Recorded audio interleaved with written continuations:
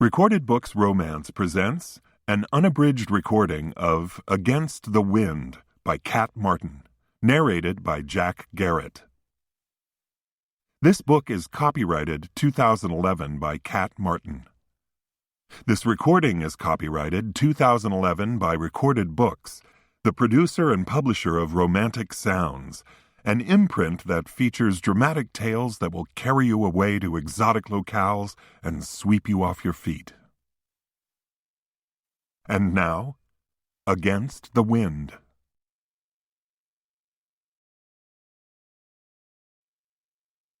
Chapter 1. Mommy, why do we have to leave? Sarah Allen's 6-year-old daughter, Holly, looked up at her with big, blue, tear-filled eyes. I like it here. I don't want to go. Anxious to be on her way, Sarah reached down and lifted the little blonde girl into her arms. Don't cry, sweetie. I promise you're going to love it. The mountains are beautiful, and there are these rivers and big green forests, and you can have a puppy if you want. At least Sarah hoped so. Surely the owners of the cottage she had rented wouldn't mind. The house was, after all, on a very large ranch, at least 12,000 acres. Holly sniffed back tears and looked up with interest. A puppy? Can I really? As soon as we get settled, we'll drive into town and you can adopt one from the pound. Sarah glanced nervously toward the door. The car was packed, the rest of their personal possessions boxed and shipped. She was leaving Los Angeles, and she prayed she was leaving her troubles as well. The sooner they left town, the safer she would feel. She set Holly back on her feet, took a last glance around the expensive Santa Monica apartment she had occupied with her late husband, surveyed the plush white carpet and chic black lacquer furniture that was Andrew's taste, not hers. There was nothing homey, nothing the least bit geared toward a family. The condo was just for show. No substance beyond the surface beauty. Just like Andrew. Sarah started for the door, but the phone rang before she could reach it. She considered just letting it ring, a hollow echo now that her things were gone. But she was afraid it might be important. She lifted the receiver and pressed it against her ear. Hello? Sarah, this is Martin Kozak. His raspy smoker's voice grated over the line. We need to talk. A shiver went down her spine. Marty Kozak was one of Andrew's business associates. A few weeks ago, Marty had started calling, trying to set up a meeting. Sarah didn't want to talk to him or any of Andrew's other shady business acquaintances. What do you want, Marty? I told you I don't know anything about Andrew's affairs. He never talked to me about business. We never discussed it. He didn't think I was smart enough, she thought, or savvy enough about finances, or he just plain didn't want to. And Andrew never did anything he didn't want to do. Like I told you before, Marty said, Andrew had something important I need. Did you find anything in his personal belongings? A list he might have been keeping? A computer disk, maybe, or a record book of some kind? No. Before he died, we were barely speaking. That was an understatement. When they were together, Andrew did all the talking, mostly about himself. Sarah had been trying to leave him for years, but she had been afraid of what would happen if she did. He didn't tell me anything, and he didn't give me anything. Maybe there was something in his personal effects. Not that I know of. I'd like to talk to you, Sarah. I'm sorry, Marty. I was just walking out the door. I've really got to go. By the time she hung up the phone, she was shaking. She had no idea what sort of trouble Andrew might have been in before he was killed, but she wasn't part of it, and never had been. Once you get out of town, she told herself, everything is going to be all right. Things were bound to settle down. After her husband's murder, the police had questioned her extensively, but that had been months ago, and they were certain his death was a result of his gambling debts or crooked business dealings.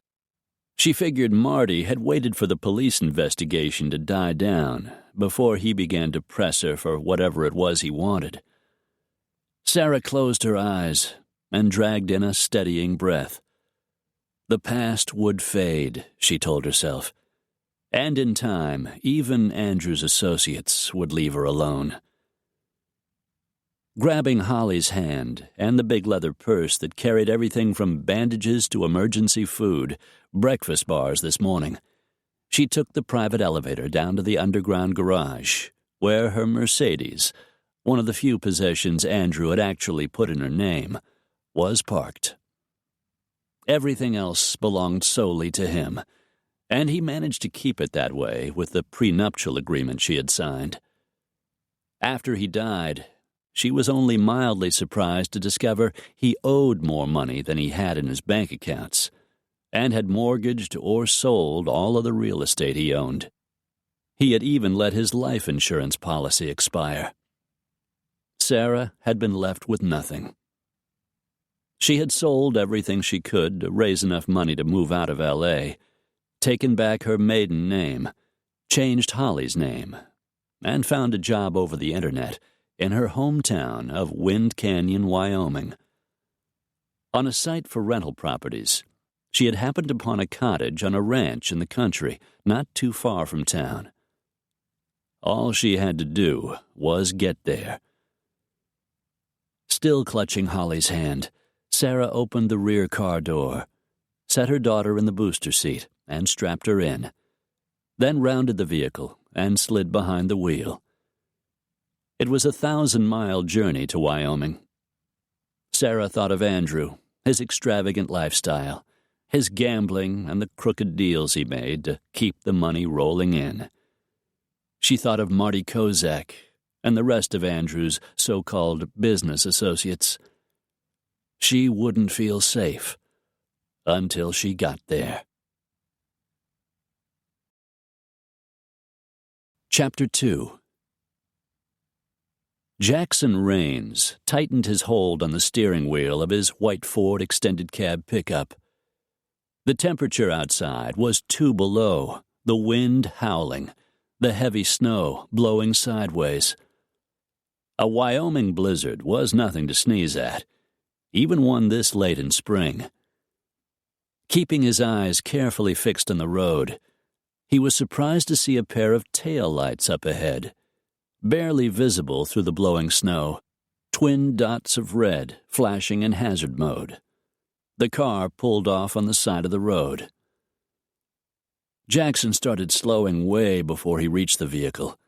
He didn't want to slide into the damned thing, and on a road as icy as this one, it wouldn't be hard to do. There was rarely any traffic on the narrow 2 lanes that led nowhere except to a couple of ranches in the area. He couldn't help wondering who would be driving out here in this kind of weather. Hell, he wouldn't be here himself if he hadn't been in town when the storm blew in, several hours earlier than expected. He should have known. In mountains like these, the weatherman was never right. He slowed even more, downshifted until the pickup was moving at a crawl, then pulled in behind the stranded auto. California license plates. Through the blinding wall of white, he recognized the car as a newer Mercedes. 500S gleamed in chrome on the left side of the trunk.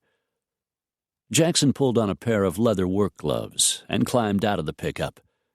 He should have figured it would be some rich guy with more money than common sense. Tugging his worn cowboy hat down over his forehead, he walked up to the car and rapped on the window. The driver flinched at the sound as if he'd been shot. He pressed the button and the window eased down. and Jackson frowned as he realized the driver was a woman, and in her lap she was holding a little girl. "Thank God you stopped," the woman said, her teeth chattering. "What in blazes are you doing out here?" "I thought we could get where we were going before the storm came in." He could hardly argue with that, since he had done the same thing. "What's the problem?" "Flat tire. My cell phone's out of range. I thought about trying to make it on the rim, but I was afraid I wouldn't get there and just ruin the wheel. Then no one would be able to put on the spare." He nodded. "You did the right thing." "Can you help us?" There was something familiar about the woman's voice. He leaned down, trying to get a better look at her. But she was wearing a fancy fur coat, and she had the collar pulled up over her ears, hiding most of her face. "Open the trunk." She pressed a button somewhere inside the car, and the trunk popped open. "Should I get out and help?" she asked. His eyebrows went up. He hadn't expected her to be the type to put herself out, especially not in the middle of a snowstorm. "Nothing much you can do." He looked at the little girl, blonde hair and big blue eyes, and he could see she was frightened. "I'll do what I can. Roll the window back up before you freeze." Jackson pulled up the collar of his heavy down jacket and crunched through the snow toward the back of the Mercedes, silver, he saw, now mostly covered by at least an inch of fresh powder. He pulled the jack out of the trunk, walked around, and stuck it under the frame. As he shoved the handle into the slot and started cranking, he thought about the woman. He could only see enough of her to know she had thick, chestnut-brown hair, about the color of her fancy mink coat, and eyes as blue as her daughter's. Her skin was smooth, and he thought she had a nice straight nose, but he couldn't really be sure. Still, there was something about her. Jackson pulled off the flat tire, got the spare out from under the luggage in the trunk, eventually got it on and replaced the lug nuts. It was ball-freezing cold, and he wanted to get back to the ranch before the storm got any worse. When he finished putting the jack away, he reloaded the luggage, closed the trunk, and walked back to the window, which slid open with a soft electric hum. The woman stuck out a slim hand encased in a brown kid glove, holding a $20 bill. "Thank you so much. I really appreciate your help." "Keep your money," he said, only slightly annoyed. Out here people helped each other because it was the right thing to do. It was only a flat tire. "Are you sure? You must be freezing. I wish I could pay you more, but—" "Consider it a favor. Where are you headed?" "Just down the road." She checked the map that lay open on the console. "It's just a couple more miles." It had to be one of the ranches up ahead. There wasn't much else out here. "I'll follow you to the turnoff." She nodded and fired up the engine. The Mercedes didn't have four-wheel drive, but it was a good, heavy auto, and if she took her time, she could make it to where she was going. As if she were still on the freeway back in California, she put on her left turn signal and pulled cautiously onto the road. Jackson felt the tug of a smile as she navigated the big car carefully down the lane. Again, he wondered who she was and what had brought her 20 miles from Wind Canyon, the nearest town. Back in his pickup, he cranked the engine and followed them at a safe distance until her turn signal went on again, and she made a very slow turn onto the private road leading to the Whitaker Ranch. He watched until he was sure she was close enough to the ranch to make it, then gave her a wave she probably couldn't see, and drove on down the road toward home. It was only a couple of miles further. Olivia would have a pot of coffee on the stove, and if he was lucky, stew and biscuits for supper. Jackson pressed down on the gas pedal, eager to get in out of the weather. Sarah rounded a corner and saw the sign for the Whitaker Ranch. Biting back a swear word she couldn't say in front of Holly, she cautiously stepped on the brake. "What's the matter, Mommy?" "I turned too soon. This is the Whitaker Ranch. We're looking for the Raintree Ranch." "Do we have to turn around?" Holly gazed worriedly out the window into the storm. "We'll turn around as soon as I can find a wide enough spot in the road." She wasn't taking any chances. The next time she ran into trouble, her old classmate, Jackson Raines, wouldn't be there to help her. Sarah released a shaky breath that turned white inside the car, even with the heater running full blast. Though he looked older, more rugged than he had when he was a senior at Wind Canyon High, she had known him instantly. She had kept her head down, hoping Jackson wouldn't recognize her, and she didn't think he had. She knew he'd left town after high school. According to her friend Nancy Marcus, he had gone to the University of Wyoming on a boxing scholarship. Everyone in Wind Canyon had watched the Barcelona Olympics the year Jackson had competed in the light heavyweight division, and though he hadn't won, everyone in Wyoming had been proud of the effort he had made. Sarah had never heard any more about him. She certainly didn't know he had returned to Wind Canyon. Maybe he was working as a hand on one of the local ranches. She remembered he had done that during the summers when he'd been in high school. Driving carefully, she continued along the road and finally found a turnaround spot, her thoughts still on Jackson, the gangly teenager he had been, and the lean, broad-shouldered, rugged-looking man he had become. With his high cheekbones, dark eyes, and nearly black hair, he had been a good-looking boy. Now, at 35, 3 years older than she, he was a man, with an air of confidence that made him even more attractive. Focusing her attention on getting back to the main road, Sarah used the circular turnaround made for just that purpose. It was nice and wide, and she was able to change direction without a problem, even with the building layer of snow. She had taken Holly out of the back seat when the tire went flat, so they could huddle together and stay warm. For the few miles left to their destination, the 6-year-old was strapped into the passenger seat, with the airbag turned off. Sarah kept the car going slowly all the way to the entrance gate, then turned right, back onto the 2-lane road. The next 2 miles felt like 10, with the car slipping on the ice beneath the snow, and the wind making an eerie, moaning sound.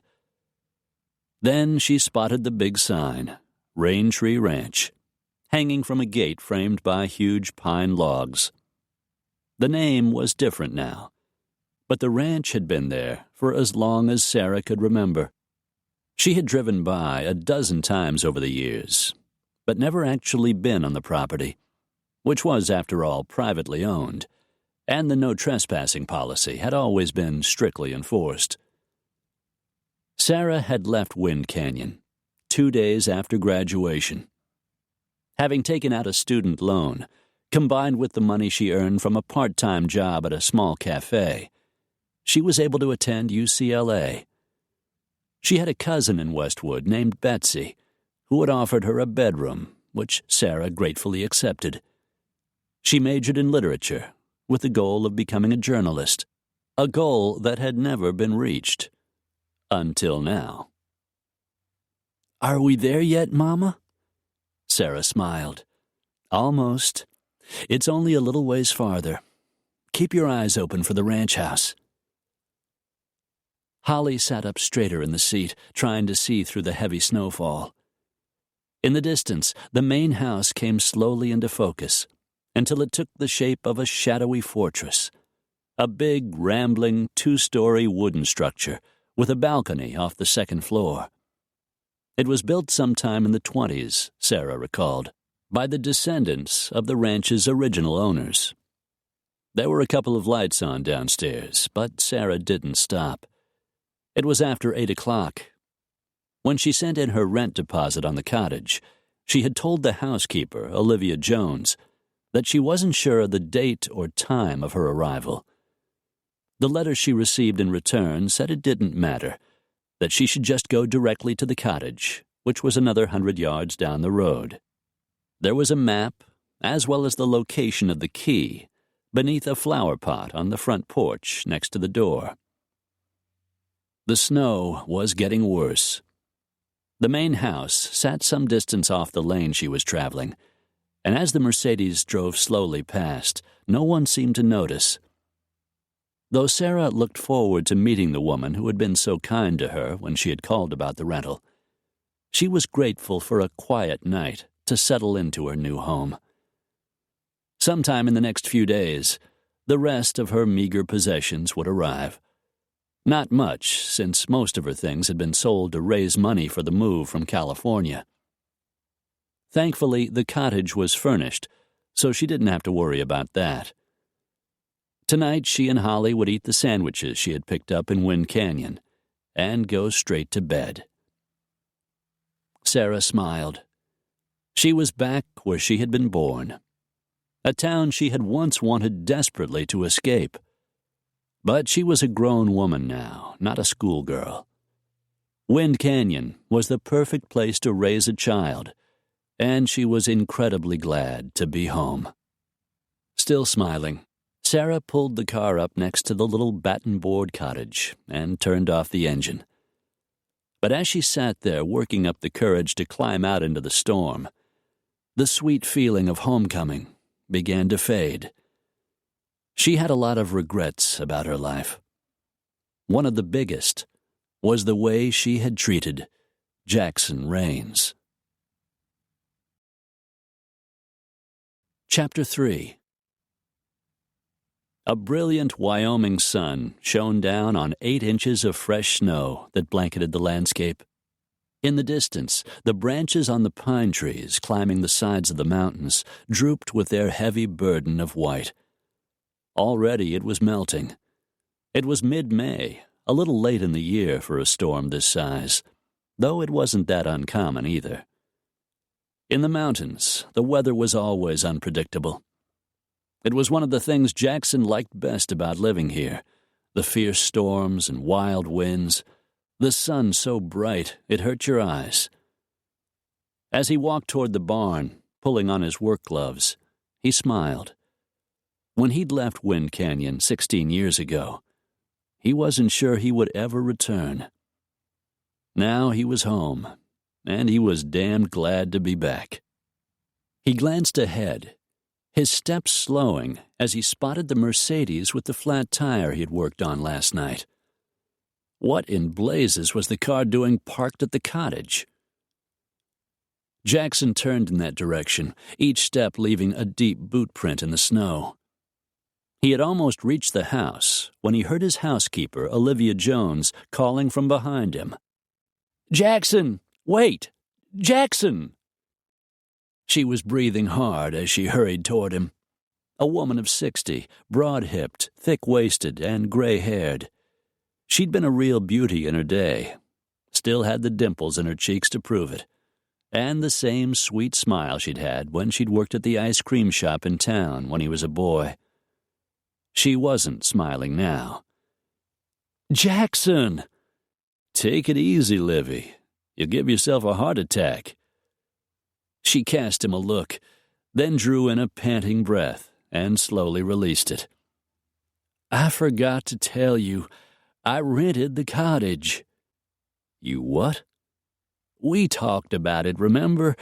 You said we ought to do something with the place instead of just letting it sit there and rot into the ground." "I didn't say we should rent it. My brothers stay there whenever they come back to town." "Which is almost never. They're too busy making money." "Yes, but you said do something, so I did." He lifted his cowboy hat, then settled it back down on his forehead. "All right, I guess that's fair." He looked over at the cottage. The gabled roof had just been replaced, and the slight sag in the porch had been repaired, making it nice to sit outside where you could watch the small, rushing stream that passed by the house. "So what's that car doing parked there?" "That's the new tenant." "Tell me you didn't rent the place to some rich society woman from the city out here for the summer." "Of course not." "I changed the lady's tire last night, and that's what she looked like to me." "She's not some society woman. She used to live in Wind Canyon when she was a girl. She recently lost her husband. She wanted to come home, and I thought this would be the perfect place for her to recover from her loss." Jackson frowned. "What's her name?" "Sarah Hollister." "Doesn't sound familiar." "She was Sarah Allen when she was a girl." Jackson took the news like a sucker punch to the stomach. Sarah Allen. Damn, he had known her voice sounded familiar. Sarah had been 2 grades behind him in school, though he was 3 years older. He thought she was the prettiest, sweetest girl he had ever seen. Man, had he been wrong. Oh, she was pretty. From what little he could see last night, she still was. But even back then, Sarah was a social climber, a middle-class girl who wanted to be part of the in crowd, to socialize with the kids whose parents had money. It had taken him weeks to work up the courage to talk to her. That first time, she had seemed almost shy. A few weeks passed while he madly saved his money. Like a lovesick fool, he had asked her to his senior prom. Sarah hadn't just said no. When she realized some of her friends were watching, she had pointed at him as if he were something stuck on the bottom of her shoe and started laughing. "Jackson wants to take me to the prom." She ignored his red face and the hands at his sides balled into fists. "How would we get there, Jackson? In that old beat-up car of yours? Or maybe your brother could loan us his bicycle." He had turned and walked away when he wanted to punch something, maybe hit the guy laughing even harder than she was, the school's pretty boy quarterback, Jeffrey Friedman. Jeff was the guy who gave him and his younger brothers, Gabe and Devlin, more grief than any of the other kids in school. He and Friedman had gone at it once before, and Friedman had come out the loser. Jackson might have hit him again, except that by then he'd started team boxing, and his coach, Steve Whitelaw, had taught him that the street fighting he was so good at would only get him into more trouble. He was learning to channel the talent he had with his fists into a sport that eventually won him a scholarship. Jackson glanced back at the cottage. He was no longer that same insecure boy who had left Wind Canyon 16 years ago. But he would never forget the girl who had made him feel less than a man. "You remember her, don't you?" Livy asked, breaking into his thoughts. "She was real pretty, thick, dark brown hair and big blue eyes. She was kind of shy back then." "Shy? I'm afraid that isn't the Sarah I remember. And I don't want her here." He started toward the cottage, but Livy caught his arm. "What are you doing? I've already taken her money." "Then give it back." "She doesn't want it back. She wants a place to raise her little girl. I thought it would be nice to have a child around, and maybe some female company once in a while." "Fine, but not here." "Why not?" "Because I said so. Go back to the house, Livy. I'll take care of this." But... Jackson just ignored her and kept on walking. He tried to tell himself he wouldn't get the least satisfaction from throwing Sarah Allen off his land. But he knew it wasn't the truth. Sarah hummed as she worked in the quaint little cottage, unpacking her and Holly's things. She had tied a bandana around her head to hold back her heavy dark hair. and though the place was immaculately clean, busied herself lining drawers with the shelf paper she had found in one of the closets, and generally taking inventory of what was in the house. She glanced around the larger of two cozy bedrooms, one with twin beds, the other with a queen-sized four-poster, each covered with what looked like handmade quilts. Surprisingly, considering the age of the cottage, there were also two bathrooms, which Sarah viewed as a major bonus. She was on her way back into the living room, wide-planked wooden floors, a stone fireplace, a comfortable sofa and chairs, when she heard a brisk knock at the door. For an instant, fear gripped her. Living with Andrew had instilled a defense mechanism that set her adrenaline rushing in an instant. She forced herself to relax. Assuming it must be Olivia Jones, the lady who had rented her the property, she hurried over, lifted the wrought iron latch, and pulled the door open. Her eyes widened. It wasn't Olivia. It was Jackson Raines, and he didn't look happy to see her. "Hello, Sarah." She wet her lips, which suddenly felt stiff as paper. "Hello, Jackson." "You don't seem surprised to see me. I guess you recognized me last night." I figured it out." "And you must have been headed here and not the Whitaker Ranch." "I made the wrong turn." She tipped her head back a little farther to look at him. He was even taller than she remembered, somewhere around 6'3". He had certainly changed in 16 years. Each of his features seemed more distinct, his dark brown eyes more intense, his cheekbones more sharply defined.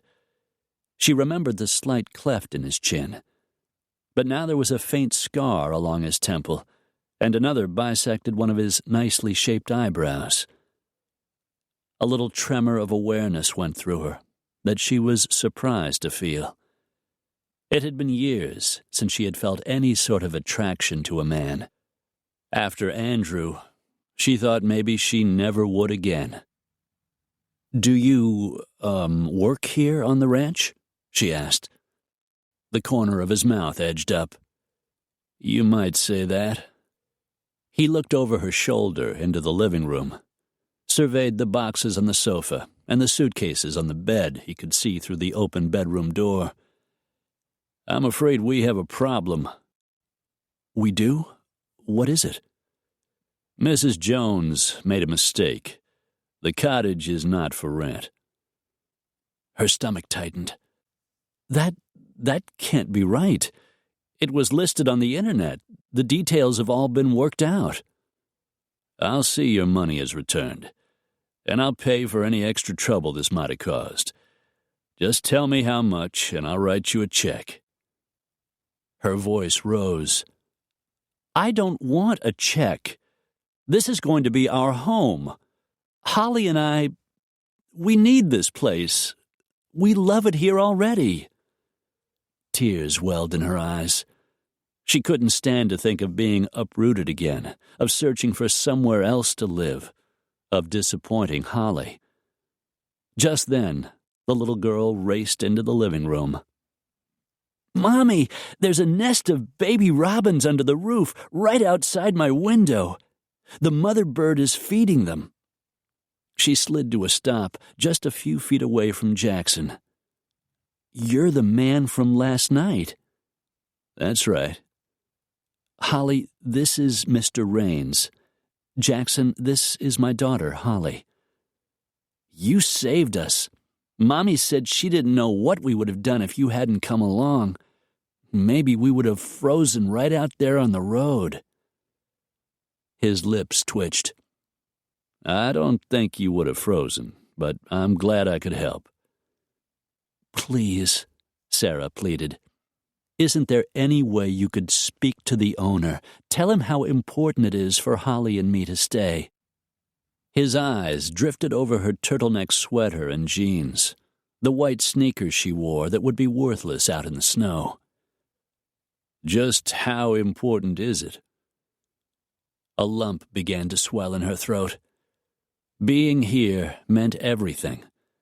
Since the moment she had walked through the door of the cottage, for the first time in years, she had felt as if she were home. I have a job in town, working for the Wind Canyon News. It's freelance, so it's only part-time, and I'll be able to take care of Holly. I had to pull her out of school 2 weeks early, but I figured it would be worth it. She's never lived anywhere but the city. I want her to know what it's like to live somewhere free and open. A place where there are trees and animals and birds, where the sky is blue and clear. She glanced away, afraid he would notice the glitter of tears in her eyes. She just lost her father. She needs this, Jackson. Please. I need it. He was frowning. He looked down at Holly, who was staring at him as if he were a real-life hero, which, to her, being a cowboy and their savior last night, he was.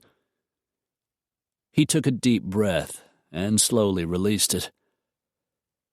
I suppose it wouldn't hurt if you stayed for a while. Just don't get too comfortable. If things don't work out, you'll have to find another place to live. Relief hit her so hard, her knees went weak. A bright smile broke over her face. Things will work out. We won't be a problem, I promise. He nodded. So you'll talk to the owner? You'll make sure it's okay for us to stay? He made a scoffing sound. I'll take care of it. Then he turned and started walking away, out the door and across the porch, out into the snow. Sarah ran after him. I meant to ask, she called out. What's the name of the man who owns the ranch? He kept on walking, his boots crunching in the snow. Over his shoulder, he called back to her. Jackson Raines. Sarah just stood there staring. Jackson Raines owned the ranch where she and Holly were going to live. Of course, after the way she had treated him all those years ago, no wonder he wanted her to leave. She dragged in a breath and slowly released it. Sooner or later, she would have to talk to him, apologize, and try to explain why she had behaved so badly. Not that there was any real excuse. He's a really nice man, Mama. I like him. She managed to smile. It was kind of him to let us stay. But clearly it was only a temporary reprieve. He would be looking for a reason to get rid of them. He didn't want her here, and she couldn't really blame him. Still, she wouldn't make it easy. She intended to keep to herself, do her job in town, and not cause any trouble. Surely that wouldn't be a difficult thing to do. 2 days later, Jackson stood at the kitchen window, watching as a car hauler drove down the lane past the ranch house and rolled to a stop in front of the cottage. There was an old Toyota pickup on the flatbed, rusted and at least 10 years old. The driver unloaded the little truck that looked like a miniature version of a real pickup, then pulled Sarah's fancy Mercedes up on the carrier and began to strap it down. Jackson frowned. What the hell was going on? Taking a last swig of coffee, he tossed the rest down the drain, grabbed his jacket off the coat rack beside the door, and headed toward the cottage. Most of the snow had already melted, leaving the ground a muddy, soggy mess. His old work boots squished with every step. As he strode toward the cottage, he spotted Sarah standing on the porch, dressed in jeans and the same white sneakers she'd had on the last time he saw her. He wondered why she didn't have the good sense to buy herself a decent pair of boots. All set, Miss Allen. Thank you, Mr. Roderick. The driver waved, got back into his truck, turned the carrier around in the open space between the cottage and the barn, and headed back down the lane toward the road. "Car trouble?" Jackson asked, wondering if she would explain or tell him it was none of his business. "I sold my car. It wasn't any good for country living anyway." He walked over to the little Toyota pickup. The first thing he noticed was that all 4 tires were bare. "I know I probably shouldn't say this, but you realize those tires have got to be replaced." She frowned. "What do you mean?" "I mean they aren't safe for you to drive on, let alone haul your little girl back and forth to town." She started toward him down the steps, the white sneakers instantly sucking down in the icy, slushy mud. "Are you sure?" "I'm sure." He walked around the pickup, saw that the leather seats were cracked and the carpets worn. "Did you have anyone look at this truck before you bought it?" "I didn't know who to ask. I don't know anyone around here anymore. It looked like it would get good gas mileage, and it has 4-wheel drive." "The damn thing's 10 years old." She stiffened. "It was all I could afford. Now, if you will excuse me—" "Whoa, wait a minute." She turned back to him. He tried not to notice how pretty she looked in the morning sun, with her dark hair pulled into a long, gleaming braid, and her skin glowing as if it were lit from within. "What do you mean, all you can afford? Word around here was you married some wealthy guy in L.A. If he just passed away, you ought to be pretty well fixed for money." "Well, I'm not. By the time the estate paid Andrew's debts, there wasn't much of anything left." "Couldn't tell by that fancy fur coat you were wearing when I saw you on the road." Her chin inched up. "That sold, too, if it's any of your business." She turned and started walking, and when he looked at her mud-covered sneakers, it occurred to him that she really might not have any money. He should have been elated by this little crumb of payback, but he wasn't. Christ. No wonder she wanted to stay in the cottage. It was all she could afford, which could be the reason she didn't seem particularly grief-stricken by her husband's death. She had probably married the guy for his money, and then found out he didn't have any. Sarah disappeared inside the little house. Against all his better instincts, he followed. He rapped on the door, and an instant later she pulled it open. "Was there something else you wanted?" "I just thought I'd check. See if you're getting settled in all right." "The rest of our things are supposed to arrive tomorrow." "The rest?" "There isn't all that much. I sold everything I could to get enough money to come out here." She sighed, looped a wisp of dark hair behind her ear. "I don't know why I'm telling you this. It's hardly your concern." "Maybe not." But somehow it almost seemed as if it was. "How's Holly doing?" "She loves it here." "Mr. Raines!" She spotted him on the porch just then, bolted through the door, and slid to a halt at his feet. "Mama said the next time I saw you, I should ask you if it's all right if I get a puppy." He couldn't help a smile. His foreman, Jimmy Three Bears, and his 2 boys had a couple of mutts. One more could hardly hurt. Still, it would just make things harder if he decided to send them packing. Holly was looking up at him with big blue eyes so full of hope. Jackson groaned inside. He loved kids. There was no way he was going to say no to this sweet little girl. "It's all right. Matter of fact, my foreman's dog just had a litter. They're border collies. You want to take a look? You might like to have one of the pups." Holly whirled toward her mother, her long blonde ponytail swinging out behind her. "Mommy, can I please?" Sarah smiled. She had pretty white teeth and full pink lips. Jackson remembered that smile, and his jaw tightened. That same warm smile had been deceptive in the past. Likely, it still was. The UPS truck delivered the boxes with the rest of Sarah's clothes and personal items the following day. Olivia Jones, the housekeeper she had met the day after her arrival, came over with a hamburger mac and cheese casserole that smelled so good her stomach growled. "Looks like you got plenty of work ahead of you. I figured with this you wouldn't have to stop and cook dinner." "Thank you, Mrs. Jones. It looks wonderful. It's just Livy. Same as when you used to come into the ice cream shop." Sarah remembered her from back in those days. Livy had always been friendly and smiling, just as she was now. Livy set the casserole down on the kitchen table. "I figured macaroni might be something your little girl would like."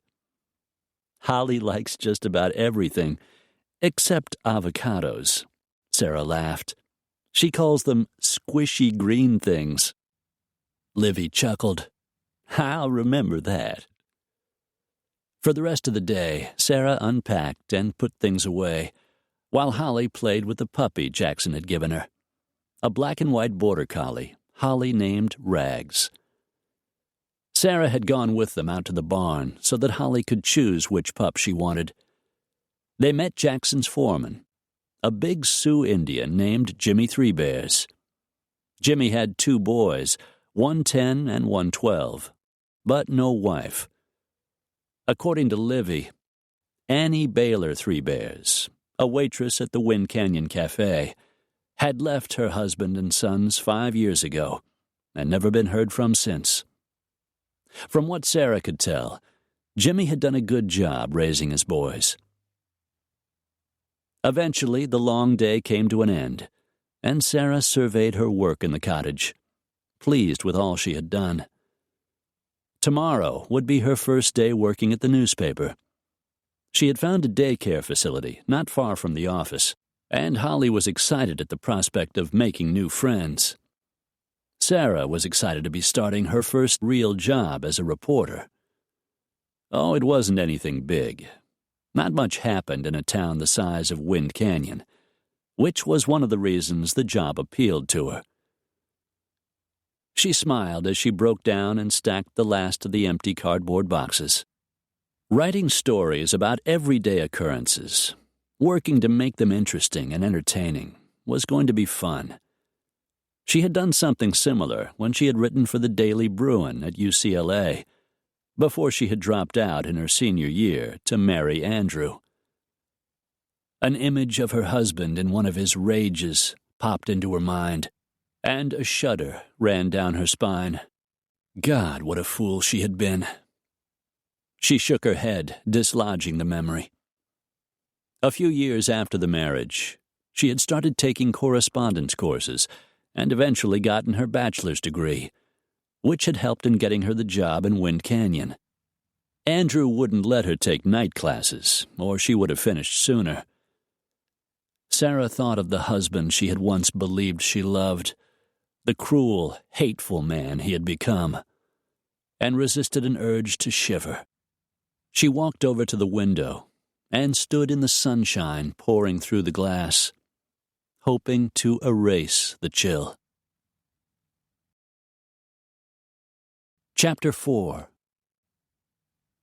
Sarah pulled her blue pickup over to the curb in front of the Busy Bee Daycare Center.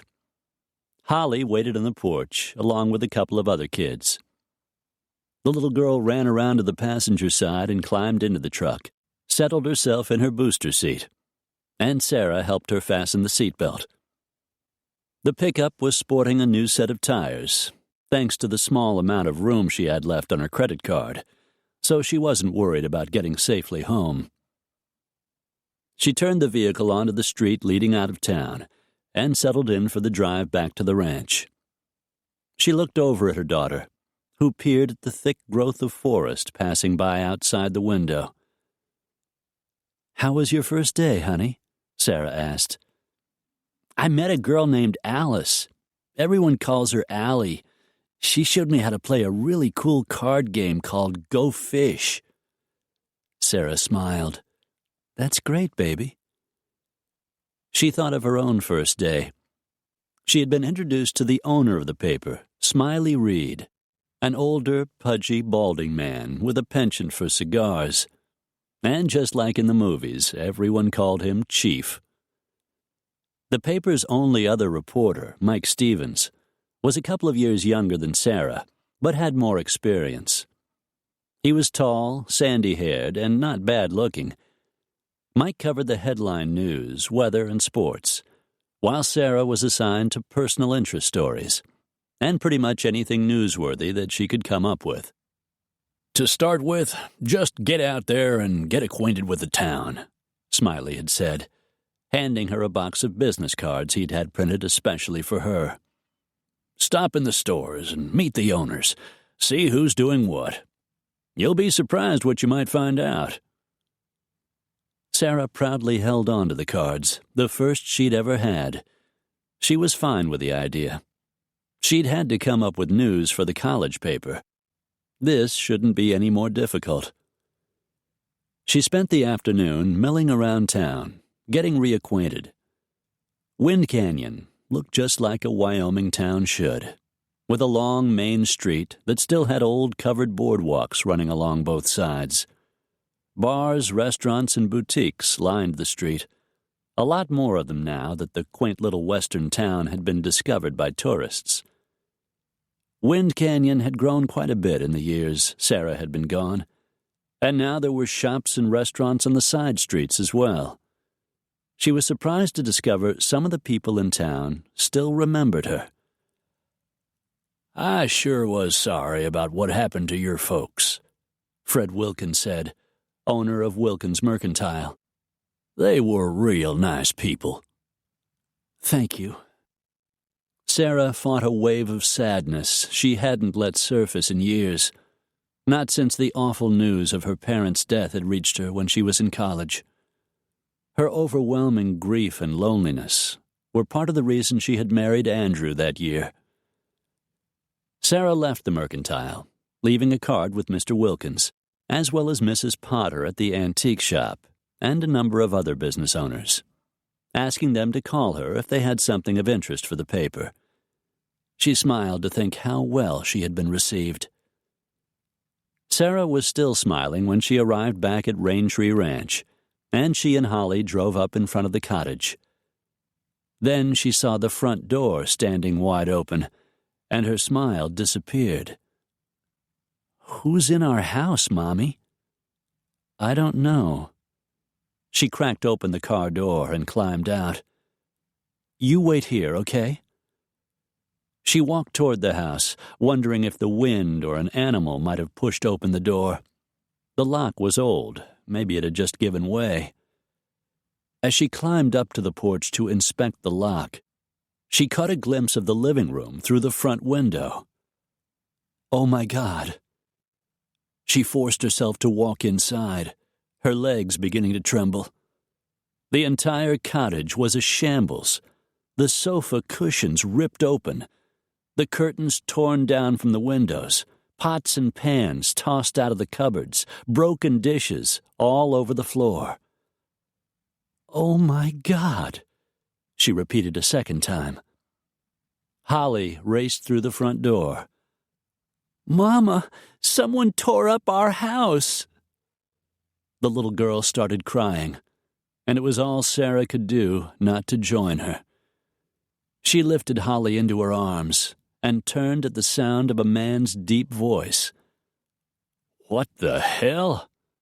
"Jackson." Of all the people she didn't want to see in that moment, Jackson Raines topped the list. She had promised there wouldn't be any trouble. This looked like very big trouble to her. She set Holly back on her feet, and the little girl clung to her waist. Sarah swallowed. Someone broke in. I can see that." She covered her mouth with her hand to hold back a sob. "You stay here," Jackson commanded. "I'll make sure they're not still around." He left her there and went through each room in the house. then returned to the living room. "Whoever did it is long gone. You have any idea who it might be?" Sarah shook her head. She looked at him, and her eyes filled with tears. Why would someone do this? Jackson's gaze held a trace of pity. It was overshadowed by anger. "I don't know, but I'm sure as hell gonna find out." He surveyed the overturned sofa and chairs, then the destruction in the bedroom, which looked as bad as the rest of the house. "What are we gonna do, Mama?" Holly stared up at her with tears in her big blue eyes. Jackson strode toward the little girl, crouched down in front of her, and she went into his arms as if she had done it 1,000 times. "Don't you worry, honey. We'll put this place back just the way it was." He looked over at Sarah, must have noticed the pallor of her face and the way she stood there trembling. He came to his feet, but kept hold of Holly's hand. "That goes for you too, Sarah.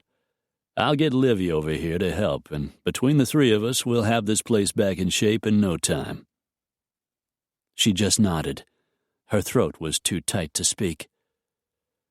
Jackson let go of Holly's hand, and she ran back to Sarah. "Nothing like this has ever happened on the ranch before," Jackson said. "We'll find out who did it, and make sure it doesn't happen again." Sarah made no reply. "Nothing like this has ever happened before." The words sent a chill down her spine. Surely this had nothing to do with her, nothing to do with Andrew and the past she had run from in L.A. Surely her problems hadn't followed her. But as she looked at the destruction in the cottage, Sarah felt sure they had. Jackson met Sheriff Weber in front of the cottage, and they walked inside together. Livy had taken Sarah and little Holly up to the main house and was distracting them with milk and cookies. Weber, a tall, heavy-set man with iron-gray hair, lifted his brown felt cowboy hat and scratched his head. "Worst case of vandalism I've seen round these parts in years. Any idea who might have done it?" "No, but a woman and her little girl just moved into the place. I imagine they aren't feeling real safe right now." "Who's that?" "Sarah Allen. Her family used to live here. Livy tells me her folks died about 10 years ago in a car accident. Husband died not long ago." "I remember the accident that killed her folks. Some drunk crossed the center line out in the highway coming into town. I'll talk to Sarah. Tell her we're looking into this. Odds are it was a bunch of teenagers, maybe someone whose family is camped around here. I'll take a drive through the campgrounds, see what I can come up with." "Thanks, Ben."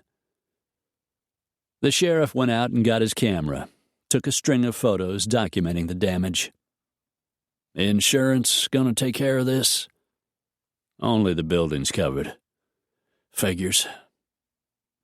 The sheriff walked back outside, and the two of them went up to the main house so Ben could speak to Sarah.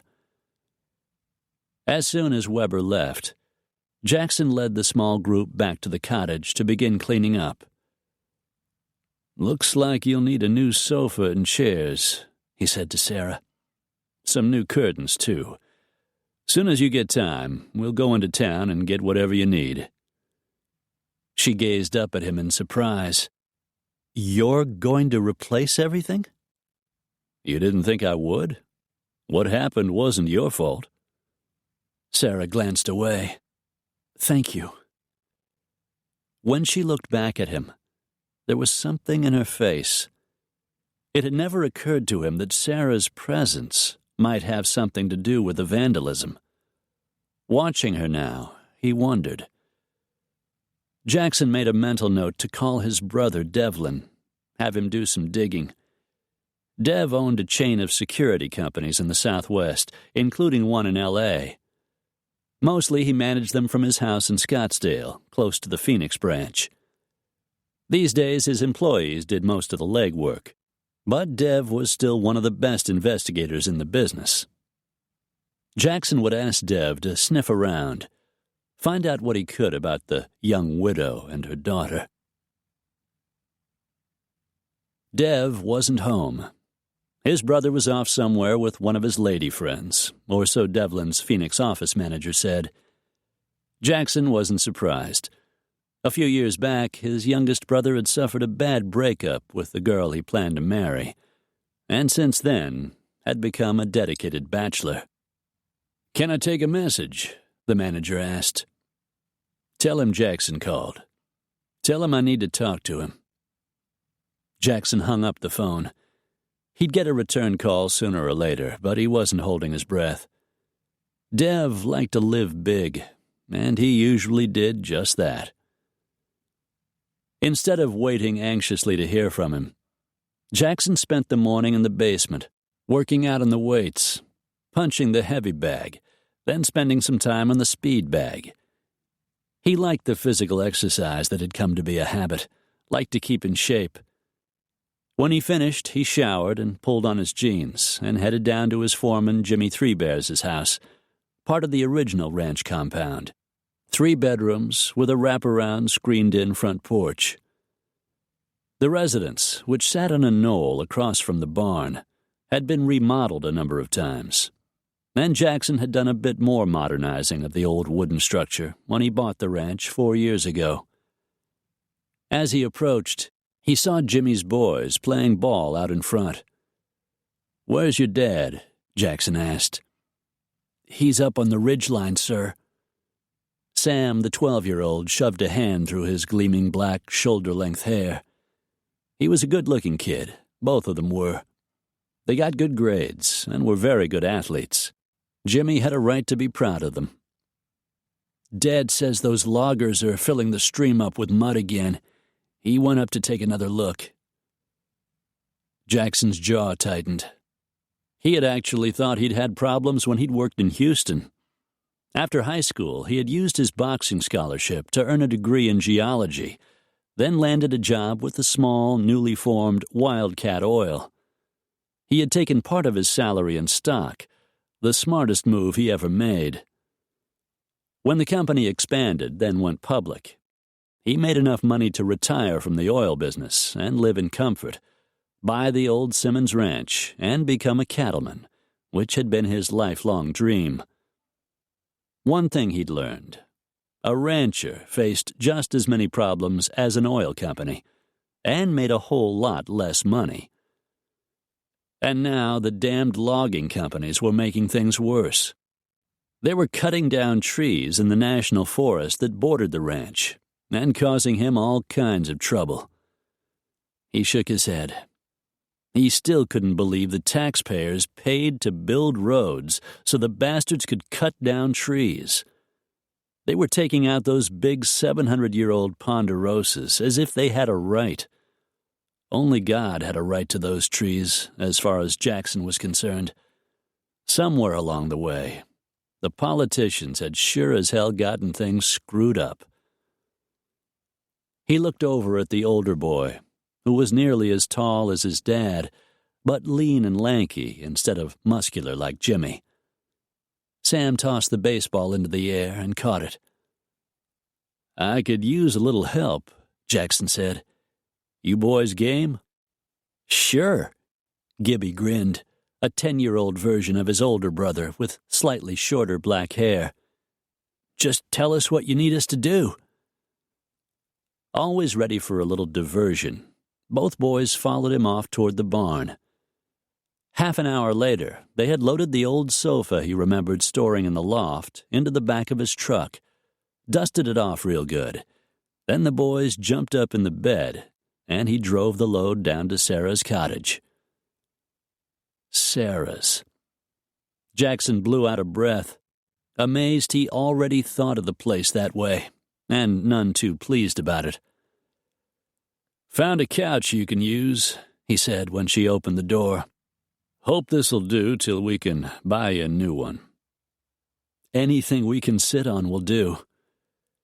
She gave him one of her pretty white smiles, and he felt the same kick in the stomach he used to feel in high school. He wished he could believe that smile was real.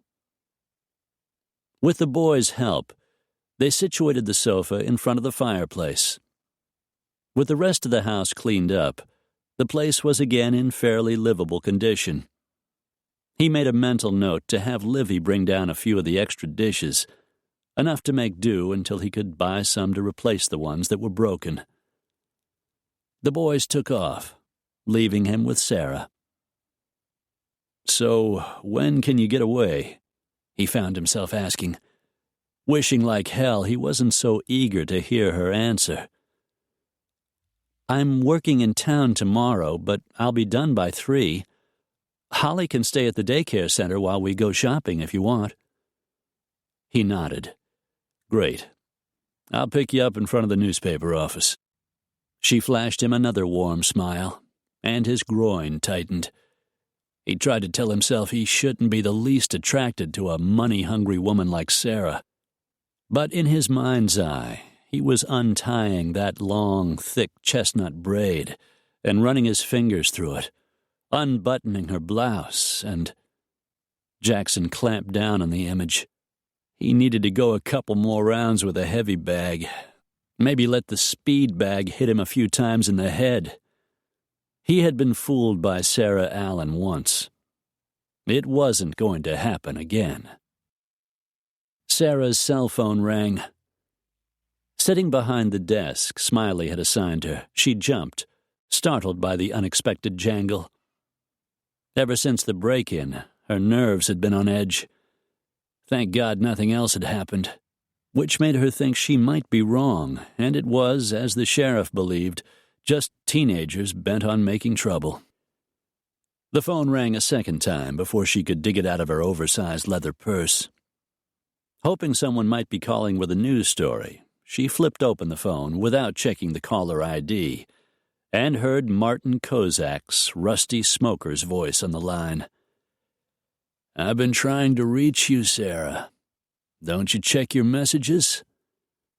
Her hand shook. Vaguely, she heard the bell ring above the door, but she didn't look up to see who it was. "I've been busy, Marty, and my phone's been out of service." That was the truth.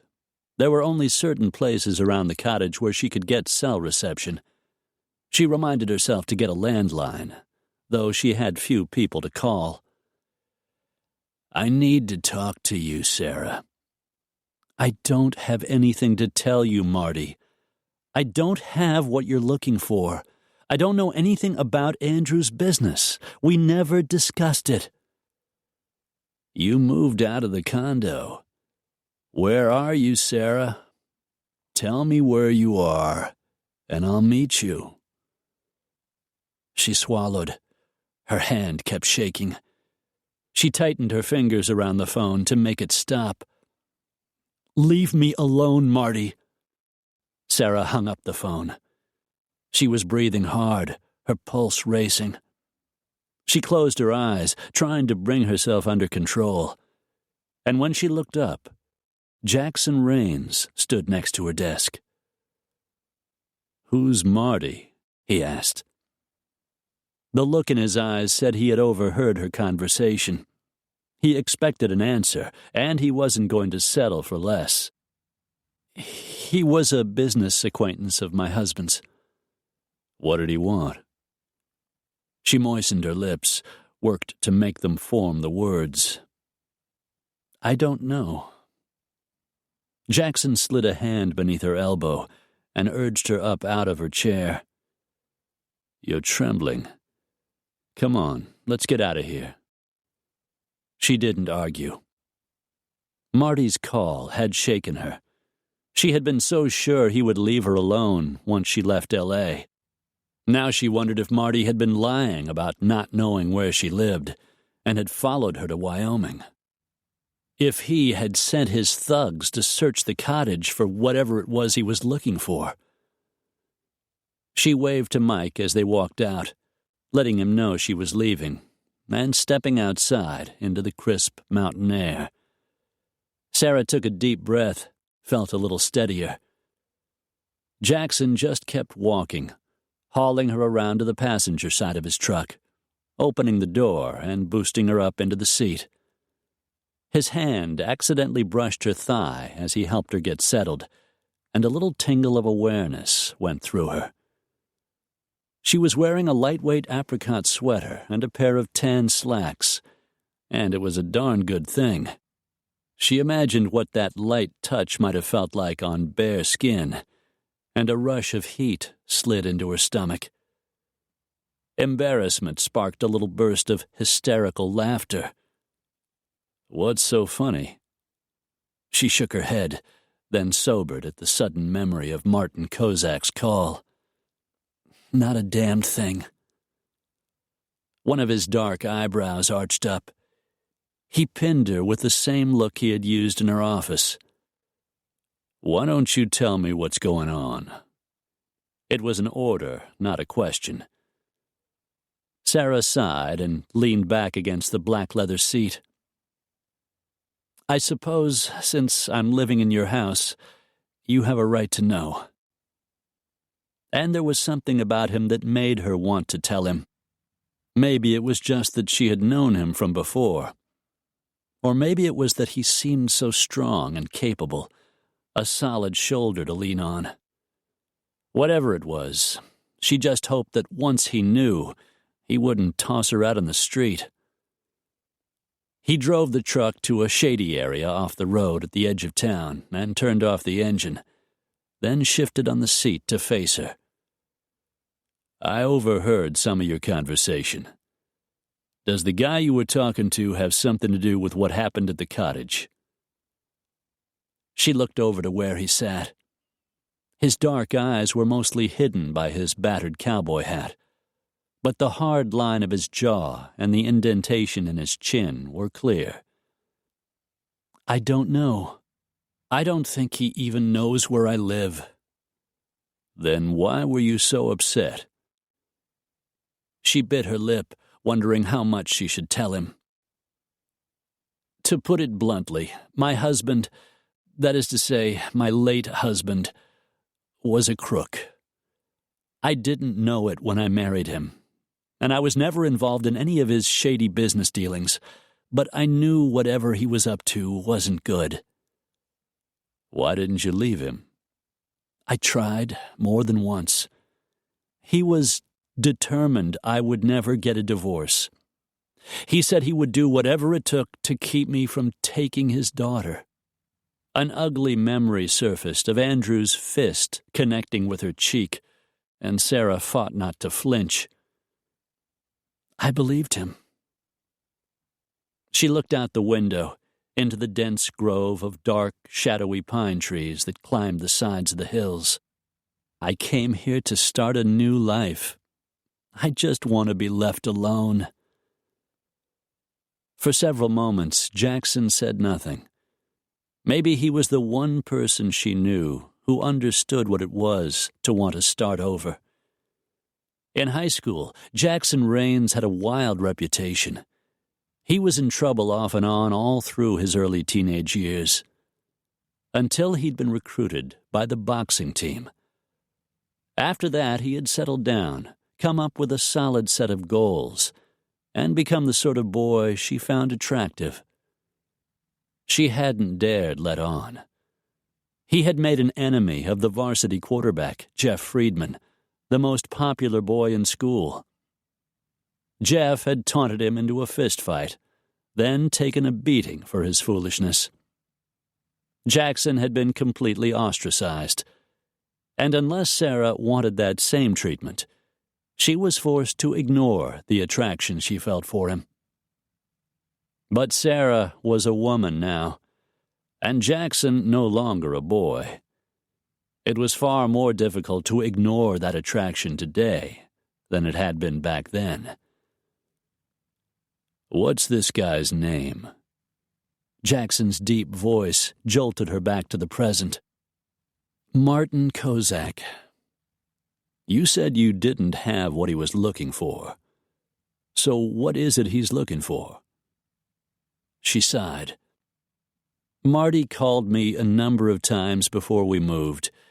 He said Andrew had something he needed, a list of some kind, maybe a computer desk or a notebook. I told him I didn't know anything about it, and I don't. So what makes you think Kozak's not responsible for ransacking the cottage? On the phone, Marty asked me where I lived. He said if I would tell him, he would come and meet me. It seemed like he really didn't know. I said to just leave me alone. Jackson watched her closely. Why do you suppose he's come after this now? You said your husband passed away some months back. I don't understand that either. Jackson cast her another penetrating glance. Do you think Kozak is a danger to you and Holly? She looked away. There was something about Marty Kozak that frightened her. She wasn't sure what it was. He lives in L.A. I can't imagine he would come all the way up here, even if he knew where to find me. I'm just hoping the sheriff is right and it was just a bunch of kids. Jackson studied her face, searching for the truth, she supposed. All right. For now, that's the assumption we'll go on. In the meantime, let's forget about Kozak and go buy that sofa. We'll worry about the rest of it as it comes. She looked at him, and something squeezed inside her. You're going to help me? If we're lucky, you won't need my help. This guy will stop looking for you, and that will be the end of it. And if he doesn't? He shrugged a powerful set of shoulders that must have been a nightmare for his boxing opponents. If he doesn't, we'll figure out where to go from there. Her throat closed up. It had been so long since anyone had done anything at all to help her. One by one, Andrew had managed to destroy her personal friendships. Oh, she had tennis partners, mostly the women at the country club. And there were the wives of his business acquaintances. But none of them were real friends. Her grandmother was still alive, but she was in her 70s, and she had a heart condition. Sarah had been afraid that if she called her, she would inadvertently spill out her pain, and it might aggravate her heart condition. With no friends or family she could talk to, she had no one to depend on but herself. I know what you must think of me, she said. I know you haven't forgotten what I did to you in high school. He flicked her a glance. Maybe not, but we're not in high school anymore. And we're both too old to play games. He cranked up the engine, started to put the truck into gear, but she caught his arm. I'm sorry about what happened that day. I know it doesn't change anything, but it's true. I've regretted the way I behaved, the way I treated you, 1,000 times. Jackson said nothing, just shifted the truck into drive and stepped on the gas. She didn't think he believed her. He probably thought that she was just being nice to him because he was successful now, obviously a man of some means, instead of a boy from the wrong side of the tracks. Maybe he was right, and what she'd done no longer mattered. Oddly enough, it still mattered a great deal to Sarah. Chapter 5. Jackson called himself 10 kinds of fool. It was sheer insanity, total stupidity. But every time he saw her, watched her doing some simple task, desire for Sarah Allen hit him like a fist to the solar plexus. Something had shifted, changed the day she had told him about her husband's shady dealings and the man she was afraid of, Martin Kozak. Maybe it was the vulnerability he had seen in her face. Maybe it was the way she had looked at him when he had offered to help her. Whatever it was, since that day, the attraction he had felt had grown into full-blown lust. Jackson lifted his cowboy hat and settled it low on his forehead. He told himself it was just that he hadn't had a woman in a while. He wasn't like his brother, Dev. He wasn't into one-night stands. He dated, got to know a lady before he took her to bed. His relationships usually lasted until the heat was gone, and the affair turned into friendship. The women knew from the start he didn't make promises, and didn't want a woman who expected them. Which didn't mean he was completely opposed to marriage. Hell, he always figured someday in the distant future he'd get married and have a couple of kids. Just not right away. Still, he liked sex, and he didn't have much trouble finding a willing bed partner, even in a town as small as Wind Canyon. It was just that lately he'd been busy. Or maybe he just hadn't met a woman who appealed to him. As he strode toward where Jimmy Three Bears worked with a couple of new saddle horses, he passed Sarah's cottage and caught a glimpse of her sweeping the porch. She bent over to use the dustpan, pulling her jeans tight over a very round, very nice ass, and pressure began to build in his groin. It was insanity. Total stupidity. He told himself he ought to give Maddie Gallagher a call. They had dated off and on. Maddie was a few years older, divorced, always up for a round of steamy sex. Maybe he should call her. But he didn't really want to. He forced himself not to look back at the porch, carefully kept his attention on the big man working one of the geldings on a lead line in the pen. From the corner of his eye, he saw Jimmy's two boys tossing a ball to little Holly, whose black and white puppy sniffed and yapped at her feet. The boys had already grown protective of her, just as Jackson had grown protective of Sarah.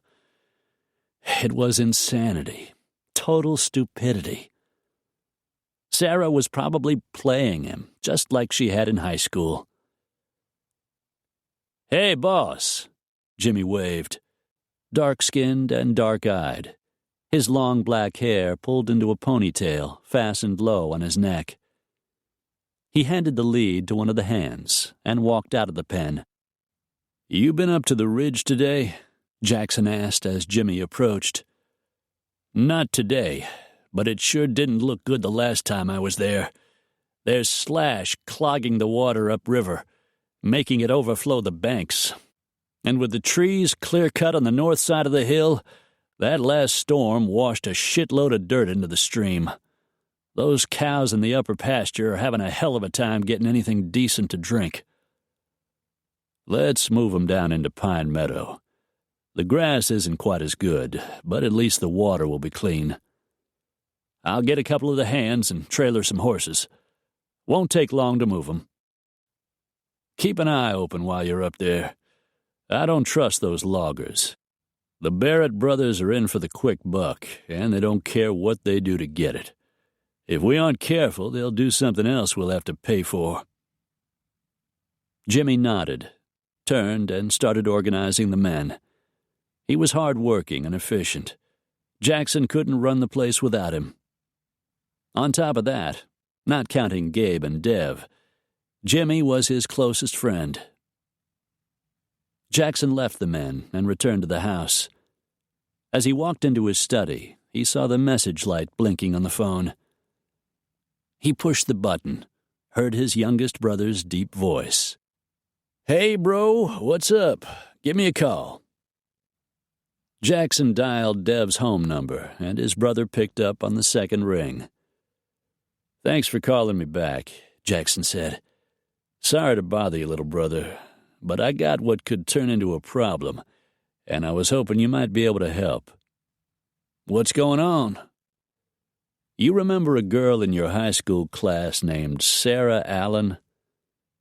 Sarah Allen, Sarah Allen. Dark hair, big blue heartbreaker eyes, and a luscious little body. The girl who had you tied in knots half your senior year? Nah, I don't recall. Very funny. The thing is, Sarah is back in Wind Canyon, and I think she might be in some kind of trouble. I want you to find out everything you can about her and get back to me. What can you give me to work with?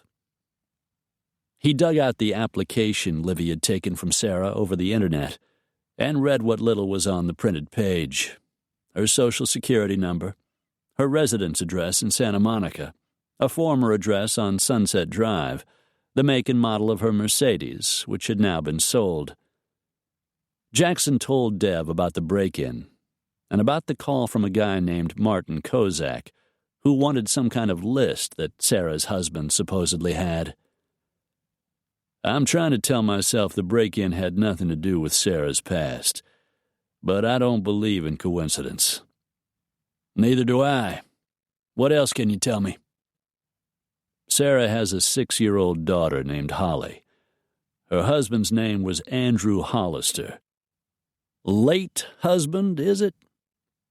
He could almost see Dev's knowing grin. Just do what you can, will you? You got it, bro. Dev signed off, and Jackson hung up the phone. His brother was an ex-Ranger. Both his brothers had gone into the service after high school. Gabe had enlisted in the Marines. Then a year later, Dev, the youngest, and determined to prove himself, had joined the Army and become a Ranger. Once he got out, he had used the specialized skills he had learned to start a security company, and eventually became one of the best investigators around. Officially, he didn't take cases anymore, just ran his business. Unofficially, he still got involved whenever a case intrigued him, and he was always there if one of his brothers needed his help. Jackson thought of the destruction in Sarah's cottage, of the ominous phone call she had received, and hoped his brother called back soon. 3 days later, Sarah stood at the window in the living room, watching Jackson at the barn. She liked the way he moved, his long, confident strides, the purpose that was clear in every step. She liked the narrow, masculine span of his hips, in contrast to the width of his shoulders. Something had changed between them the day she had told him about Marty. She still wasn't sure why she had done it. Not that he had left her much choice. Maybe it just felt good to talk to someone instead of being afraid to open her mouth. She hadn't told him everything, of course. The years she had spent with Andrew were too ugly, too frightening. The end too terrible to recall. And she had no idea how much she could really trust him.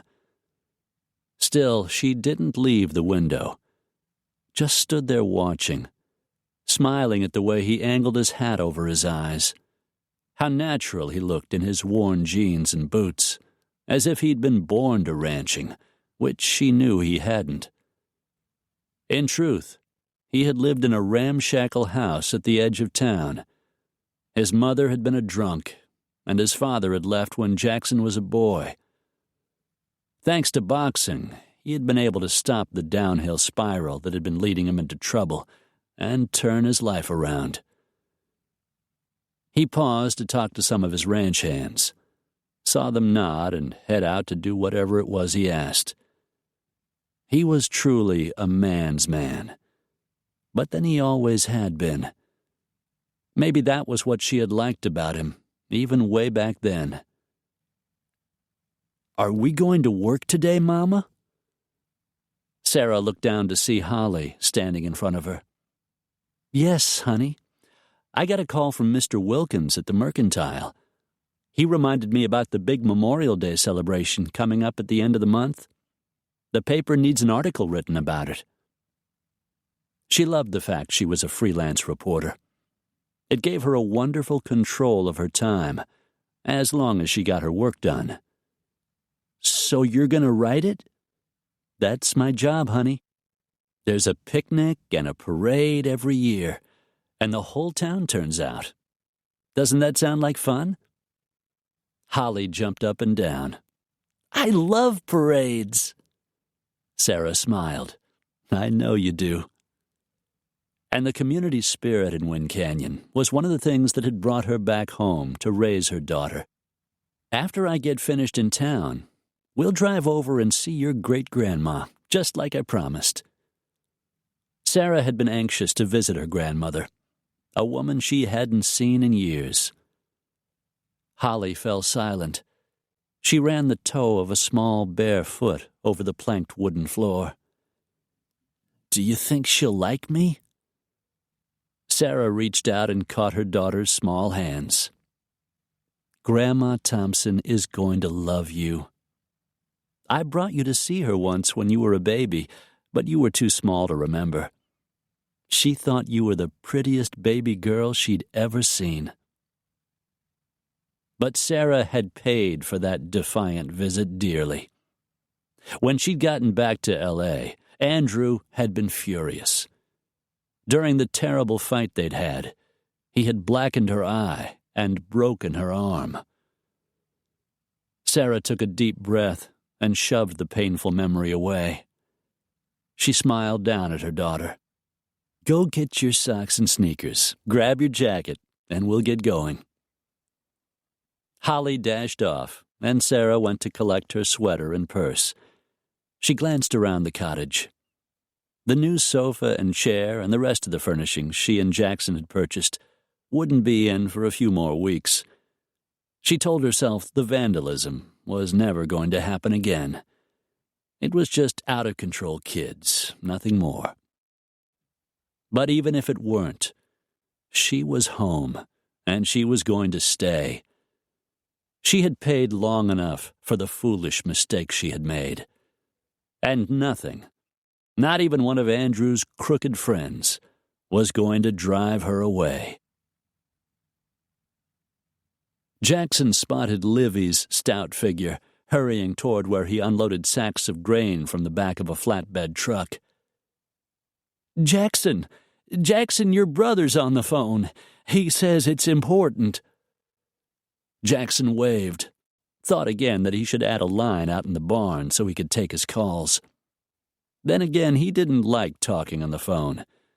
He'd talked from dawn to midnight when he'd been in the oil business, which was the reason he hadn't put a phone out in the barn in the first place.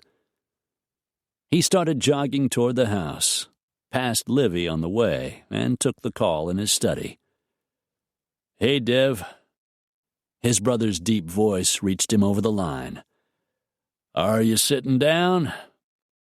He sank down in the chair behind his desk. That bad, is it? Afraid so. You said Sarah's husband was Andrew Hollister? That's right. Ever heard of Lewis Hollister? Seems to ring a bell, but I'm not sure why.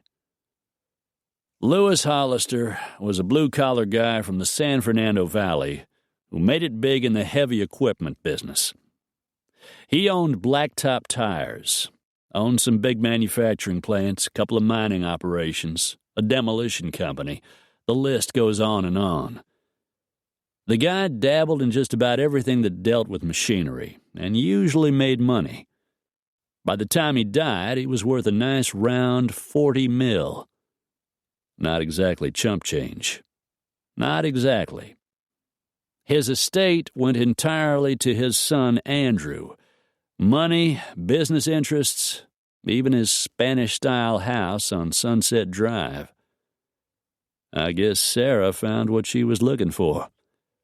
Not quite. For a while, Andrew lived high on Daddy's money. So high, in fact, he began to run out. He was a big-time gambler, and he liked life in the fast lane. He married Sarah, and they had a kid. But it didn't slow him down. Andrew kept right on spending. Sounds like a great guy. Yeah, well, according to my sources, he made enemies wherever he went. 4 months ago, he was murdered, apparently by someone he pissed off. Probably one of his business cronies or someone he owed money. So the police never found the killer? I don't think they were highly motivated. No one thought much of Andrew. The feds were looking at him for tax evasion, probably the only thing they could hang him on. But everyone knew he was into a lot of bad shit. I think the cops wanted to pin a medal on the guy who offed him. Jackson mulled over that information, trying to imagine Sarah with a no-good like that. I really appreciated Dev. There's one more thing. He braced himself. What is it? Hollister was a wife-beater, Jackson. Sarah went to the hospital on more than one occasion. It was fairly common knowledge that he used his wife as a punching bag whenever he felt the urge. Rumor mill says his wife was scared to death of him. He said he would do whatever it took to keep me from taking his daughter, she'd said. I believed him. Jackson took a steadying breath. He couldn't believe how angry he was. His chest was squeezing, as if he'd fought 10 rounds, and one of his hands had unconsciously fisted. He forced himself to relax. What about the little girl? Hollister worshipped her.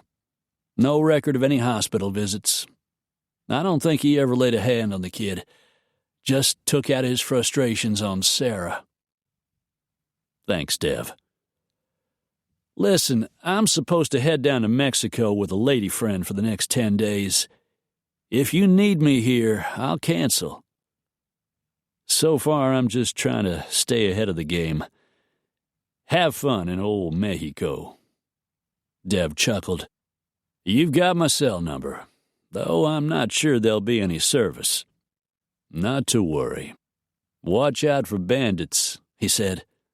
You too, said Dev, and hung up the phone. For long moments, he just sat there, trying to wrap his mind around the fact that pretty little Sarah Allen had married some bastard who had hurt her so badly she'd wound up in the hospital. A gangster involved in gambling and shady business deals. If he'd had any doubts about the man or men who had tossed the cottage, he didn't anymore. He needed to talk to Sarah. Unfortunately, he'd seen her drive out this morning in her beat-up truck. He'd have to wait until she got home.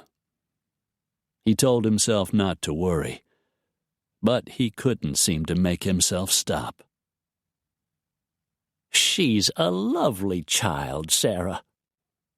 Her grandmother, Abigail Benton Thompson, watched fondly as Holly chased a butterfly across the covered porch in front of her small wood-frame house. You've done a good job raising her. Thanks, Gran. Sometimes I wondered if I'd ever see the two of you again. She was silver-haired and broad-hipped, robust on the outside, though her heart was frail. I know. My calls were far too rare. The truth is, I had problems at home, and I was afraid you'd be able to hear it in my voice. I didn't want to worry you. I worried anyway, darling.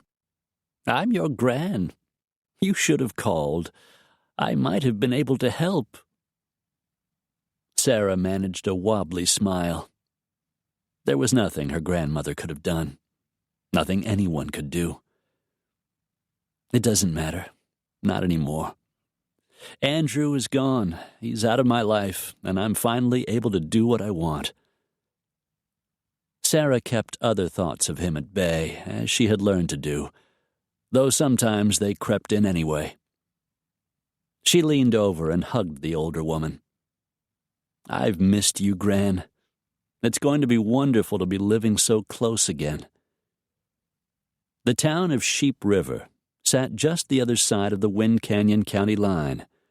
It was a good long drive, but manageable, and it was worth the time it took to get there to be with the only family, aside from a few distant cousins, Sarah had left. "It's getting late," she said. "We'd better be getting home. I promise I'll be back next week." "You'd better. Else I might have to pull that old Ford of your granddad's off the blocks in the garage and drive myself on over to your place." Sarah laughed. Her grandfather had been dead since Sarah was 7 years old, but Gran had insisted on keeping his car, the only new vehicle he could ever afford to buy. The tires were rotted off now, but Gran still went out to the barn just to look at it. She said it made her remember the good times.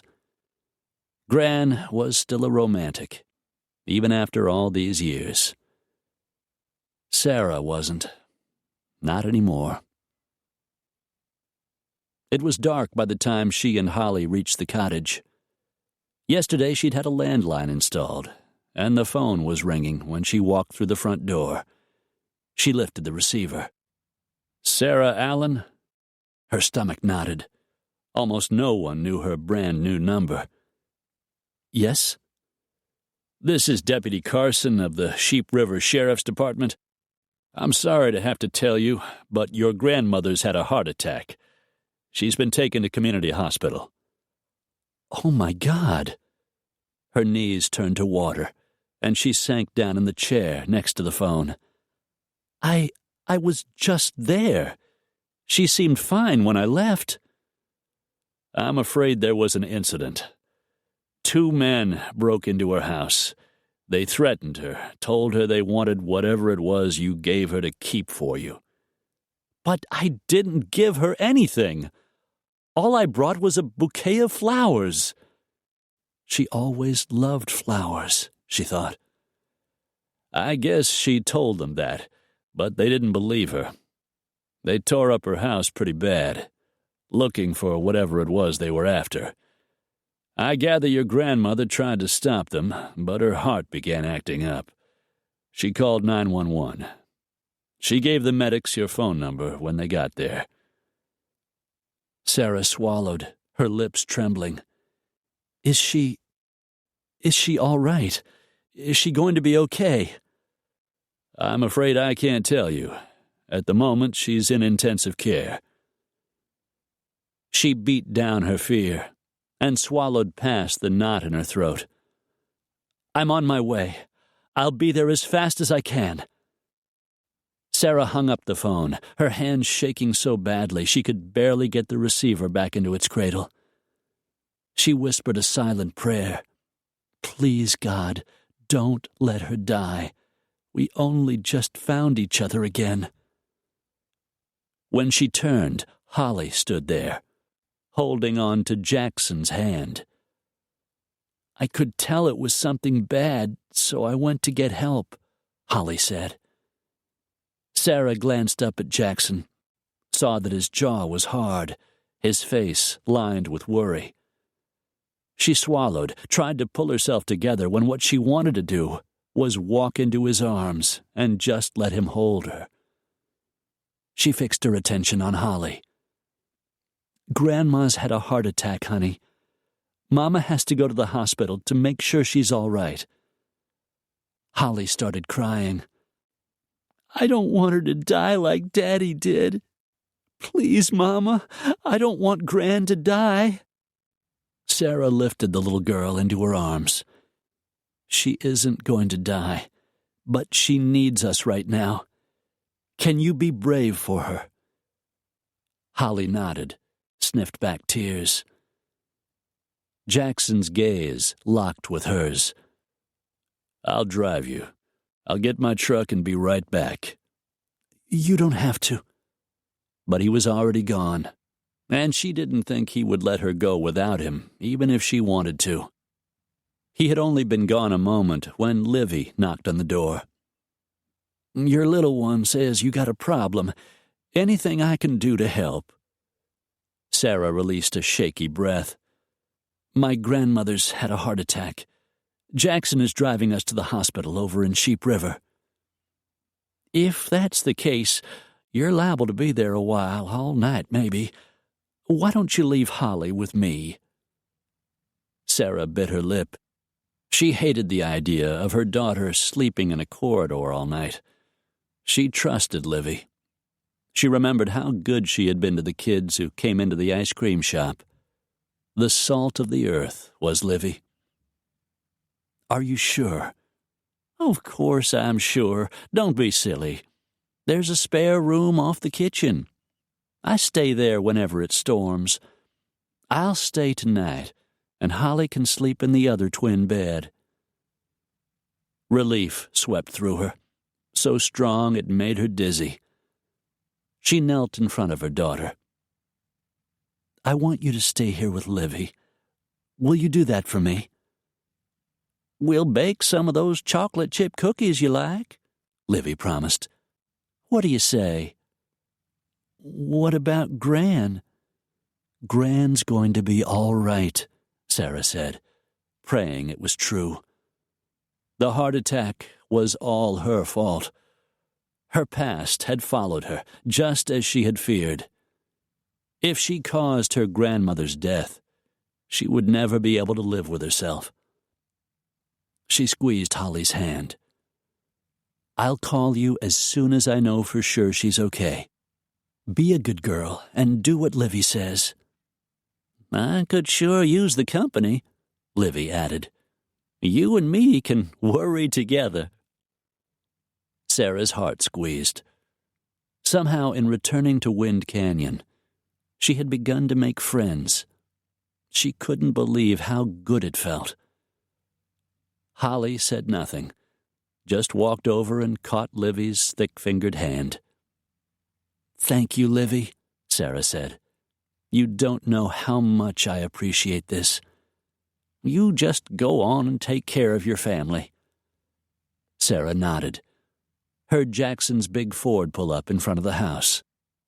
"Holly's staying with Livy," she told him as she walked to the truck. Settling a hand at her waist, he walked her around and helped her climb into the passenger seat. In minutes, they were rolling down the highway, headed back to Sheep River. Neither of them talked until they passed through Wind Canyon and started farther east along the road. Jackson tossed her a glance. "We need to talk, Sarah." At his tone of voice, anxiety trembled through her. She wasn't sure if she was more worried about her grandmother or what Jackson had to tell her. Chapter 6. "It's a ways to Sheep River," Jackson said. "You're going to sit there and worry until we get there. You might as well tell me what I need to know." He could read the uncertainty in her face. Sarah sliced him a glance and nibbled her lip. "What exactly are you asking me?" "You just got back from visiting her, right?" "Yes." "I want to know if what brought on your grandmother's heart attack has anything to do with what happened at the cottage." She kept her eyes straight ahead, staring at the yellow line in the middle of the darkened highway. "I went to see her today. After I left, 2 men broke into her house. They thought I had brought whatever it is they're looking for to my grandmother for safekeeping. She told them I hadn't brought anything, but they didn't believe her. They tore up her house, just the way they did the cottage." Her lips trembled. "She tried to stop them. She has a heart condition. If something happens to her, it's my fault. Everything that's happened is my fault." She started crying and pressed her fingers against her lips to hold back a sob. Jackson pulled the truck to the side of the road. Leaning over, he caught her face between his hands. "This isn't your fault. You married some bastard who gave you nothing but trouble. That trouble followed you here. This is where it's going to end." He let go of her, and she straightened, seemed a little steadier. "You know about Andrew?" "Some of it." Jackson fought an urge to pull her into his arms, tell her everything would be okay. Instead, he put the pickup in gear and pulled back onto the road. When Kozak called, he continued, I figured your past was somehow connected to the destruction in the cottage. My brother's in the security business. I called him, asked him to do some digging. He called me back this afternoon. Sarah pulled a tissue out of her big leather purse and blew her nose. How much did he tell you? Enough to know that Andrew Hollister was a no-good SOB who treated you badly. I know he inherited a fortune from his father and spent it like there was no tomorrow, which, for him, apparently there wasn't. Then I guess you know he was murdered. Sounds to me like he got exactly what he deserved. Are you the one who found him? Sarah's hand went to her chest. He could tell she didn't want to remember. She took a deep breath and slowly released it. We were still living in the house on Sunset, but Andrew had put it up for sale. He'd bought a condo in Santa Monica, and I had already moved in. I went back to the Sunset house to pick up some more of my things, but Andrew was there, so I didn't stay long. After I left, I picked Holly up from her ballet class and drove on to the condo. The cleaning lady found him in the morning. You weren't worried when he didn't show up that night? After the first few years we were married, Andrew rarely spent time at home. I didn't expect to see him that night. So the two of you were estranged. If by estranged you mean we barely spoke to each other, had separate bedrooms, and hadn't slept together in years, yes, we were estranged. Must have been a rough 10 years. Sarah gazed out the window, as if she looked into the past. He wasn't always that way. In the beginning, he treated me very well. He had a lot of money, and he showered me with presents. He was handsome. To a 22-year-old girl, he seemed like Prince Charming. I actually thought I was in love with him. Coming from a small town like Wind Canyon, I can understand how you might be impressed. She sighed, raked a hand through her hair. He started having money problems, and as those problems grew, he turned violent. The slightest thing could set him off. I wanted to leave him, but I was afraid. I'm only grateful he never hurt Holly. But I always worried that sooner or later he would. Jackson made no reply. Every time he thought of what Sarah had suffered, he wanted to kill Andrew Hollister himself. They finally reached the hospital, a 3-story brick building, big enough to service the rural community surrounding Sheep River. Jackson dropped Sarah off in front, then drove into the lot to park the truck. He found her outside the intensive care unit, talking to one of the doctors, a woman in her 40s with salt and pepper hair. "Do you think she's going to be okay, Dr. Ellis?" he heard Sarah ask. "No heart attack is good, but we don't think she suffered any major damage. We'll be moving her into a private room in the morning." Sarah's shoulders sagged in relief. "Thank God. You won't be able to see her tonight. Why don't you get some rest and come back in the morning?" "I don't want to leave her." Jackson introduced himself to Dr. Ellis. "I'll take care of Sarah," he added. "See she doesn't overdo. For now, we'd like to stay." "Suit yourself. I'll let you know if there's any change." "Thank you, Dr. Ellis," Sarah said. The doctor walked away, and Sarah looked up at Jackson. "You don't have to stay." "Neither do you, but we will." Her eyes misted, a soft, clear blue, like the sky on a cloudless day. "Thank you," He felt sucker-punched by the look in those eyes, the need and the trust. She was getting to him again. Jackson told himself it would be different this time, but he was afraid it wouldn't. Sarah called Holly at the ranch house and told her Gran was going to be all right. She urged Jackson to go home and said she would call him in the morning. Jackson solidly refused. He wasn't the kind of man to abandon a friend in her time of need. Or at least that was the way he seemed. But in the beginning, Andrew had seemed a different man than he actually was. Sarah wrapped her arms around herself against the chill in the empty corridor.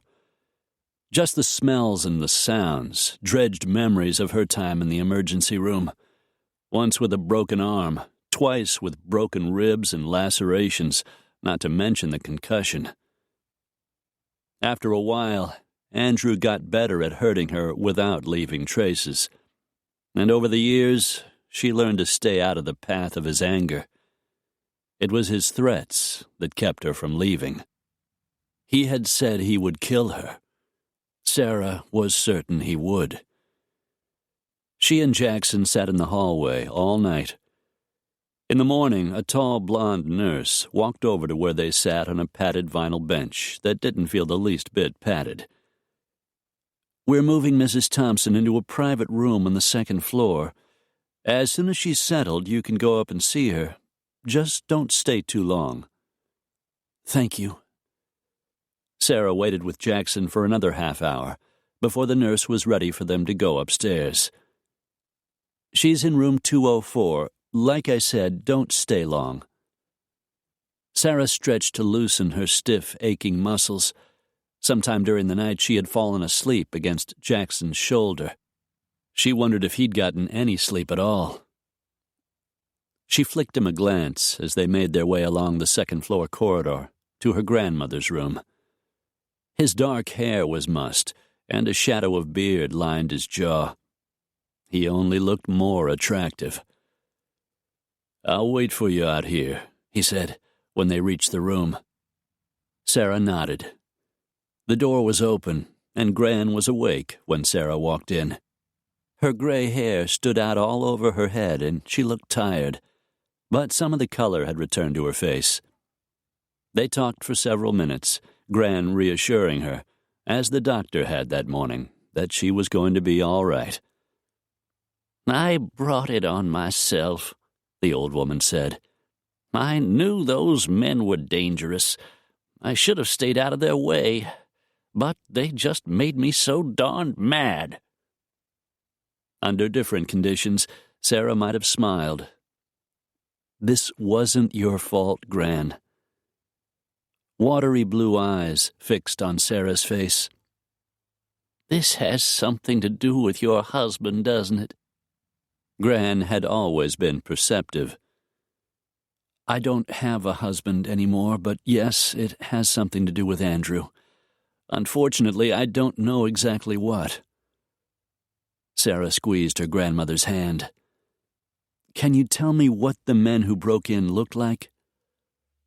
A sound of disgust came from Gran's throat. "One was skinny and blonde. He had a tattoo on his hand that said Mother. The other was Mexican. What do they call it now? Hispanic?" "That's right, Gran." "He was short, lots of muscles, wearing one of those tight black T-shirts with a skull on the front. Neither one of them seemed to care." She dragged in a shaky breath. "That I'd seen their faces." "Probably because they don't have a record." Jackson walked up beside the bed, and Sarah introduced him as the friend who had brought her to the hospital.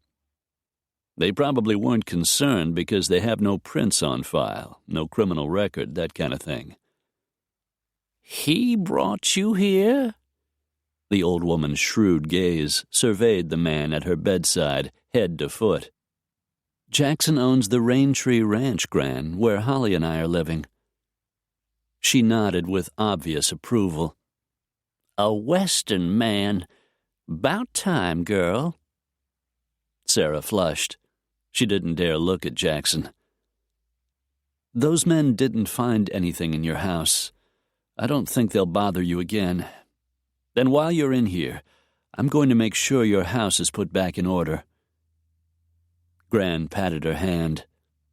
"You're a good girl, Sarah. You didn't deserve a husband like that." The old woman's eyes began to droop, and Sarah gently eased her hand away, letting her grandmother drift back to sleep. She leaned over and kissed the old woman's forehead. "I'll be back tomorrow," she whispered, and caught a last faint smile on her grandmother's wrinkled face. Jackson walked her out into the hall. She shouldn't be thinking how sexy he looked in his low-slung jeans and scuffed boots. Shouldn't be feeling this sweep of desire as he walked beside her. Not with her grandmother lying on a hospital bed. But it was happening just the same. How long had it been since a man had appealed to her the way this one did? In truth, not even Andrew, in the days when she so foolishly thought she was in love with him. "She sounded good," Sarah said, determined to distract herself. "I think she's going to be fine. I told her I'd come back tomorrow." "So I guess that means we can go home." She nodded. "I imagine we're both ready for a few hours in bed." Her cheeks flushed at her poor choice of words. She flicked a glance at Jackson, hoping he hadn't noticed, and sucked in a breath at the flash of heat that burned in those dark brown eyes. For the first time, she realized she wasn't the only one feeling the attraction. After her nightmare marriage to Andrew, she wasn't ready for a serious relationship.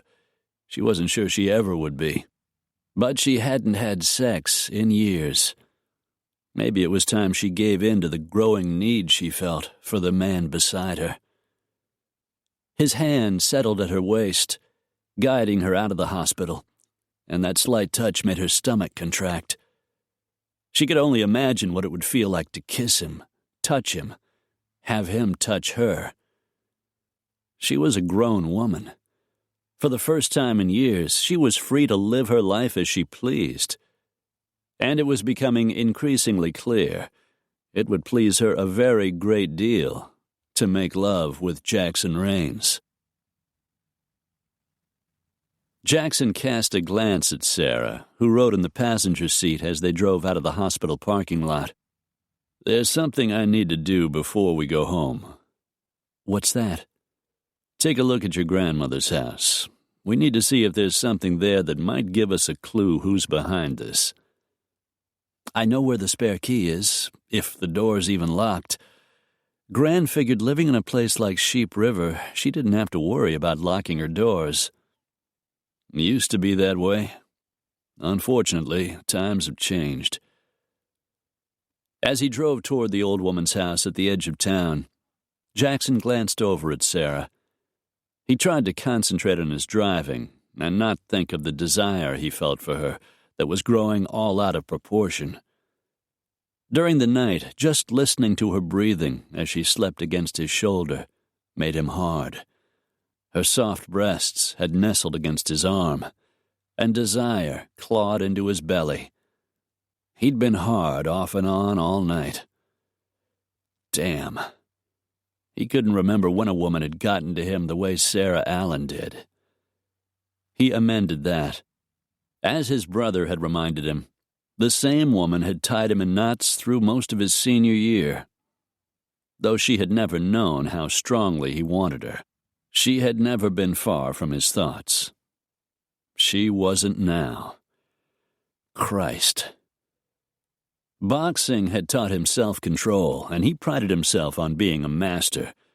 Unfortunately, when Sarah was around, that control grew thin and strained. He flicked her another quick glance. He wanted to kiss her more than anything he could think of.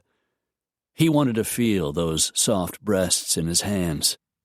He just flat out wanted her, to a degree that had rarely occurred in his orderly world. Jackson didn't like it. Not one damned bit. They pulled up in front of Abigail Thompson's little wood-frame house, and he turned off the engine. He rounded the truck and helped Sarah down, tried to ignore the brush of fine strands of chestnut hair that floated across his cheek. His groin throbbed. When he looked at her again, she hadn't moved, just stood there, staring up at him, as if she felt the heat pulsing between them. He couldn't stop himself. He bent his head and kissed her. Soft, full lips. Cinnamon from the breakfast roll he'd bought her in the hospital cafeteria that morning. She softened against him, and his body went achingly hard. He started to pull away, end the kiss, while a thread of sanity remained. But her sweet mouth opened in invitation, and his tongue slid inside. His arm went around her waist, and he hauled her flush against him, deepened the kiss, lost himself in the taste of her. The feel of her slender body pressed the length of his. Her breasts were even fuller than he had imagined, softer, the tips like firm little berries. It was all he could do not to rip open her blouse and fill his palms, to bend his head and taste them. It took a moment before he realized she was pressing her hands against his chest, trying to break free of his hold. Instantly, he let her go. "God, Sarah, I'm sorry.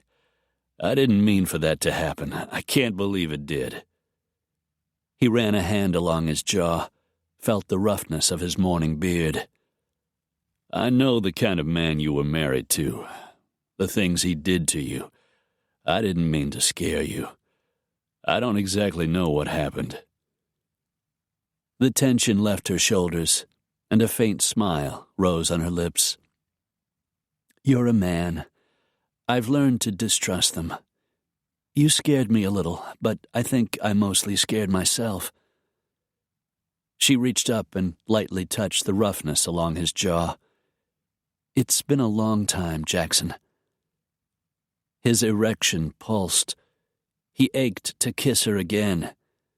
Instead, he stayed where he was. "You don't have to be afraid of me, Sarah. Not ever." She studied him a moment, then turned away and started for the house. Jackson followed, not the least bit happy with his loss of control, and aching for it to happen again. The front door was locked when they got there. A small piece of yellow crime scene tape still attached to the porch. The tape was mostly gone now, but the sheriff had obviously been there. When Jackson got back to the ranch, he would call Ben Weber, tell him about the second break-in. Maybe the two law officers could piece something together. They went into the house, saw that it looked pretty much the same as the cottage. The sofa cushions torn open, the chair upended, the lace curtains pulled down. Sarah went over and examined them. "The curtains aren't torn. If I had a ladder, I could put them back up." Jackson walked over, reached up, and did it for her. She gave him one of those soft smiles that turned him upside down. "Thank you." The kitchen drawers had been pulled out, the contents strewn on the kitchen floor. Sarah bent and picked up the silverware, put it in the sink, and Jackson helped her. They worked for a while, Jackson searching while he helped Sarah straighten. As he walked out on the back porch, something dark and shiny caught his eye near the base of a flower pot, the object partly covered by the blooms of a pink petunia. He picked up an empty matchbook, examined it in his palm. "Look at this." He showed the blue and gold matchbook to Sarah. "It came from a place called the Blue Parrot." He turned it over, read the address. "It's in California, on Ventura Boulevard in Studio City. Ever heard of it?" "No, but Marty Kozak is a smoker.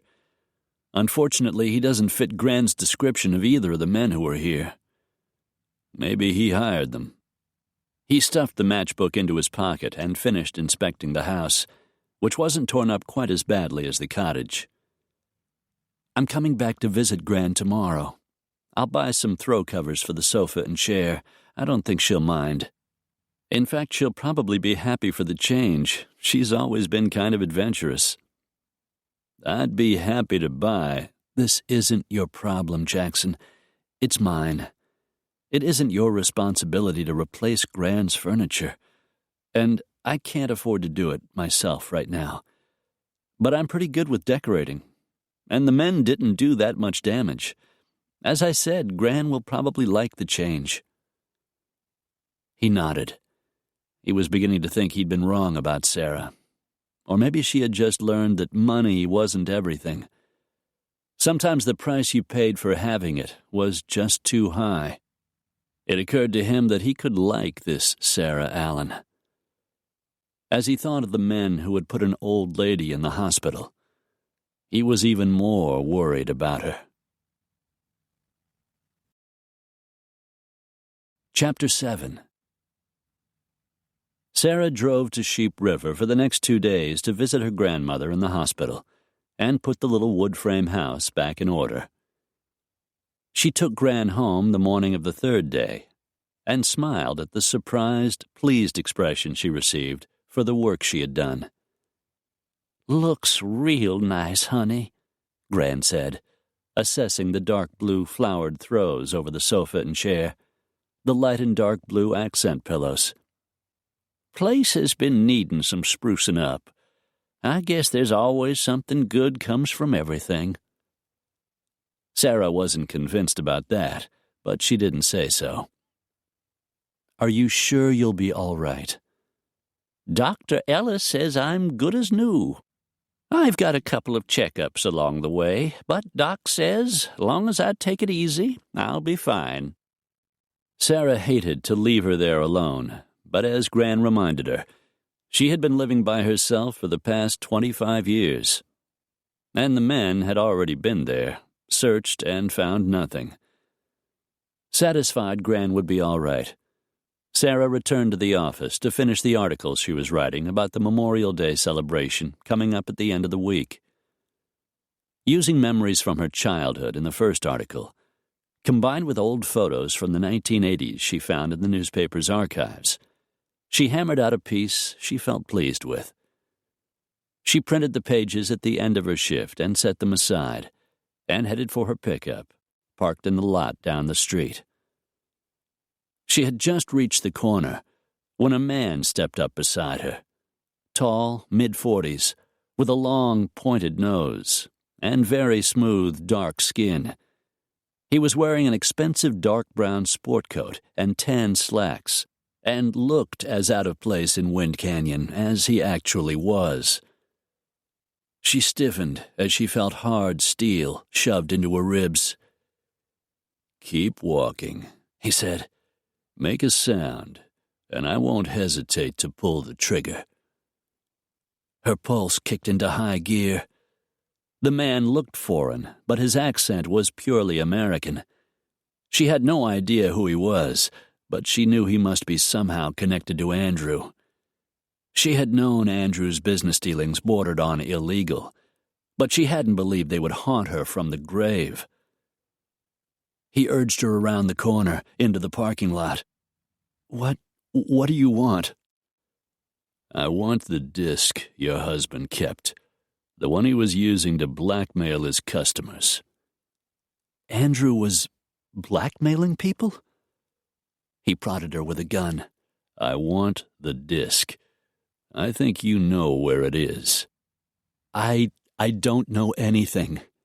Do you work for Martin Kozak?" He frowned, ignored the question.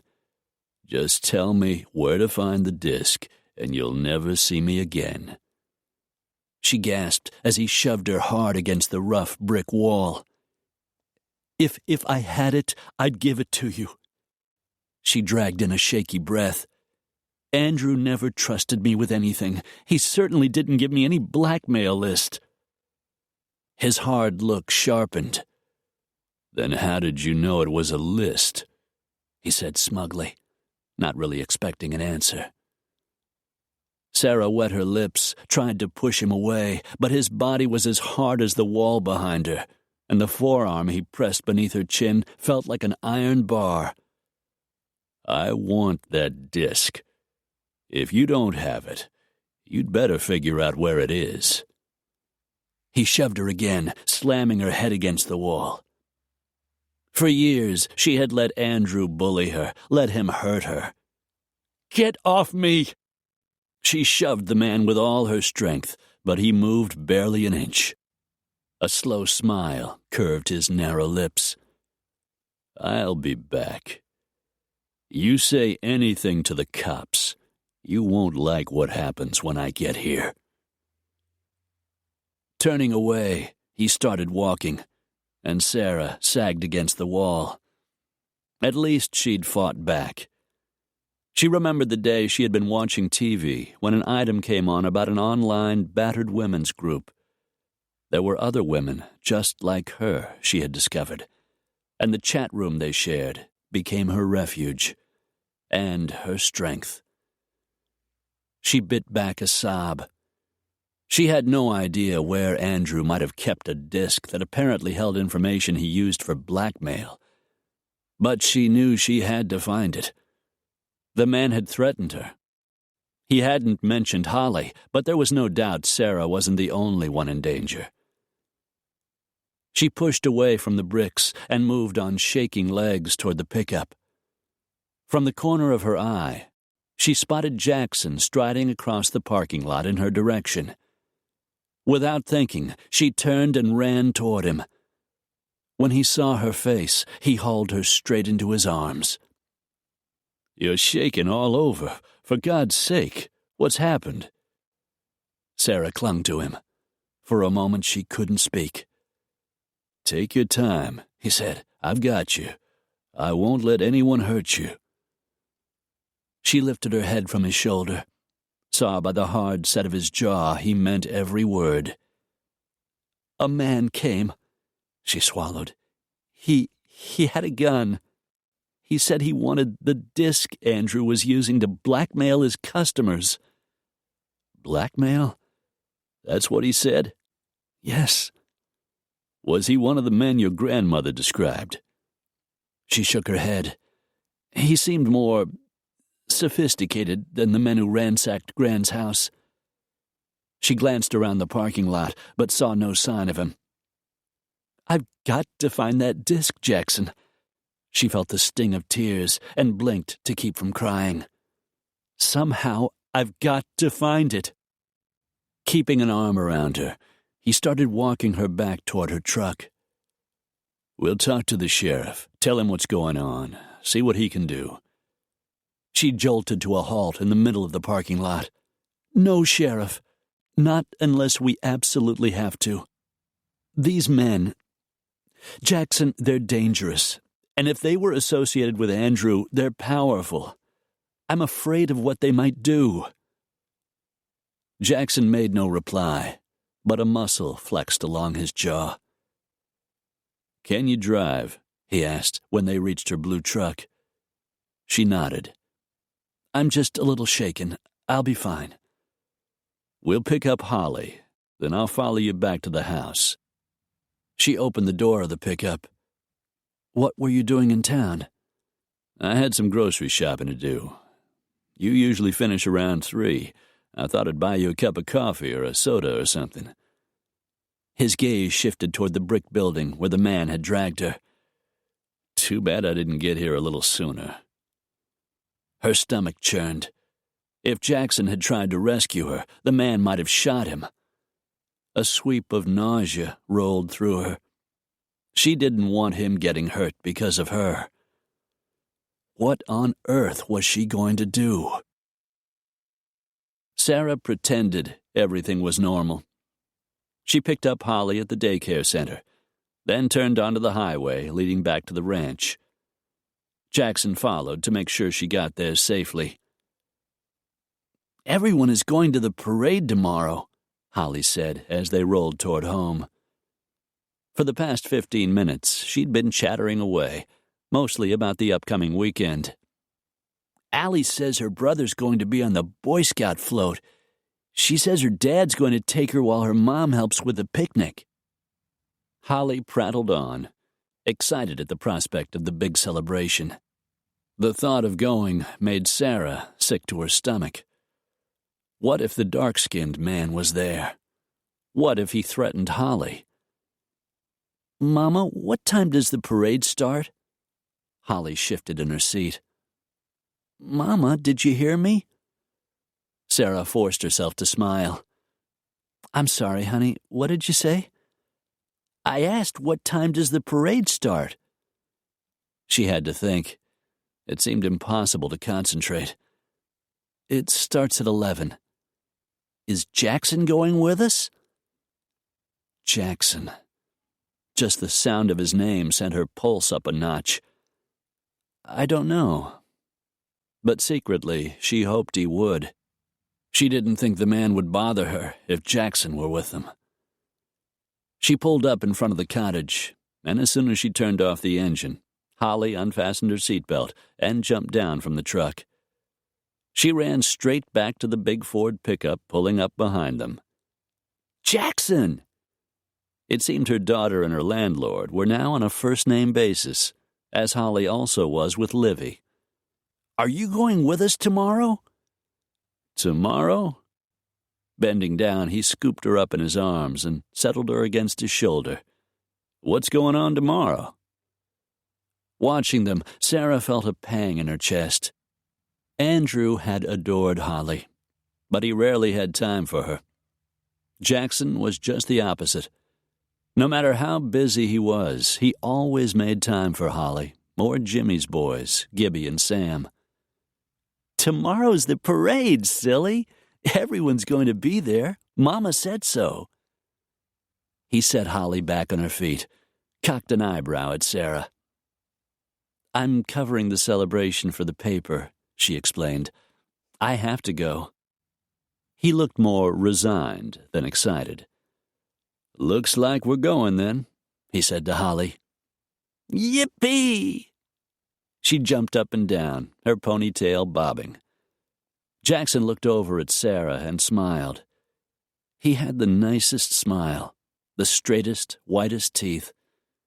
She tried not to think of the searing kiss they'd shared, but the image was crystal clear, and soft heat curled in her stomach. She clamped down on the dangerous memory. "You don't mind going with us?" "You think I'd let you go alone?" She didn't answer, but relief trickled through her. Though deep down she had known he would insist on coming along. "Why don't I see if Jimmy and the boys want to come with us? We'll go to the picnic, too. Make a day of it." Sarah smiled and nodded, figuring he probably wanted Jimmy there in case there was trouble. The first time she'd met Jackson's big, brawny foreman, Sarah had sensed the bond between the two men. From the corner of her eye, she caught a flash of color and turned to see Olivia bustling up to them in a pale pink sweater and jeans. Livy set her hands on her plump hips. "I heard what you said. Tomorrow's the big celebration. Everyone in town will be there, and don't think for a minute you're leaving me home." She grinned. "I'll make us all some nice fried chicken and potato salad. We'll have a real old-fashioned family outing." Something squeezed in Sarah's chest. If it weren't for the trouble that had followed her to Wind Canyon, she would be delighted at the prospect of a family outing, even if the family wasn't truly her own. If it weren't for the trouble that had followed her.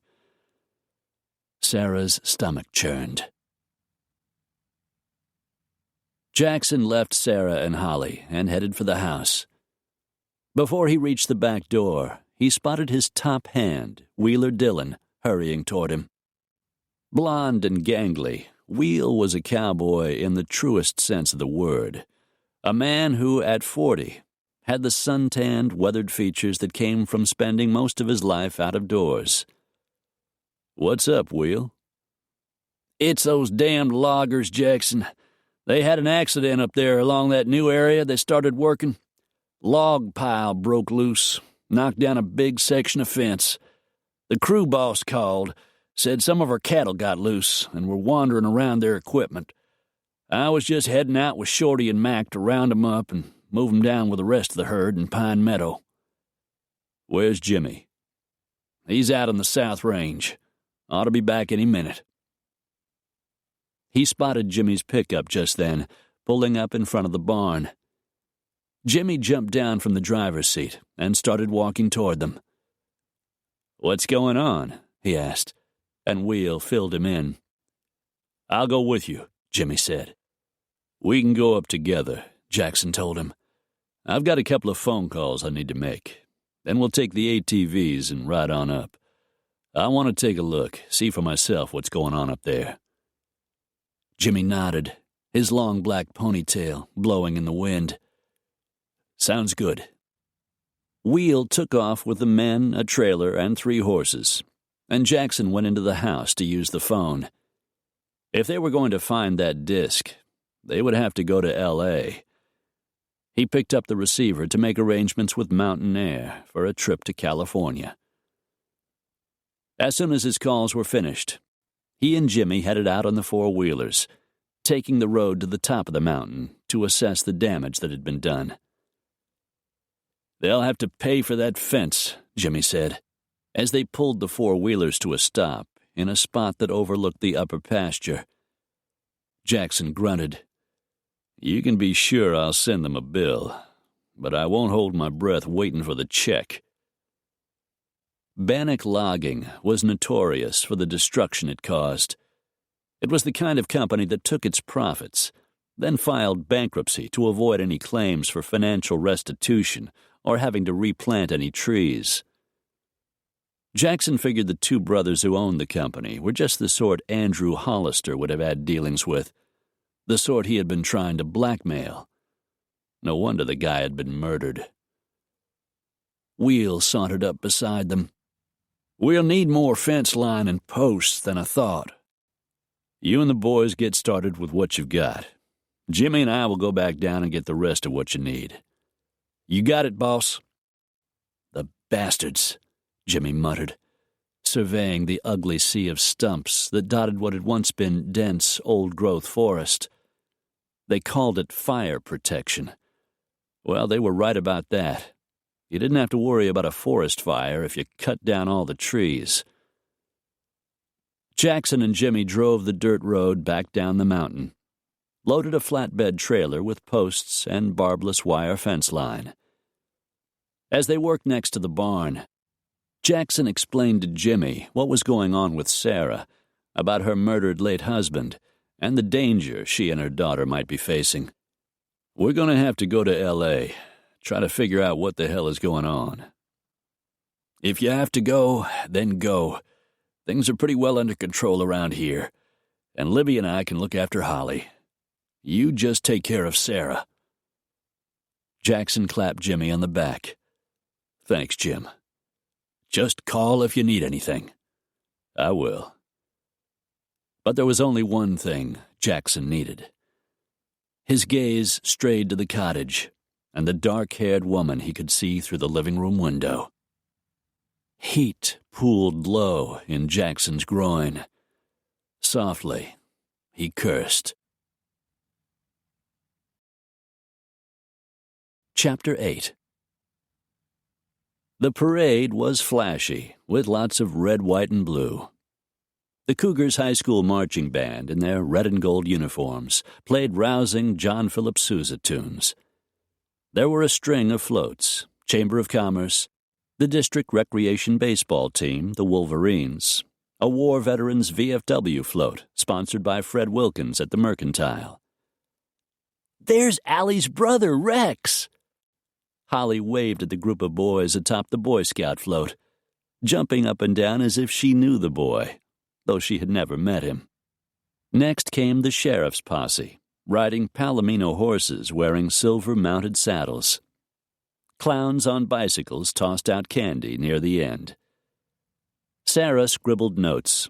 She had thought about bringing her portable tape recorder, but it was noisy along the parade route, and a regular old notepad worked just as well. Unfortunately, it reminded her of the notes Andrew must have kept to blackmail the people with whom he did business. She wondered what they had done that Andrew could hold over them. Knew it must be illegal if someone wanted the information back so badly. She had to find that disc. Sarah closed her notepad and sighed. The last thing she wanted to do was go back to L.A. Too many bad memories, too much fear. Still, she needed to talk to Stan Greenberg, Andrew's attorney. Maybe he could tell her where to look for the disc. Then again, Andrew had died owing Stan money. There wasn't enough in the estate to pay him for all the hours he had billed. She wasn't sure how much help he would be willing to provide, or if he knew anything at all about the blackmail list, or if he did, if he would admit it. She tried to think what else she might do. The house on Sunset had finally sold, way below market value because of the death that had occurred there. The escrow had closed, and what was left of the furniture that hadn't been sold had been moved into storage. Eventually that would go too. More money into the probate coffers to pay the attorneys, and a little more of Andrew's staggering debts. The Santa Monica condo was up for sale, but hadn't sold yet. She wondered if the apartment had suffered the same fate as the cottage, and thought that it must have been the first place the men had searched. It just indicated how bad the market was that the realtor hadn't shown the place, discovered the vandalism, and called her with the news. "Look, Mommy, a fire engine!" It followed the last float, signaling the end of the parade. "We'll drive over to the park," Jackson said, "and find a nice place to eat that chicken Libby fried." He made another sweeping glance at the area. She noticed he had been doing that ever since they arrived in town. "Let's head back to the cars," Jimmy said. "You boys look out for Holly." Rags yapped and danced on the end of the leash Holly held. Sam and Gibby's little dog, Feather, one of two they owned, was also there for the festivities. All kinds of activities were scheduled at Wind Canyon Park. A pie-eating contest, a three-legged sack race, a kayak race in the small lake in the middle of the park. The Memorial Day weekend weather was perfect, crisp, clear, and sunny. Just a few puffy clouds floating across the sky. Still, Sarah was nervous. She hadn't seen any sign of the man who had accosted her, but there were a lot of people milling about. She told herself to relax, that she was with Jackson and Jimmy. She was safe, and she should enjoy herself. They were busily climbing into the pickups when she heard someone calling her name. "Sarah? Sarah Allen, is that you?"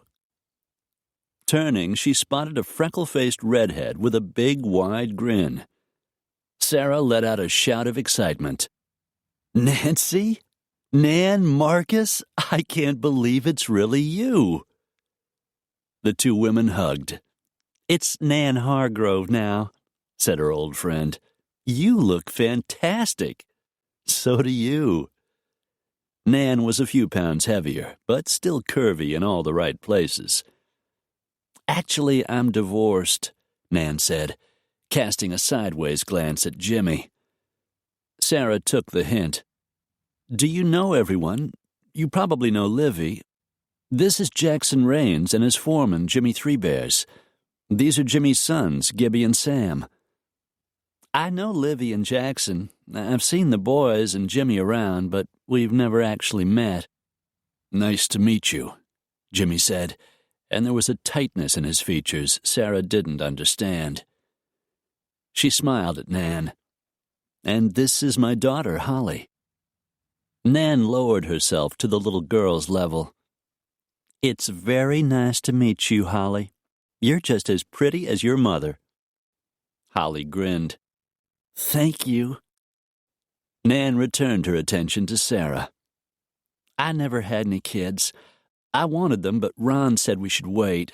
And then things just didn't work out. I'm sorry, Nan. She shrugged. It's all right. We never were very well suited. I just felt like it was time to get married, and so I did. Not a good idea. Are you here by yourself? I'm here with my mother. She's waiting for me in the car. Sarah glanced at Jackson, caught his faint nod. Why don't the two of you join us for lunch? Livy made fried chicken, and she always makes more than enough. I'm afraid my mother gets tired pretty easily. I was about to drive her home. Then come back and join us. Please, Nan, I'd love a chance to catch up. It's been so long, and it's so good to see you. Nan's gaze strayed to Jimmy, then back. All right. I won't be long. We'll watch for you. For the next few hours, Sarah was actually able to think of something besides the problem she was facing. Nan joined them, and they ate fried chicken, potato salad, and peach cobbler on a picnic table covered by a white cotton cloth in the shade of an old sycamore tree. She and Nan shared old memories of their youth and lots of laughter. It was heaven. Until a big-bosomed woman with long blonde hair and even longer legs in tight jeans walked up to the table. Hi, y'all. She flashed a smile that was clearly meant for Jackson. Hi, Maddie, he replied, and there was something in the look that passed between them that told Sarah he knew the woman well, very well. He introduced Maddie Gallagher to Sarah. It's nice to meet you, Sarah said. Same here. Nan knew Maddie through her ex-husband's restaurant, the Cedar Inn, where Maddie worked as a part-time waitress. I guess you've been busy, the woman said to Jackson, glancing from him to Sarah as if she were sizing up her competition. A little. Give me a call sometime. I'll fix you supper, just like I used to. I'll do that, Jackson said, but he didn't seem enthused. As the woman walked away, Sarah couldn't help wondering if Jackson would make the call. It was clear Maddie Gallagher could give a man what he needed. Sarah felt a stirring inside her, a combination of jealousy and heat, as the thought occurred that if Jackson needed a woman, why not her? The afternoon passed, and all too soon it was time to head home. Sarah's nervousness returned as Jackson took her hand and led her away from the group. I wish I didn't have to bring this up, but we can't put it off much longer. Whoever these guys are, they aren't going to give up. Not as long as they think you've got whatever it is they want, or know where to find it. I know. She looked up into that ruggedly handsome face, felt the same hot stirring she had felt before. She forced herself to concentrate. I've got to go back to L.A. Since I don't have the disc, it must be there. We need to know who these people are.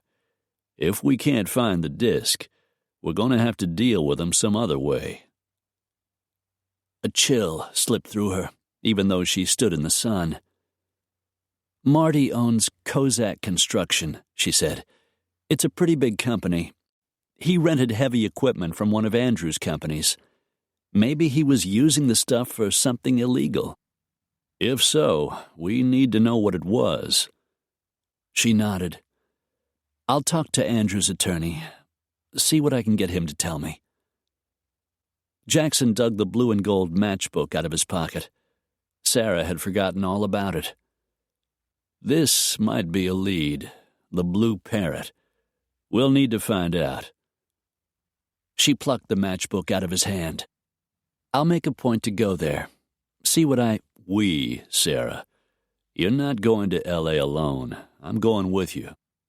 But there's no point in arguing. But... He cocked a dark eyebrow, and she closed her mouth a second time. Livy can take care of Holly while we're away. Monday's a holiday. Can you be ready to leave first thing Tuesday morning? I guess so. He smiled. Too bad my brother Gabe isn't up here. He flies a big twin Aerostar, but he's living in Texas these days. Be kind of out of the way for him." She remembered Gabriel Rains, who had been a year ahead of her in high school. Like Jackson, Gabe had always been a bad boy, always in trouble. When Jackson had begun to change, so had his two younger brothers. He had that kind of influence on people. From what she could tell, he still did. "I've already called Mountain Air. Their planes are comfortable and well-maintained. I use them whenever I have to fly." "I can't afford." "I can." Sarah glanced away. It was funny. Jackson was the sort of man who took charge, took care of things. At first she'd believed Andrew was that way. But Andrew mostly took care of himself, and he got what he wanted by force, not the lift of an eyebrow. She shouldn't have liked being looked after. She should have craved the independence Andrew had stolen from her. But Jackson didn't make her feel cheated. He just did what he thought a man ought to do. Sarah almost smiled. Then she thought of the trip to L.A., of what they might find, of the demons she would have to confront. And any thought of smiling slipped away. Chapter 9. They flew out at 8:30 Tuesday morning in a twin-engine Cessna Jackson had chartered a number of times before. He hated the crowds and the security hassles at the airports, and he could afford to fly private. After a 4-hour flight, plus a refueling stop, they arrived at the Santa Monica Airport, their destination, and a smaller, easier place to land than LAX. They grabbed their bags and made their way over to retrieve the rental car Jackson had reserved. As Sarah watched him wheeling his carry-on bag across the asphalt, she found herself smiling. He looked almost as good in tan slacks and a short-sleeved shirt as he did in faded jeans and boots. He loaded their luggage into the trunk of a snappy red 4-door Infiniti, and they climbed into the plush interior. Jackson checked the map he had printed off the internet and pulled the car out onto the road. "Where are we going?" Sarah asked. "I think we should check into the hotel first, get settled and get our bearings. Then we can head out again." She was only a little surprised when he drove the rental car up in front of Lowe's Santa Monica Beach, an expensive hotel that fronted the ocean. "Can't beat Expedia," he said, as he pushed through the doors leading into an impressive lobby lined with potted palms. "Living so far out of town, the internet is invaluable for travel." Sarah had been to the hotel bar for drinks with Andrew and his friends. She caught hold of Jackson's arm, felt his very solid bicep harden at her touch, forced herself to ignore the little flutter in her stomach. "Are you sure, Jackson? This place is expensive." He smiled. "You know how much a gallon of gas costs in L.A.? Depending on the economy, as much as $4. Until a couple of years ago, I owned a pile of oil stocks. They made me more money than I can spend. If my conscience hadn't started nagging me, I'd still own them. As it is, I'm now investing in green." "Green?" "You know, wind machines and solar products developed to benefit the environment. So far, my stocks are doing great. I'm not Bill Gates, but I'm more than comfortable. I can do pretty much what I want." He had reserved a 2-bedroom suite with ocean views, a lovely room she saw as they walked in. The bedroom doors were open. The minute he noticed the king-size bed, his gaze turned dark and smoky. "Take your pick," he said, his eyes never leaving her face. Sarah swallowed. She wanted to tell him that whatever room he chose was the one she wanted to sleep in, that she wanted him to make love to her, and this was the perfect place. She didn't. Just turned and walked into the nearest bedroom, leaving him the one with the ocean view. She picked up the phone and dialed the ranch house, spent a few minutes talking to Holly, telling her they had made it safely to L.A. "Me and Livy baked a cake, Mama. We're going to invite Sam and Gibby and their dad over for supper." "That sounds great, honey. I'm glad you're having fun. Sam says if it's okay with you, he could teach me to ride Midnight. She's a pony, Mom, and she's just my size. Can I?" Uncertainty rolled through her. Sarah glanced over at Jackson, who had just walked into the doorway. "There's a pony named Midnight. Do you think it's safe for Holly?" "Midnight's 20 years old. Both Jimmy's boys learned to ride on her. Holly couldn't be safer." Sarah turned back to the phone. "You can ride her, as long as Livy or Sam's dad is out there with you." "Yippee!" The sound of clanging pots and pans came over the line. "I gotta go, Mom. Livy's taking the cake out of the oven." "Have a good time, sweetheart." The line went dead, and Sarah hung up the phone, wishing she were there instead of in L.A. "Everything okay?" "Everything's fine. She's having a great time. I don't think she's missing me, especially not when she's got a pony to ride." He chuckled. "She's living on a ranch. She needs to learn to ride." "I suppose. I worry about her." "That's what mothers are supposed to do. Don't worry, she'll be fine." His expression changed, and so did the subject. "Do you still have a key to your condo?" She nodded. "I meant to leave it there when I left that last day, but I was so anxious to get on the road I forgot." "We'll go there first." "All right. I'd like to call Gran before we go, make sure she's doing okay." Gran was fine. She told Sarah to enjoy the trip with her handsome cowboy.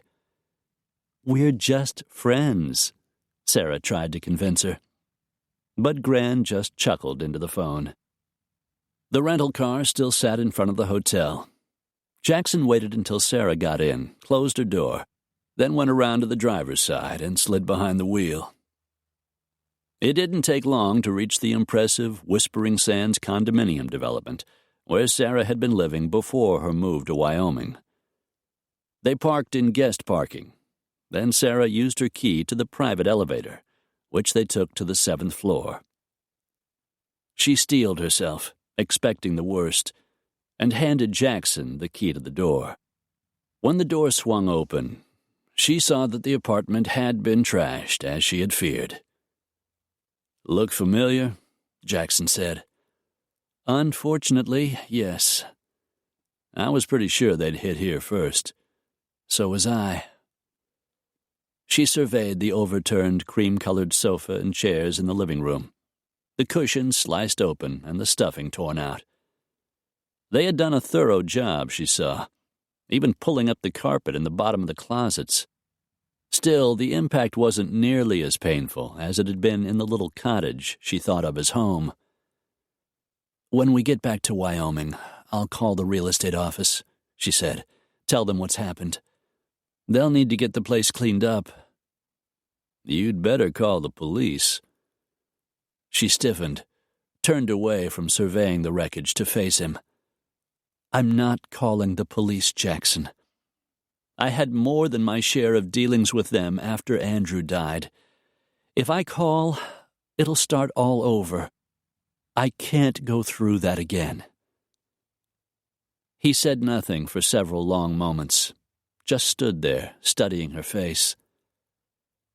"All right, we'll play it your way. For now." She knew he was worried about the danger she might be facing.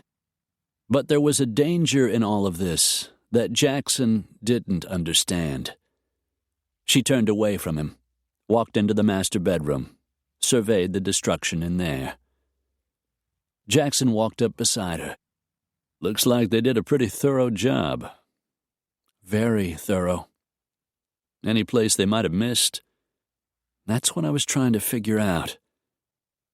She gazed past the cream-colored bedspread to the black lacquer nightstands and matching armoire. The furniture had been thoroughly searched, the drawers and doors left standing open. There was a safe at the back of the closet, she said, heading in that direction. But once my clothes were gone, it would be easy to spot. She walked inside, saw the door to the safe standing open. "From the looks of things," Jackson said, "Andrew didn't leave the disc in the condo, or your friends would have found it, and they wouldn't be bothering you." As I said, Andrew didn't spend much time here. Where did he spend his time? She glanced away, barely able to look at him. He traveled a lot. He spent a lot of time in Vegas.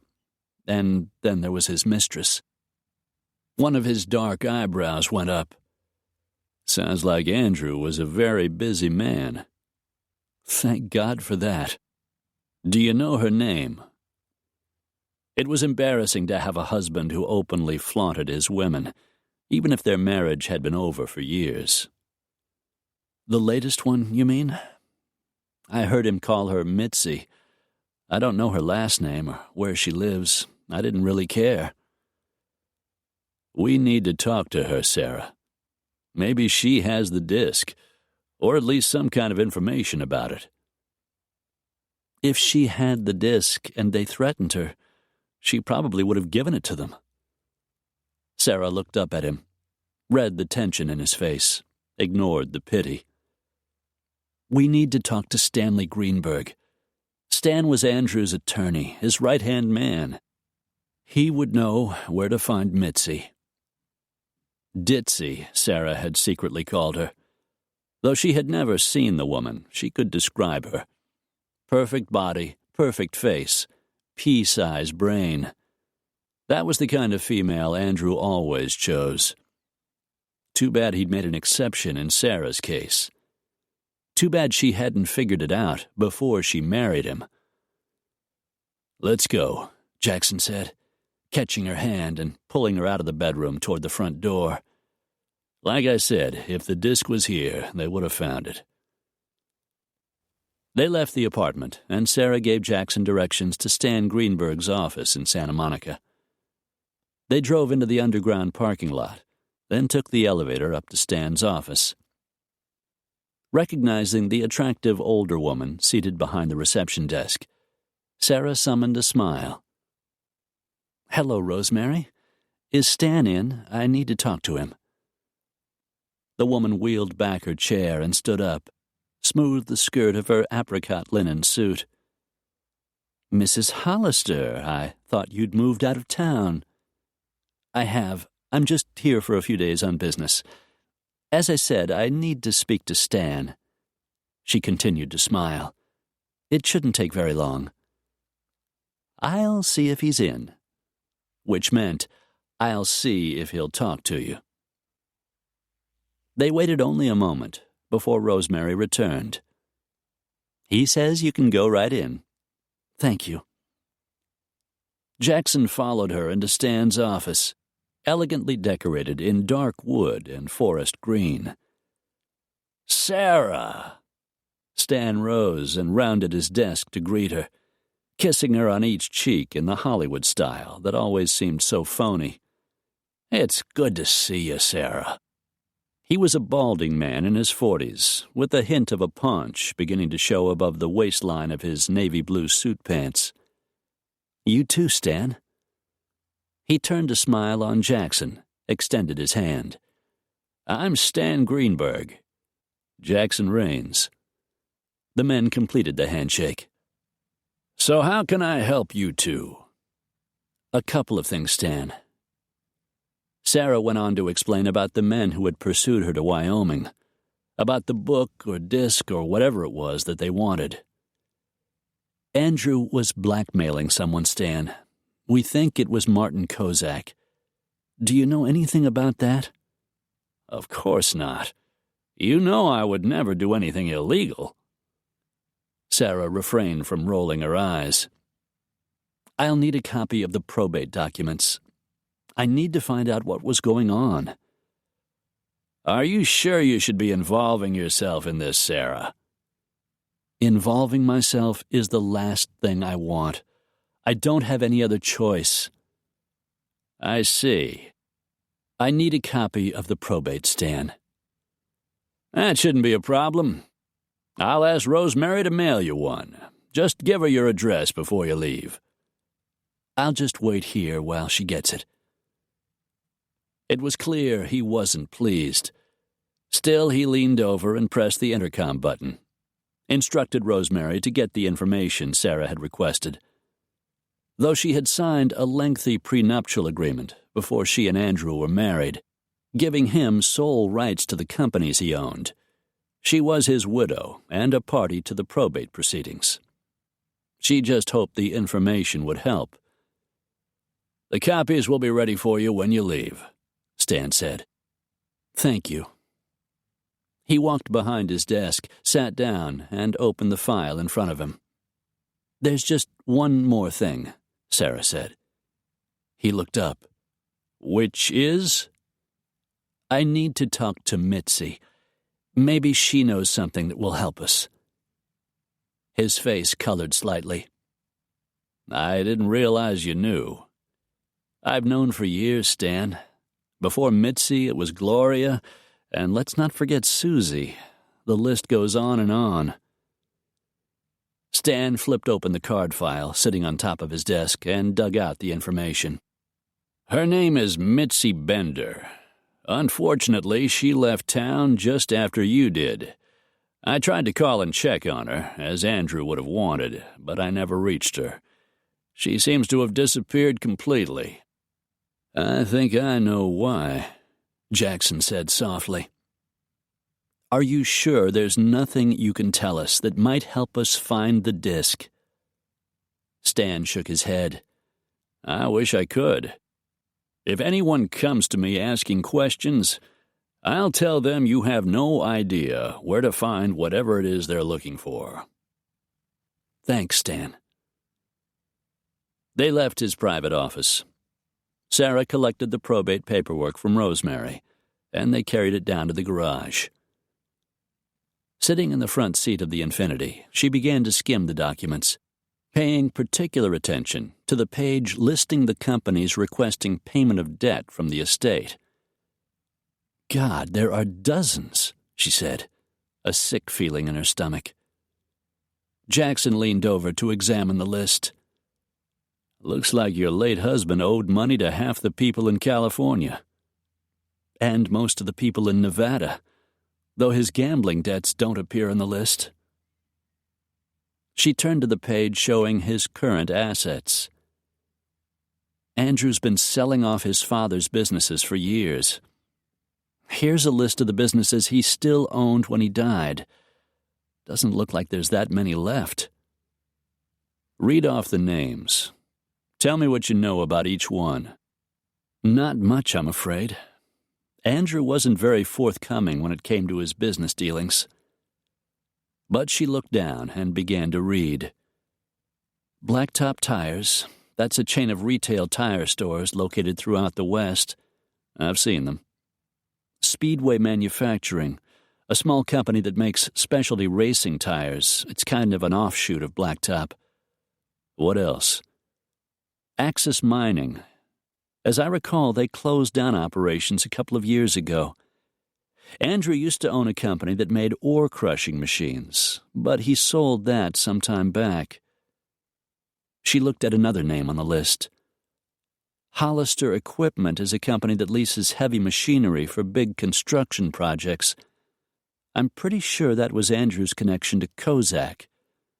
Kozak Construction builds roads mostly. I'm not sure what else. That it? There's one more listed. Southgate Demolition. They tear down buildings. That's all I know. It's a start, I guess. But what exactly are we looking for? I'm not sure. If Kozak was doing something illegal, we need to figure out what it was. So how do we do that? He shook his head. I wish my brother was back in the country. He's got lots of friends in low places, People who can dig up dirt when no one else can. When will he be home? Not soon enough. We'll have to do the best we can while we're here. There's something that's been bothering me, she said. I've been thinking about the man who accosted me in the parking lot. I'm not convinced he works for Kozak. Why is that? I don't know exactly. Just a couple of things he said. If he isn't Kozak's man, there may be more than one company Andrew is blackmailing. That's what I'm afraid of. Sarah sighed and leaned back in the deep red leather seat as Jackson stuck the key in the ignition. It's late, and both of us are tired, he said. We'll get something to eat, get a good night's sleep, and start again in the morning. Sarah glanced over at Jackson. His gaze locked with hers, and her heartbeat quickened.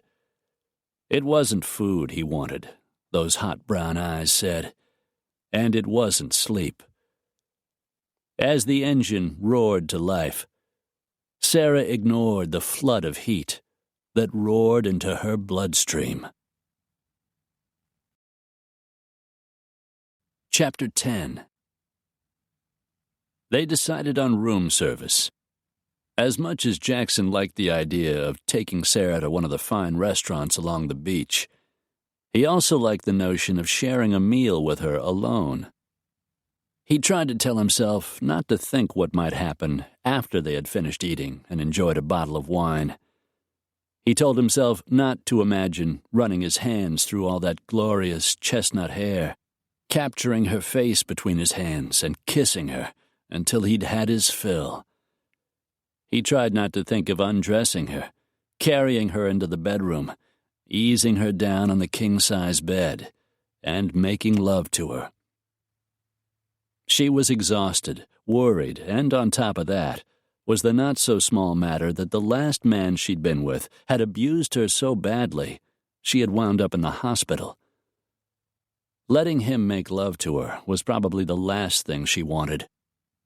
They ordered 2 fillets, medium rare, and Jackson added a bottle of Stag's Leap Napa Valley Cabernet.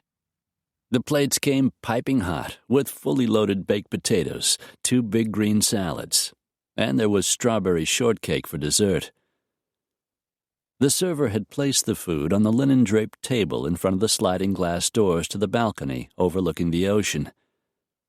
Mostly Jackson just picked at the food on his plate, his mind on Sarah and how pretty she looked in the moonlight, streaming in off the white sand beach, and how much he wanted her. He had no idea what Sarah was thinking. She made pleasant conversation and smiled often enough, but she didn't eat even as much as he did. When the meal was finished, Jackson rounded the table and pulled out her chair. We've got a big day tomorrow. They planned to start with Hollister equipment, investigate the connection to Marty Kozak, and make some calls, see what they might learn. Why don't you go on to bed, try to get some sleep? Exactly what he knew he wouldn't be able to do. Not with Sarah in a bed on the other side of the wall. I suppose we should. But she didn't move away from him. And the longer he stayed close to her, the harder it was going to be. He was so damned hard now, he ached with every heartbeat. Good night, he said gruffly. Turning, he walked into his bedroom. It took every ounce of his will. Jackson closed the door and leaned against it. Damn it to hell. But it wasn't fair to Sarah to press her, not after what she'd been through. With a sigh, he stripped off his shirt and tossed it over the end of the bed, took off his loafers and socks, then padded over to the suitcase and pulled out a paperback book. He tried not to listen for sounds in the room next door. It was going to be torture just knowing she was in there, knowing he couldn't kiss her, touch her, couldn't pull off her nightgown and run his tongue over those soft, full breasts. Jackson groaned. Sarah paced the bedroom. She knew he wanted her, or at least she thought he did. All through dinner, whenever he looked at her, the heat in his eyes made her giddy. Desire was there in every gesture, every glance. She'd been sure when they were finished with the meal, he would kiss her, do something that would lead to making love. Instead, he had practically run from the room. Sarah paced the bedroom. She remembered the kiss they had shared in front of Gran's house. True, she had been a little frightened. She had never been with a man whose passions ran so hot, and clearly his did. She had known it the moment he had touched her. But mostly she had been afraid of herself, of her own fierce need, stronger than she ever could have guessed. It was that kiss, she believed, that kept Jackson in his room instead of in her bed. He was afraid he would frighten her, that he might lose control and hurt her in some way. He knew how cruel Andrew had been, and he was going out of his way to protect her. From himself. Sarah glanced at the clock. Half an hour had passed, and still desire pulsed through her. Her skin felt so sensitive, the slight breeze coming in through the bedroom window seemed to scorch her flesh. Her nipples were as hard as diamonds, and the place between her legs throbbed and burned. All day she had thought of what it would be like to make love with Jackson. She had been so sure, so certain it would happen tonight. She paused in front of the mirror, opened the silk robe she had put on in the hope he would come. At 32, her body was still firm, her waist small, and her hips nicely rounded. Her breasts were a little heavier since she'd had a child, but they were high and nicely shaped, and as she looked at them in the mirror, they seemed to swell with anticipation. A noise sounded in the room next door. Jackson was still awake. What would he do if she simply walked into his room? Would he send her away? Or would he take charge, as was his nature? Would he make love to her, as she had dreamed he would do? Her shoulders straightened. There was only one way to find out. Refusing to allow the terrifying thought of how she would feel if he rejected her, she walked into the living room, crossed the carpet, and knocked on his bedroom door. She didn't wait for permission to enter, just turned the knob and walked in. Jackson lay propped on a pillow, his rugged, handsome features immersed in the pages of a book. He spotted her, came up off the bed in the same tan slacks he'd had on earlier, and nothing else. Sarah sucked in a breath. He was tall and lean and all solid muscle, wide, muscled shoulders, slabs of muscle across his chest, an abdomen laddered with sinew.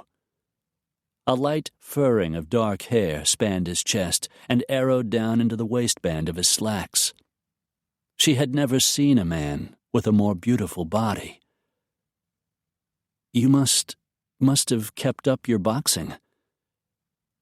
He stood there unmoving, his chest heaving in and out. "There's a gym in the basement of the house. I like to stay in shape."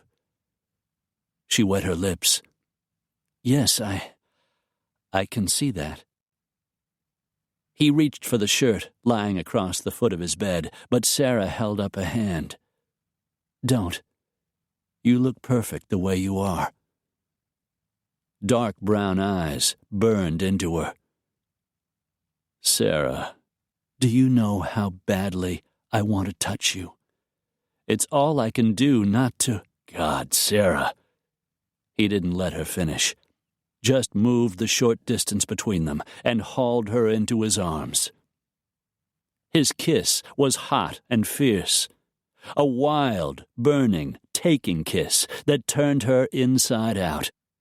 He opened the front of her robe, and one of his sun-tanned hands, cupped a breast, began to mold and caress her.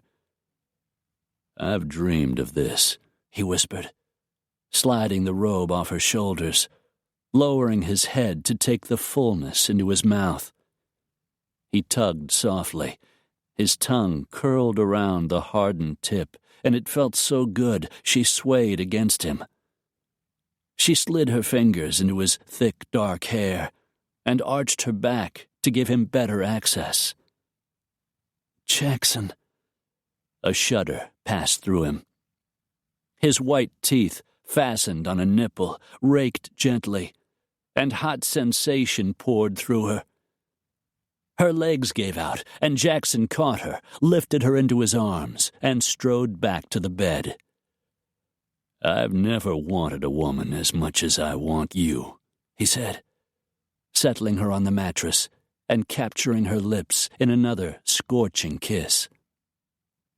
The words thrilled her, burned away any second thoughts she might have had. Held in thrall by his magnificent body, she watched him strip off his slacks and white cotton briefs. He was big and hard, and her insides tightened at the thought of him entering her. Her mouth watered, as if she wanted to eat him up.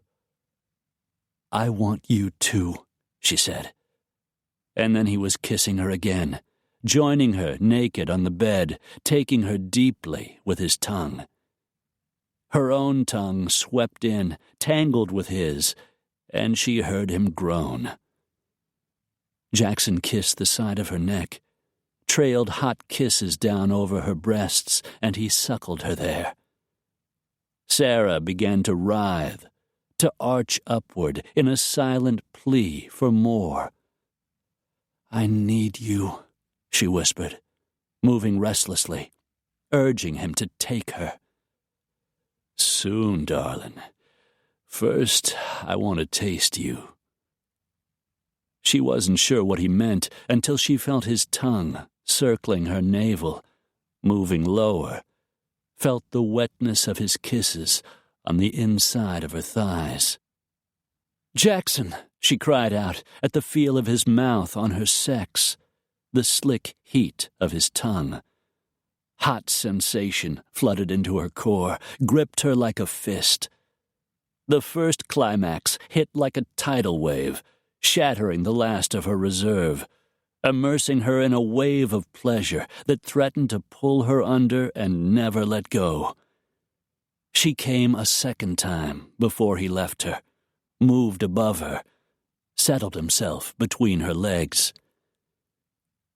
She tasted herself on the kiss that followed, and renewed desire swamped her, so powerful she barely noticed when he paused to slip on a condom.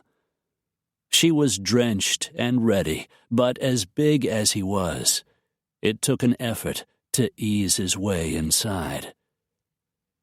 "It's all right, darling." He kissed the side of her neck. "We don't have to rush." When he filled her completely at last, he paused, and she realized he was fighting for control. "Don't move," he whispered, bending to press a soft kiss on her lips. "Stay exactly where you are." Sarah just smiled. She loved that she could do this, keep him on the very edge. She shifted, took him deeper still. Jackson cursed softly, and then he began to move. She could feel the hot need burning through him as he pounded into her, took her with long, deep, furious strokes that had her moaning and arching beneath him. "Jackson!" she cried out as a fresh climax shook her, splintered her into 1,000 pieces. An instant later, he followed her to release, his muscles tightening, a low growl coming from his throat. Long seconds passed. He was still hard inside her when he rolled over, taking her with him, letting her lie across his chest. He looped a strand of dark hair behind her ear, "You were amazing," he said, pressing a last soft kiss on her lips. "So were you," she said. From somewhere deep inside her, Andrew's image flashed through her head. Andrew demanding she yield to him. Sarah giving in, though whatever they had shared was long gone. Enduring his touch, but gaining no pleasure, until he no longer came to her at all. She shook her head, refusing to let him intrude. Not now. Not in a moment that belonged to her and Jackson. "Are you all right?" he asked, his voice changing, roughening with concern. "I didn't scare you." A sweet warmth filled her, that he should care. "You didn't scare me." In fact, she had never enjoyed lovemaking so much, never really known how good it could be. She leaned down and kissed him, her hair falling forward, cocooning them in a world of their own. Jackson's erection stirred inside her, grew thicker, turned rock hard. "I want you again," he said, "but I don't want to hurt you." But the only one who had hurt her was Andrew, and he would never hurt her again. Sarah shifted, sat up astride him. She smiled as she lifted herself a little, then slid back down his hardened length. She moved that way again, felt the tension return to his body, felt his building desire. She had no idea what tomorrow might bring, whether the past would put an end to her future. Soon tomorrow would come, but tonight belonged to her. Sarah meant to take this moment and hold it close to her heart. As was his habit, Jackson awakened in the gray light of dawn. Beneath the covers, he was hard. A beautiful woman lay beside him, and he wanted her again. He would not wake her. She needed her sleep, needed her strength to face the day ahead. He sighed into the dim light, slipping into the bedroom. The morning traffic was still sparse enough. He could hear the waves rolling up on the beach. He looked over at Sarah, admired the way her glossy dark hair spread over the pillow, noticed the swell of a breast, barely covered by the white cotton sheet, and hardened even more. Jackson softly cursed. Sliding out of the bed, he padded over to the closet, pulled out one of the terry-cloth robes the hotel provided, and went into the living room to order coffee and breakfast rolls. He closed the door softly behind him, thinking of Sarah and the fantastic night they'd shared. He couldn't stop wondering about her, how she had survived a man like Andrew. What made her the strong woman she seemed to be when she should have been defeated and weak? He would find out, he vowed. There was something about Sarah Allen that made him want to know all of her secrets. Then again, the more he knew, the more he might be drawn to her, the more easily he might fall prey to the charms that had captured him 16 years ago. He wasn't ready for that. He would have to be careful. But then, Careful was Jackson's middle name. Sarah awoke with a start. For an instant, she didn't know where she was. Then she remembered. She had seduced Jackson Raines. Embarrassment burned through her. There was no denying it. She had gone brazenly into his room and practically demanded he have sex with her. Not that he had minded. Her embarrassment slowly faded.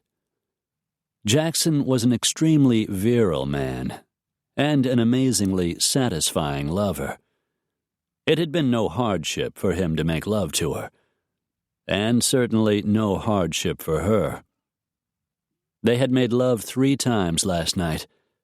and it was one of the best nights of her life. No, the best night, she corrected. Everything that had happened between them had been wonderful.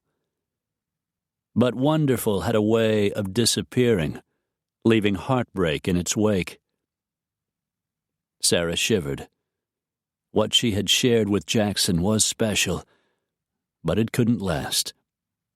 There was too much pain in her past, and too many problems ahead. She rose from the bed, grabbed her silk robe off the floor, and slipped it on. She refused to lie to herself. She was free of Andrew, but her life was still a mess. Danger lurked behind every corner. Beginning any sort of relationship wouldn't be fair to Jackson, and it wouldn't be fair to her and Holly. Sarah wasn't ready for any kind of commitment. Her one-night stand with Jackson, the first ever for Sarah, had perfectly filled her needs. Of course, she wanted him again already, which could only be expected. Jackson was exactly the sort of lover every woman wanted. Passionate, considerate, and tireless. Sarah was 32, at the height of her sexuality. It was only normal that she was attracted to such a virile male. Still, she knew the terrible consequences of falling under a man's spell, even one who, on the surface, appeared to be exactly the sort a woman would want. Sarah had learned the hard way how deceiving appearances could be. One thing she knew for certain: the closer she allowed herself to get to Jackson, the more difficult it would be to end the affair. No more hot, unbridled sex, she told herself. No more fierce kisses and heated embraces. No more touching, aching, wanting. She had to stop now, before it was too late. Jackson didn't notice Sarah standing in the bedroom doorway until she walked barefoot into the living room, wearing the same sexy, flowered silk robe she'd had on the night before. As she made her way toward the coffee pot, he went hard beneath his white terry robe. She poured herself a cup of coffee, but never once did she look at him. And right then, he knew he was in trouble. "You might as well say it. I kind of thought you would." She added cream to her coffee, carefully stirred it in, then turned toward where he sat on the sofa. "All right, I'll say it. Last night was great. Fantastic, in fact, but it was a mistake." She sighed, unnecessarily stirred her coffee a few more times, set the spoon back down on the tray. "It was my idea. So if it was a mistake, I'm the one who made it." "That's so. Maybe it wasn't a mistake. Maybe it was just great sex and we both enjoyed it." She smiled at that, seemed a little relieved. "Yeah, maybe it was. It's been years for me. I suppose I'm entitled." That was exactly what he wanted to hear. Great sex, no strings. So why did hearing it make his insides draw into a knot? "Actually, I've been wondering about last night," he said. "Wondering?" "Yeah. Wondering why you weren't cowering in fear. I'm a man, after all, and a fairly demanding lover. After what your husband did." "Fairly demanding?" "All right, I like sex. I like a partner who enjoys it too." "So you thought that after Andrew, I'd be afraid of you? Afraid of your passion?" He nodded. "I'm surprised you didn't run screaming from the room." Sarah sighed, shoved back a lock of her heavy dark hair. "The truth is, for a long time, I was the coward you expected me to be. I was terrified of Andrew. I did whatever he told me to." "Considering he beat you so badly he put you in the hospital, I can understand that. You know about that? My brother's fairly thorough. She walked toward him, but sat down in the chair instead of taking a seat beside him on the sofa. I was afraid to leave him. I was sure he'd wind up with custody of Holly, one way or another. And I was terrified that if he did, and I wasn't there to take the brunt of his wrath, he would take it out on her. You thought he would kill you, and then hurt your daughter. Yes. She glanced away, staring out the wide glass sliding doors as if she could see into the past. 3 years ago, I found a site on the internet, a support group for abused women, SBW. It stands for Support for Battered Women. I had my own laptop, something Andrew gave me so he could email me from wherever he happened to be, make sure I stayed close by. Kind of like Big Brother. Exactly. But it worked against him. Once I was in the chat group, little by little, the women made me understand that I didn't have to let him break me, that I could find ways around him, ways to be my own person, even if I stayed. Do you still interact with the group? She nodded. As soon as I get home, I'm hooking up to a server. Some of the women have become close friends. I've missed talking to them. I see. And he did. She had endured and become stronger, found ways to protect her daughter and herself. He couldn't help admiring her for it.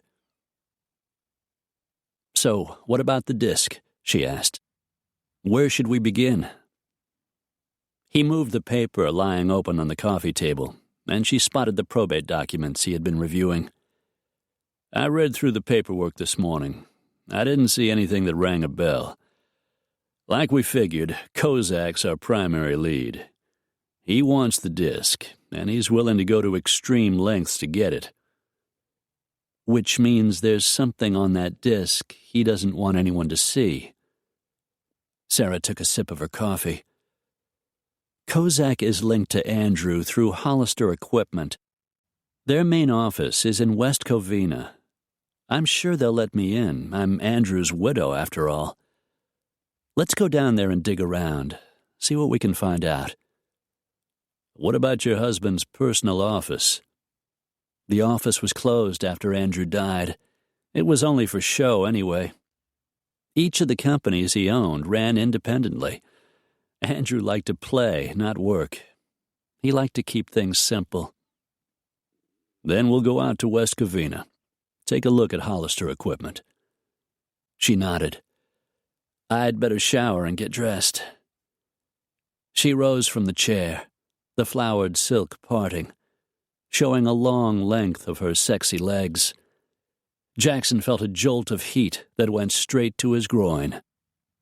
He watched her refill his coffee cup, then disappear inside the bedroom she had claimed, but not slept in. He wondered where their relationship was headed, wondered if there would be any sort of relationship at all, or just the memory of a heated night of sex. Whatever happened, it was going to take patience on his part, patience and a will of steel. As he rose from the sofa, his erection hard as granite, it was all he could do not to walk through that bedroom door, join her in the shower, and make love to her until neither of them could move. For the second time that morning, common sense prevailed, and he went in to shower and change. Chapter 11. Sarah turned off the water and toweled herself dry.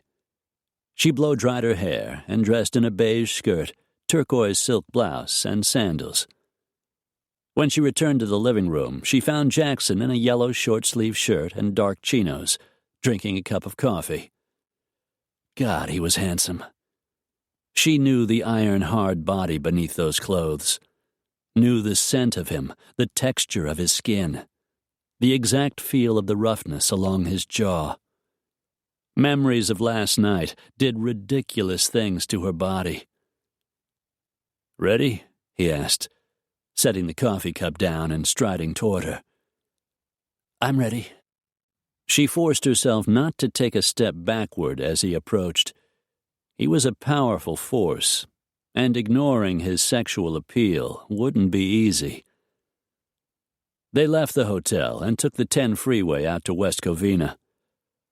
Hollister Equipment was in a gray stucco building on a huge open lot where a variety of heavy equipment was stored. Sarah didn't know the name of each piece, but there were heavy earth movers and gigantic dump trucks with wheels the size of a small house, big yellow Caterpillar graders, steamrollers, and dozens of miscellaneous trucks of every size. "Big operation," Jackson said. "I've only been here once. I'd forgotten it was so impressive. Let's go inside, take a look around the office."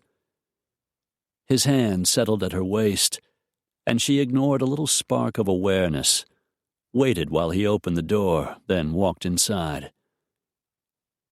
There were 2 women working, each at a beige metal desk. One of them got up and walked over. "What can I do for you?" She was short, late 30s, blonde hair teased and pulled into a twist. She stuck a pencil into her hairdo and used it to scratch her head. "I'm Sarah Hollister." At least she was for as long as it was necessary. "The probate on my late husband's estate is moving forward, and I need to take a look at some of the company files." The blonde flicked a glance at the other woman, older, with silver streaks in her short brown hair.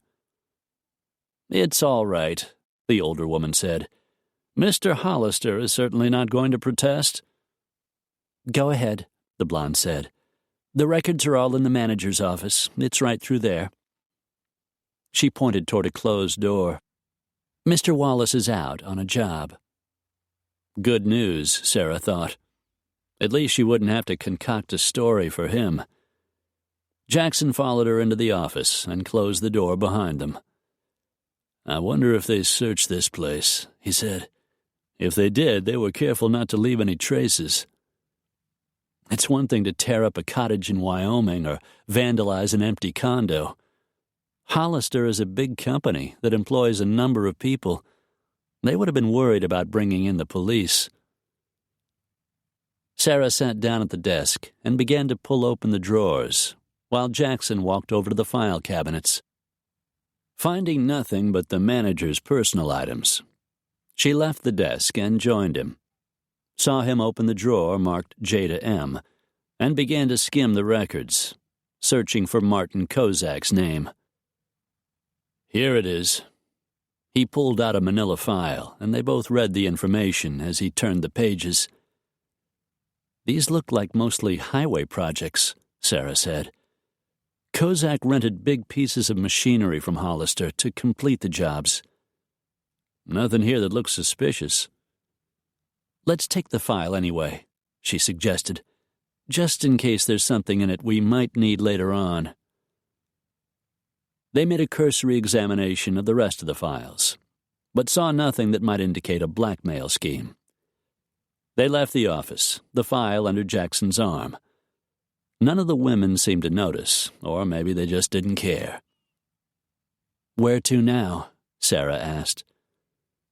Seated behind the wheel of the Infinity, Jackson opened the file. "Here's a project Kozak started last year. Leased a lot of equipment from Hollister. Looks like his company's still working on it." Sarah leaned over and read the information. "They're building an overpass on Highway 91. I'll show you how to get there." Jackson cranked the engine, and they drove out of the parking lot. With the congested L.A. traffic, they didn't reach the site until almost an hour later. Work crews were everywhere, dust flying, engine noise so loud Sarah had to shout to be heard. Jackson pulled the car off onto a dirt road that led into the construction zone and turned off the engine, staying some distance away. "I don't want them to come over and make us leave. I think if we stay back here, we'll be all right." A gusty afternoon breeze whipped powdery dust into the air. as each piece of Hollister machinery did its job. What do you suppose Kozak could be doing that's illegal? They watched the equipment moving vast loads of dirt, flatbed trucks hauling long lengths of rebar to reinforce the concrete used to support the bridge. Huge chunks of earth were being scooped out, then dumped into piles that provided the height necessary to cross the road below. "I've read about companies using inferior-grade products," Jackson said. "Substandard concrete or rebar they bought for a song. Ultimately, the structure failed and cost lives. Could be that kind of thing."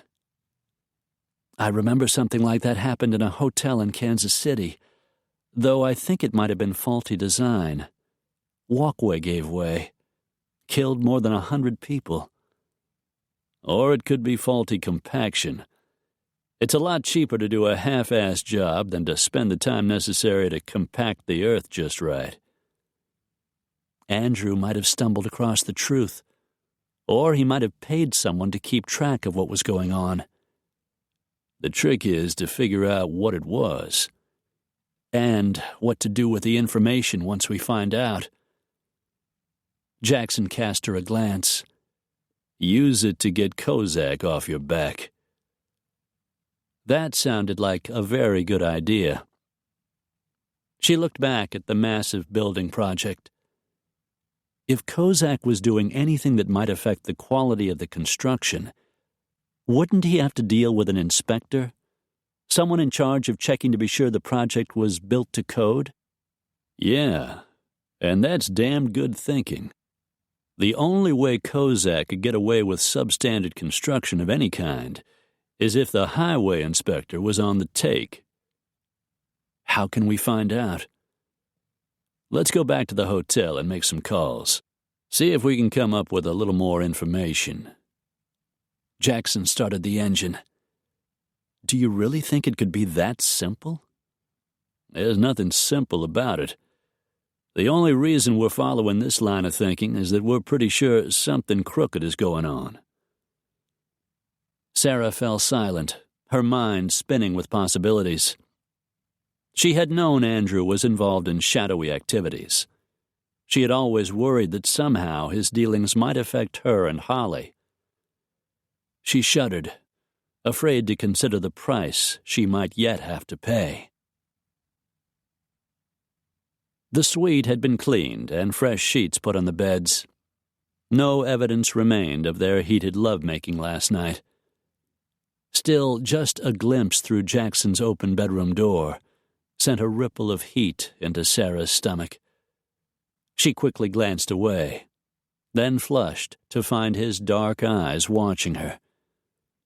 He crossed the carpet to where she stood, came up behind her, set his hands around her waist, and pressed his mouth against the back of her neck. "So, you just want great sex, nothing more?" "No, It's been years," you said. "If that's so, one night isn't going to be enough." His warm breath fanned her nape. He slid her hair aside and kissed her just below her ear, bit down lightly on the lobe. She moistened her trembling lips, felt his fingers working the buttons at the front of her blouse, pulling it open, sliding inside the lacy cups of her demi-bra. He grazed the tips of her breast as he pressed more kisses along her throat, kissed the shoulder he bared, unhooked the front of her bra, and filled his hands with her breasts. Sarah's knees went weak. "Jackson, you want this, don't you?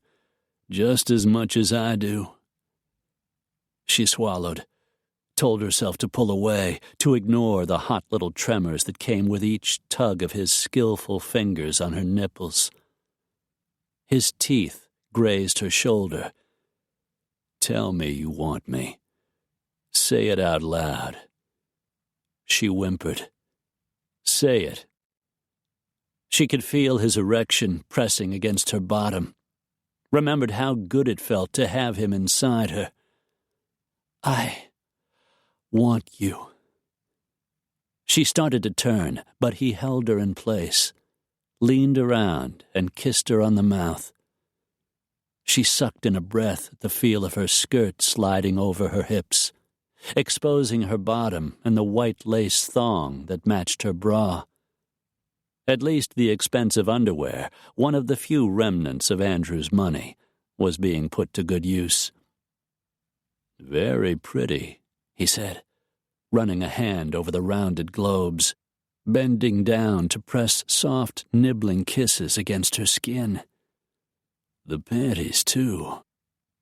He slid the thong aside, found her softness, and began to stroke her. Sarah squirmed, arched into his hand. She was trembling all over, any thought of resisting a memory. She was wet. Dear God, the man could make her wet. She heard the buzz of his zipper, felt the thickness of his heavy erection. Her palms flattened on the wall as he tipped her forward, parted her legs, and filled her. Sarah gasped at the rush of pleasure, at the heat and need pouring through her. Jackson was a fiercely demanding lover, she had learned. But as he eased himself out and filled her again, as his fingers found her cleft and stroked her to the very edge of climax, she understood that here was a man who demanded, but also gave. A man who could satisfy her as no man ever had. A man even more dangerous than Andrew. A hot climax shook her, and sweet pleasure rolled through her, filling every cell in her body. Sarah cried out Jackson's name as he surged deeply, pounded into her, and brought her to fulfillment again. Then his hard body tightened. He drove into her one last time and reached a powerful release. For long seconds they just stood there, Sarah's eyes closed, her insides still tingling, a soft smile on her lips. Jackson eased himself out of her body and disposed of his condom while she worked to straighten her clothes. Her smile remained in place, but as she continued to spiral down and the pleasure began to fade, warning bells went off in her head and the old fear returned. Jackson was a man with the power to reach her as no man ever had, and therein lay the danger. Silently she vowed to find the courage she would need to resist him. Jackson sat in the living room, poring over the equipment leases and notes in the Kozak file. Then he went over the probate papers again. Sarah had showered and, at his insistence, lay down for an afternoon nap. She'd had little sleep last night, thanks to him. And though she had made it clear she wanted to put some distance between them, he had beaten down her defenses and taken her again. It hadn't been difficult. All day, sparks of sexual tension had crackled between them, sparks ready to burst into a roaring blaze. Sarah was a far more sensual woman than she realized. She had been without a man for years, and it was clear the two of them were good together, that they could satisfy each other's needs. Jackson frowned. He wanted Sarah Allen. He couldn't seem to get his fill. And yet he wasn't sure, beyond sex, what he expected of her, or what she expected of him. He wasn't sure how deeply he should get involved. He remembered the old Sarah, driven by a fierce desire for money and social position. Maybe that hadn't changed, and the attraction she felt for him came from the money and influence he now commanded. A line from a country song popped into his head. How do you like me now? Now that he was wealthy and successful. Now that he was no longer just a boy from the wrong side of the tracks. His gut was saying it wasn't so, but he didn't know her well enough to be completely sure. And even if he decided a relationship with Sarah was what he wanted, he wasn't sure how much involvement she would allow. After 10 years with an abusive husband, she might not be ready to jump back in. He only knew he didn't want to hurt her. Whatever her thoughts and motives, Sarah and her daughter had been hurt more than enough already. It was half an hour later when she walked into the living room in one of the hotel's fluffy white terry robes, her hair damp from the shower and curling softly around her face, looking so damned sexy he wanted to tumble her again. "You want a Coke or something from the minibar?" he asked, careful to keep his thoughts to himself. "Diet Coke, if there is one. That would be great." He filled a glass with the ice he'd retrieved from the machine down the hall, walked over to the minibar and took out a Diet Coke, poured it into the glass. Sarah was on the phone as he approached, seated on the sofa with her legs curled up beneath her, the receiver pressed against her ear. She held up the message pad and he read the words she'd written. Highway Department. "Yes, well, my name is Carrie Johnson," she said, making up the words as she went along. "I'm a secretary with Kozak Construction, the company that's building the overpass on Highway 91. I was hoping you could help me." She reached up and took the frosty glass from his hand, took a quick sip, and continued her conversation. "You see, today is only my second day on the job, and I'm embarrassed to say I've managed to lose the information my boss gave me with the highway inspector's name written on it. Do you think you could look it up for me? I really hate to ask my boss for it again." She sipped her Coke. "Sure, I'll be happy to wait." A moment later, she set the glass down and picked up the pad, plucked up the pen beside it, and began to scratch out a name. Vernon Rimmer. "He's not new, is he? He's been doing this a while?" She gave him a nod. "You're a lifesaver, Dottie. Thank you very much." She hung up the phone and looked up at him with a grin. "Here's our man." "I didn't realize I had myself a first-class detective." She laughed. "It's a start.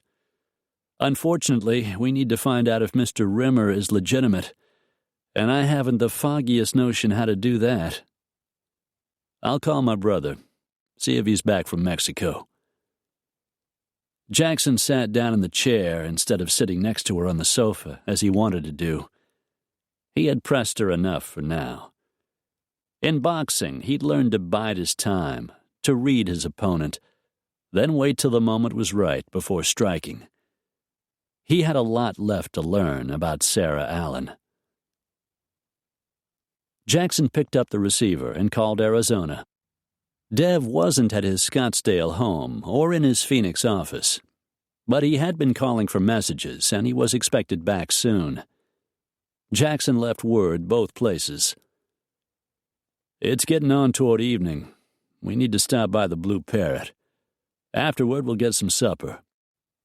"All right, I'll go get dressed. And I need to call Holly, make sure she's all right." Jackson had already showered and changed into fresh clothes. He emptied the other half of her Coke into a glass and drank it while he waited.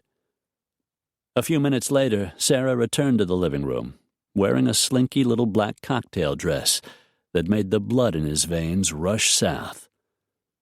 "You look gorgeous," he said. "Ought to make the boys at the Blue Parrot sit up and take notice." She smiled, looked pleased. He was always surprised at how little it seemed to take to please her. "Thank you." "I'll have the valet bring the car around."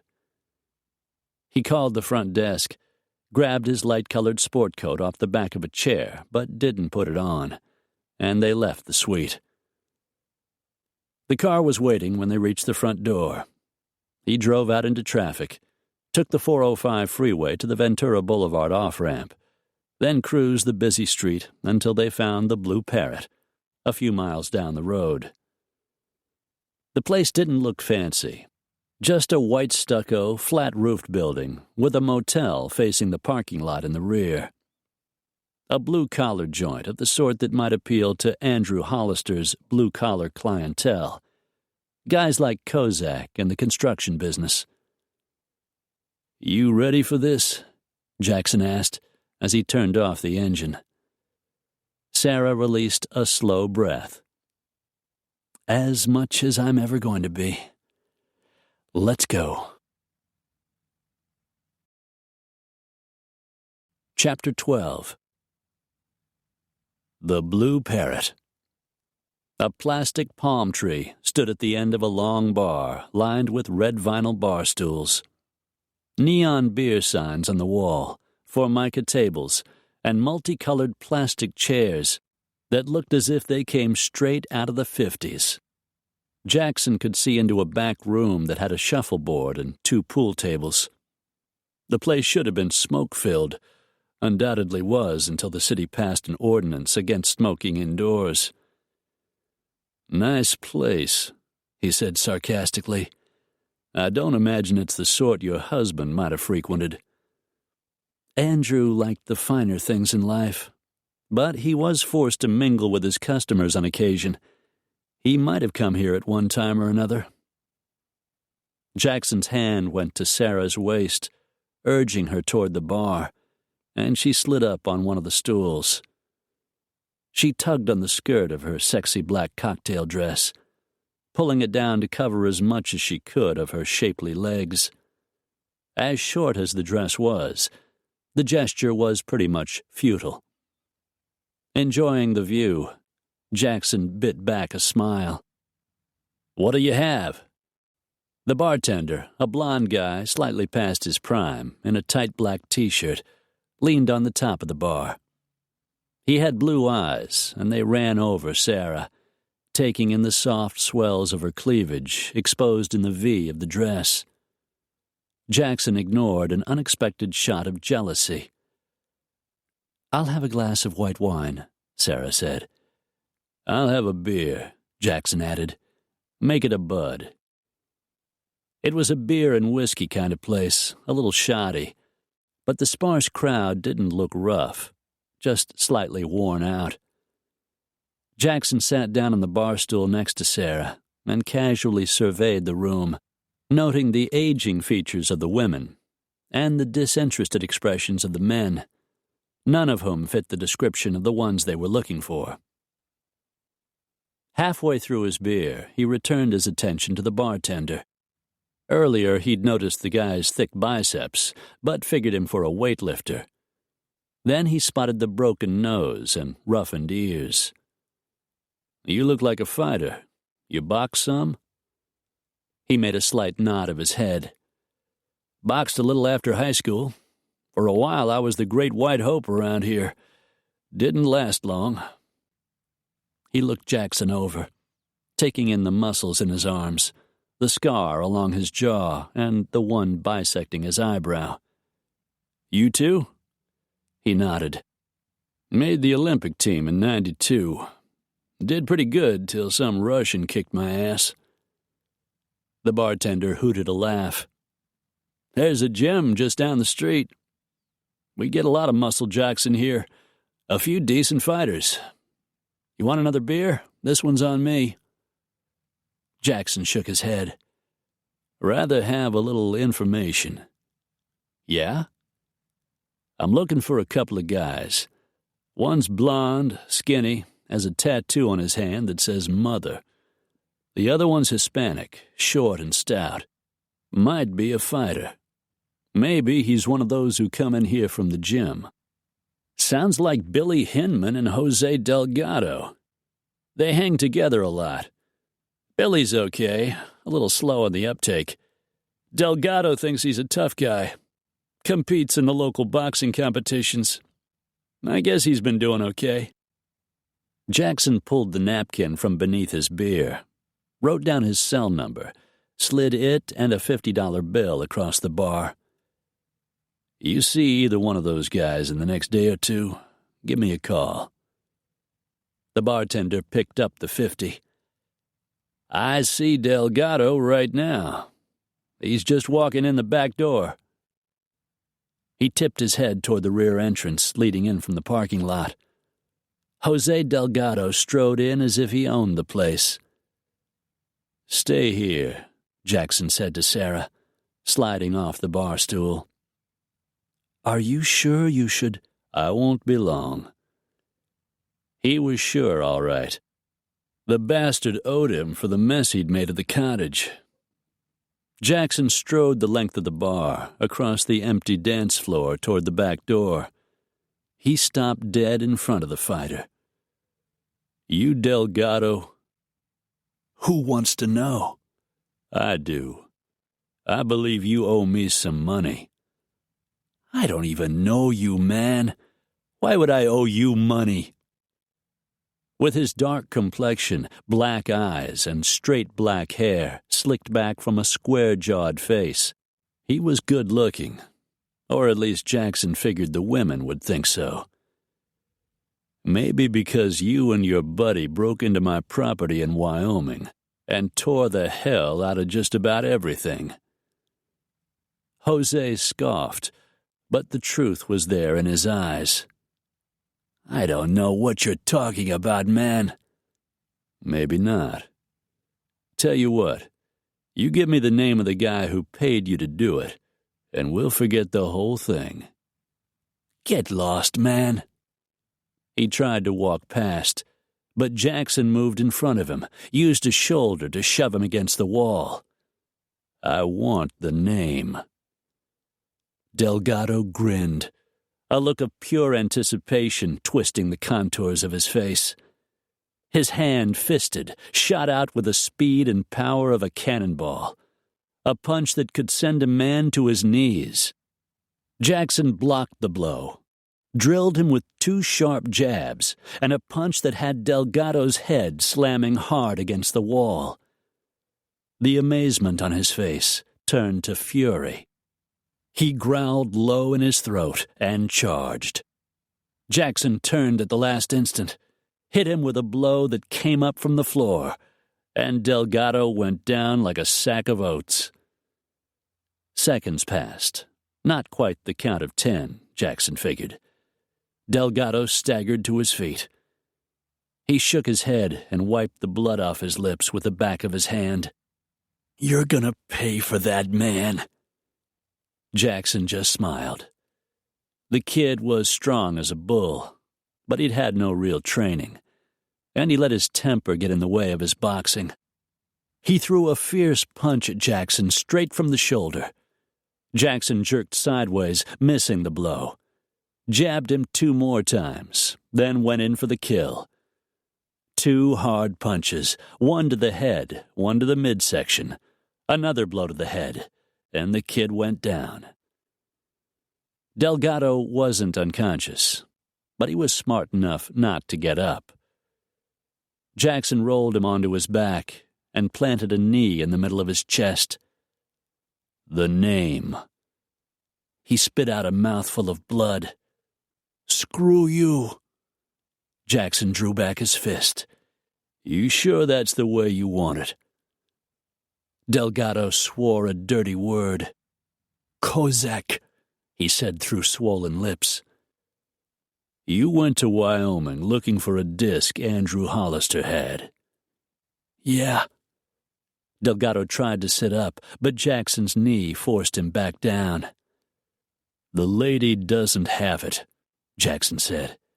She doesn't know anything about it. Jackson put pressure on his knee, and Delgado groaned. Mostly it was a message, the kid said. Kozak wants her to find it.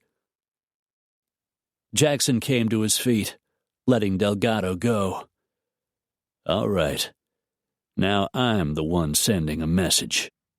You tell Kozak, if he doesn't want more trouble than he can handle, he'd better leave Sarah Hollister alone.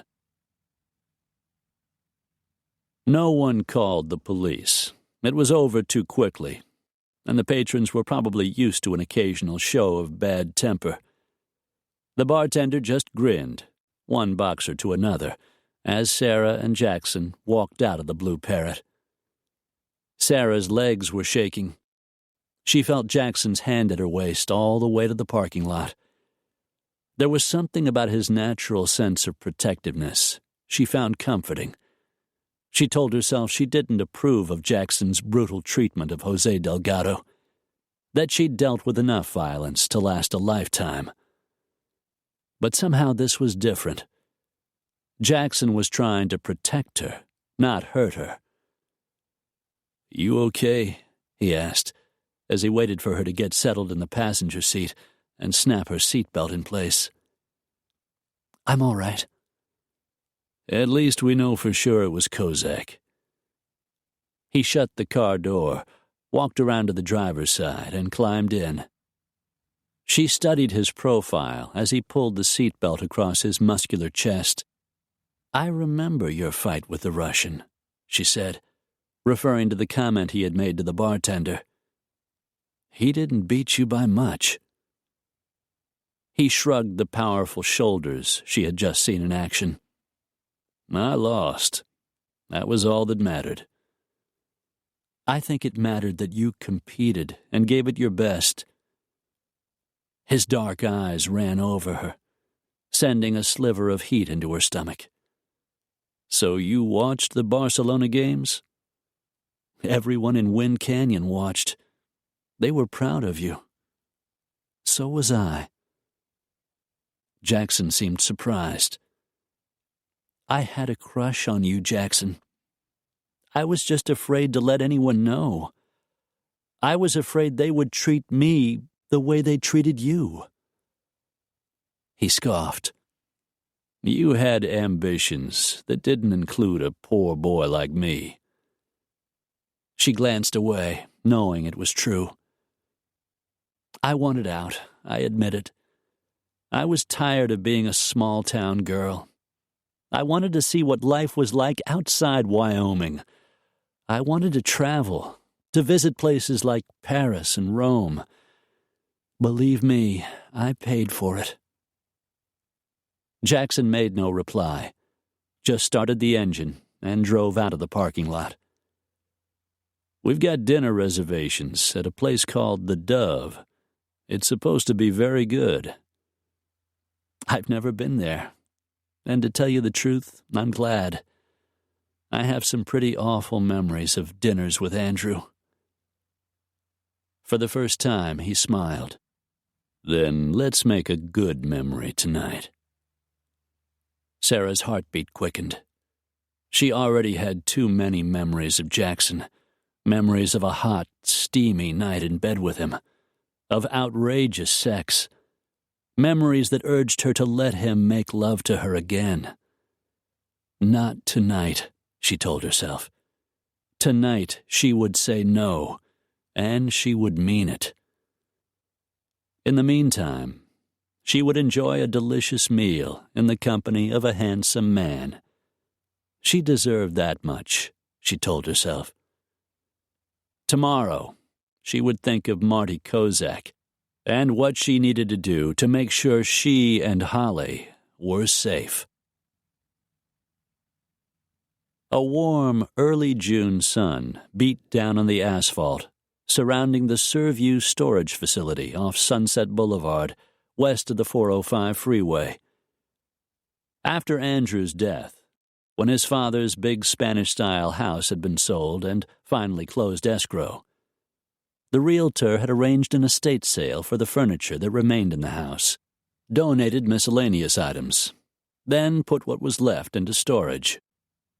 The items in the unit weren't something Marty Kozak was likely to know about, and even Sarah had no idea exactly what was in there, since none of it held the least sentimental value to her. In fact, the only memories she had of living in the house on Sunset were bitter and painful, including the fact that the house was the scene of the murder. Sarah shivered, though the breeze fanning the palm trees around the perimeter was warm. She had worked hard to deal with the memories of what had happened that last night in the house. The terrible fight she'd had with Andrew she had never revealed to the police. The awful, nauseating fear. She closed her eyes, refusing to let the unwanted memories return. "You all right?" Jackson asked. "I'm fine." And for the most part, she was. The images of that terrible night came mostly in nightmares, and after her move to Wyoming, they occurred less and less. Jackson examined the padlock. "You've got the combination, right?" She nodded. "The realtor gave it to me before I left. I figured we'd need it once we got to California, so I brought it along." Jackson examined the lock, worked the tumblers, removed the device, then slid up the heavy rolling door. Sarah stared at the dusty stacks of boxes and miscellaneous bits and pieces of furniture, most of which were broken or damaged, and felt a sweep of nausea. Perspiration broke out on her forehead. Jackson caught her arm. "You look like you're going to faint. Maybe you'd better wait in the car." She shook her head. "I'll be all right in a minute. I wasn't quite prepared." She wasn't prepared to see a lamp Andrew had once thrown at her in a fit of temper. The expensive silk shade ripped and bent beyond repair. Or the chair he had been sitting in, behind his desk, that last night. She took a deep breath and slowly released it, clamped down on the old fear she refused to let grab hold of her again. "Not much to show for a lifetime," she said, surveying the miscellaneous items in the storage room. A carton of books meant as a donation for the library, a stack of pillows from one of the beds, the cases now yellowed and stained. "Your life is just beginning," Jackson said. Sarah took a deep breath, praying he was right. After the estate sale, Andrew's clothes and personal effects were given to the Salvation Army. If the disc was in any of that, it's history. He kept his business life completely separate, so likely it wasn't. She moved silently into the debris that had once been part of her life. "We need to go through these boxes, see what's inside." Jackson walked past her into the storage locker, his lean body brushing against her as he moved. She told herself she wasn't disappointed that last night he had brought her back to the hotel after supper and played the perfect gentleman. She wasn't the least disappointed that he had kissed her on the forehead and told her to get some rest. Sarah ignored a twinge of irritation at the memory. All evening she had been constructing her defenses, preparing for the battle she would wage when they returned to the suite and Jackson began making love to her. Her biggest enemy was her own desire for him. But she was ready to say no and mean it. Instead, Jackson had respected her wishes and ruined her plans. She flicked him a glance. The man was just full of surprises. She watched him open one dusty box after another, setting anything aside he thought she might need to go through. "These look interesting," he said, about a series of boxes he found in the corner. "Looks like they may have come out of his home office." They had, she discovered, as she started on the first of three, digging out an old fax machine Andrew had never used, paper trays, a phone with the receiver missing, a broken pencil sharpener, Scotch tape dispenser, stapler, and other miscellaneous objects. But there was no notebook or disk or USB flash drive, or anything that might have concealed something like that. Sarah dug through several more boxes, while Jackson did the same. The dust in the storage room made her eyes water, and she sneezed, but kept on working. "There's more office stuff in this one," Jackson said, pulling over another dusty cardboard box. Sarah wiped her hands on her jeans, knelt, and began digging again. As she lifted out a leather desk pad, she recognized the coffee cup warmer that had sat on Andrew's desk. This year's week-at-a-glance calendar was among the items. She set it aside to look at later, lifted out a tray that held pencils and pens. One of the pens caught her eye. It looked different than the others, shiny black and gold, and she remembered seeing it in Andrew's pocket. "What is it?" Jackson asked, as she picked it up to examine it more closely. Andrew's pen. He carried it a lot. "Let me see it." Andrew took it out of her hand and pulled off the top. He smiled. "Well, look what we have in here." "Oh, my God." "It's a pen drive. Works like a flash drive. Information's easy to carry this way. Whether it's got the right information remains to be seen." But she couldn't help being excited, and she could tell he was too. "We're about finished in here," he said. "Let's go back to the hotel and see what we got." He made a last survey of the storage unit. "See anything we might have missed?" She took a good long look. She was anxious to get back to Wyoming, back to Holly. She didn't want to have to return for something they had overlooked. "We've gone through all the boxes. The rest is mostly broken furniture the realtor couldn't sell." "All right, then. Let's go." Sarah took the hand Jackson held out to her. It felt warm and strong and not the least bit threatening. When they reached the car, Jackson handed her the pen drive. It held the blackmail list they were looking for. She was sure of it. She would bargain with Marty Kozak and be free of the past at last. Sarah stuffed the black and gold pen deep into the pocket of her dusty jeans. Sending up a silent plea, she prayed the drive held the information she needed, and she could get on with her life. Chapter 13. Sitting behind one of the computers in the hotel business center, Sarah opened the list of files in the pen drive. "There's only 3 of them." "Good. Let's take a look." Her heart was pounding. This had to be it. It had to be. The first was labeled Calendar. Sarah opened the file to find Andrew's schedule for the month of January, the last month of his life. "I don't see anything exciting. Just his usual meetings, golf, and lunches." Jackson was kind enough not to point out the weekends Andrew had marked off to Mitzi. Sarah ignored them as well. She closed the file and opened the next. Disappointment struck her. The second file has notes from a meeting with the management of Southgate Demolition. Looks like the company had a contract to demolish a building in Northridge.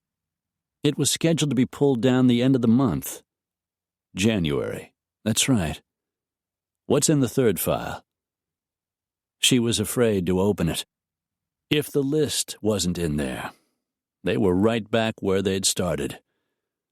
Sarah watched the screen, her heart thumping almost painfully. She frowned. The file opened, but she had no idea what it meant. What is it? Looks like an address. Yes, I see that. 1542 Rocky Mountain Road, number 14A, Palm Springs. But what's that other number? 283211. Sounds like the combination to a lock. Like the storage room. That was 36183. She gazed up at him, her spirits gradually sinking. This isn't the blackmail list we were looking for. That means it isn't the right drive. No, but it's not a dead end either. She sighed.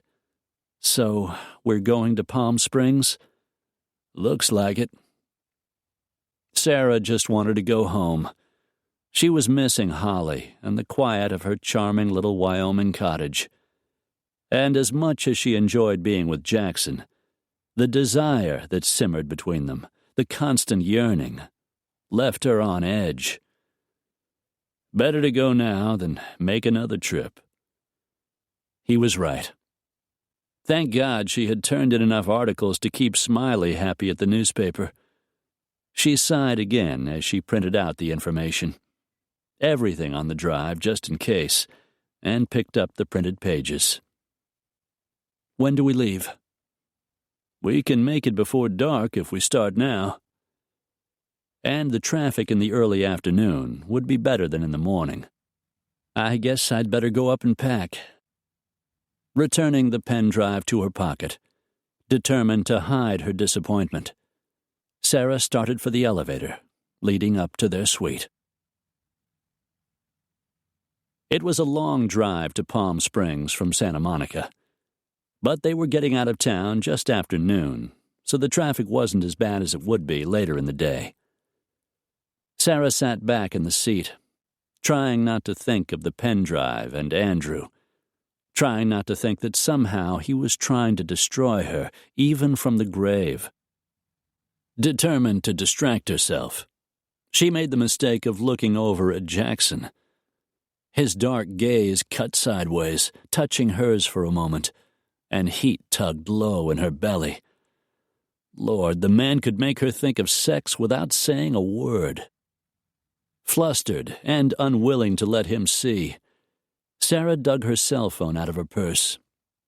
She had yet to change to a company with better service in the mountains, but this one still worked fine down here. The first call went to the realtor who was handling the sale of the Santa Monica condo. "Mrs. Hollister," Jane Perkins said, "I'm so glad you called." "It's Allen now," she corrected. "Sarah Allen." "Oh, well, as I said, I'm extremely glad you called. You see, the thing is, yesterday I tried to show your condo to a really good buyer, a Japanese businessman who wanted something in that exact location. I was sure he would make an offer, since your place was so nice and the prices so low. But you see, the thing is, when I opened the door, well, you just wouldn't believe it." Oh, yes, I would, Sarah thought, relieved that now she would not be connected in any way with the break-in. The police wouldn't even have to know she was there. "So I guess the showing didn't go all that well?" "Well, that's just it. You see, the thing is, the entire place was a shambles." Jane went on to describe the vandalism in the condo, how the whole unit had been trashed, and Sarah pretended to be shocked. "I've phoned the insurance company," Jane continued, "and, of course, the police. But the thing is—" Sarah mostly tuned out the rest. When the woman was finished, Sarah told her to contact Stan Greenberg, the probate attorney, in regard to whatever needed to be done. She hung up the phone and let her head fall back against the headrest. "Seemed like the lady had plenty to say." Sarah sighed. "Her name is Jane Perkins. She's a friend of Stan's. I'm beginning to think she is more than a friend. Otherwise, why in the world would Stan have listed the property with someone like that?" Jackson chuckled. "You're getting cynical in your old age, Miss Allen." She blew out a breath. "I guess I am." She didn't tell him that being married to Andrew had irreparably destroyed whatever naive notions she'd once had about life. "Why don't you give Holly a call?" Jackson suggested. "See how she's getting along." She had called Wyoming that morning, before they left for the storage room, but she called again now. Livy answered, then put Holly on the line. "Mom!" "Hi, honey, how you doing?" "I'm okay, but I miss you. When are you coming home?" "Soon, baby. Maybe tomorrow." She looked over at Jackson for confirmation and saw him nodding. He was probably as eager to get back as she was. He had a ranch to run after all. And if the address in Palm Springs turned out to be a dead end, there was nothing more they could do in L.A. Holly chatted pleasantly, telling her about Sam and Gibby, and about the pony riding lessons, about seeing her very first eagle in the sky above the pasture, making Sarah smile. "And Livy taught me how to make brownies." "Good. You can make some for me when I get back." "Do you really think you'll be coming home tomorrow?" Sarah felt a tug at her heart. She and Holly were so very close. The little girl had never really had a father.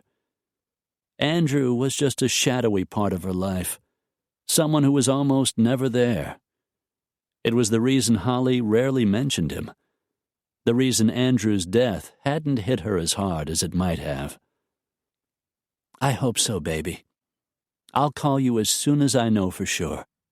Sarah hung up the phone, feeling more homesick than she had before. Jackson cast her a glance. "How's she doing?"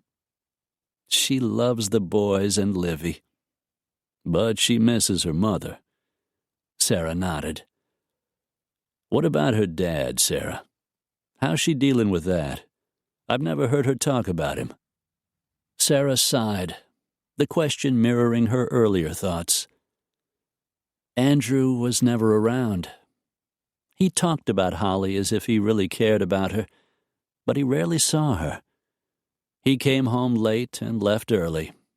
He never had time for a child. "We'll go home tomorrow, no matter what we find. We can come back if we need to." Relief swept through her. They were going home.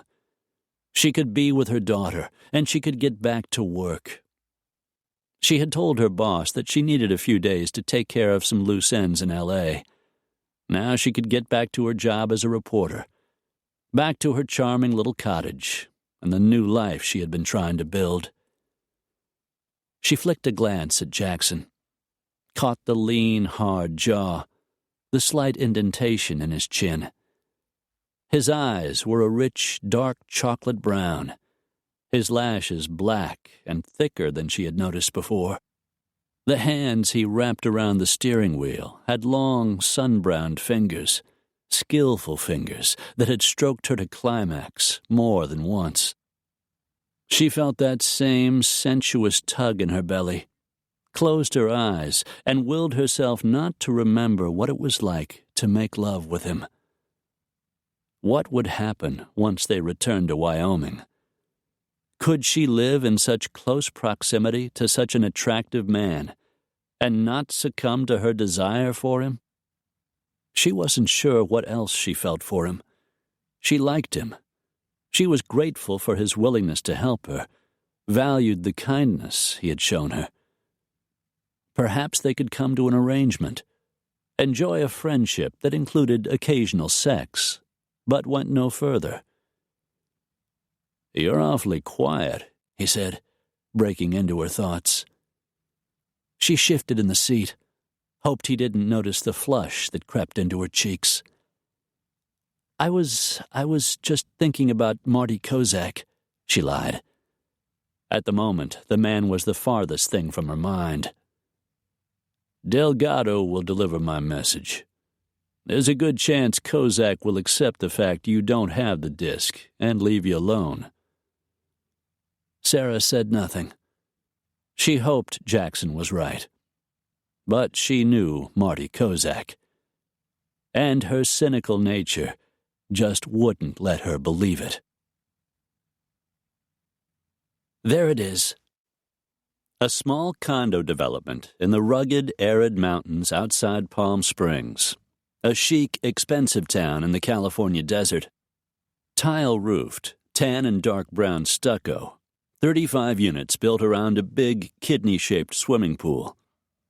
They parked the car and went in search of Unit 14A, making their way along wandering pathways, landscaped with rocks and cactus in a desert motif. There it is. Unit 14A sat on the ground floor. 14B was a second-story unit above. So what do you think we should do? Sarah asked in quiet tones, her nerves kicking up. Let's try knocking. Jackson took her hand and started for the door. Maybe someone's home. It seemed obvious, but there was no way to know what Andrew might have been doing with the condo or who might be inside. They walked the cement path, climbing an occasional wide step, then up the stairs to the covered front porch. Jackson rang the doorbell, but neither of them actually expected anyone to come to the door. No one did. Let's go round back, Jackson suggested. See if we can find a way in without being seen. There was a walkway between each 4-unit complex. They passed the single-car garage marked 14A, went round to the back, and saw a door that went into the garage from the rear. Jackson tried the door, but it was locked. They continued to a glass sliding door that led out onto a small patio. Jackson walked over, lifted and jerked, and an instant later, the glass door was slightly off its track and moving backward, creating an opening big enough for them to slip through. She flicked him a glance. A man with hidden talents. His mouth edged up. A trick I learned in my misguided youth. The condo looked surprisingly clean. Too clean. No dust on the countertops or the small kitchen table, and there were freshly washed dishes in the sink. "Anybody home?" Jackson called out. A movement in the doorway alerted them. "Don't move or I'll shoot." A flashy blonde pointed a gun straight at Jackson. Though the woman held it arms out in front of her, her hands were shaking, and it was clear she had no idea how to properly use the weapon, which made her even more dangerous. "Take it easy," Jackson soothed. "We didn't think anyone was home." She was wearing very short white shorts and a black and white halter top, and she looked really good in them. She was perfectly tanned, had long blonde hair, and she was extremely pretty. A light went on in Sarah's head. "You must be Mitzi," she said, certain she was right. All of Andrew's women looked pretty much the same. Sarah was amazed he had ever been attracted to her. But then, apparently, her late husband was one of those men who wanted a lady in the living room and a whore in the bedroom, literally. Sarah forced herself to smile. "I'm Andrew's wife, Sarah." The gun wavered. You're Sarah?" "Put the gun down, Mitzi," Jackson said with firm command. "We didn't come here to hurt you." She tipped her head toward Jackson, but didn't lower the weapon. "Who's he?" "His name is Jackson Rains. He's a friend. We came here to find a disc Andrew had." She caught the fear that flashed in Mitzi's blue eyes. "I think maybe Marty Kozak thought you had it. Is that the reason you're hiding out here?" Mitzi cautiously lowered the pistol, and Jackson reached out and took it gently from her hand. I told him I didn't have the disc, but he didn't believe me. I was afraid of what he might do. I had a key to the condo, so I came here." So this was Andrew's little love nest, a place he came with his mistress of the moment. "Andrew said no one knew about the place. He said he paid cash for it a long time ago." Andrew actually owned something he hadn't mortgaged to the hilt? Amazing. "You won't say anything, will you? You won't tell Mr. Kozak I'm here?" "We won't say anything," Sarah promised. Jackson held out a slip of paper with the numbers 28328 printed on it. "We just need to figure out what this means. It's probably the combination to a lock of some kind. Is there a safe or a storage room around here?" "There's a safe in the back of Andrew's closet. I don't think he used it much. At least I never saw him. I found it when I was hanging up some of my clothes." Some clothes turned out to be a boatload, 2 closets full. expensive designer dresses, slacks, shoes, and purses that Andrew must have bought her. Sarah couldn't help wondering what price, beyond the use of her incredible body, Mitzi had paid for them. One thing Sarah knew. If Andrew hadn't beat her for some imagined transgression, sooner or later he would have. She fought to control the shudder that filtered through her body. "Here it is." Mitzi shoved aside some of the clothes on the rod. "Behind my suit." A lovely white Chanel. Of course, in the beginning, Andrew had bought Sarah clothes with those same expensive labels. In the past few years, she hadn't wanted them. Hadn't wanted anything that came from him. "All right, let's give it a try." Jackson moved past Mitzi. So far, he hadn't seemed to notice her gorgeous face and amazing body. Or maybe he was just more subtle than most men. He turned the dial slowly, carefully working the tumblers into place. He must have missed a number on the first try because it didn't open. He started over, went round again, back and then forward, and click. The combination fell into place.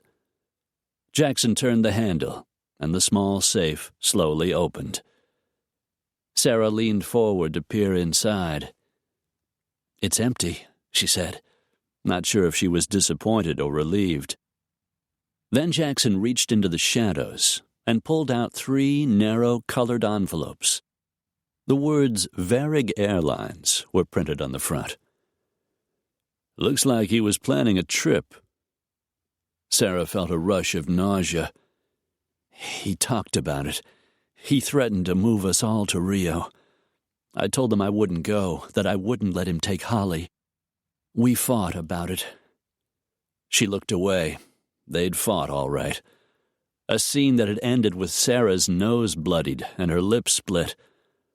Like most of their arguments, they happened late in the evening, downstairs in his study, where he demanded her presence. Long after Holly had been put to bed upstairs. "Looks like he expected you to give in, sooner or later." She swallowed. They had argued about it again that last night. "I'm going," Andrew had said. "You want to stay here, fine with me, but I'm leaving the country, and I'm taking Holly with me." She closed her eyes to block out the rest of the ugly scene. She refused to let her mind stray past the moment when he had risen from behind his desk and started toward her, when she had felt the awful, sickening fear. Jackson's arm went around her, steadying her. "You okay?" "Yes, I just wish we'd found the disc." But they hadn't, and there was no telling what Kozak might do. "Do you think he'll give up?" Mitzi asked. "I hope so," Sarah said. "Sooner or later he'll quit looking," Jackson said. "And we're still working on a couple of things that might help. Odds are he'll eventually figure the disc is lost and therefore no longer a threat." Sarah made no reply. They were still trying to find out why Andrew had been blackmailing Kozak. If they could find the answer, they would have a bargaining chip to use against him. She thought of Kozak and Andrew, and her mind returned to the airline tickets Jackson held in his hand.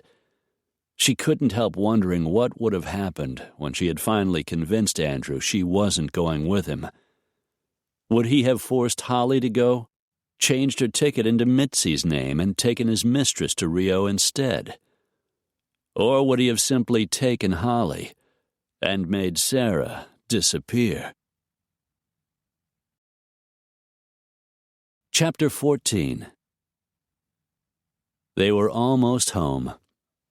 Sarah's anticipation built as Jackson's Ford pickup rolled toward the ranch.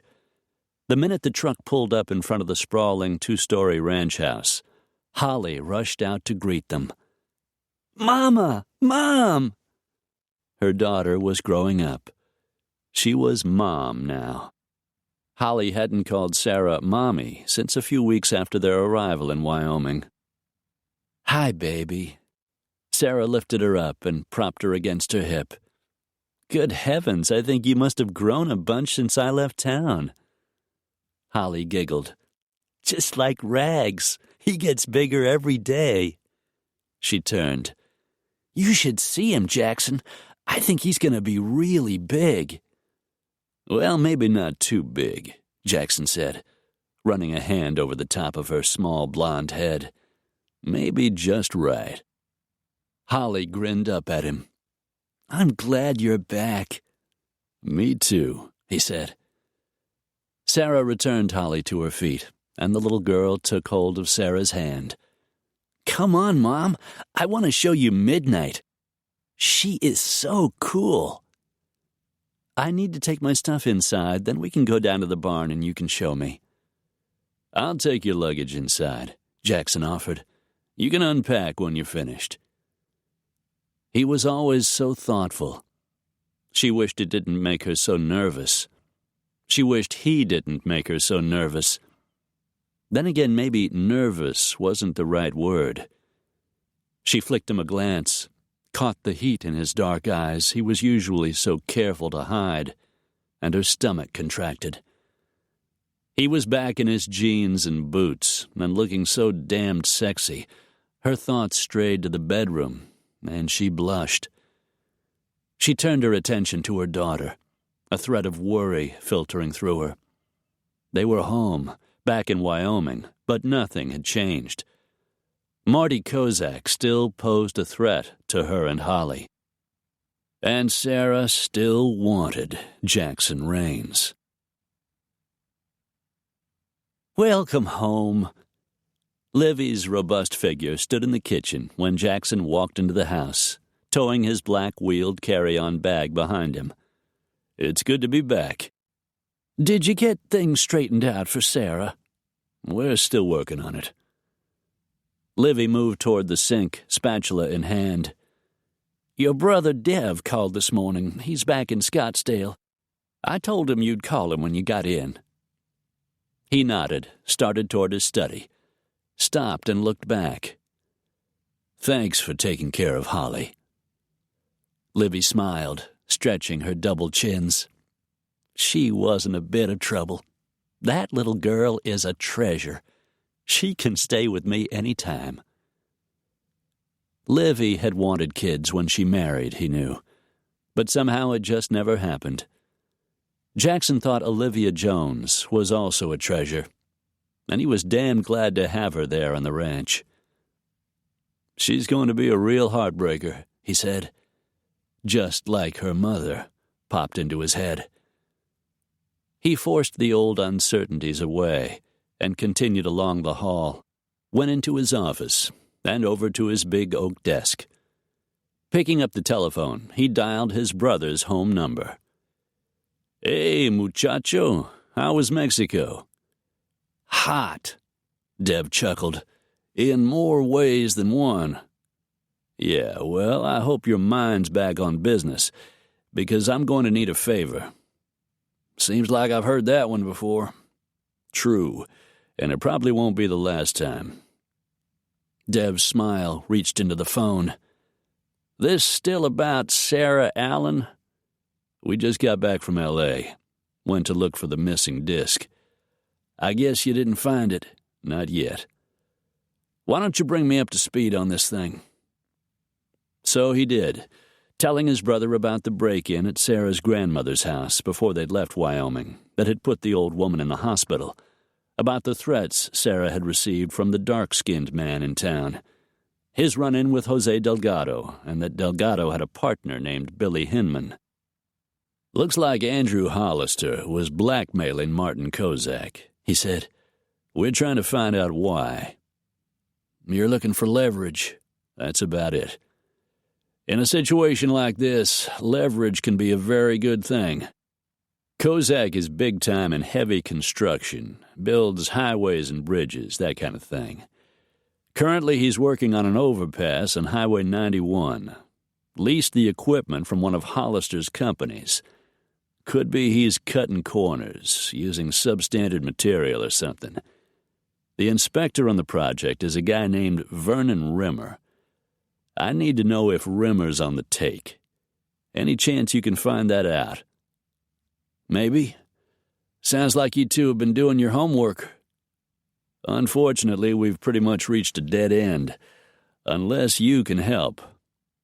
"Let me see what I can do. I'll get back to you as soon as I know something." "Thanks, bro." "No problem." Dev rang off, and Jackson felt a sense of relief. His brother was good. Very good. If they could find out what Kozak was doing, they could ensure he left Sarah and Holly alone. Jackson checked his messages, returned a couple of calls, then left the study and went out to find Jimmy Three Bears. The spring branding was done, so it wasn't as busy as it had been a few weeks back. But they were moving cattle to graze different pastures, and there were always fences to mend, along with just keeping track of the animals' general welfare. He found Jimmy out in the barn, stacking some of last year's hay to make room for this summer's crop. They had weed sprayed last year and fertilized this spring, so the grass was growing tall and thick and rich in nutrients. "Hey, boss." Jimmy strode toward him, his long legs eating up the ground between them. "How'd it go in L.A.? "Not as well as I'd hoped. Dev's looking into a couple of things for me. We'll see what he comes up with." "Everything okay here?" "We could use a little rain. Weather's been pretty warm for this early in the year. Ground gets too dry, we're going to have a problem with fires." Jackson nodded. In the past few years, what had rarely been a problem had become a very big one. Drought and forest fires were a huge concern, and having a logging operation creating sparks with their heavy machinery could make the situation even worse. "I guess we'd better pray for rain." Jimmy grinned. "I'll talk to Dennis Redhorse, see what he can do." Redhorse was the local tribal medicine man, or at least his grandfather had been. Dennis was doing his best to follow in the old man's footsteps. Unfortunately, in these modern times, a lot of the old ways were lost as they passed from one generation to the next. Jackson just smiled. "You do that." He looked over Jimmy's shoulder to a door leading out to the corral. Sarah sat on the fence, while Sam led the little black pony Midnight around the ring, Holly riding in the pony saddle. A few feet away, Gibby added an occasional instruction. "She's been doing real good," Jimmy said. "Sam's done a great job of teaching her." Jackson watched the way Holly held the reins, just like Sam told her, not too tight and not too loose, and felt the pull of a smile. She was the sweetest little girl, exactly the sort he'd want if he ever had a kid. His gaze drifted to Sarah. The sun was gleaming on her heavy chestnut hair, highlighting fine strands of red and making her skin glow. She smiled as she watched her daughter on the pony. The soft, full lips he remembered so well curved up at the corners, and inside his jeans he went hard. Damn. He reminded himself to stay away from her, as he had done last night and the night before that. He wanted to give her some breathing room, some time to consider what might lie ahead for them. He wanted some time to consider those things himself. But time wasn't going to change the hot desire he felt whenever he looked at her, or whenever she looked at him, the way she was now. The air seemed to heat and thicken between them. Sexual awareness crackled like invisible lightning around them. He knew she felt it, knew she fought it just as he did, but it only made the wanting worse.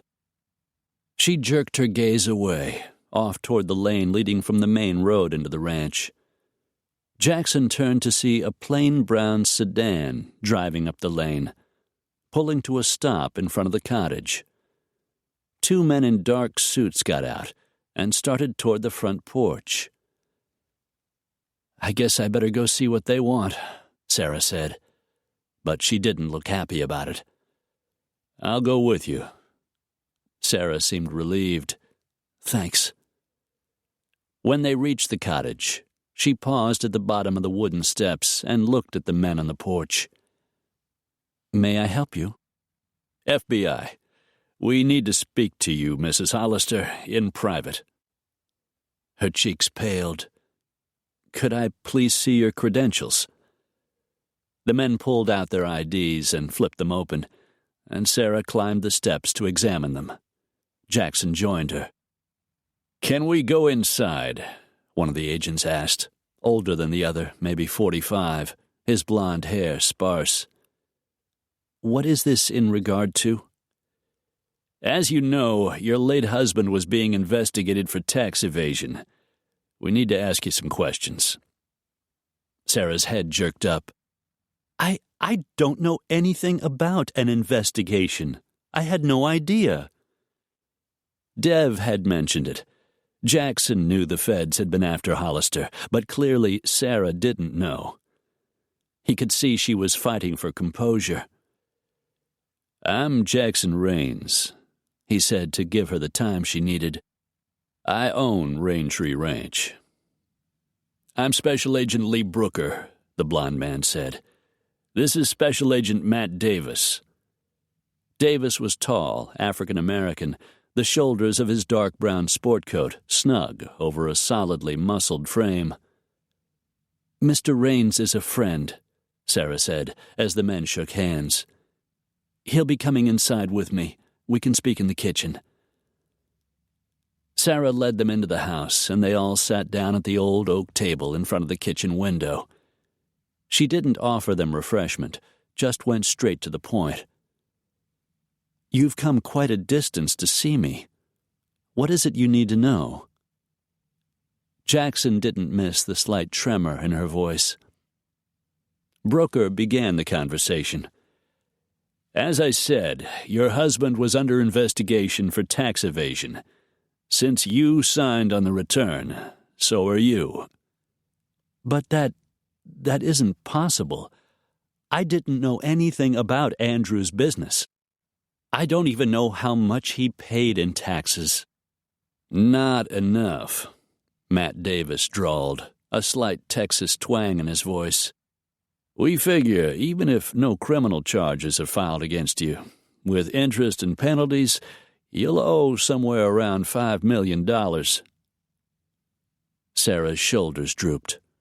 Her complexion had faded to the color of sand. Andrew left me virtually penniless. I couldn't possibly pay that kind of money. Which you gentlemen undoubtedly know, Jackson put in. So why are you really here? Brooker flicked him a look of respect, then returned his attention to Sarah. We think your husband was blackmailing someone, maybe several someones. Whoever it was is involved in illegal activities on a very large scale. We want to know who it is and what they were doing. Sarah swallowed. As I said, I don't know anything about Andrew's business dealings. I'm afraid I can't help you. Word is your husband kept a record, Brooker continued. Probably burned onto a computer disk. It's got the names of the people he dealt with and a record of their illegal endeavors. He was trying to sell that information back to them. Extorting them for money, Jackson said, which they already knew. That's right. What does that have to do with me? Sarah asked. From the information we've uncovered, we believe the people he was blackmailing are trying to find the disk. We think they'll contact you if they haven't already. They won't feel safe until the information is returned to them. Andrew's been dead for months. Why would they wait until now to go after the disk? Probably waiting for things to cool down, Davis drawled. Hollister was murdered. There was a police investigation. By now, enough time has passed for them to crawl out from whatever rock they were under. Well, I don't have it, Sarah said, and I have no idea where to find it. Brooker's voice softened. "We need to know who these men are, Mrs. Hollister. We want to know what they were doing, and we want proof. In other words, we need the information on that disc. And in return," Jackson added, "you'll see that Sarah is cleared of any responsibility for Andrew Hollister's tax problems." Brooker smiled. "That's about it." Sarah looked sick. "I'm not a detective. I'm a mother trying to raise a child. I have no idea how to go about this kind of thing." Brooker looked directly at Jackson. "Maybe not, but I have a feeling your friend here may be able to help you." Sarah flicked a glance at Jackson. "But I don't know what to do. I haven't the slightest—" "To start with," Brooker interrupted, "keep us informed. Let us know when someone contacts you, and try to figure out where your husband hid that information." Sarah made no reply. She had wisely made no mention of their trip to L.A., or that Martin Kozak had already been pressing her for the disc. "Sarah needs time to think this through," Jackson said. "See how she might be able to help you." They needed time, all right. Time to figure out what the hell to do. The men rose from their chairs round the table. "You've got 3 days, Mrs. Hollister. We'll expect to hear from you by then." "It's Allen," she belatedly corrected. "My name is Sarah Allen." The men ignored her.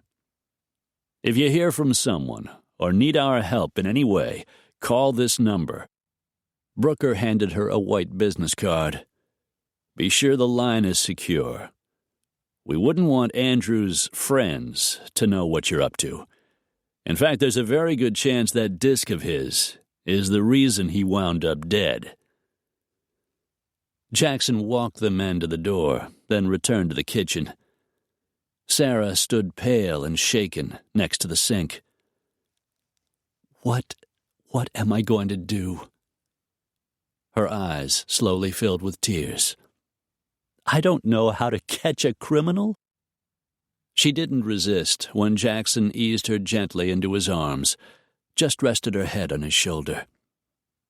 "You're going to do exactly what we were doing already. To begin with, we're going to find out why Andrew was blackmailing Marty Kozak. We just need the leverage we were after a little bit more." "Is this ever going to end, Jackson?" His chest tightened at the fear he heard in her voice.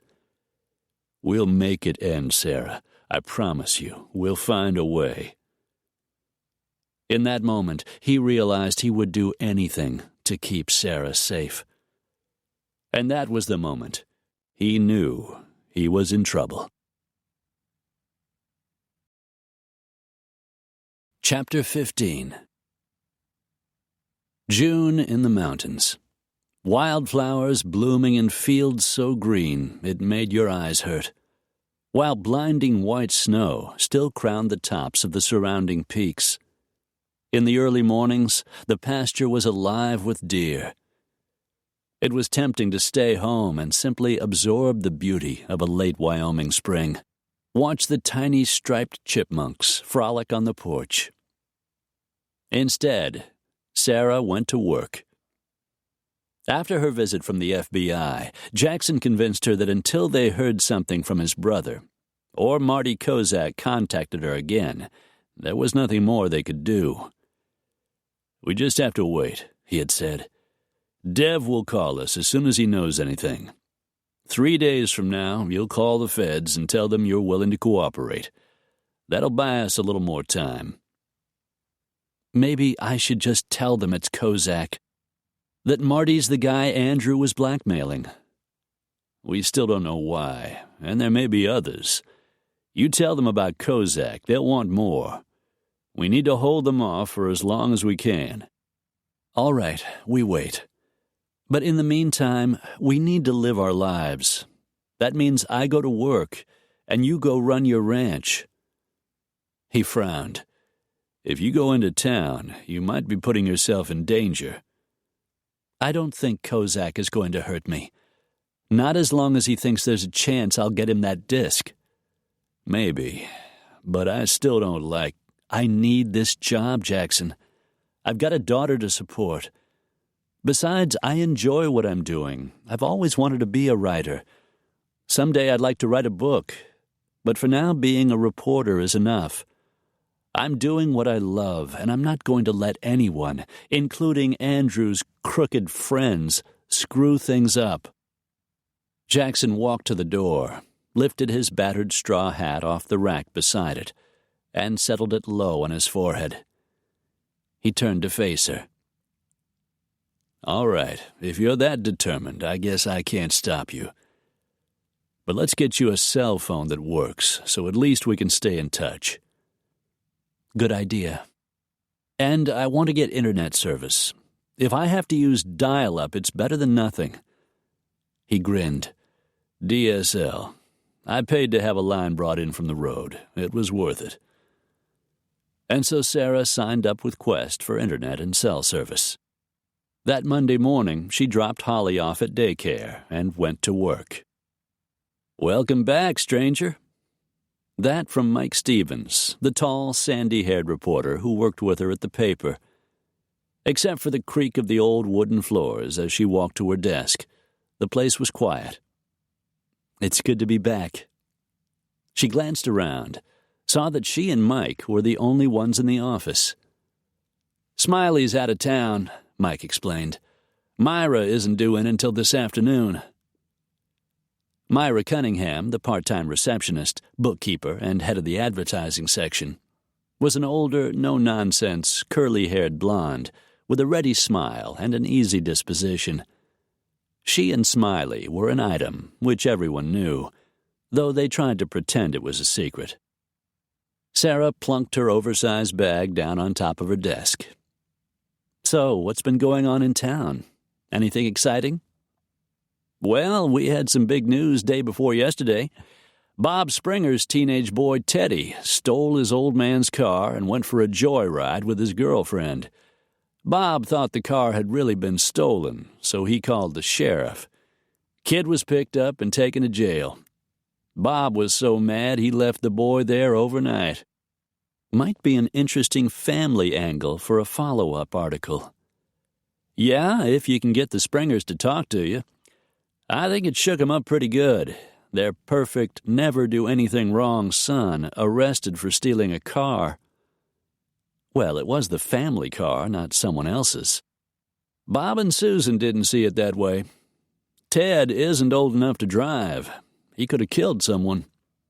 Or been killed himself. I'll talk to them, see if it leads anywhere. Mike nodded. By the way, I've been wondering, any chance you might let me take you out to supper sometime? Food at the Sheepherder's Inn isn't too bad. Tonight they've got prime rib. Sarah nervously moistened her lips. The inn was the only steakhouse around, a 10-minute drive down the road to Sheep River. It wasn't the invitation that bothered her. It was that the invitation forced her to consider her relationship with Jackson. She wondered what he would say if she accepted a date with a good-looking, younger man. So what do you think? Mike pressed. His tenacity was the reason he made a good reporter. She just didn't want it used on her. I appreciate the thought, Mike. I really do. But things are kind of up in the air right now, and I'm just not ready for that kind of thing. That kind of thing? Dinner, you mean? You have to eat, you know. Yes, but not unless the guy asking you happens to be Jackson Raines. Heat rushed into her cheeks. She hadn't realized her feelings were so transparent. She had no idea exactly what his feelings for her were, or what hers were for him, but the truth was, he was the man she wanted to be with. And if she started dating other men, he would likely start dating other women, a thought that didn't sit well. Of course, he might do that anyway. He was a man, wasn't he? Still. As I said, I appreciate the invitation. No problem. Maybe lunch sometime, just to go over some story ideas. She smiled. Maybe. I could sure use the help. Mike wandered back to his desk, and Sarah went to work. She read each edition of the paper she had missed while she was away, searching for something that might develop into a human interest story. She found it on page 3 of yesterday's paper, among the foreclosure notices. She recognized the name of the property and the borrower who had defaulted on the loan. She and Cody Ballard had gone to high school together. Cody was the son of an old-time ranching family. Apparently his father had died, and Cody had inherited the Three Forks Ranch, which, like a lot of other property, seemed to have fallen on hard times. With all the foreclosures going on in the country, there was a great deal of interest in the subject. She might be able to do a story on what happened when a lender called a loan, and include information on the unfortunate lending practices that had cost a number of people their homes. She wondered if that was the kind of thing that had happened with the Three Forks Ranch. She drove out the following morning, hoping for an interview with Cody and his wife, Marilyn. Cody was working in the hayfield with their 2 sons, Mark and Patrick, but Marilyn was more than eager to talk. "We had a couple bad years in a row," she said. A slender woman, at least 5 years younger than Sarah, with long brown hair pulled back in a ponytail. The calluses on her hand said that she was a rancher's wife.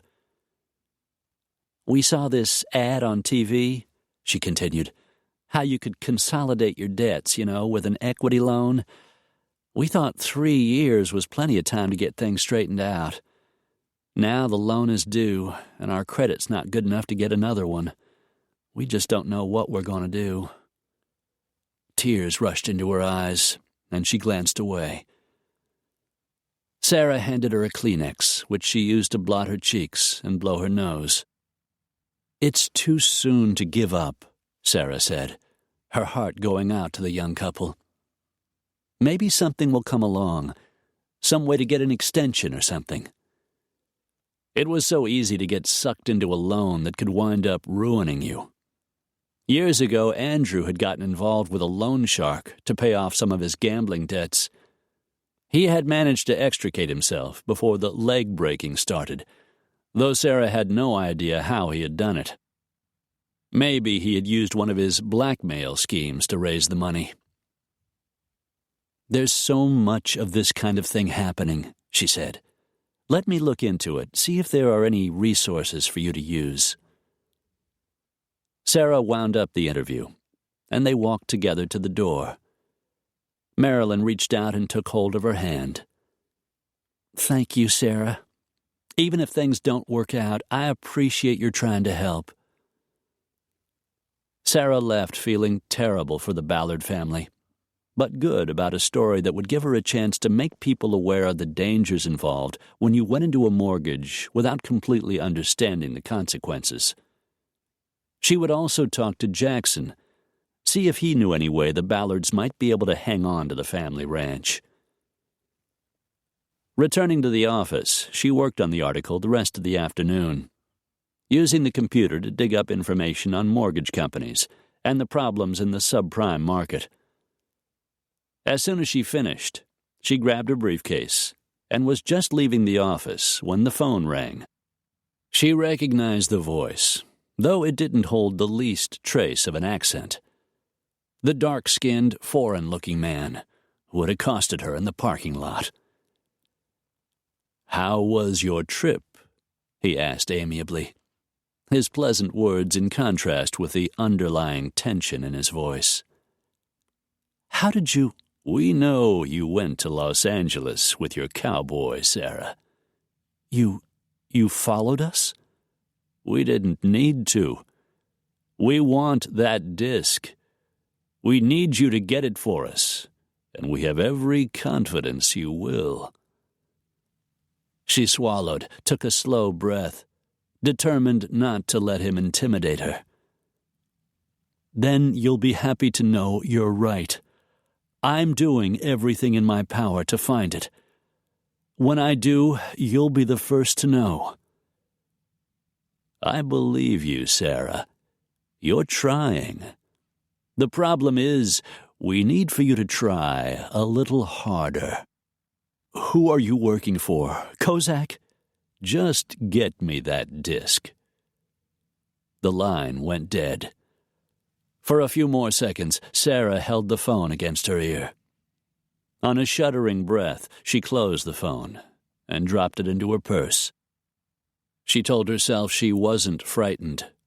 She was getting used to being accosted, to people threatening her. After Andrew, she could handle it, she told herself. After Andrew, she could handle anything. But she had Holly to think of. She was going to speak to Jackson, see how he would feel about letting her hire Livy to take care of Holly whenever she went to the office. She trusted Livy completely, and Holly would be safe at the ranch. As she left the building and walked to where her car was parked in the lot, she found herself glancing over her shoulder, looking to see if someone was watching. She wasn't as frightened this time, she told herself again. But something warned her. That might just be a mistake. Sarah didn't tell Jackson about the phone call. She knew he would try to talk her out of going to work. And though she could do some of her work from the house, her job demanded she come into town. And so she spoke to Livy, who refused to take money for watching Holly, until Sarah refused to leave her unless she did. A deal was struck. Holly stayed safe at the ranch, and Sarah went to work. The rest of the week was uneventful. On Friday, Sarah's article about the Three Forks Ranch foreclosure came out in the newspaper, and several people called to congratulate her on writing a story of such importance to the community. Jackson was one of them. "I didn't know about the foreclosure till I saw your article in the paper. I'll call Cody, find out the amount of the loan. If Cody will sell me that triangular piece that abuts my property for a fair price, I'll see he gets a new loan on the rest of the property, at a reasonable rate, due in a reasonable period of time." Sarah's heart warmed. "I was going to talk to you about it this weekend. I was hoping you might come up with some way to help." "I'll call Ballard. See if we can work something out." Sarah smiled into the phone. "I'm sure he'll be interested. I think he'd do just about anything to save his family's ranch." Sarah rang off, thinking of Jackson, and how different he seemed from Andrew, whose thoughts revolved mostly around himself. Saturday came. Since she mostly set her own hours, she rarely worked weekends. Sarah stood at the window of the cottage, watching her daughter race down the steps and off toward the corral, Rags trailing along in her wake. Holly loved it here in Wyoming. She was blossoming in the warm sun and clear mountain air. Sarah smiled, thinking what a good decision she had made in leaving the city. If only she could find a way to solve the multitude of problems Andrew had left her. Giving in to a sigh, she turned away from the window, meaning to finish her house cleaning, but stopped as she spotted a compact silver car driving toward the cottage. For an instant, her nerves kicked in. Then the car pulled to a halt, the engine went still, and Nan Hargrove climbed out of the car, long red hair flashing in the brilliant morning sun. Nan pulled a potted plant out of the back seat and walked toward the front porch steps as Sarah hurried to open the door. "Nan, come in." "Welcome home." Nan handed her the plant, a lovely blooming lilac. "It's a little late in coming, but as they say, better late than never. I figured you could find a place to plant it." Sarah carried the lilac inside, set it on the coffee table, turned and gave Nan a hug. "It's wonderful, and it smells so good. You didn't have to buy it, but I love it. I hoped you would. I've been meaning to call you. Things have been just so hectic. Time slipped away. That's okay. You're just getting settled. Eventually things will calm down." She glanced around the living room, at the mismatched sofa and chairs that replaced the ones destroyed by Kozak's goons. Jackson ordered some new furniture. It's due in any day. "That's nice, but the place is already starting to look like home. I like the hooked rug and the old kerosene lamps. Jackson found them in the top of the barn. You were always good at decorating. I remember your bedroom when we were kids. The whole place was done in pink and white. You had a pink and white striped dust ruffle and a matching pink comforter on the bed. You even painted pink flowers on the old antique mirror above your dresser. I loved that room. It was so girly." Sarah laughed. It was, wasn't it? She ignored a bittersweet pang at the memory of the happy days when her parents were still alive. Nan walked over to the window, looked out to where Jackson and Jimmy Three Bears were working. They had the hood up on one of the older ranch pickups, which apparently had broken down. "How are things going with Jackson?" Nan asked. Something warm unfurled inside her at the mention of his name. Oh boy, was she in trouble. "Jackson's a very nice man. He's been a good friend." Nan's dark red eyebrows went up. "A very nice man? Girl, have you lost your mind? This is Jackson Raines we're talking about, Mr. Tall, Dark, and Handsome. He's one of the sexiest men on the planet. Tell me you just think of him as a friend." She flushed and glanced away. "All right, so maybe it's a little more than friendship. Like spending hours in bed with him and wishing they could make love again," she thought. "But I don't think either one of us knows where it's going." She noticed Nan hadn't turned away from the window, but seemed to be watching Jimmy, not Jackson. "What about you? Any new men in your life?" Nan turned, and Sarah caught a flash of sadness in her eyes. "I went out with Jimmy Three Bears. It was pretty much a disaster." "A disaster? Really? Why?" Nan blew out a breath. "Because, like half the men in Wind Canyon, Jim thinks I'm a slut." "But that's crazy. Why on earth would he think that?" Nan walked over and sank down on the sofa. "For a while after Ron and I got divorced, I kind of was." She smoothed a wrinkle in one of the sofa cushions. "I hung out at the Canyon Club. You know that place out on the Sheep River Highway?" "I remember it." "When I'd get lonely, I'd go out there. Sometimes I'd pick up a guy. I saw Jim there a couple of times. The night we went out, he pressed me for sex. When I said no, he said I put out for every other guy, why not him?" "Lord, Nan, what did you do?" "I slapped his face and made him take me home." She looked up, and tears sprang into her eyes. "I wanted to tell him I'm not like that anymore, not for years. That I never really was that way. I didn't, of course. Oh, Nan, I've wanted to go out with him forever. I really wanted him to like me." Sarah sat down beside her, leaned over and gave her a hug. "People make mistakes. Nobody's perfect, not even Jimmy Three Bears. Jimmy doesn't deserve you. You keep that in mind." Nan smiled wanly. "I didn't mean to get into that. I almost didn't drive out because I was afraid I'd see him. Forget him. Come on in the kitchen, and I'll make us a nice cup of tea." And so she did. And they sat together drinking Earl Grey and enjoying the pretty view outside the kitchen window, watching a fat gray squirrel foraging food from beneath a pine tree. But long after Nan left, Sarah thought of Jimmy Three Bears and the way he had treated her friend. She never would have expected Jimmy to behave so disrespectfully to a woman, which only went to prove how careful a woman had to be. Chapter 16.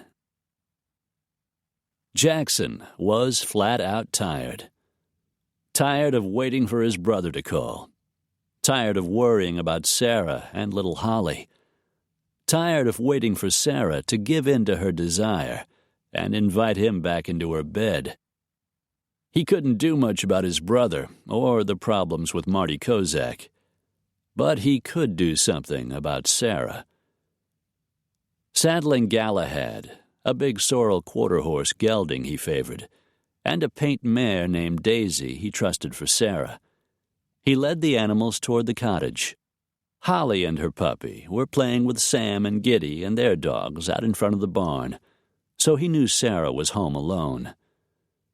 Before he left the house, he'd asked Livy to keep an eye on the little girl so Sarah wouldn't worry.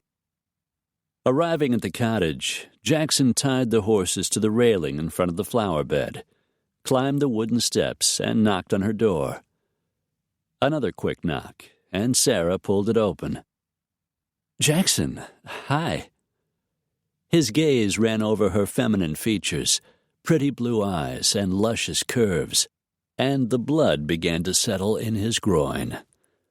Since it was far too soon for that kind of thinking, he clamped down on the heat burning through him and smiled. "You're wearing jeans. Great, you won't have to change." He grabbed her hand. "It's too nice a day to stay in the house. Come on, we're going for a ride." "Wait a minute. Holly's with Sam and Gibby, and Livy's keeping an eye on 'em." She continued to resist, pulling against his hand.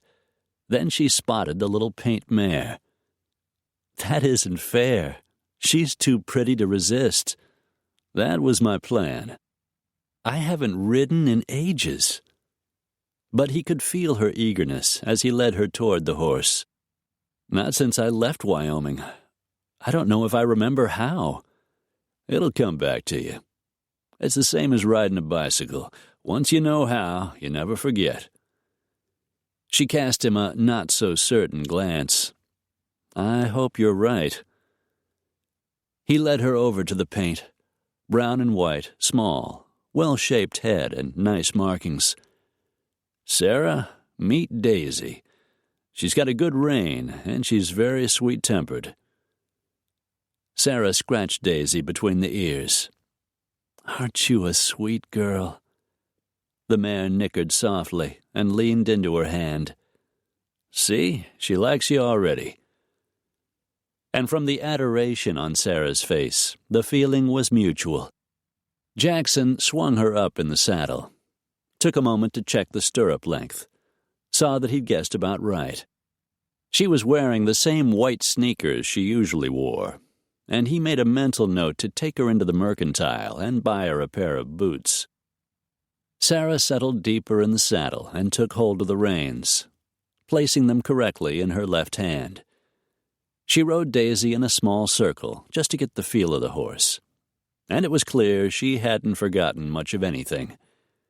It was hard to live in a small rural town in Wyoming and not know how to ride. "Where are we going?" "Up to the top of the ridge. I need to check on those loggers, make sure they aren't causing any trouble." And it was a beautiful ride up an easy, meandering trail. Livy had packed a picnic lunch, and there were nice places along the way where they could stop to eat. "Ready?" "As I'm ever going to be." The kids had disappeared inside the barn. Jackson led Sarah out a dirt road that followed the creek. Then they branched off up the trail. The path started up steeply. "Jackson?" There was a hint of nervousness in Sarah's voice.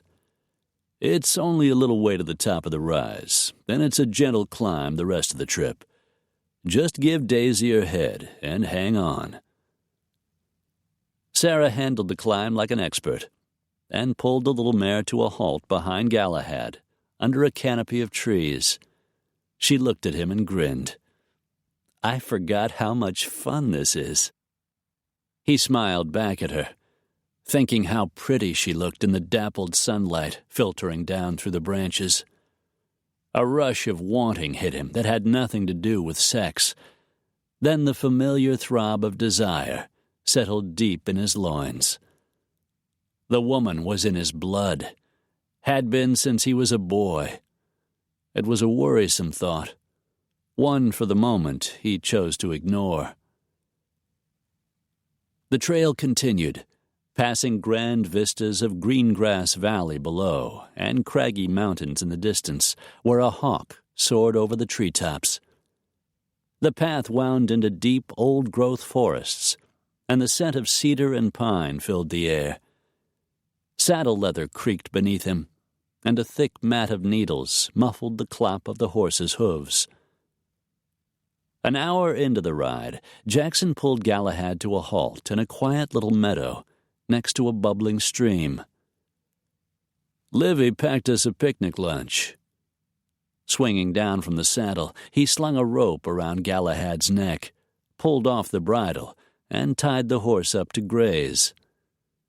He dragged a blanket out of his saddlebag and whipped it open on the grass, then walked back to where Sarah sat on Daisy.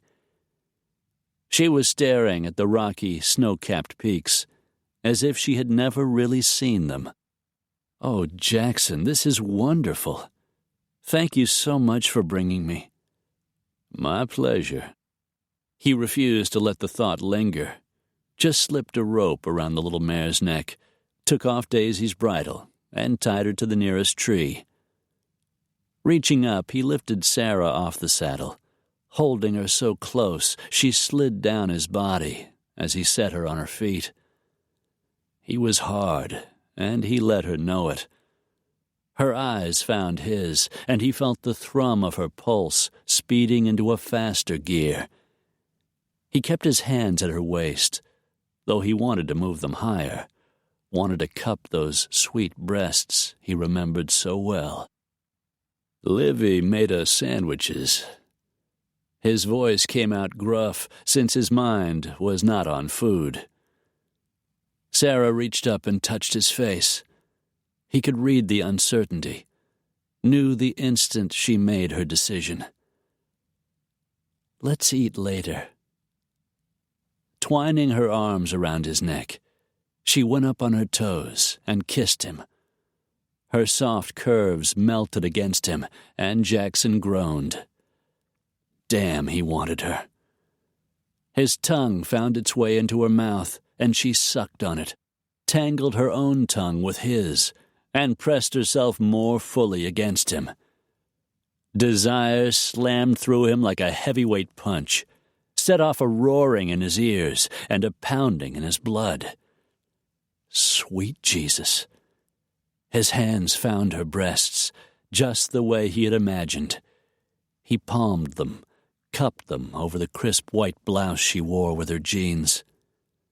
He told himself to go slow, but when Sarah deepened the kiss, when it turned hot and fierce, any thought of a slow, easy loving evaporated like water on a heated stone.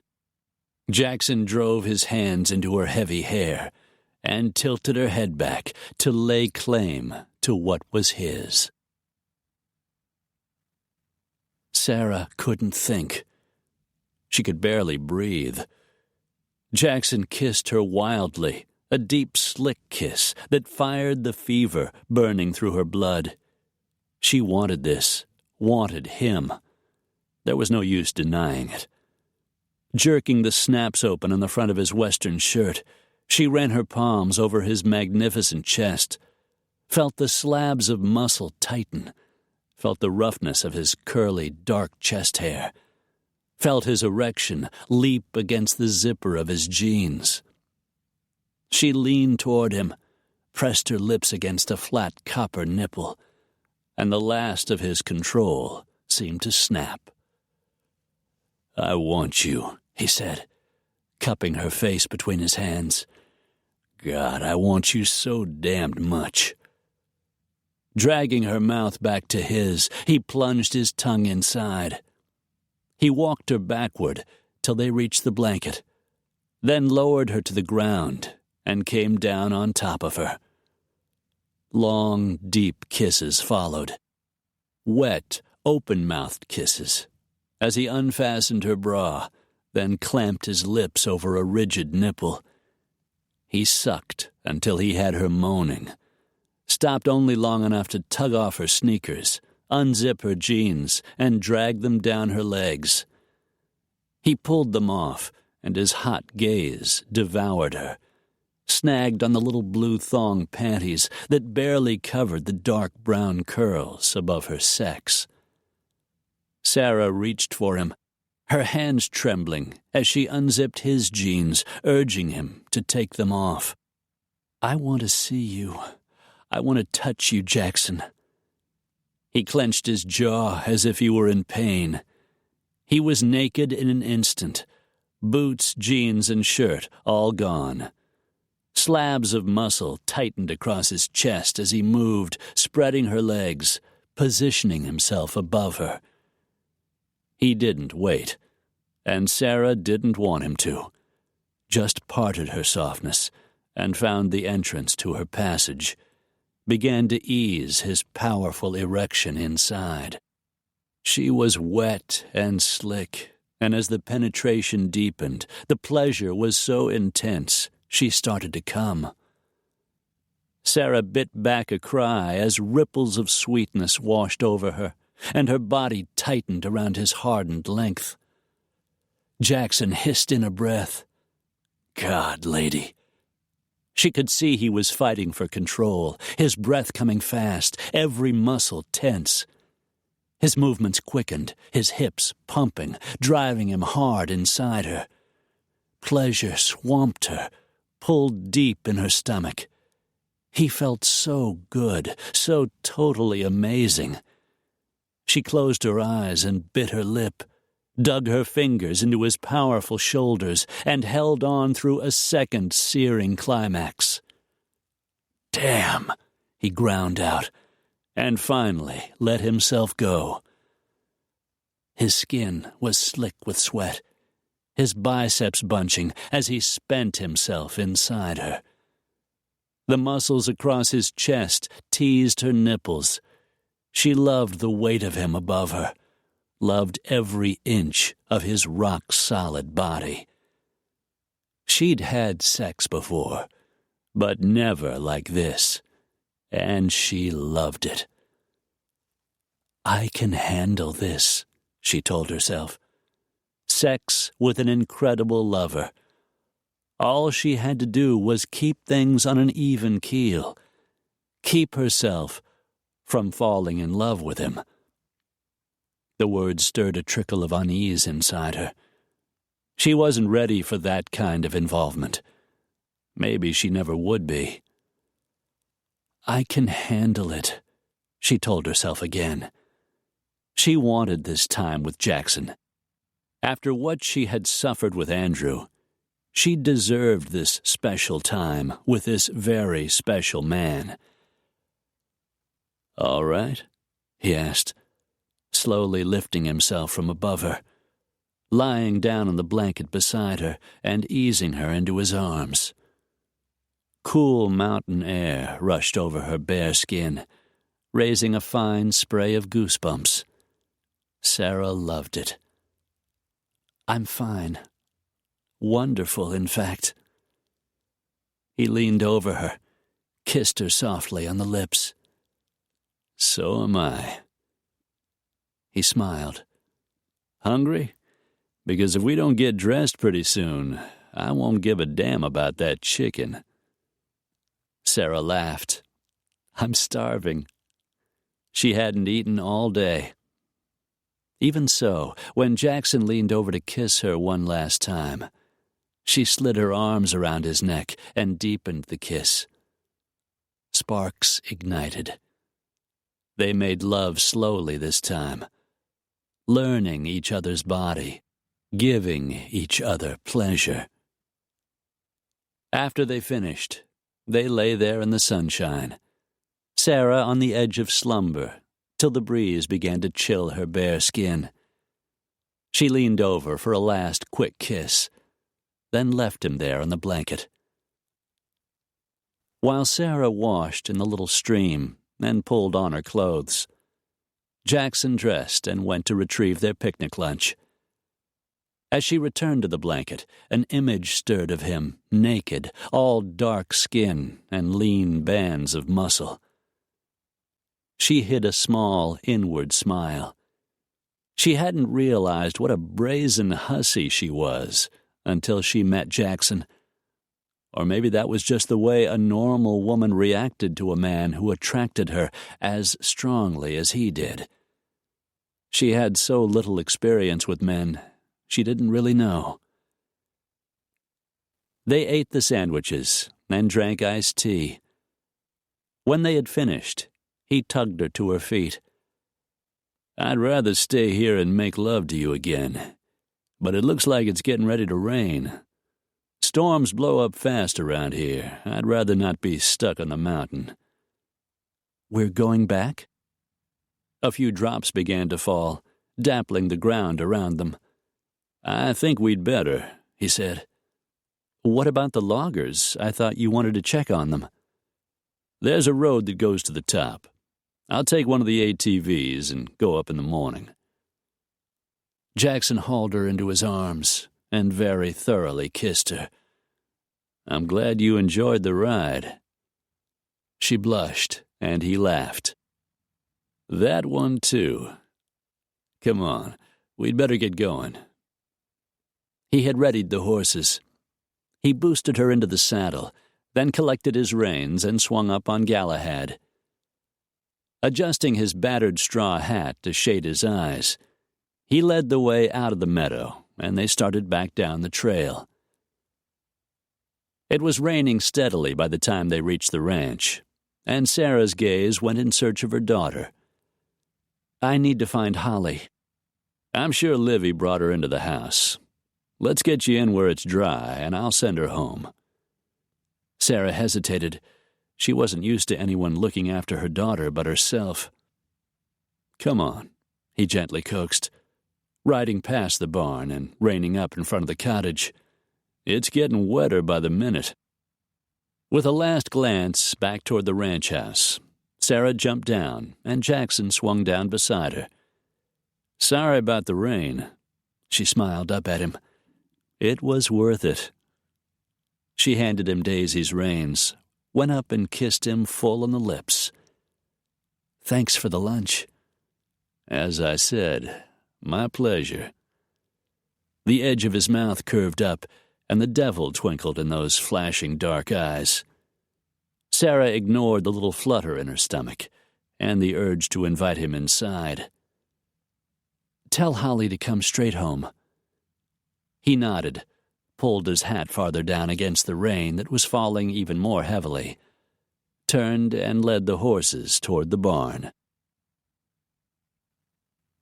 "Mom, I'm home!"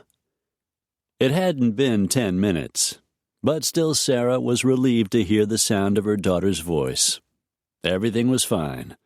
Holly was home and safe. "I'm in here, honey, in the bedroom." She had finally gotten her laptop up and running, and was now able to get her email. She was still subscribed to AOL, so she hadn't lost any messages from her friends. Not that she had all that many. The friends she had made in SBW, the online support group for battered women, all stayed closely in touch. One woman in particular, Patty Gorski, the founder of the small collection of women, was as tough as nails and as solid as a rock. Sarah sorted through her emails, looking for a message from Patty as Holly dashed into the bedroom. "Hey, Mom." "Hi, honey." Sarah smiled down at her. "Sounds like it stopped raining." She listened, but no longer heard the soft patter on the roof. "It's mostly stopped. Jackson says he wished it would rain all week." Sarah shoved aside a memory of their incredible lovemaking in the meadow, knowing the danger of that line of thinking. "Your clothes are damp. You better go put on something dry. Jackson says the next time you two go riding, I can come with you. He says I can ride with him on Galahad. That's his horse. If you keep up your lessons on midnight, someday you'll be able to ride by yourself." Holly chattered on about her morning with Sam and Gibby. Rags had to stay outside because he was too muddy to come in the house, then dashed off to change and watch TV. Sarah went back to her email. Among assorted spam, she found several anxious messages from Patty, who was worried about her. Patty wanted to be sure she had made it to Wyoming safely, and that everything was working out all right. "Sorry to take so long getting back to you," Sarah replied. "Just got my email up and running. Hope you weren't too worried. Andrew left me with some problems, but we're coping. Holly and I both love it here. Maybe someday you can come for a visit." Sarah didn't say more. Though she and Patty had never met, in the ways that mattered, the woman was the best friend she'd ever had. Patty Gorski lived in Chicago, the only daughter in a poor Polish family of 6. She'd gotten pregnant her junior year in high school, had an abortion, then a year later married the guy who had fathered the baby. For years, she had lived as a battered wife, unable to build up the nerve to leave. But with the help of a support group, she had finally found the courage to break free. If it weren't for Patty... Sarah shook off the thought, refusing to imagine what might have happened if she hadn't become friends with such a strong, caring woman. Sarah returned the emails in her inbox, then decided to work on the synopsis of a book she had been dabbling with for more than a year. Trials of Passage was the working title, a novel about a young woman from a small town trying to raise a child and make her way in a troubled world.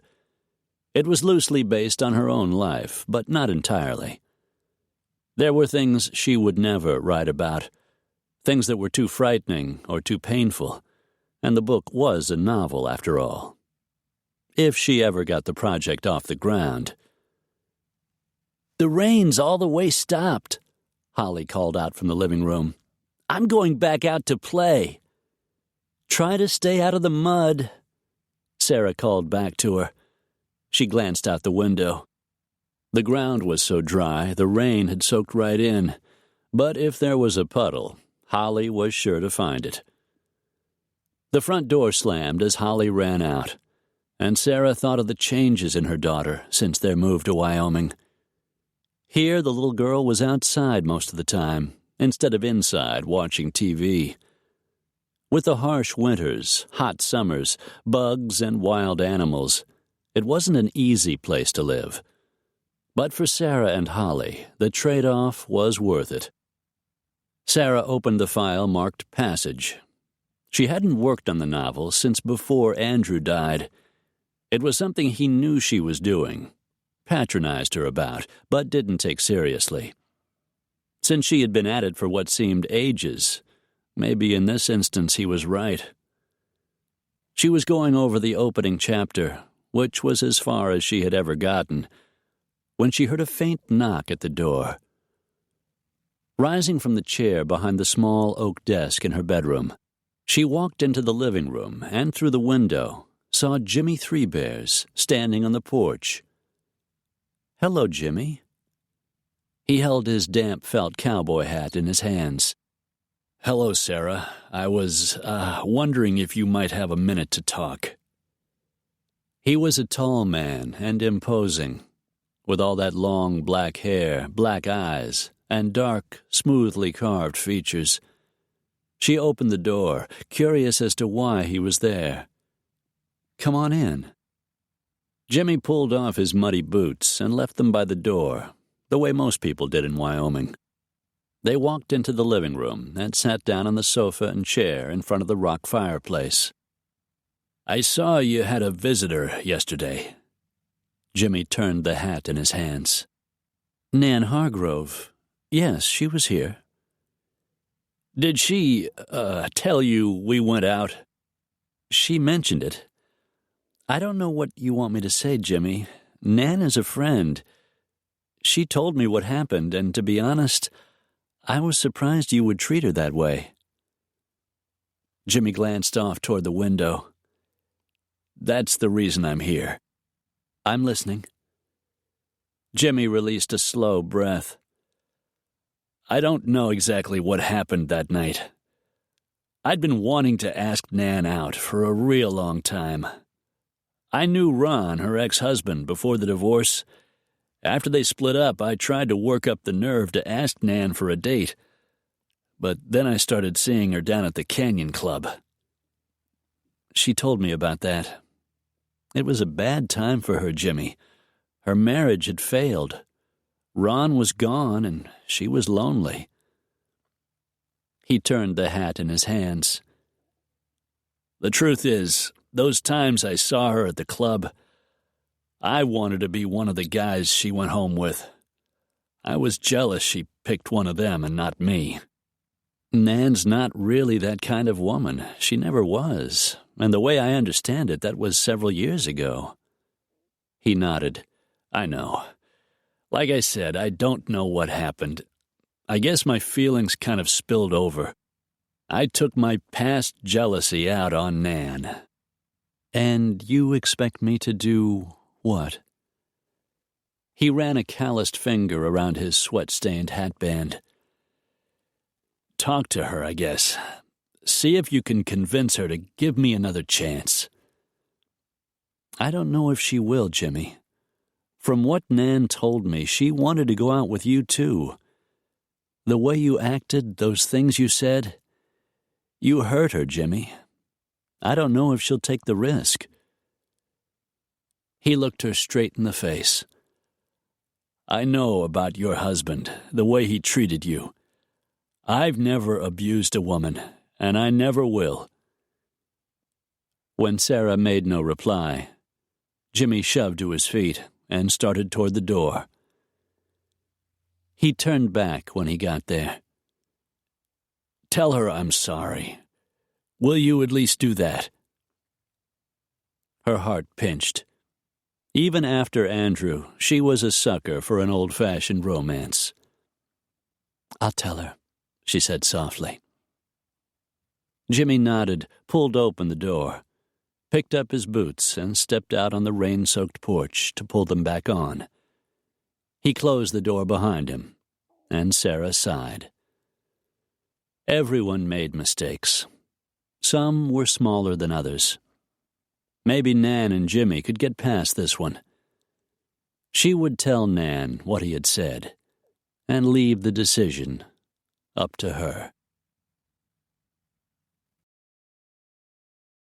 Chapter 17. Jackson sat in front of the old wood-burning stove in his study. Most of the house had been remodeled, but this room remained much as it had been when the ranch was built in the 1920s. He propped his boots up on the coffee table Jimmy had made for him one Christmas out of deer antlers. The antlers formed the legs beneath a thick slab of varnished tree trunk. Jackson had a fire burning in the stove tonight. Though the days were growing warmer, up here in the mountains the nights were still cold. Perfect weather, Jackson thought. If only the rain had lasted more than a couple of hours, the summer might be all right. Thinking of the storm that had passed through the mountains so quickly brought memories of a grassy meadow and the beautiful woman he had made love to. The rain hadn't lasted long enough, and neither had the love-making. Jackson sighed, wishing Sarah were there with him, that he could pull her down on the thick bare rug in front of the iron stove, strip off her clothes, and... The ringing of the doorbell put a stop to the train of his thoughts. It was past 8 o'clock.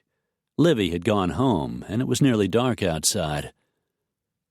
Walking out of the office, he made his way to the front door, flipped on the porch light, and opened the door. His youngest sibling, Devlin, stood there grinning. "Hey, big brother, got an extra room for the night?" Gabriel stood behind him.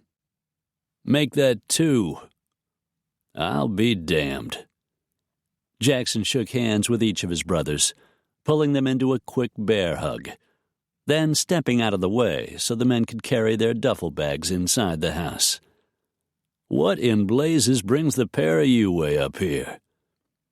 "I was in Phoenix on business," Gabe said, tossing his duffel at the bottom of the stairs.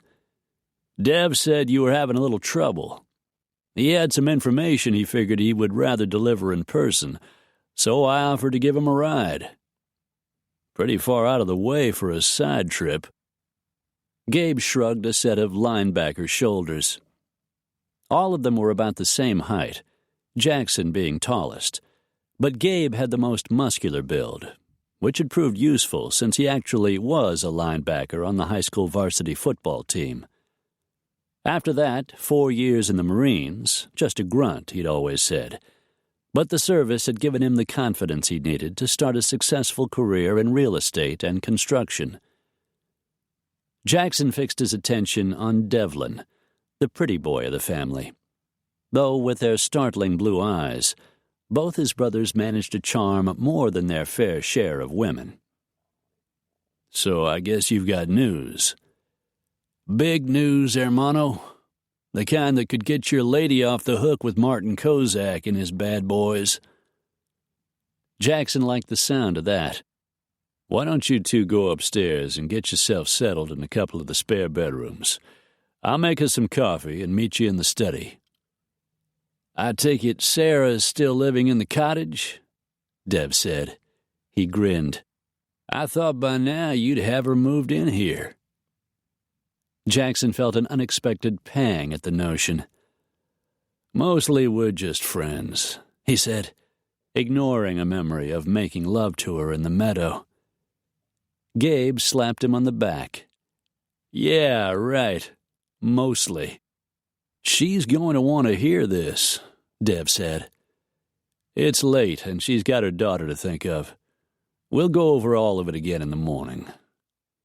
Besides, he wanted to hear the news first, find a way to soften the blow if one was coming. The men pounded up the staircase, and Jackson went into the kitchen and began to make coffee. He was damn glad to see his brothers, the best friends he had in the world. Only the fact they thought it was necessary to fly all the way up to deliver the information in person made him uneasy. Dev and Gabe arrived in the study, poured themselves a mug of coffee from the pot keeping warm on the stove, then sat down on the brown leather sofa and chairs around the fire. Jackson opened the heavy iron door, tossed in a couple of logs, closed the door, and joined them. "All right, what have you found out?" Dev didn't hesitate. "Kozak's running 2 or 3 different scams all at once. On some jobs, he's using fewer supports than the project calls for, spacing the rebar a little farther apart than is legal. In projects the size of the ones he builds, it saves him millions. What about the inspector? I'll get to him in a minute." Dev took a sip of his coffee. "Kozak's also got an interesting deal going with the labor he's hiring. The state requires the contractor to pay the prevailing wage.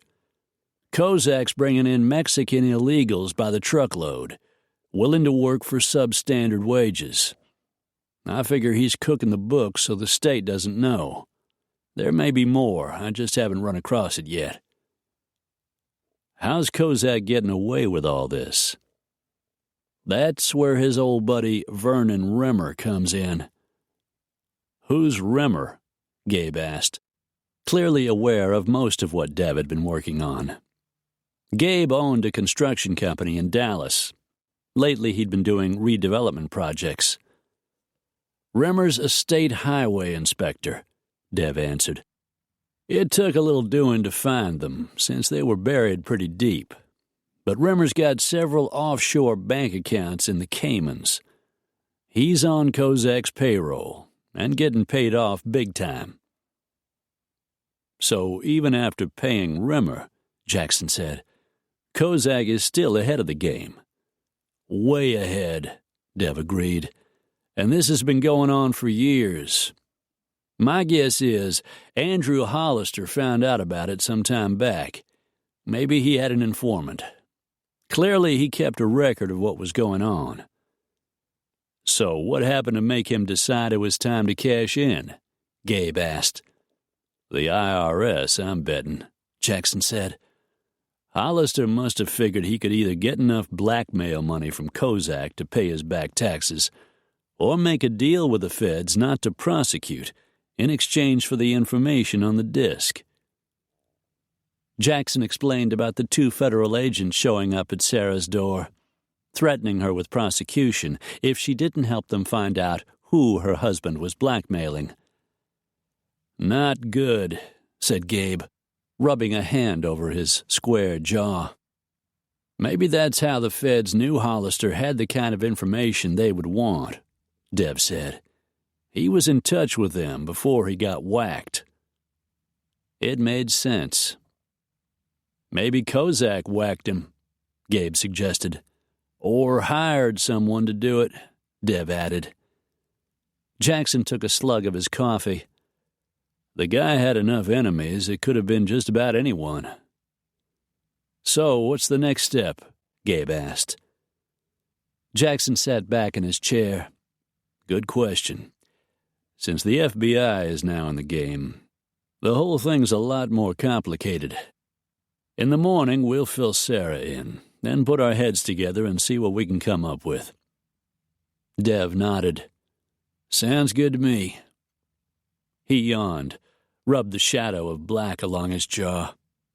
"I was out pretty late last night. Not that I'm complaining." "Missy or Babs?" Gabe asked. "Maria." He shook his hand as if he had burned it. "That lady is hot." Jackson inwardly sighed. Since Devlin's breakup with longtime girlfriend Amy Matlock 2 years ago, he was a confirmed bachelor. He went through women like a scythe through wheat. Jackson wondered whether it was really helping his brother forget the woman he had loved, or if he was fooling himself. "It's been a long day," Jackson said, rising from his deep leather chair. "I want you both to know I appreciate your help in this." "Not a problem, bro." Dev shoved to his feet.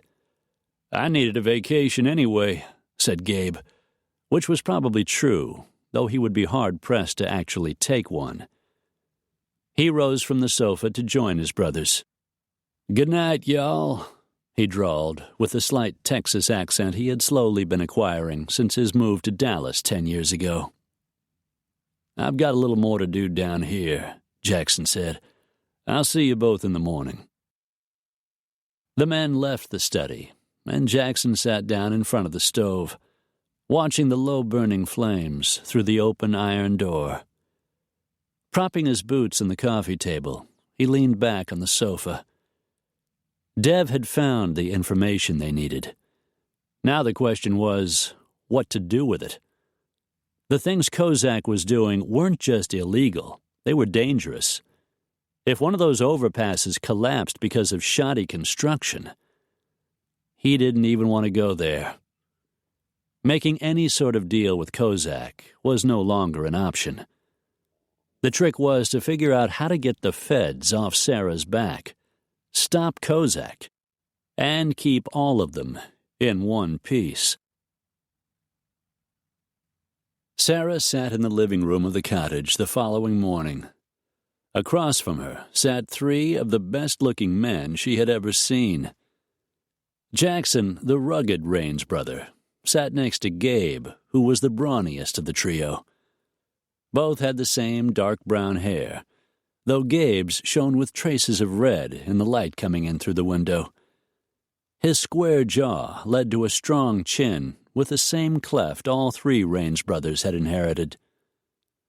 Dev was leaner than the other two, but with his shirt sleeves rolled up, she could see muscular forearms, hinting at a solid body that matched those of his brothers. He had nearly black hair, incredible eyes the same brilliant blue as Gabe's, and thick black lashes that a cover model would kill for. "So that's about it," Jackson said, summing up the information Devlin had discovered, drawing her mind back to the information he had been delivering. Information she would rather not have known, the kind of illegal activities that made her stomach burn. "Now we need to decide our next move." Sarah sighed. "Well, we can't let Marty Kozak continue to build bridges that might fall down. I think we should call the FBI, set up a meeting with Agents Brooker and Davis." "I think we're all in agreement on that," Dev said. "I'll get hold of my attorney," Jackson added. "We need someone there who knows the ropes when we talk to those guys. Someone we can count on to see you get a fair deal." Her stomach tightened. "I can't afford to hire—" "I can," Jackson said, as he had before. Sarah came to her feet. "I can't take money from you, Jackson. I don't want to be in your debt, and that's exactly where that would put me." Gabe was staring at her with a trace of pity. "You think he'll want something in return, don't you?" "My brother's trying to help you, Sarah," Devlin said gently. "You won't be the first person he's done that for. Gabe and I can both personally vouch for that. You won't be the last. And he isn't going to require any kind of repayment," Gabe finished. She stood there feeling humiliated and embarrassed. Jackson had never asked her for anything. He had been a friend from the start, one she needed very badly. He wasn't like Andrew or any other man she had ever known. "I'm sorry." She sank back down in her chair. "I'm not used to people helping me." She looked at Jackson and blinked to hold back tears. "Thank you," she added. Jackson looked away from her, hiding the emotions she had read in his face. Concern, relief that she had agreed, and something more she couldn't name. "Where were we?" he said, clearly wishing to turn the conversation back to their plans. "Thomas Carson, your attorney," Gabe reminded him. "You were going to set up a meeting with the feds and ask Carson to be there." "Right. Not in Wind Canyon," Dev warned. "We don't want Kozak or his goons getting wind of this." "Carson's office is in Cheyenne. We'll ask for a meeting there tomorrow." "That'll work," Dev said. "They'll be eager to know what you've got." "I'll fly you down," offered Gabe. Sarah took a deep breath, trying to pull her thoughts together, feeling a surge of gratitude for the help the brothers were giving her. She looked over at Jackson, who had turned to speak to Gabe, and found herself studying his profile, the straight nose and hard jaw, the dark hair, a little too long, that brushed the collar of his western shirt. A sweep of desire stirred deep in her stomach, which was ridiculous, considering they weren't alone, and they were discussing a deadly serious situation. Sarah returned her thinking to the problem at hand, listened as the men worked out the details. She would have to take time off work, again, but she didn't really have set hours, and she could always work at home a few nights to make up the time. She was surprised when they asked her opinion, and actually seemed to listen to what she had to say, including her in the planning, as Andrew never would have done. "All we need to do now is to set up that meeting," Dev said. "I'll take care of it," said Jackson, rising from his place on the sofa, and Sarah had no doubt that he would. As soon as the men left the cottage, Sarah grabbed her briefcase and headed into town. Holly was staying with Livy. Earlier, the little girl had met Dev and Gabe, who both had an easy way with children and really seemed taken with the little girl. Holly had been instantly charmed by Jackson's two handsome brothers and disappointed she had to leave while the adults had their meeting. She did so only with the promise that the men would come down to the corral and watch her ride midnight, which they all agreed to do. Sarah smiled as she sat at the desk in her office, reviewing the article she was currently writing. She had gotten an appointment with Susan Springer to discuss her son Teddy's arrest for joyriding in his parents' car, promising to keep Teddy's name out of the article. She explained that she wanted to write about the problems parents had today communicating with their teenage children, and how important it was to keep those lines of communication open. Susan seemed to like the idea, telling Sarah over the phone that she regretted not having talked to Teddy more about his responsibilities, as well as drugs, alcohol, and sex, and that she and Bob were making much more of an effort to listen to what their son had to say. Her interview was scheduled for 2:00. There was still plenty of time, so Sarah called her grandmother, which she did as often as she could, wishing she could drive over to Sheep River to see her. With things the way they were, it wasn't going to happen right away. "How are you, Gran?" Sarah asked. "I'm doing just fine, sweetheart. Feels real good to be back home. Everything okay with you and Holly? You haven't had any more trouble like before?" Things were far from okay, but she didn't say that to Gran. "I'm trying to get the whole thing straightened out. And maybe tomorrow, after her trip to Cheyenne, the situation would look better." She and Gran chatted for a while. Then Sarah hung up the phone on her desk, picked up her big leather purse, and started for the door, waving to Myra Cunningham as she passed the front counter. "See you later," Myra called out, shoving a pencil into the frizzy gray-blonde curls she had pulled back into a bun. Sarah stepped out on the boardwalk and took a couple of paces before she spotted Nan Hargrove walking toward her. "Sarah! Nan, I've been meaning to call you. Would have if it weren't for the trouble that seems to follow me wherever I go," she thought. "I know it's a little late for lunch, but have you eaten yet? I thought maybe you could get away for a sandwich or something. I wish I had time. I have an appointment with Susan Springer to discuss an article I'm writing. Well, maybe next time."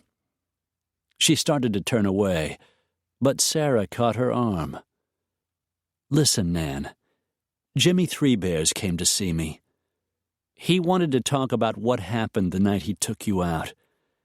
He asked me to speak to you about it." Nan's fiery red eyebrows went up. "Jim asked you to talk to me?" Sarah tugged her a little way down the boardwalk, where no one could hear. "Jimmy said he screwed up that night. He said he was jealous of the men you dated. He said he had been wanting to take you out for years. He said to tell you he was sorry."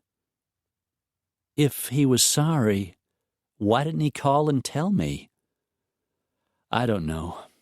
I guess he didn't think you'd forgive him."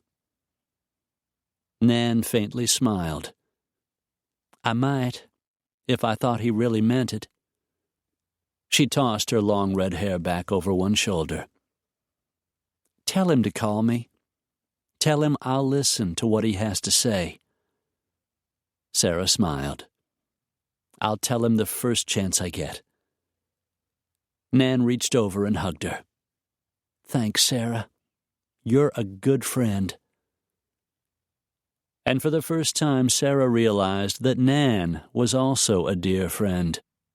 The number of them had been growing since her arrival in Wind Canyon, something she hadn't really expected when she had decided to move back. "I'll talk to you later," Sarah said, with a smile, as she started walking toward the parking lot. Her smile slowly faded. She hoped Nan wouldn't rush into a relationship with Jimmy. He had hurt her once. There was no telling what kind of man he really was. He said he had never abused a woman, but verbal abuse could be just as hurtful. Still. Sarah shook her head as she climbed into her blue truck. It wasn't fair to assume every man was like Andrew. Surely she should know that by now. But deep down inside, she knew that for her, trusting a man completely would never be an easy thing to do.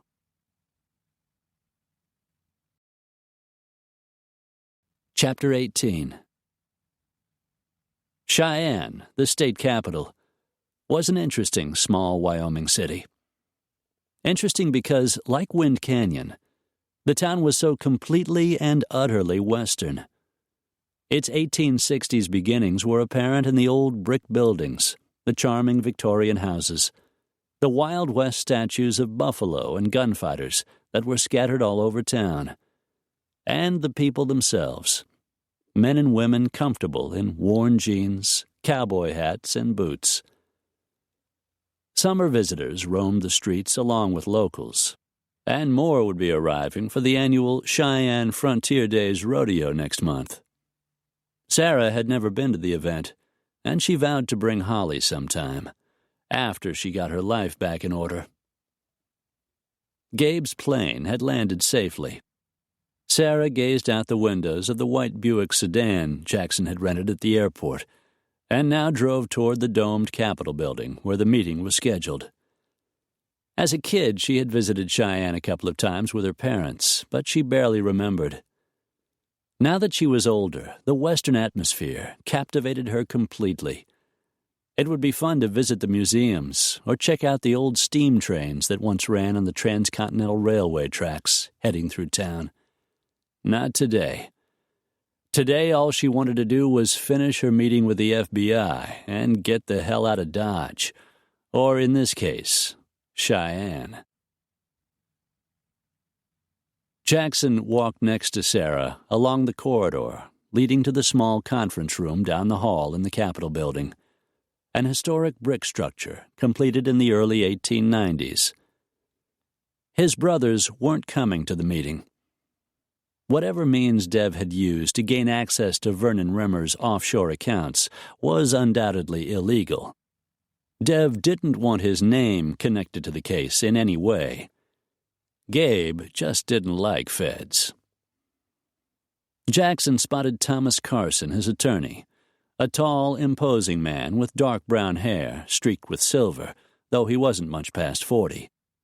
Jackson had filled him in on the particulars of the situation during a lengthy phone call yesterday, and earlier this morning he and Sarah had gone to Carson's office for a discussion of the case. Jackson had no doubt Carson would be prepared. Sarah stopped when they reached him. In the brief time she and the lawyer had spent together, she seemed to have come to trust him. "Thank you for being here, Mr. Carson." Carson gave her a reassuring smile. "I thought we agreed you'd call me Thomas." Sarah returned his smile. "You look like you're holding up. If we're lucky, this won't take too long." She seemed to relax a little. "I just have a couple more questions before we go in," the attorney said. Sarah nodded. "All right."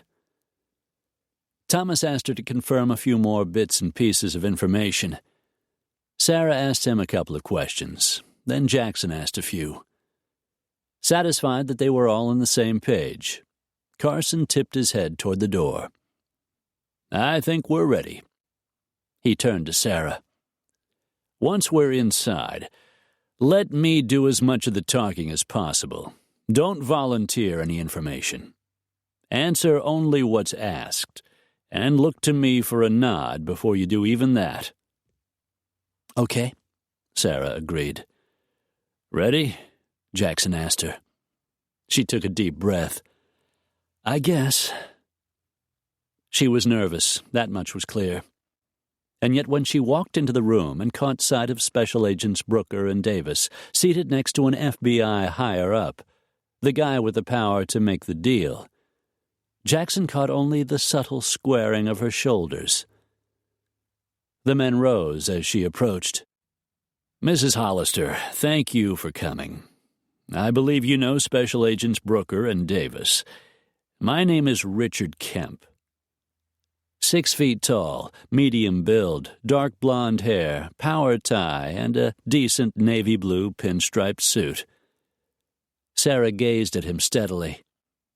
She was wearing a simple white cotton suit with white embroidery on the lapels.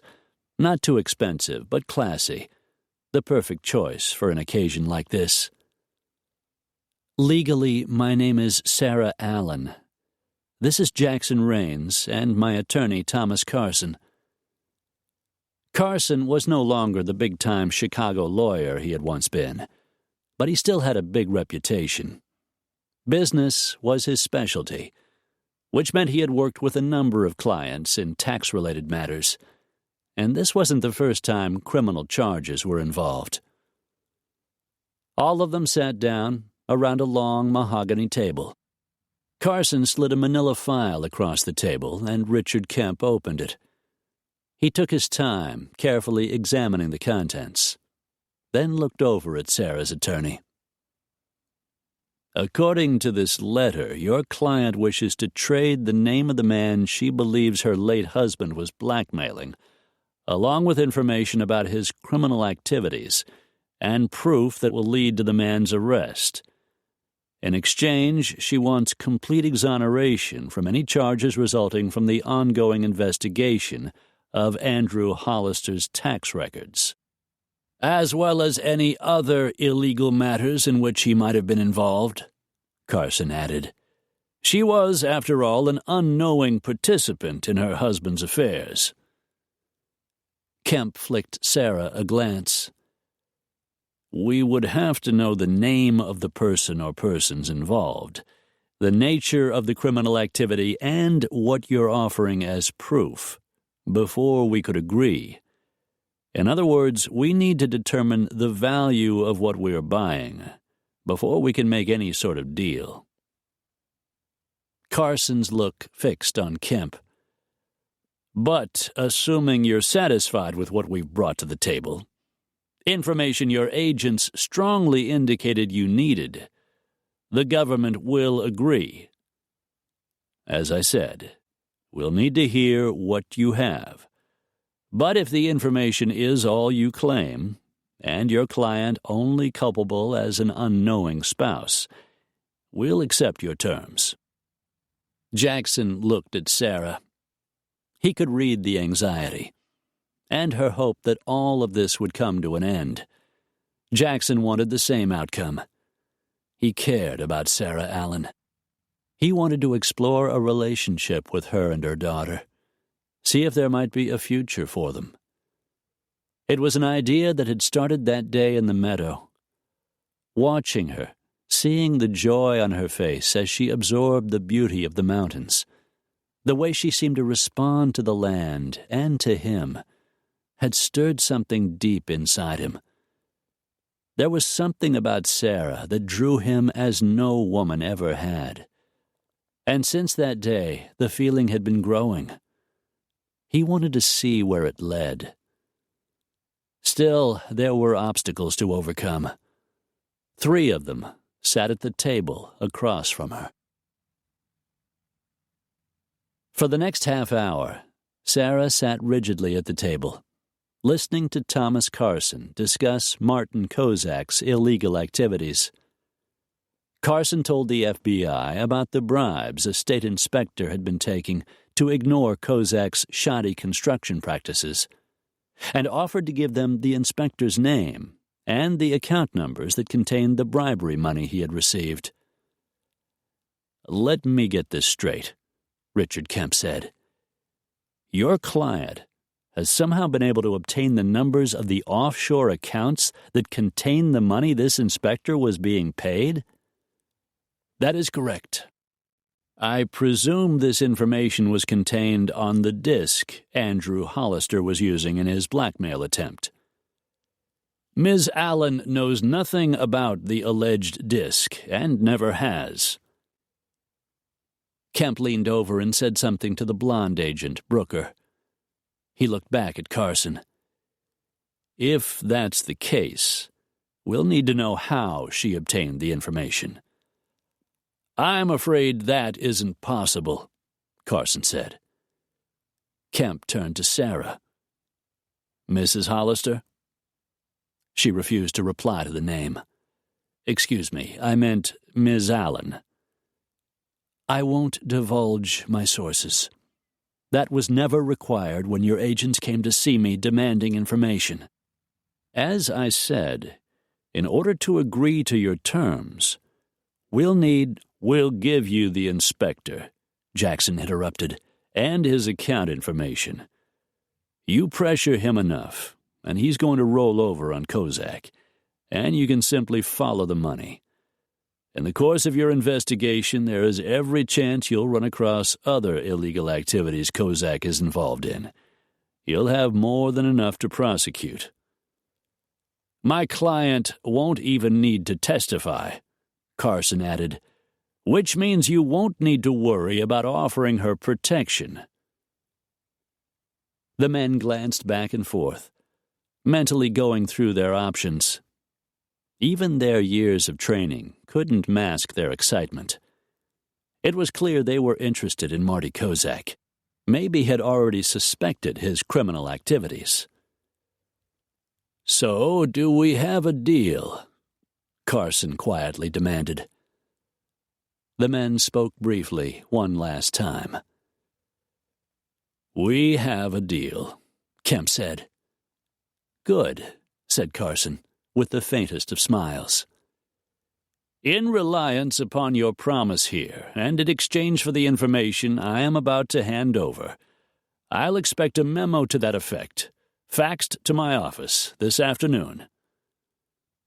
Kemp gave a curt nod, and Sarah breathed a sigh of relief. Martin Kozak would be dealt with. She would be free to get on with her life. She watched as Thomas Carson slid across the table a sheet of paper with Vernon Rimmer's name on it, along with a list of his bank account numbers in the Cayman Offshore Corporation. The knowledge of Rimmer's participation and the threat of a long jail term, Jackson had told her, would be enough to gain his cooperation, and probably the return of the money.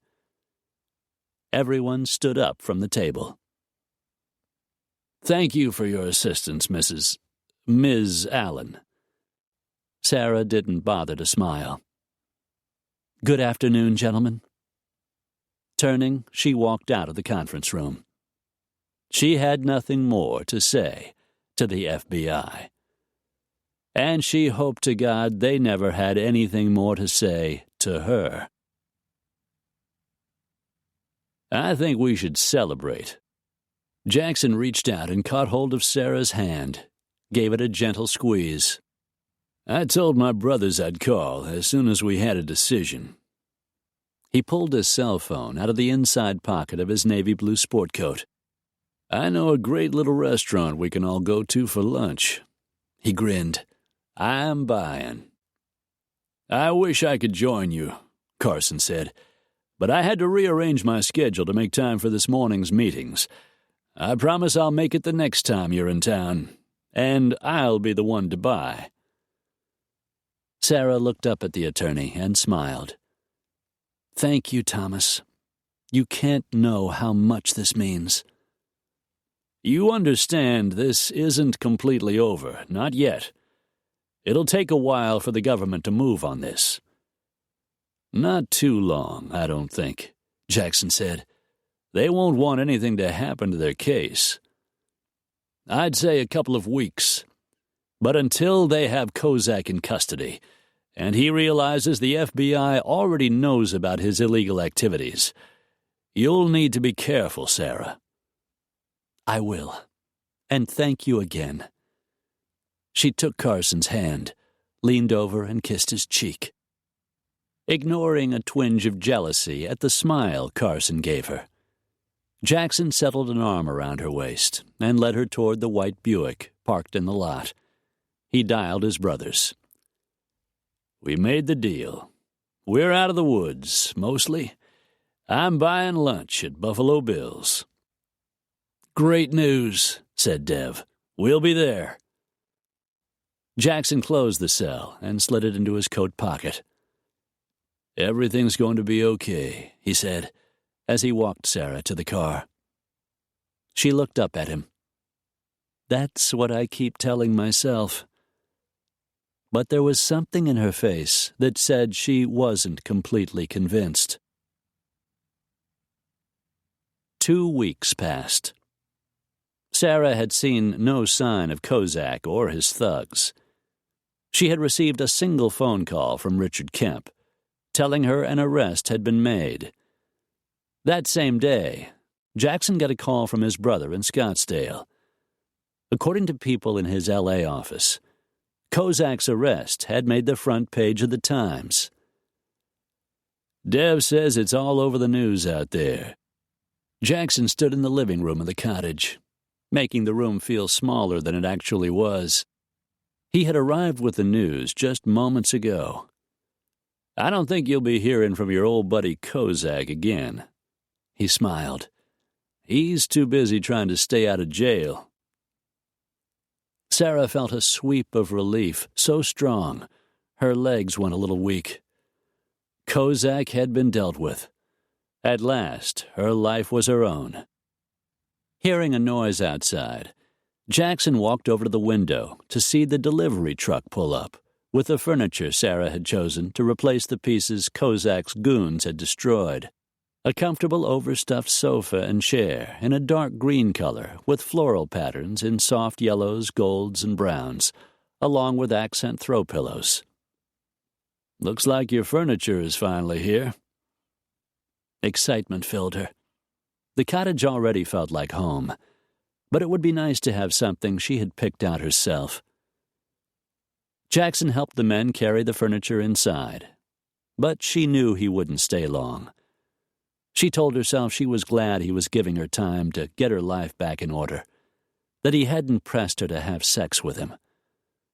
She was glad, she told herself, but as she watched him helping the men carry the old furniture out and setting the new sofa and chair in place in front of the fireplace, she noticed the way his lean muscles bunched beneath his shirt and felt a soft tug low in her belly. An hour later, when she spotted him working in front of the barn, it was all she could do not to go to him, drag him into the straw in one of the stalls, unzip his jeans, and do delicious things to his magnificent body. At the end of the day, when she saw him ride off on his beautiful horse, she wanted to follow him into the woods and demand he make love to her, as he had that day in the meadow. It was ridiculous. Embarrassing, even.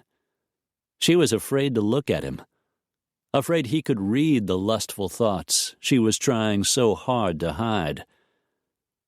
Jackson didn't bother hiding his. The hot looks he gave her, the deep, rusty tone of his voice when he spoke to her, told her how much he wanted her in his bed. At least she had fulfilled her promise to Nan and spoken to Jimmy Three Bears, relaying Nan's message to him. "She said you should call her, Jimmy. She says she'll listen to what you have to say." He just nodded, his expression solemn. "Thank you," was all he said. Then Gran called, wanting to know how Sarah would feel about letting Holly spend a few days with her in Sheep River. "I'm not getting any younger, you know," Gran said. "And the two of us, well, we've never really had a chance to get to know each other." Sarah adjusted the phone against her ear, the idea gaining momentum as it rolled around in her head. The threat from Kozak was past, and she could certainly use a little time to herself. Raising a daughter was a full-time job.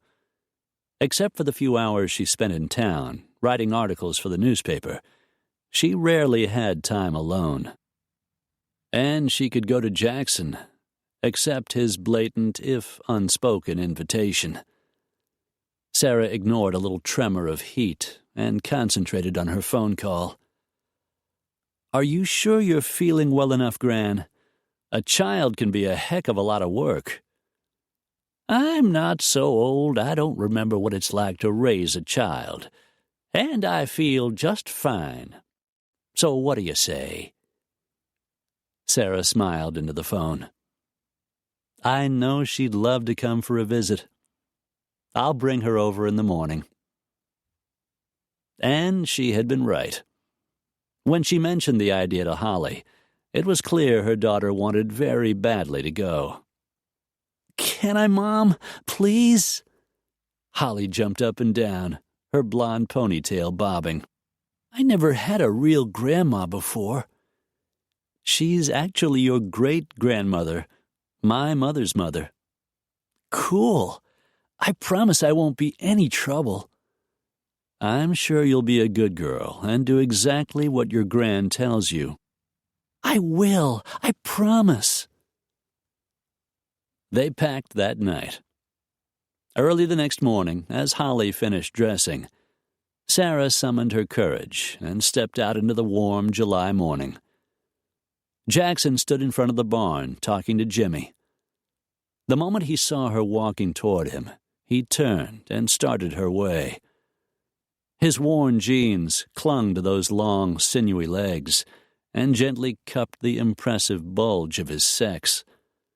The sleeves of his shirt were rolled up, and she could see the powerful muscles in his forearms. A little sliver of desire snaked through her, giving her the courage she needed to do what she had come for. Good morning, he said as he reached her, shoving his hat back on his head. Yes, it is. She smiled up at him. It's beautiful. She flicked a glance toward the house. I'm driving Holly over to my grandmother's place this morning. She's going to stay for a couple of days. I was hoping you might come over for dinner tonight. I mean, I owe you at least that much.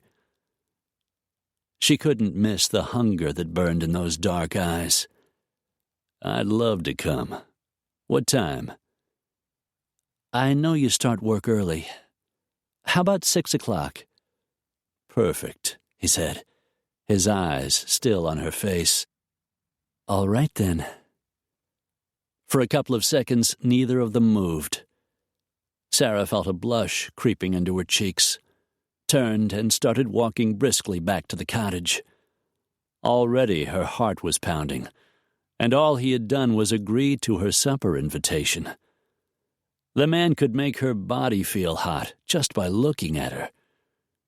She should have been worried, and she would be, later. For the next few days, she was simply going to enjoy being a woman. An image of Andrew flashed into her head, but Sarah firmly pushed it away. Andrew was dead. Her life was her own now. Chapter 19.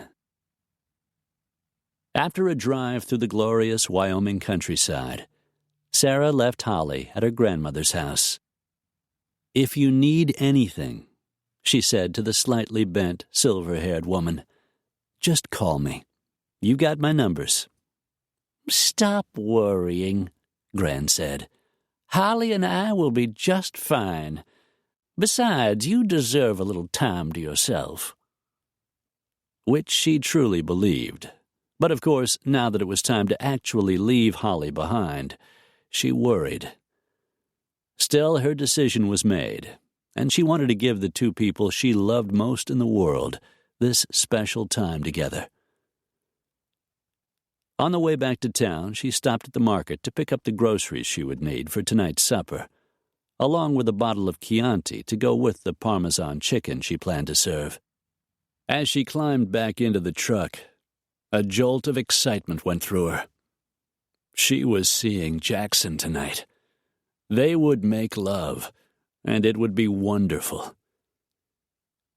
From the store, she drove to her office, which was empty with Mike out on a story and Myra taking her afternoon break. Sitting behind her desk, Sarah grinned as she opened the Word file on her computer, and reread the humorous article she had been working on. The mostly true story of Homer the rebellious squirrel, the bane of the Wind Canyon Fire Department. Homer had been stashing pine cones in the tailpipe of a big RV near his tree. When the owner started the engine, the cones caught on fire. The exhaust spit flaming pine cones into the dry grass and set small fires all over the area. Fortunately, the fire trucks arrived in time to put out the burning grass and keep the fire from spreading. No harm was done, and Homer escaped to the safety of his tree. Sarah leaned back, smiling, pleased with the finished article. She printed it and put it on Smiley's desk, then glanced up at the sound of the bell ringing above the door. A man walked in, and her chest squeezed so hard no air could get into her lungs. For a minute she thought she might faint.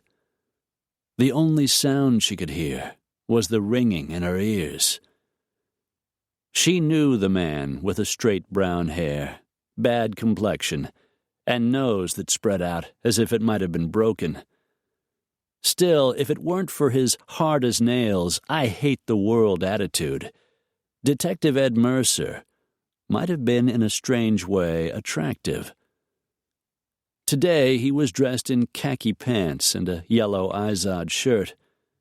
Usually he wore cheap suits and faux leather loafers. After Andrew's murder, Detective Mercer of the Los Angeles Police Department had given her nothing but trouble.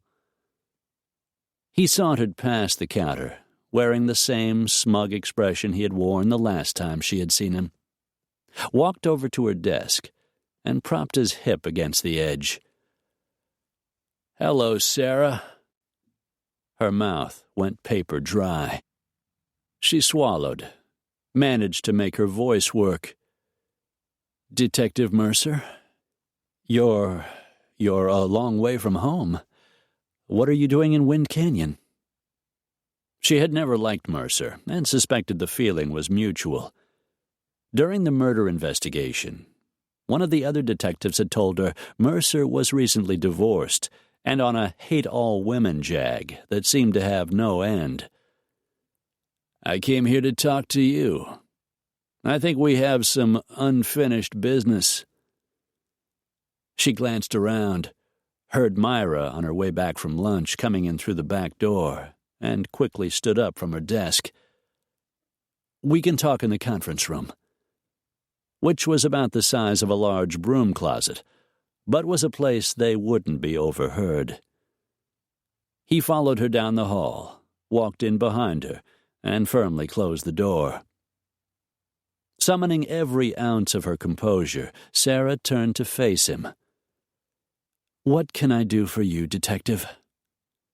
"I think you know why I'm here.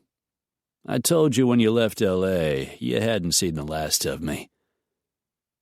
He said he wouldn't be done with her until the details of the case had been tied up. She had tried not to worry about what that meant. "So you're here because of Andrew?" "That's right." "I thought the investigation was over."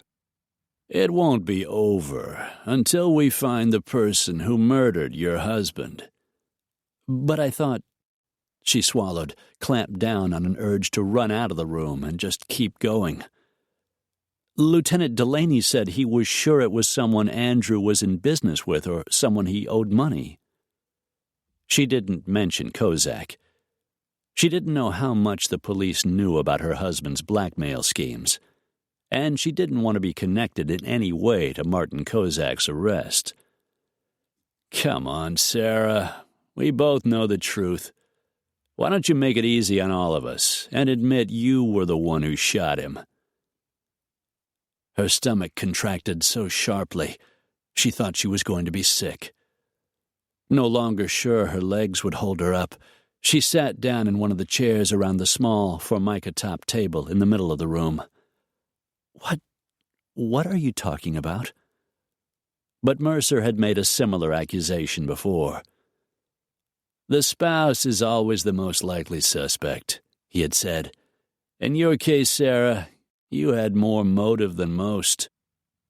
He might have officially accused her, but his boss, Lieutenant Tom Delaney, had been sure Mercer was looking in the wrong direction. Hollister had a dozen enemies, he had said. His shady business dealings alone were enough to get him killed, to say nothing of the big boys he owed money to in Vegas. In Hollister's case, his wife would have had to stand in line to get a shot at him. Mercer's voice drew her out of the past. "Let's take a look at the facts," he said, as he pulled out a chair, spun it around, and straddled it backward. "You were there the night he was murdered. You said that when you left he was still alive, that someone came in and shot him after you were gone. But who's to say you didn't shoot him and then leave?" Sarah said nothing. Her insides were shaking. She had been so sure the police were satisfied the murder had nothing to do with her. "Then there's your motive," he went on. "You found out Andrew had a girlfriend and was buying her expensive gifts. You knew he was seeing Mitzi Bender, and you didn't like it." She stared at him in amazement. "You think I was jealous of Andrew?" He studied her face, saw the revulsion she didn't bother to hide. "So maybe the girl wasn't the reason. Maybe it was the money." "What money? Andrew left me buried in debt." "True enough. And that's what our investigation discovered. But since you left, I dug up a little tidbit we missed." She frowned. "I told you, there wasn't any money." "No, there wasn't. But at the time, you didn't know that. Hollister had a big, fat insurance policy, $2 million to be exact, and you were the beneficiary. You didn't find out he hadn't paid the premiums until he was already dead. By then it was too late." Beneath the table, her legs shook. "You're wrong." "Am I?" If you really believed I was the one who killed him, why did you wait until now?" "I always figured you were the one who did it.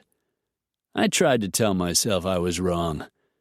But the more I thought about it, the more it made sense. And the idea of you getting away with murder, well, that just doesn't set well with me." Sarah said nothing. "And then, just the other day, I ran across this other little loose end." She swallowed, hoped her face wasn't as pale as it felt. What loose end?" "Your daughter's ballet class.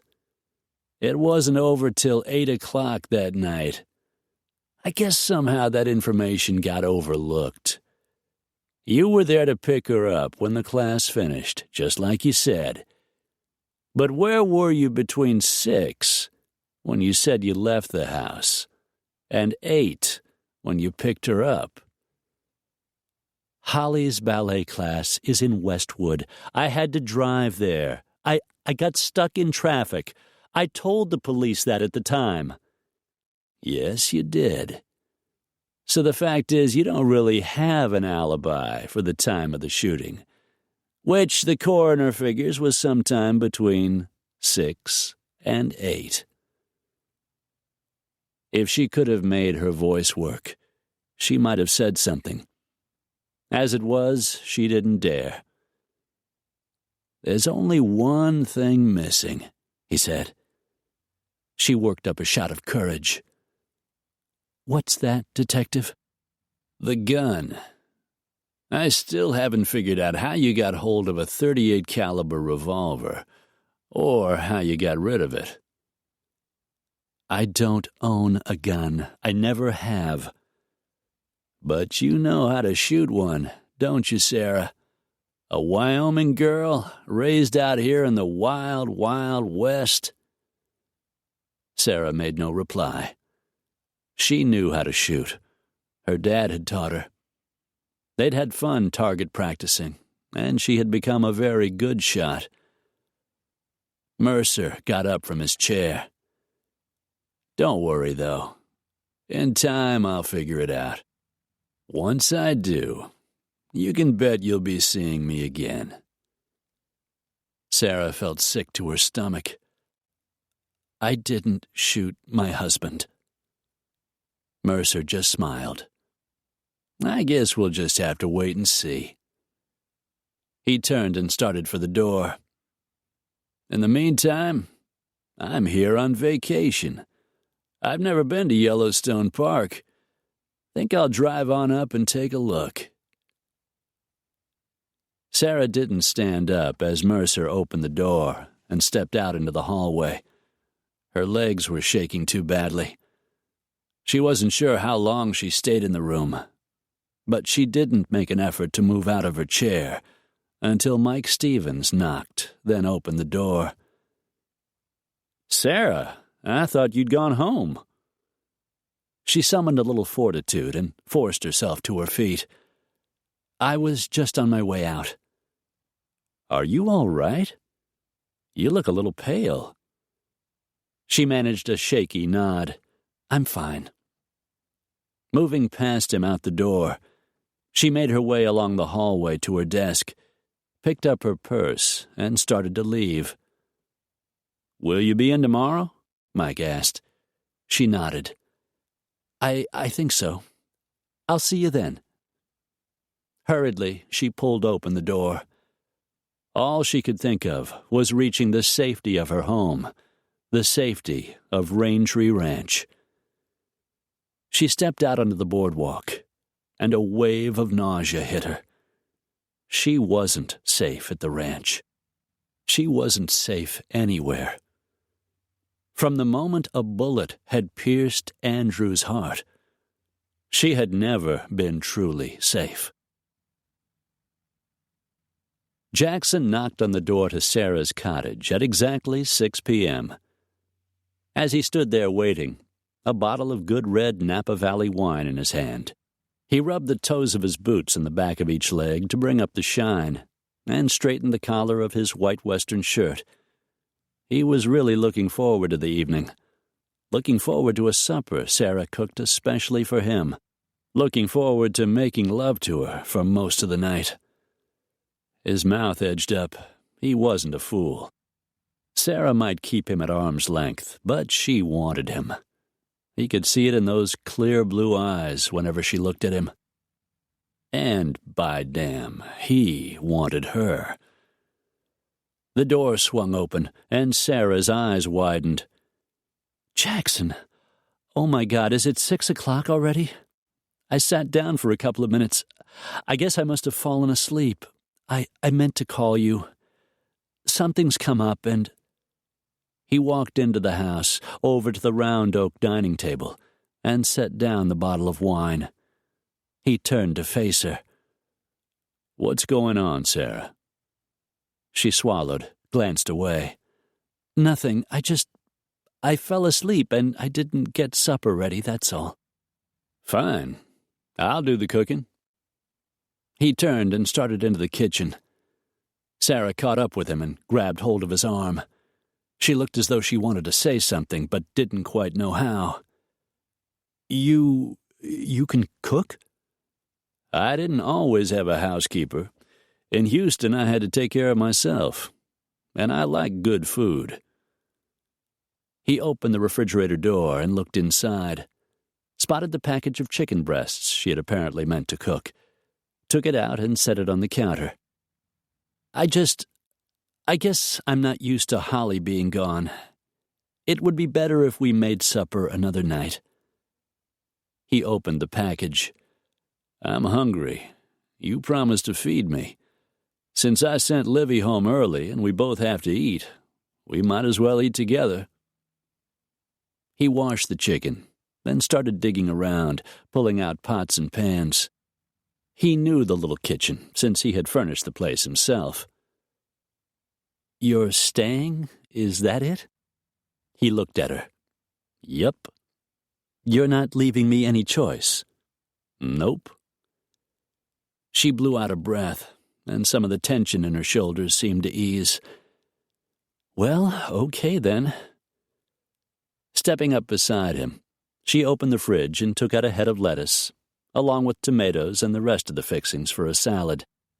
"I thought Parmesan chicken breasts and a salad with balsamic vinaigrette and blue cheese crumbles."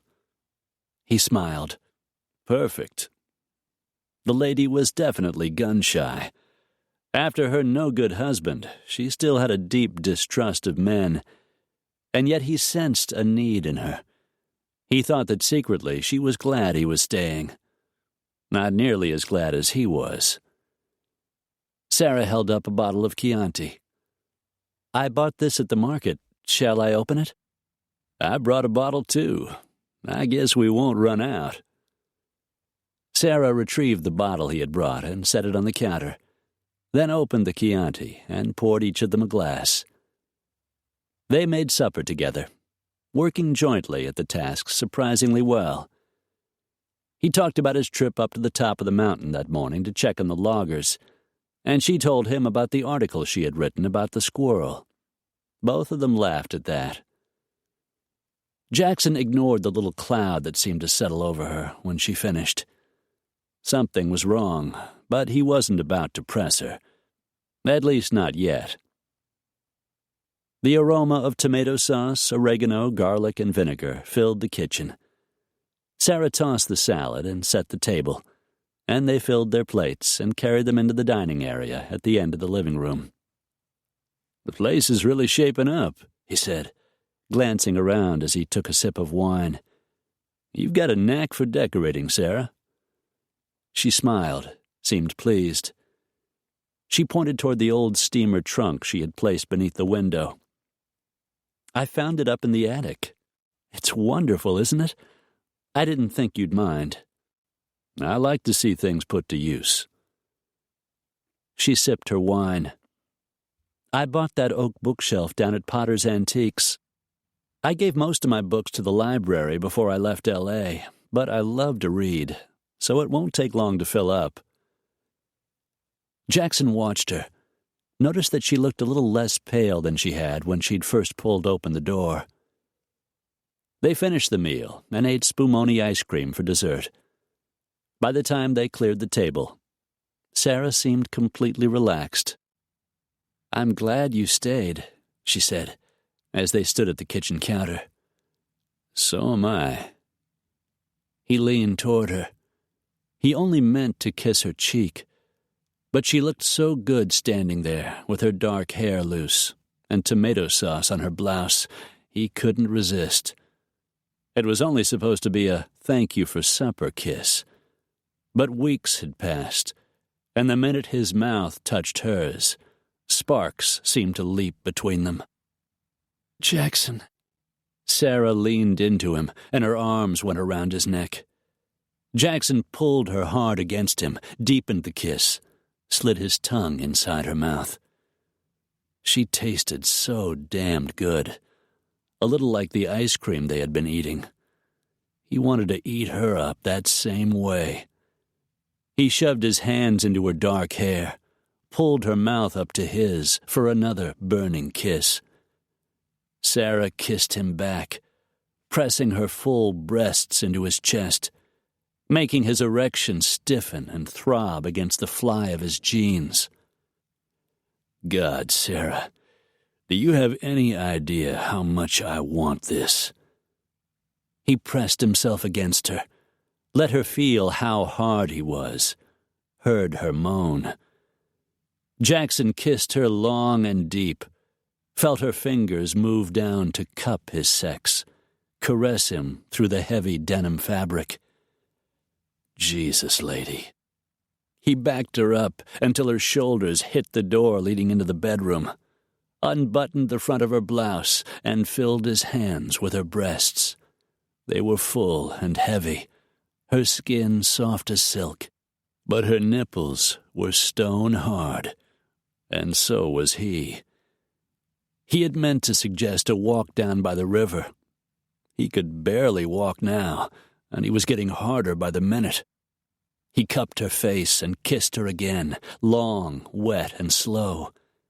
Sarah squirmed against him, reached back and turned the knob on the bedroom door. They stumbled into the room. Jackson caught her up in his arms and carried her over to the bed.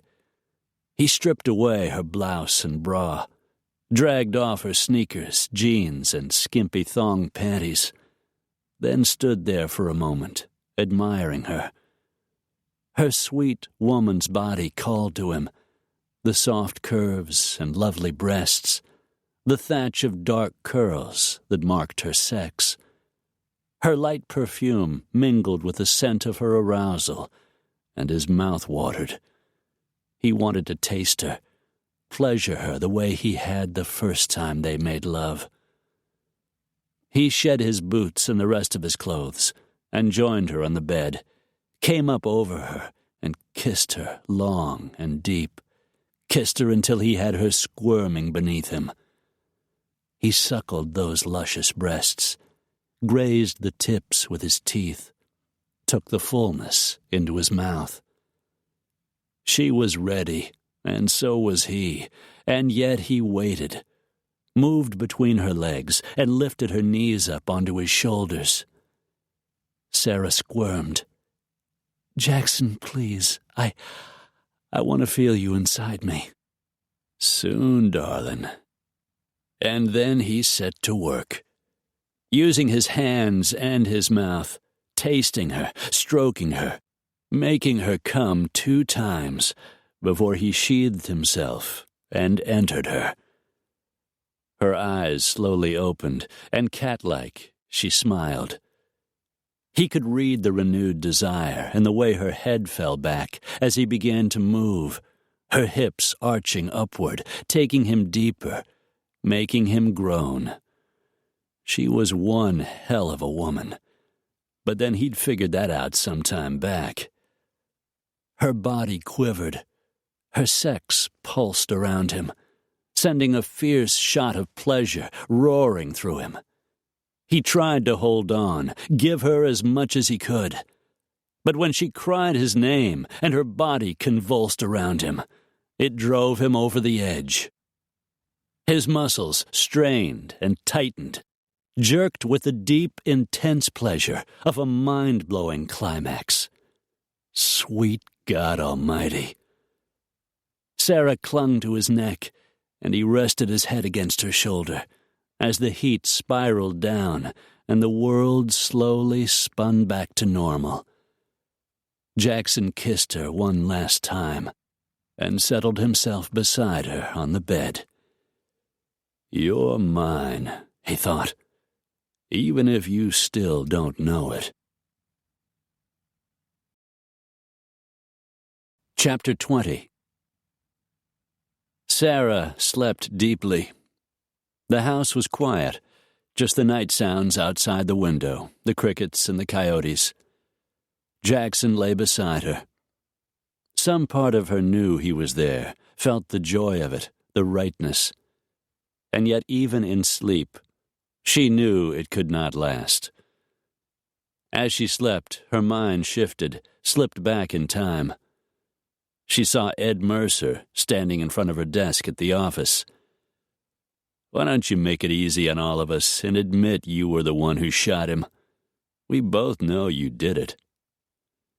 She tossed and turned on the mattress, her legs tangling in the sheets. Perspiration soaked the dark hair at her temples. Her thoughts shifted.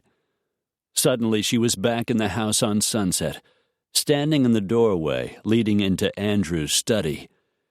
She'd been upstairs packing the last of her things to take to the condo in Santa Monica when he had arrived. He had called out to her, demanded she come downstairs. "Sarah, get down here! I want to talk to you!"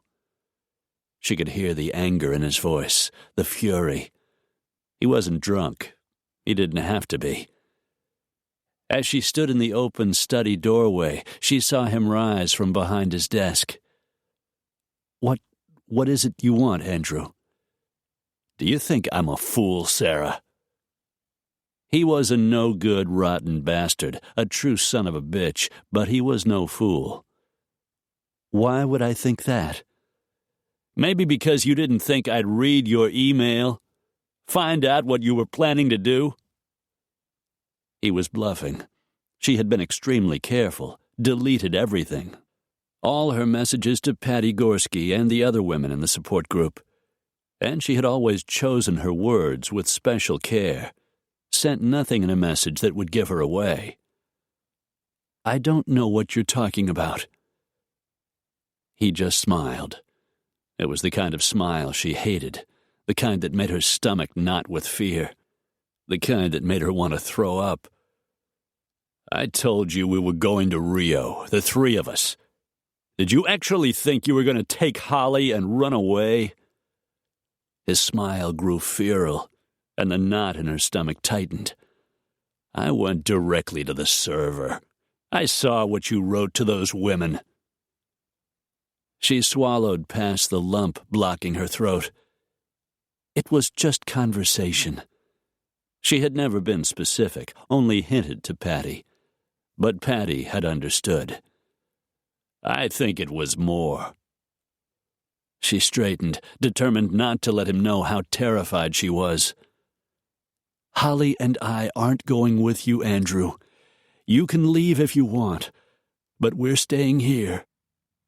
His mouth thinned to a slash across his face. You really believe you can defy me? You don't remember what happened the last time you tried? She remembered. He had beaten her so badly, she'd ended up in the hospital. She'd had 3 broken ribs and 30 stitches in her arm. She hadn't reported him to the police, had in fact told the doctors he'd never touched her. She was afraid he'd take Holly and leave, and she would never see her daughter again. He stepped away from his chair, rounded the corner of his desk.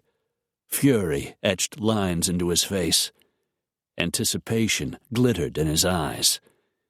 He liked this, liked to hurt her. Andrew, please don't do this. She forced herself not to back away, to hold her ground and face him. It was now or never. Stay away from me, Andrew! Don't! She was shouting his name and crying, when a big hand wrapped tightly around her shoulder and shook her awake. Easy, Sarah, a deep voice said, his hold turning gentle. It's all right, darling. You're only dreaming. Everything's okay. She opened her eyes to see Jackson leaning over her, his face filled with concern. Sarah burst into tears.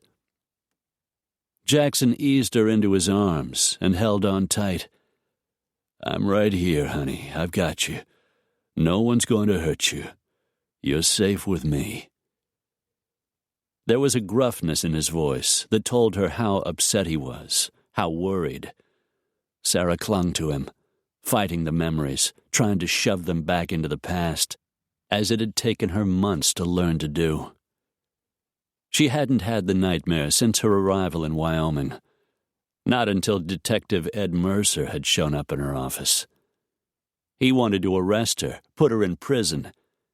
He believed she was guilty of murder, and he was determined to prove it. She was afraid to tell Jackson. She couldn't involve him in more of her troubles, and even if she were selfish enough to do it, there was nothing Jackson could do. Nothing anyone could do. Are you all right?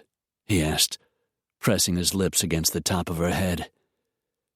She nodded, dragged back her perspiration-damp hair. I'm all right. You were dreaming about Andrew. She swallowed. She remembered. She'd had the dream a dozen times. It was the night he was killed, the last time I saw him. You want to tell me about it? It was the last thing she wanted. I'd rather not talk about it. Jackson didn't press her. All right. Lying back down on the bed, he eased her down beside him, nestled her in the circle of his arms. Think you can go back to sleep? Tears burned her eyes. She wouldn't sleep any more tonight. After the dream, she never did. Not unless... She turned to Jackson, ran her fingers along his hard jaw, felt the stubble of his night's growth of beard. "Make love to me, Jackson." He studied her face, saw the need there. He came up over her, cupped her face in his hands, and kissed her. She could feel him go hard, grow thick and pulsing against her. His kiss was enough to arouse her, the feel of his muscular body pressing her down on the mattress. He started gently, but she didn't want gentle. She wanted hard and fast. She wanted to climax, and she wanted to forget. Jackson seemed to understand.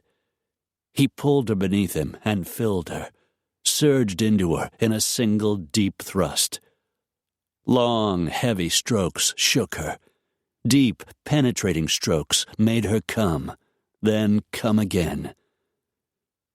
Jackson gentled his movements, kissed her softly, and took her with such tenderness, her eyes filled with tears. "Jackson," she whispered, wishing he had been the man she had married, the man who was Holly's father, the man she would share her life with. It wasn't going to happen. Andrew had seen to that.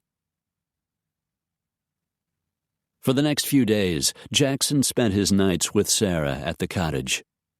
He had pushed her to let him stay, and Sarah was glad. She didn't dream while he was there. They made love, and she slept, and they made love again, and it was heaven.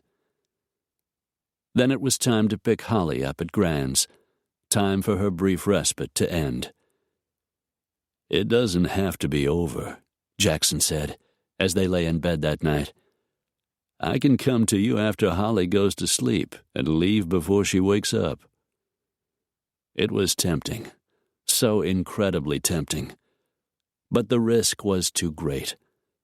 Mercer was still on the prowl, and sooner or later Jackson was bound to find out. What would he think when the detective accused her of murder? What man would want a woman the police accused of killing her husband? And there was the not-so-small matter of her heart. She was falling for Jackson Raines. She couldn't afford to let that happen. She trusted him more than any man she had ever known. Trusted him the way she had trusted her father. It wasn't enough. Too much had happened. Too many years of abuse and misery. She couldn't take that kind of risk again. Instead, tomorrow morning she would pick Holly up at Grand's and return to work. She had decided to let her daughter go back to the Busy Bee daycare center, so the little girl could play with her friends and make new ones. She prayed Ed Mercer would not return, that he would go back to L.A. and give up his search. Surely he would, sooner or later. Or he would convince the police he had enough evidence to charge her with Andrew's murder. Sarah shivered. Late in the afternoon of the next day, while Holly was outside playing with Rags and the boys, Sarah sat at the laptop computer in her bedroom. As soon as the machine geared up, she clicked on her email, watched it download, then deleted the junk mail that escaped her spam filter. There were a couple of actual messages, one of them from Patty. Sarah smiled. Patty could be funny, and she was today, telling a story about her recent tooth surgery. According to Patty, the surgery had left a gaping hole that was meant to be filled by a porcelain tooth. While she was waiting for the false tooth to be finished, she had a minor accident, slipped and fell in her basement, and hit her head on a wooden sign she was making for the shelter. Her eye turned black and blue. That, along with the missing tooth, had the women at the shelter certain that some man had beat her. They were all up in arms over it. Sarah grinned as she read the email. She always loved hearing from Patty. She kept her reply light, but Patty was hard to fool, and apparently she was sitting at her computer when she got Sarah's email. The reply came back. "What's the matter, kiddo? You can tell your big sister." Why not? She knew she could trust Patty Gorski. Sarah typed in, "Okay, here it is. Detective Mercer came to Wind Canyon. He is sure I killed Andrew, and he is trying to prove it. He says he won't give up until he does." Patty wrote back, "Tell him to bugger off. He doesn't have anything, or he would have arrested you a long time ago." Sarah felt the pull of a smile. Patty was different from any woman she had ever met. She was intelligent, she was street smart, and she was courageous. And she had been there for Sarah when no one else gave a damn what happened to her and Holly. "Thanks, Patty. Take care of those teeth. Love you, Sarah and Holly." She blew out a shaky breath, feeling better after talking to her friend. Whatever happened, she knew she could count on Patty. She thought of Jackson, how protective he was, the way he had held her after her nightmare. She trusted him. She cared for him. And she was afraid. The 4th of July arrived. In a small town like Wind Canyon, Independence Day was a really big deal. Sarah covered the fireworks display and picnic, which she attended with Jackson, Holly, and Livy. Jimmy invited Nan to join him and the boys, and all of them sat together to watch the colorful fireworks show. Sarah knew Nan and Jimmy were seeing each other. She just hoped her friend took the time to really get to know the man before jumping into a relationship. It was late by the time the fireworks were over, all the hot dogs and sodas consumed, and the folding chairs and blankets packed up for the trip back home. Jackson dropped Livy off at her house just down the road from the ranch, then drove his big white Ford along the lane and parked in front of the cottage. Sound asleep in the back seat, Holly awakened as he began unloading the leftover picnic items they had taken with them to the park. All of them climbed out of the truck, and Jackson reached into the back seat for a bag of leftovers. "I was wondering," he said, as he handed her the bag and reached for another. "I thought maybe this weekend we might all ride up in the hills and spend the night. I think Holly would really enjoy it." Any residual sleepiness Holly was feeling instantly faded. "Can we, Mom? Can we? Can I ride in front of you, Jackson? Can I?" He looked over at Sarah. "So what do you say?" She should have been angry that he hadn't asked her first, considering there was no way now she could possibly say no. But instead she just thought how nice it was that he was willing to take all of them up into the beautiful mountains. "I don't see why not," she said, and he smiled so wide, her heart squeezed hard inside her. Holly squealed and flung herself into Jackson's arms. He lifted her up on his back, locking her legs around his waist, piggyback style. "We'll ride up Saturday morning, make camp, and spend the night. Maybe do some fishing up at the lake." "Fishing! I get to go fishing!" Sarah couldn't help laughing. "All right, you two, that's enough." Jackson set the little girl back on her feet. "Holly, it's time to go in. It's way past your bedtime." As Sarah said the word bed, she made the mistake of looking at Jackson, saw his eyes go hot. Her breath caught. Just a hint of invitation, and he would come in through the back door and join her in bed. Her body went liquid and warm. She wanted that so much. Too much. She turned to Holly, took her hand, and led her up on the porch. "Good night, Jackson. Thanks for taking us tonight. It was really fun." He just nodded, pulled his hat brim down over his eyes. "I'll see you tomorrow." But tomorrow she would be working in town, and it would be a long day. She had her story to write on the fireworks display and some shopping to do. Ignoring a hollow feeling of regret, She opened the door and led her daughter into the house.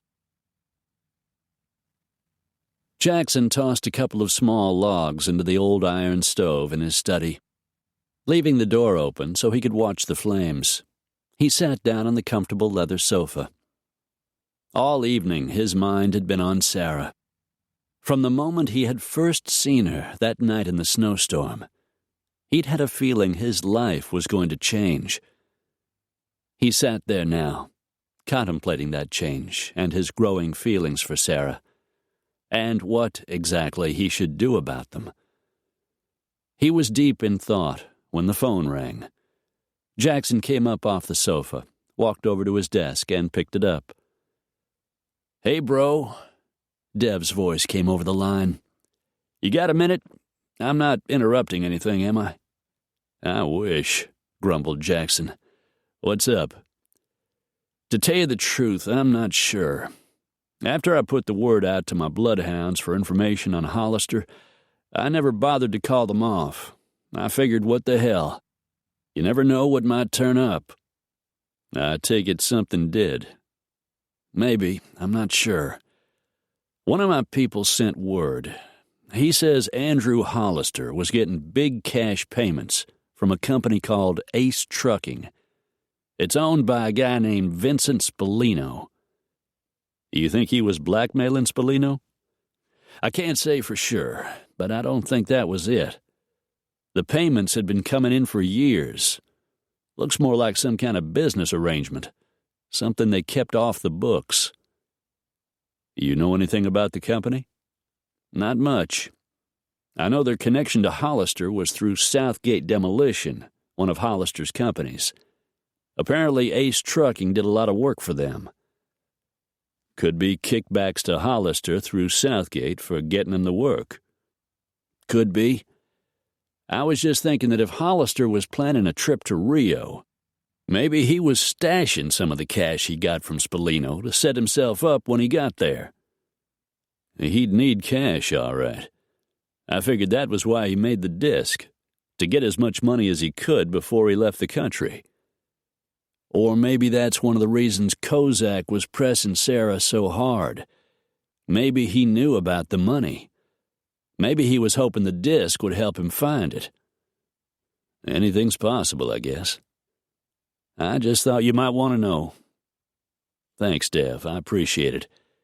If anything else turns up, give me a call." "You got it." Jackson hung up the phone. Hopefully Sarah was out of danger, but it didn't hurt to stay informed.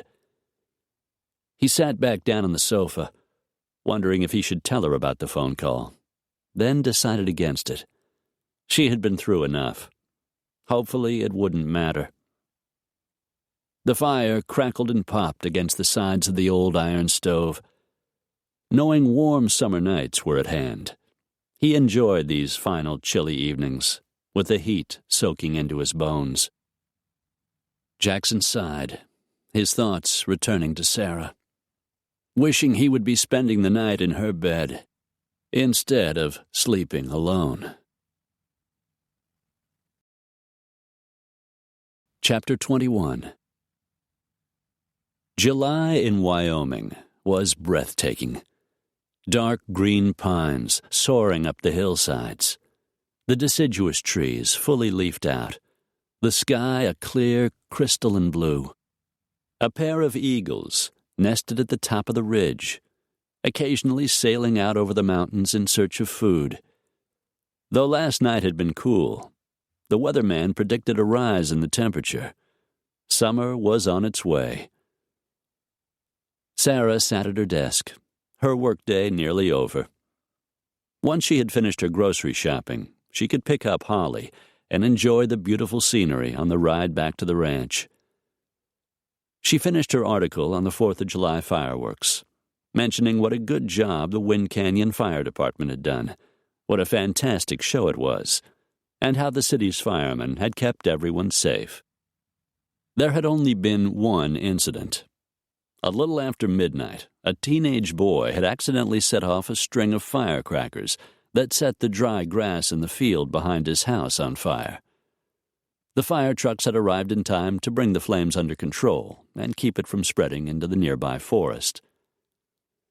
Sarah reread the article and printed it, then packed up her briefcase, said goodbye to Myra and Mike, and left the office.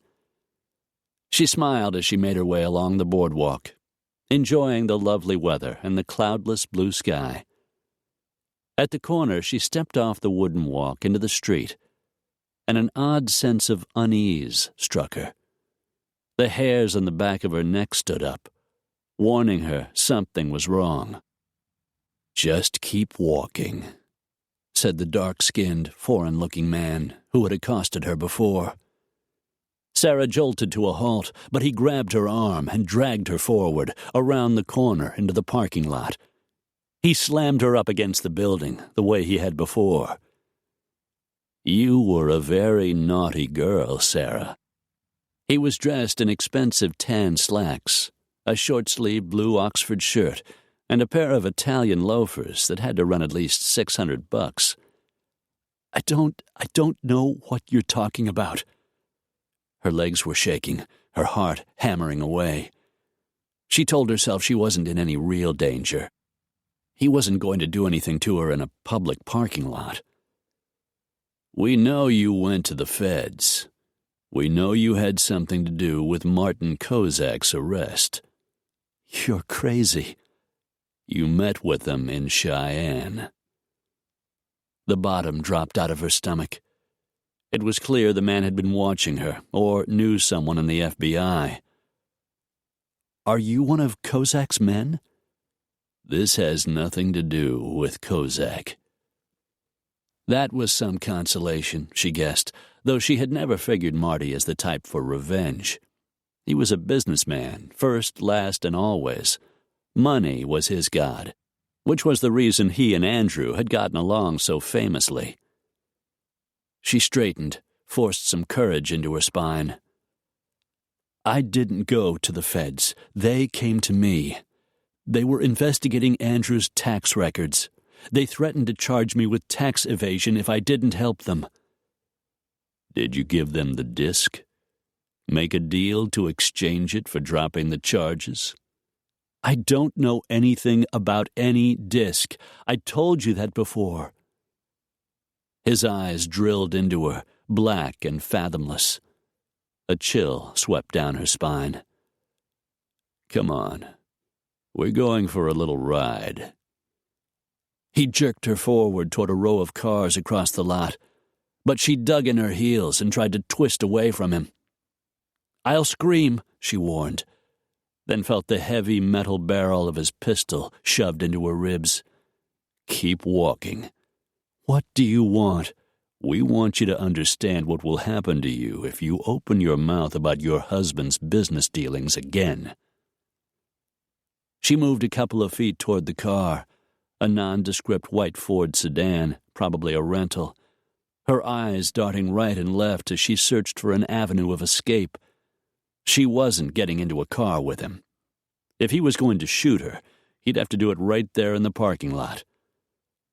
Then she spotted Jackson. He was across the street, walking toward her office, more than a block away.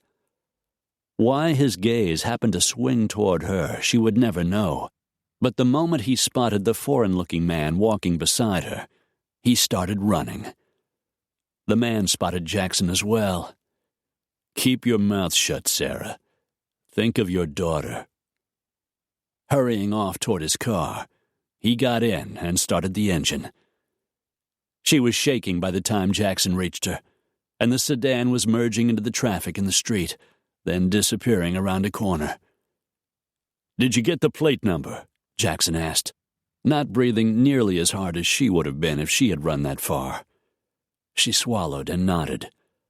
"Wyoming plates, 23619NO. 23 is the number for Sublette County. That's right here." It looked like a rental car, basic, no frills. It didn't seem to match the expensive clothes he was wearing.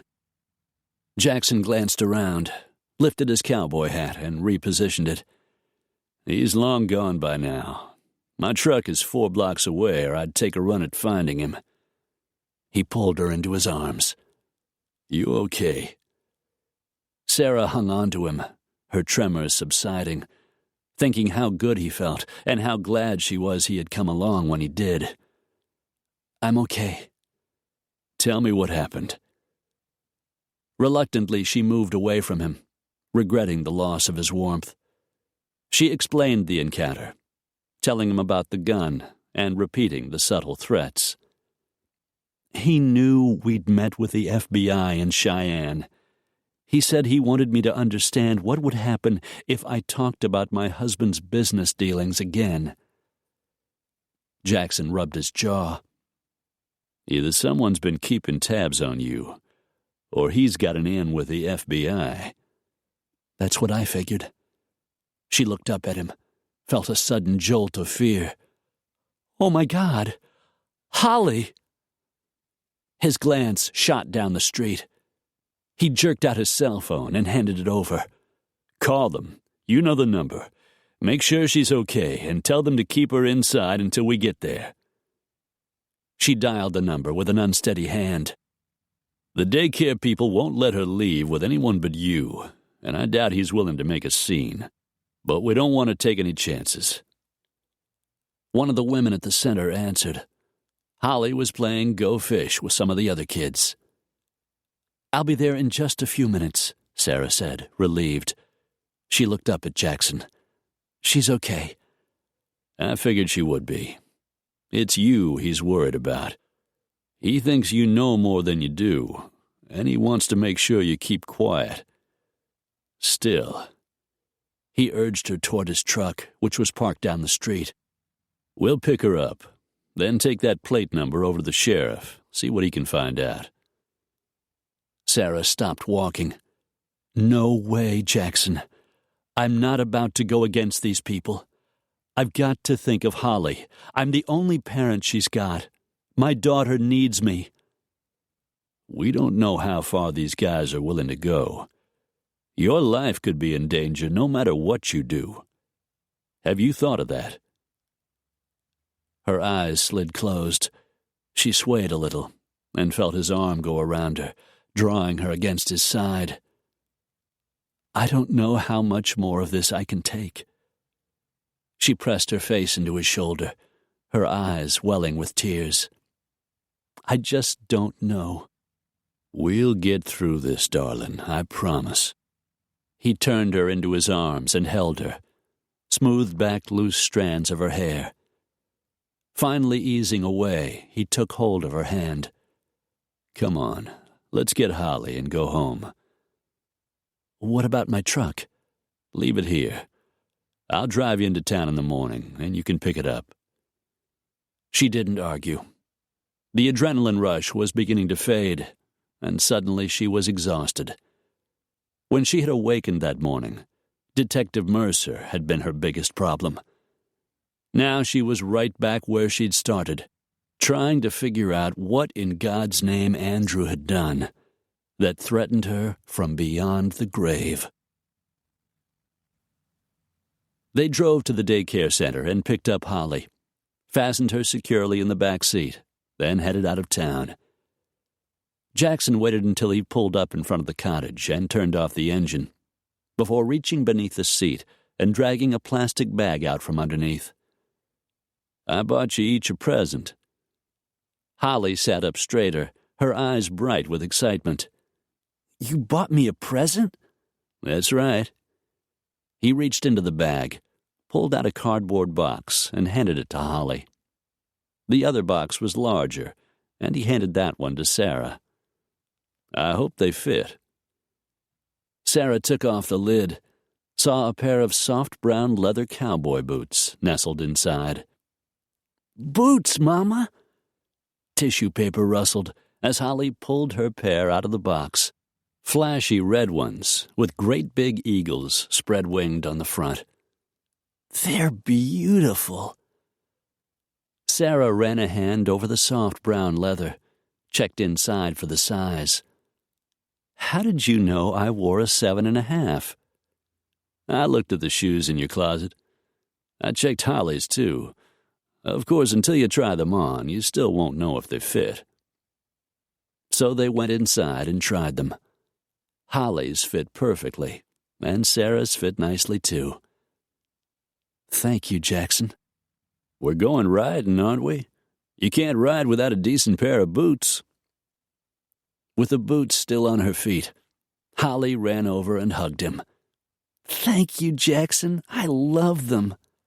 "You're welcome. Just be sure to wear them around a little so you get them broken in." "I will," Holly promised, dashing back outside to show them to Gibby and Sam. Rags rushed up beside her and started barking. Holly gave his head a quick pat and kept running. "Until I get things straightened out," Sarah said, "I think Holly should stay here on the ranch with Livy again." "So do I. I'll talk to Jimmy, fill him in on what happened in town. He can talk to the hands, ask them to keep an eye peeled for strangers. They're good men. They won't let anyone on the place who doesn't belong." Sarah nodded, her mind still spinning with worry over the man in town. "Tomorrow I'll take you in to pick up your truck and bring it home." "I'm going to work, Jackson. I can't hide out here like a frightened rabbit." "The guy had a gun, Sarah. I think you should stay close to the house." She only shook her head. "There's no way to know how long this might go on. I've got a job. I intend to keep it." Jackson blew out a breath. "I was afraid that's what you'd say. I'll tell you what. I'll take you into town in the morning. You usually only work 4 or 5 hours, right?" "Usually." "Good. Then I'll follow you home when you get off. While you're at work, I'm going to have that old truck of yours gone over. Make sure it's in A1 condition. We don't want a chance at breaking down somewhere on the road." She didn't like it. She treasured her independence. But for now, she knew he was right. "Okay, but after tomorrow, I'll be all right on my own." "We'll see," was all he said. She looked up at him as they stood at the living room window, watching Holly outside, playing with the boys. Jackson was always so strong and caring, and yet she didn't want to have to depend on him. She needed to be able to take care of herself and her daughter. Sarah's lips trembled, the situation suddenly more than she could cope with. "What am I going to do, Jackson? I can't live this way, always looking over my shoulder, never knowing if Holly will be safe." "We're going to do exactly what we did before. We're going to find out who this guy is and who he works for. We'll figure out what it is he thinks you know, and find a way to end this." Sarah swallowed. The man who had accosted her wasn't involved with Kozak Construction. He was harder. The people he worked for clearly more dangerous. He carried a gun, and though she didn't think his intention was to shoot her, she was sure he wouldn't hesitate to do it. She looked over at Jackson, saw the determination in the set of his jaw, and tried to find the courage to do whatever it was she had to do. Jackson made arrangements to leave for California on Monday. He didn't tell Sarah. He didn't intend for her to go. After the incident in town, he had called in a favor and gotten an old friend at the motor vehicles department to run the plate number off the Ford. It belonged to Duff Oldman, one of the locals. Since Duff was 65 years old, mostly into gardening and definitely not the criminal type, Jackson figured the guy had traded the rental plate for Duff's, used it while he was in town, then put it back on Duff's car before he left the area. No help there. He might be able to track down the rental car at one of the airports, but the guy had undoubtedly used a false ID. Jackson had to go back to L.A., see where Devlin's information might lead. In the meantime, it was the weekend, and there wasn't much he could do. As promised, he would take Sarah and Holly camping. One thing he knew: once Sarah was up in the high mountains, away from her troubles and fears, it would be nearly impossible for her to worry.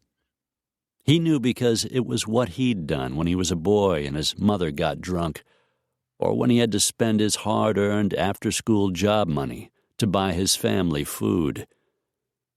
What he still did sometimes when the troubled world just got too heavy to handle. For the next 2 days, up in the high valleys, where the air was crystal clear and the scent of pine needles and campfire smoke rode on the breeze, Sarah could forget for a while and just enjoy herself. Or at least he hoped so.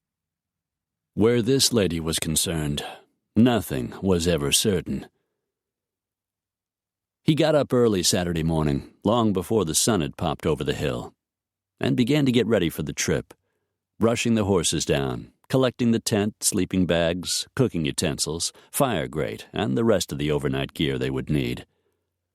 Once he had it all together, he set the pack saddle in place on one of the mules he'd had Wheel Dillon bring in from the lower pasture, put the panniers in place, and carefully distributed the weight of the gear.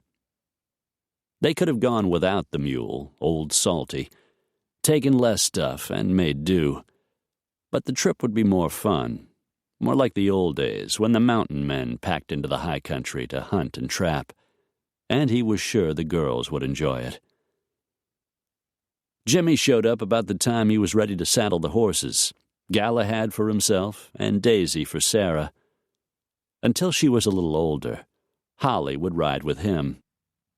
He found himself liking the thought of the little girl getting old enough to have a horse of her own, then shook his head, not certain he was ready to think along those lines just yet. "Need some help?" Jimmy walked up as he set the second saddle in place and adjusted it on Daisy's back. "Just some company. Aside from that, I'm pretty well ready." "Should be good weather for it," Jimmy said. "No rain in the forecast." "I damned well wish there was. I'd be willing to put up with the wet if it helped get rid of this dry." "I know what you mean." Jackson tightened the cinch on Daisy's saddle, looked over at Jimmy, and wondered what it was he seemed to want to say. "You and Nan have a good time on the 4th?" he asked, just to see if that might lead his friend in the right direction. "Yeah, we did. We had a real good time. The boys sure like her." He tugged on the latigo, checking to see if the cinch was tight. "What about you? You like her too?" "More than I should, I guess." "Why is that? Nan seems like a nice enough gal." "We haven't, well, you know, but I sure like having her around. I've even been thinking it might be the kind of thing that could wind up permanent." One of Jackson's eyebrows went up. Jimmy had never talked this way about a woman. "That sounds good." "Could be. The only problem is—" "The only problem is," he prompted. "I don't know if I can trust her." Jackson thought back several years to the time Jimmy had mentioned his interest in dating Nan Hargrove. "You mean because of the guys she took home from the Canyon Club?" He nodded. "She was single, Jim. She had a right to do what she wanted." "I know. It's just that Annie chased everything in pants, and you don't want to go through that again." Jimmy looked away. His ex-wife had been a real peach. Everyone in town knew she was wilder than a jackrabbit, but Jimmy had fallen for her anyway. Fallen for her hard. When he'd found out she was making the rounds with half the guys in Wind Canyon, it had torn him apart. The luckiest day of Jimmy's life had been the day Annie Baylor Three Bears packed her bags and disappeared, never to be seen again. She'd signed the divorce papers, and then Jimmy was free. But he'd never really gotten over Annie. Until now, it seemed. "Give it some time, Jim. There's no rush." Jimmy shot him a glance that traveled past him off toward the cottage. "Back at you, buddy. Sarah's a beautiful woman, but she's trouble. It seems to follow her around like a bad smell." It was true. Too damn true. And yet he was in for the duration. In until whatever was going on was over. He didn't have to think twice to know he wasn't going to be another man who had let Sarah Allen down. Sarah hurried to catch up with Holly, who ran excitedly out of the house off toward the barn. Jackson stood waiting next to the horses, the big red gelding Galahad, and the pretty little paint mare, Daisy. A pack mule stood at the hitching rail, his long ears twitching at the sound of Holly's small footsteps approaching. Sarah made a last mental check of the stuff in the duffel bag she carried. Jackets, an extra pair of jeans for each of them, extra socks and sneakers in case their boots got wet.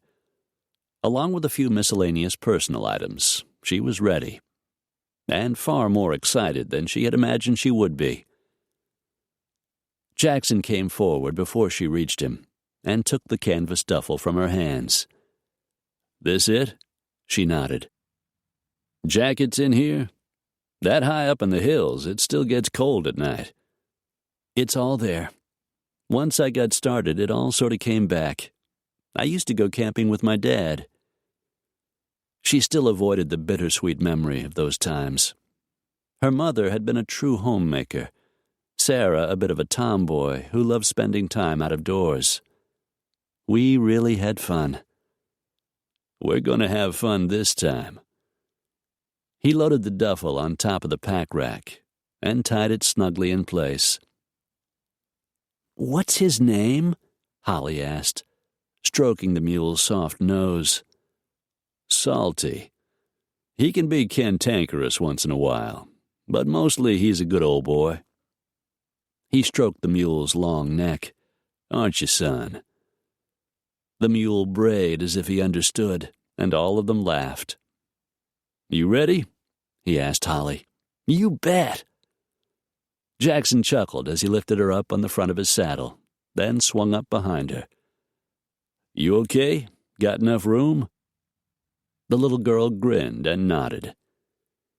Jackson took the mule's lead rope, looped it loosely around the saddle horn, and they started off up the trail. Holly waved goodbye to Jimmy, Sam, and Gib, who came to watch them ride out, then settled in for the 3-hour ride up the trail into the mountains. "We'll camp next to the lake," Jackson said. "I brought a couple of poles so we can fish. We get lucky, we'll have fried fish for supper." Sarah smiled as she watched him settle himself in the saddle, Holly's back resting against his chest. She was only a little nervous, watching Galahad carry Jackson and Holly up the steep section of the trail leading off the road, relaxed as they reached the top and settled into a steady pace. Jackson rode with the same ease he did just about everything, his shoulders wide and straight, his long legs comfortable in the saddle, boots shoved into the stirrups, hat pulled low over his forehead. Sarah felt a little pinch in her chest just watching him, thinking how good he looked, how tempting. It was the kind of pinch that wasn't good, the kind that said where this man was concerned, she could be in serious trouble. Sitting on his horse, looking like every woman's fantasy, Jackson turned and surveyed her with a long, heated glance that ran up her jean-clad legs, settled on her breasts, and told her exactly the kind of ride he would rather be making. Sarah sucked in a breath as a shot of lust hit her so fiercely, the muscles in her thighs went taut. Her jeans chafed an intimate spot between her legs, and every time Daisy took a step, she felt a jolt of sexual heat.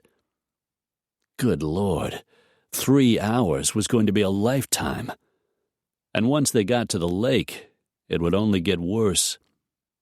She would have to watch Jackson setting up camp, those hard muscles flexing and tightening, making her stomach twist with longing. With Holly along, there was no way they could make love, no way to find relief. Sarah watched Jackson riding steadily up the trail, not quite sure she liked this new sexual side of herself. Then she smiled, It felt good to desire a man, good to be desired. Leaning back in the saddle, she relaxed for the first time in days. She had come on this trip to enjoy herself. Whatever happened, whatever the future held in store for her, that was exactly what she intended to do. Unfortunately, in life, nothing ever went the way it was supposed to. They were just approaching the lake when Sarah heard the whine of a chainsaw. Son of a... Jackson broke off in deference to Holly, snatched off his hat, and resettled it on his head. Loggers? Sarah pulled Daisy to a stop beside Galahad and Salty in a wide spot on the trail. The chainsaw bit in and whined, and Salty's long ears went up. He began to back away, pulling on his halter, trying to tug the lead rope out of Jackson's hand. Easy, son. Leading the mule a few feet away, he swung down from the saddle and tied the animal to a tree. They aren't supposed to be working in this section, he said, as he led the sorrel back to where Sarah sat on Daisy. This lake is surrounded by national forest, but these days that doesn't mean the trees are protected. He lifted Holly out of the saddle and sat her on the ground, and Sarah swung down off Daisy. They had stopped a number of times along the route, but still her legs were a little sore. You okay? She smiled. I'm fine. A little saddle soreness wasn't much of a price to pay for a trip through such spectacular scenery. Jackson reached into his saddlebags and dug out a map, spread it open on top of a rock, and studied it for several moments. I thought so. He rolled the map up. I need to check this out. I won't be gone long. Stepping into the stirrup, he swung aboard the gelding, whirled the horse, and headed up the trail. Chapter 22. Where's Jackson going, Mama?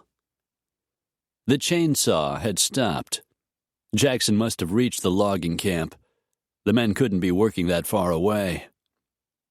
I'm not sure, honey. Why don't we leave Daisy here with Salty? Walk up the trail a ways and see. She led the mare over and tied her to graze, then took Holly's hand and started up the trail. She didn't like the idea of Jackson going head-to-head with a bunch of loggers by himself. If she and Holly were there, a woman and a child, maybe it would ease the situation.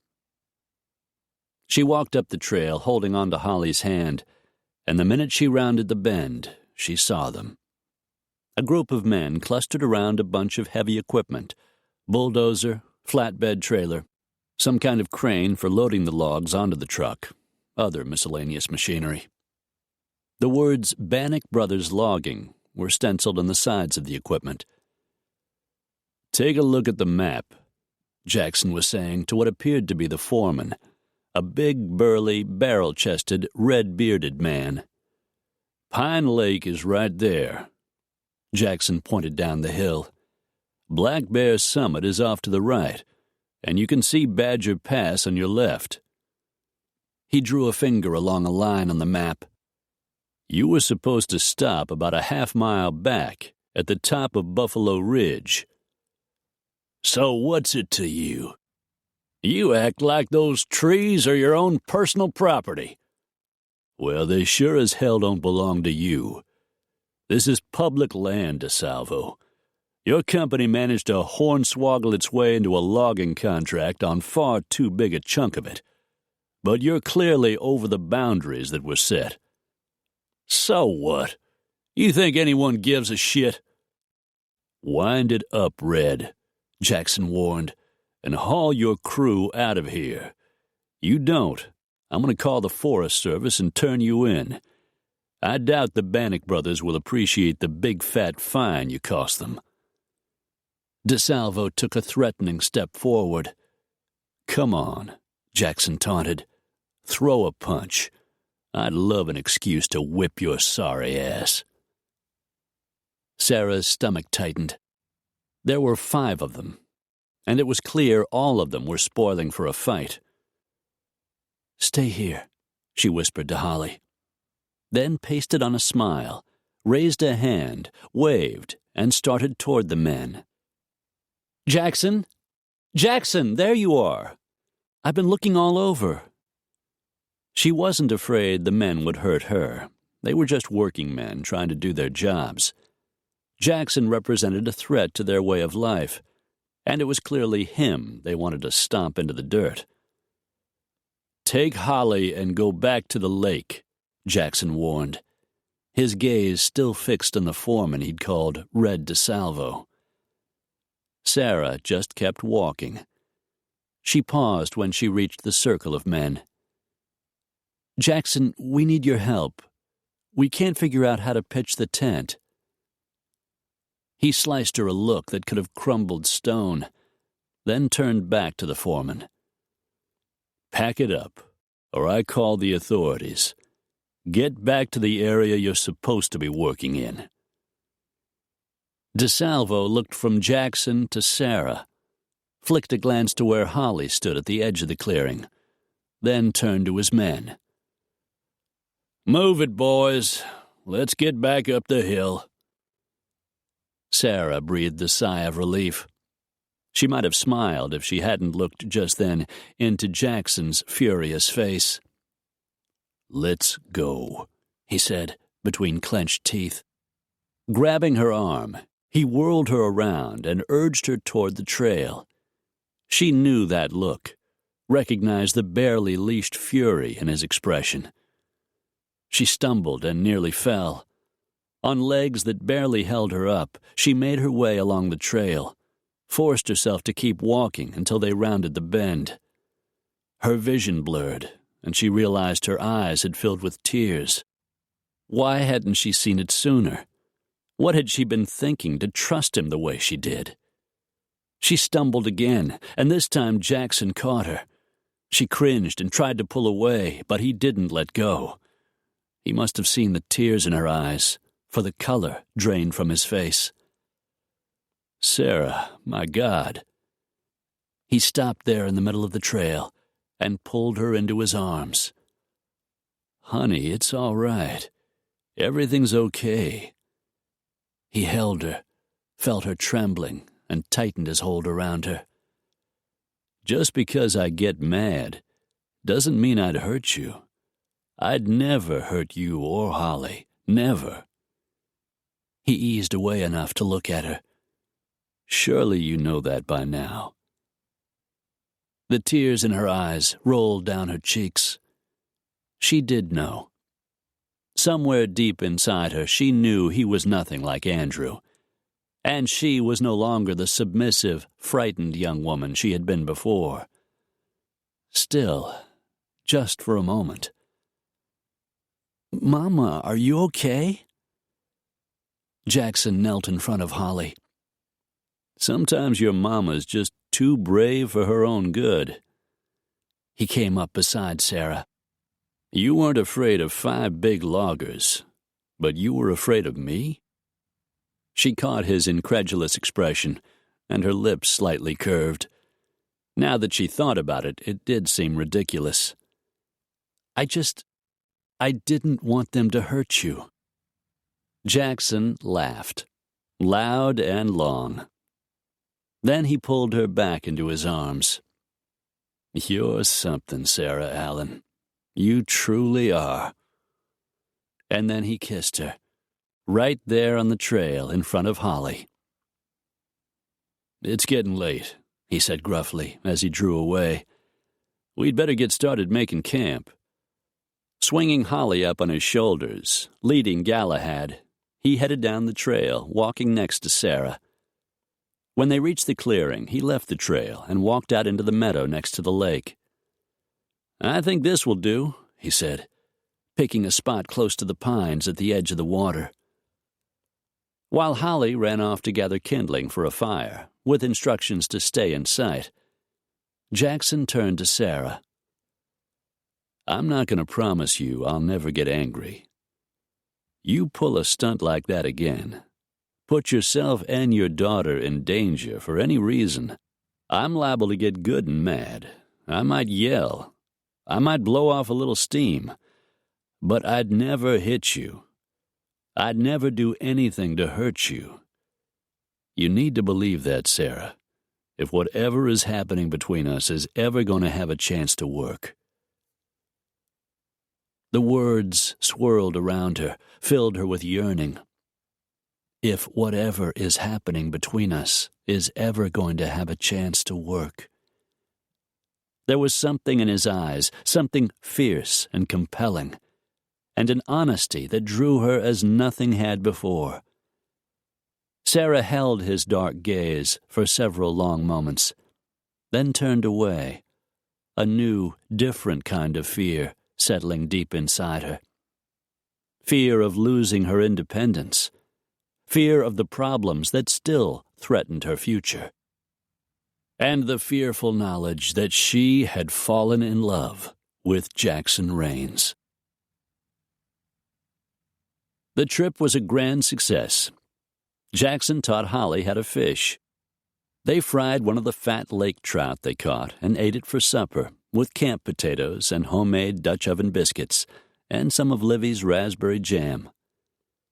In the morning he fixed flapjacks and bacon, and they sat in the warm sun around an early morning campfire and ate until they were too stuffed to move. "I can't believe how good this all tastes," Sarah said, apparently impressed with his cooking. "I used to help my dad cook over an open fire. I bet I could do it again with a little practice." "I bet you could too," he said, thinking there wasn't much Sarah Allen couldn't do if she put her mind to it. He would never forget the way she had come to rescue him from the loggers, or how badly it had hurt to see the fear in her pretty blue eyes when she had looked at him on the trail. She had nothing to fear from him, and never would, and he thought that maybe, little by little, she was coming to realize that. They were tired by the time they packed up the camp that morning and left the meadow and started back down the trail. Holly fell asleep against Jackson's chest as Galahad plodded along, and seeing the trust in her sweet little face made something tighten inside him. Though he often worked with kids during the summer, mostly with the youth boxing team, he had never realized what he was missing in not having a family of his own. The thought intrigued him more than it should have, and he forced the notion away. He wasn't ready for that kind of thinking, at least not yet. The small band was exhausted by the time, late in the afternoon, they arrived back at the ranch. Jackson walked the girls to their cottage. Then he and Jimmy unpacked the mule, unsaddled, fed, and put the livestock away. "Everything go all right?" Jimmy asked, as they turned the horses and Salty out into the pasture. Jackson glanced back up the mountain. Aside from a little run-in with Red DeSalvo and some of his loggers, they were half a mile or so over the boundary line. His jaw flexed. They decided to move back to where they were supposed to be. Jimmy chuckled. "Lucky for them." Jackson just grunted. "I'd better go fix supper," Jimmy said. "The boys will be getting hungry." Jackson could see Jimmy's two black-haired sons standing out in front of the house, tossing a baseball back and forth. I guess they aren't going to summer school this year. He had noticed they were there every day, which they hadn't been last year. They got nearly straight A's. I figured they deserved a little time to enjoy themselves. Sam's going to start working with Wheel and a few of the hands. Gibb's going to do some chores for me and Wheel. I think it'll be good for them.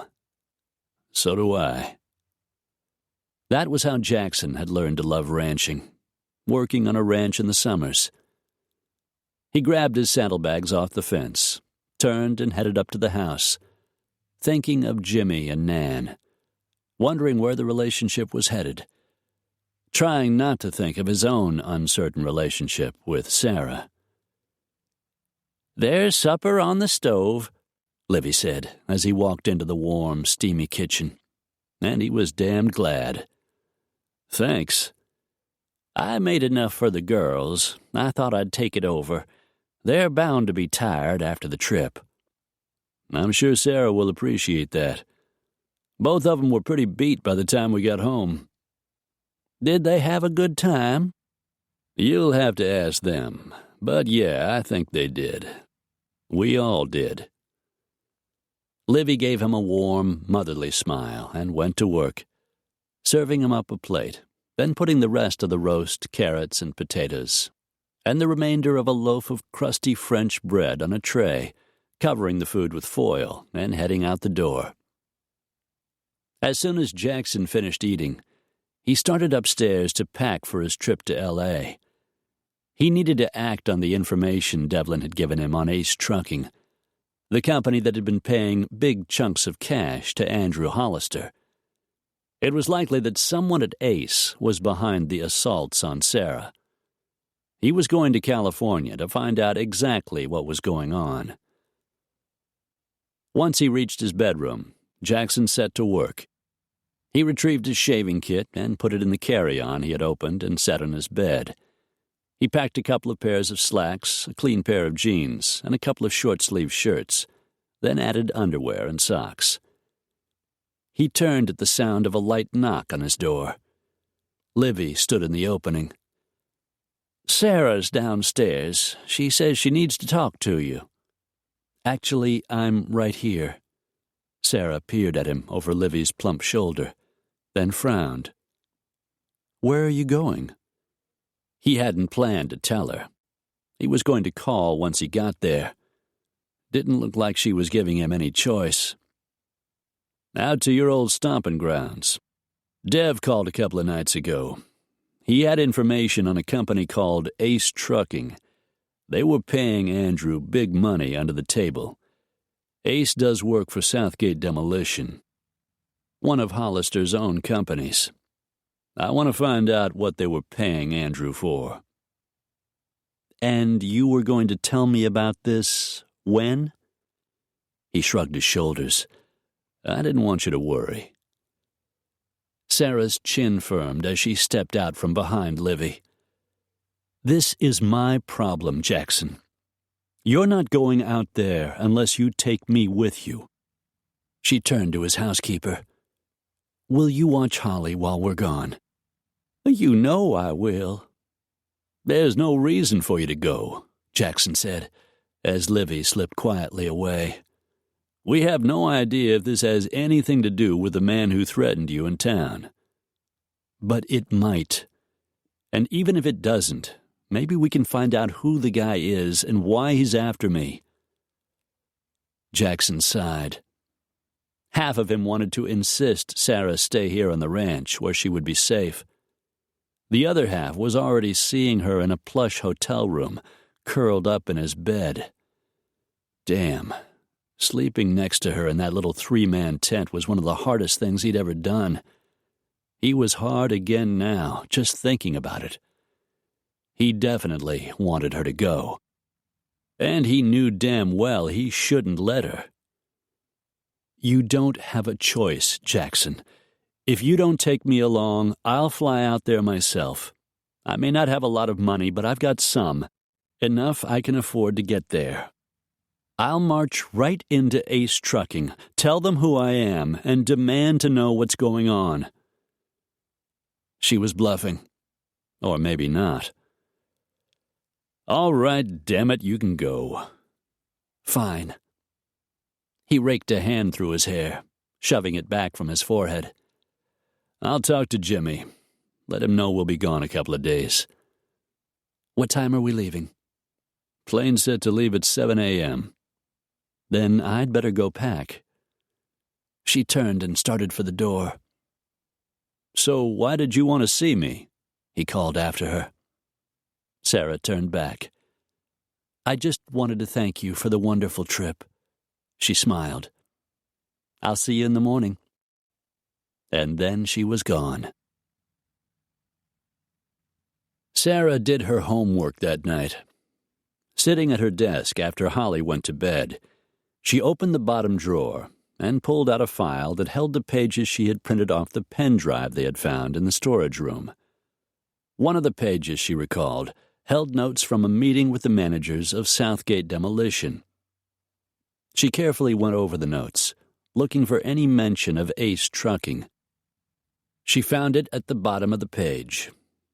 Ace was working on a couple of Southgate's demolition jobs, but the information was 5 months old, before Andrew had died. The project's probably completed by now. Reaching over, she flipped on her laptop. When Google popped up, she typed in Southgate Demolition. There were several articles in various newspapers in the LA area, as well as the Southgate Demolition homepage.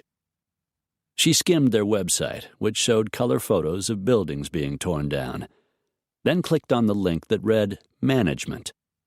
The company was currently being run by a man named Theodore Schuler. Since she had never heard the name, she figured he had probably been appointed by the probate court. Going back to the Google list of entries, she clicked on a recent article in the LA Times naming Southgate as the company hired to demolish a 6-story building in East LA.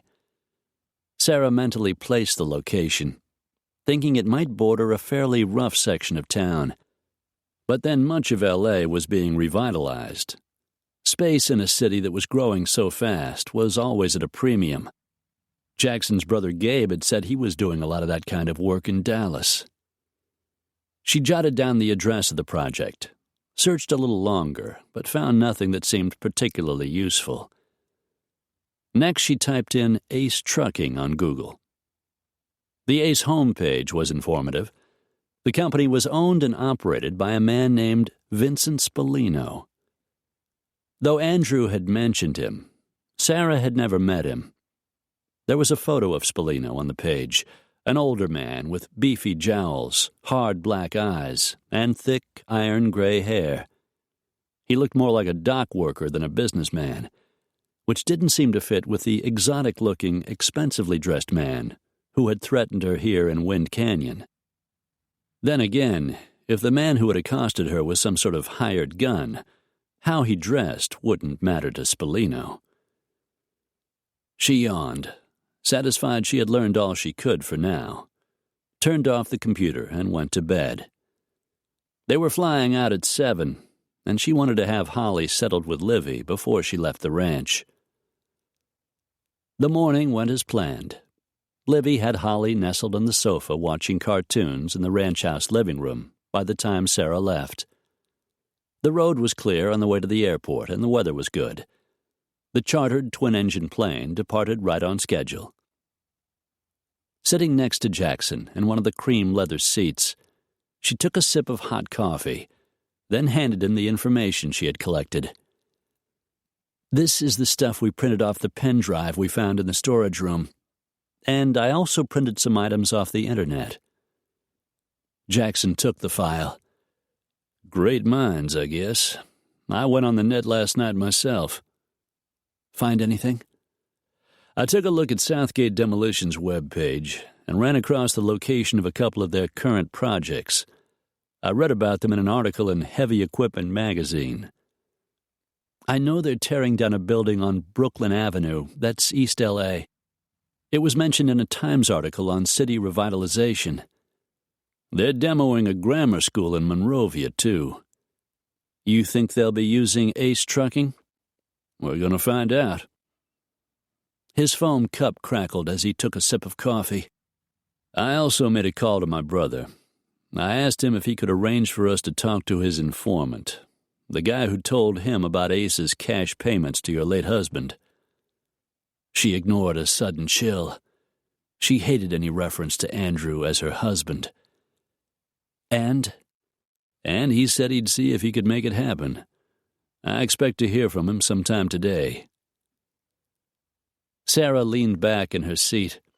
It was the logical first step. Find out what else Devlin's informant might be able to tell them, if he was willing to talk. "You think this man will meet us?" Jackson shrugged. "Money talks," was all he said. Sarah opened her mouth to tell him she couldn't afford to pay the sort of money it would take, but he held up his hand and simply shook his head. Sarah sighed. There was no point in arguing. She reminded herself what his brothers had said. Jackson was helping her, just as he had helped people in the past and would again in the future.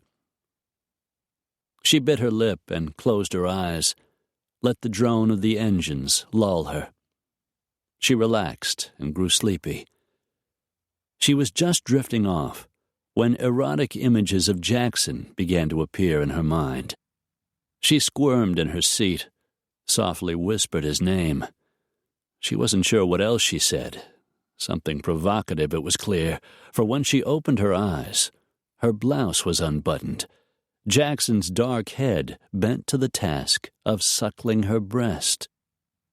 "Always happy to oblige a lady," he said softly, then returned to the job at hand. Sensation swamped her. Sarah laced her fingers in his hair to pull him closer, urging him to continue. His teeth grazed her nipple. Then she felt the sweet sensation of his mouth opening to take the fullness. Sarah moaned. Her heavy-lidded gaze slid toward the cockpit door, but it was firmly closed. She glanced down to see that her slacks were unzipped as his tan hand moved over her belly, slipped beneath the band of her thong panties into the tangle of dark hair between her legs. She was wet in an instant, plump and ready for him to take her. "Jackson." She was trembling all over, more than eager.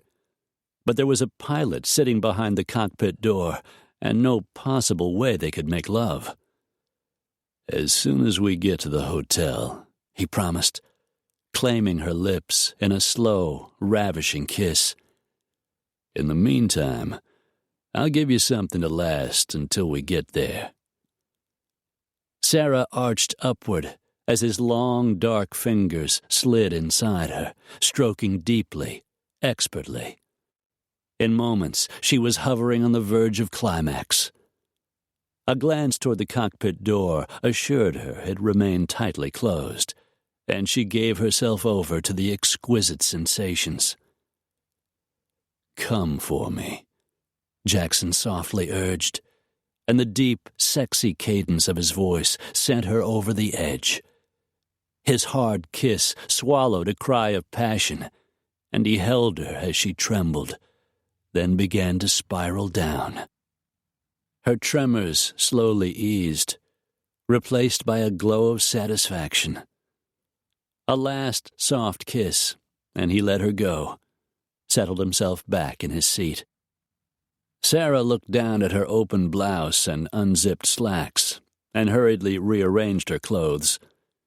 Embarrassment pinkened her cheeks as Jackson leaned back in his seat, a smug male smile tilting the corners of his lips. She couldn't believe it. She had let the man pleasure her in the seat of an airplane. She glanced toward him from beneath her lashes.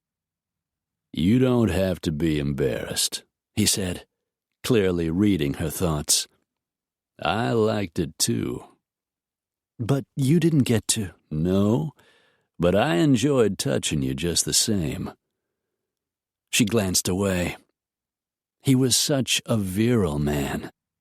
He liked sex, and he made no secret of it. Sarah rose from her seat and made her way to the tiny bathroom in the rear of the plane to freshen herself. As she closed the minuscule door, she gazed into the small oval mirror on the wall. Her dark hair was mussed, and a soft flush colored her cheeks. She looked, well, satisfied. The plane hit an air pocket just then, tossing her against the wall in the narrow, confining space. She had never liked flying. She glanced back at her reflection in the mirror, saw the glow in her face, felt the sweet tingling that hadn't completely left her. Then again, there were definitely some advantages to flying with Jackson Rains. Chapter 23. Jackson's cell phone rang as he slid behind the wheel of his rental car. They had flown into the Burbank airport, which was close to Ace Trucking in the San Fernando Valley, and not far from Southgate Demolition in Glendale. The day was California warm, 85 degrees and sunny, but the weathermen had predicted light showers that night. Jackson flipped open his phone, recognized the caller ID. "Hey, bro." "You on the ground?" Dev asked. "Yeah, we just landed in Burbank." "That'll work." "My guy's name is Jorge Rodriguez. He's willing to meet you, for a price." "Not a problem. When and where?" "Tonight, 9 o'clock. A place called the Arizona Cafe. It's on Valley Boulevard in Alhambra." Dev gave him directions off the eastbound 10 freeway. "He'll be wearing an L.A. Dodgers ball cap." "How much do you know about him?" "Jorge worked for Hollister up until he died. Did pretty much whatever the guy wanted him to. Nothing wet, I don't think. Just errands that required tight lips and muscle when it was needed, that kind of thing.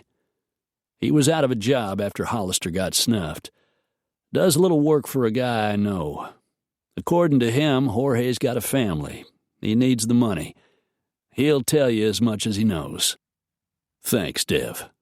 It may not be all that much, but you were coming out anyway, so it's definitely worth a try. I'll expect to hear from you when it's over. Take care, big brother." Jackson leaned back in the car seat. All three brothers were protective of each other. As kids, with a mother who was mostly drunk, there was no one but the three of them. Nobody else who gave a damn whether they lived or died. The feeling had stuck. Dev would be worried until he got Jackson's call. "So what did he say?" Sarah asked from the passenger side of the rental car, a mid-sized, nondescript Chevy that wouldn't attract attention. Jackson turned the key in the ignition, and the engine roared to life. "I'm meeting with his informant, tonight at 9. Jackson, we're meeting him tonight." He flicked her a glance, caught the stubborn tilt of her chin. "I'm going," it said, "one way or another." He sighed, raked a hand through his hair. He put the car into gear and pulled out of the lot. "You can be a real pain in the ass sometimes, you know." Sarah grinned more broadly than he had ever seen her. "I'll take that as a compliment." Jackson grumbled a word he didn't want her to hear. "Fine, but you do exactly what I tell you, okay?" She nodded, pleased with herself for getting her way. "Okay." He thought he understood. She was coming into her own, growing stronger every day, now that she was out from under her husband's brutal, domineering control. "So where's the meeting?" "Alhambra. I guess that's a town. You know it?" She nodded. "It's south and east of here. We're staying in Burbank, right?" "Afraid so. Nothing fancy this time. Just a little hotel I found on the internet that looked easy to get in and out of and seemed to have decent rooms." The hotel, the Gramercy, was a little over 4 miles from the airport, a 3-story U-shaped building that looked clean and well cared for, and had parking on all 3 sides. He had reserved a 2-bedroom suite, small but adequate, though he hoped they would only need one of the bedrooms. They checked in and were shown upstairs into room 318. Sarah rolled her carry-on through the door into the 2nd bedroom. "You sure you don't want to stay with me?" His hopes rose at the indecision he read on her face. "I like my privacy. You don't really mind, do you?" "Of course I mind. I want you in my bed, Sarah. I want to make love to you. I want you there when I wake up in the morning. But I know you need time, and I'm willing to give it to you." Sarah moistened her lips, making them glisten, and his blood began to heat. "Thank you," she said softly. He forced his thoughts in a safer direction. We've got a little time before tonight's meeting.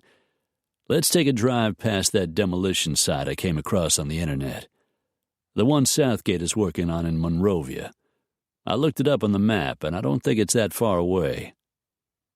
All right. Traffic shouldn't be too bad this time of day. Maybe we'll run across something useful. They finished unpacking, then went back downstairs to the car. Fortunately, even after plowing through traffic and checking into the hotel, it was still early afternoon, not yet the rush hour, so the drive didn't take too long. The bad news was, when they got to the demo site, it wasn't Ace, but another trucking company that was busily hauling away the big chunks of cement, bent and rusted rebar, broken windows, mountains of sheetrock and lumber, and just plain piles of trash resulting from the destruction of a cluster of buildings. They aren't using Ace, Sarah said, disappointed. I wonder why. Maybe their bid was too high. Southgate's tearing down a school. The contract would probably be awarded by the state. They watched the men working, the bulldozers piling up debris, skip loaders scooping it up and dropping it into dump trucks. Andrew owned a lot of equipment, Sarah said. Why do you suppose Southgate needs to hire a trucking company? Why doesn't Southgate just haul the stuff away? Andrew owned equipment, but not all of it was the right kind. From what we've seen, Southgate Demolition uses on-site machinery, bulldozers, pavers, skip loaders, that kind of thing. Andrew was never in the transport business. Sarah studied the activity on the site. Still, he owned some trucks. Maybe Ace does some kind of specialized work for Southgate, something that requires slightly different kinds of trucks. Good thought. Maybe tonight good old Jorge will be able to tell us. And if not, maybe they would at least pick up something useful. Jackson looked at his wristwatch. The afternoon was slipping away. The traffic would be worse going back. They hadn't had anything to eat since morning, and the long plane ride was always tiring. Why don't we head back to the hotel? You can call and check on Holly. Then we'll get something to eat and maybe catch a nap. We'll regroup and be ready for Jorge. Sarah nodded, yawned behind her hand. Now that you mention it, I could use a little sleep. She looked up at him, and a sexy smile curved her lips. Besides, I owe you for that little present you gave me on the plane.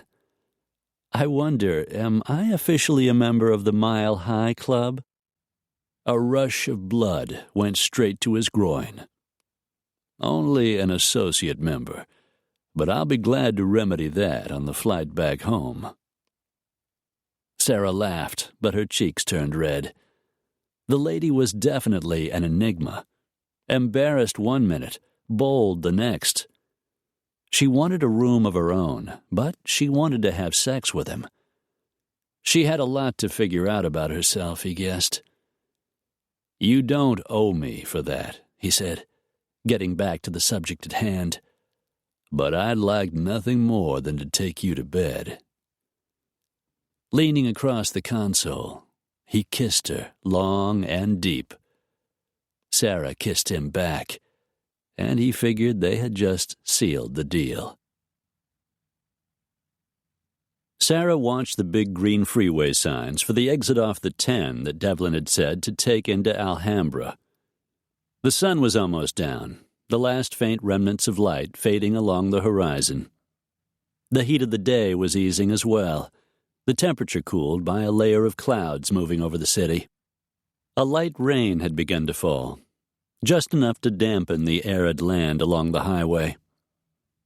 Earlier, after making love, a nap in Jackson's bed, and hamburgers and French fries from the hotel's limited room service menu, they set off for tonight's meeting, leaving early enough to get there, even if they ran into trouble on the road.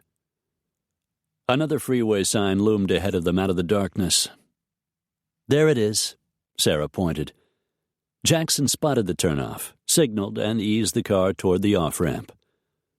A few minutes later, they were heading down Valley Boulevard in search of the Arizona Cafe.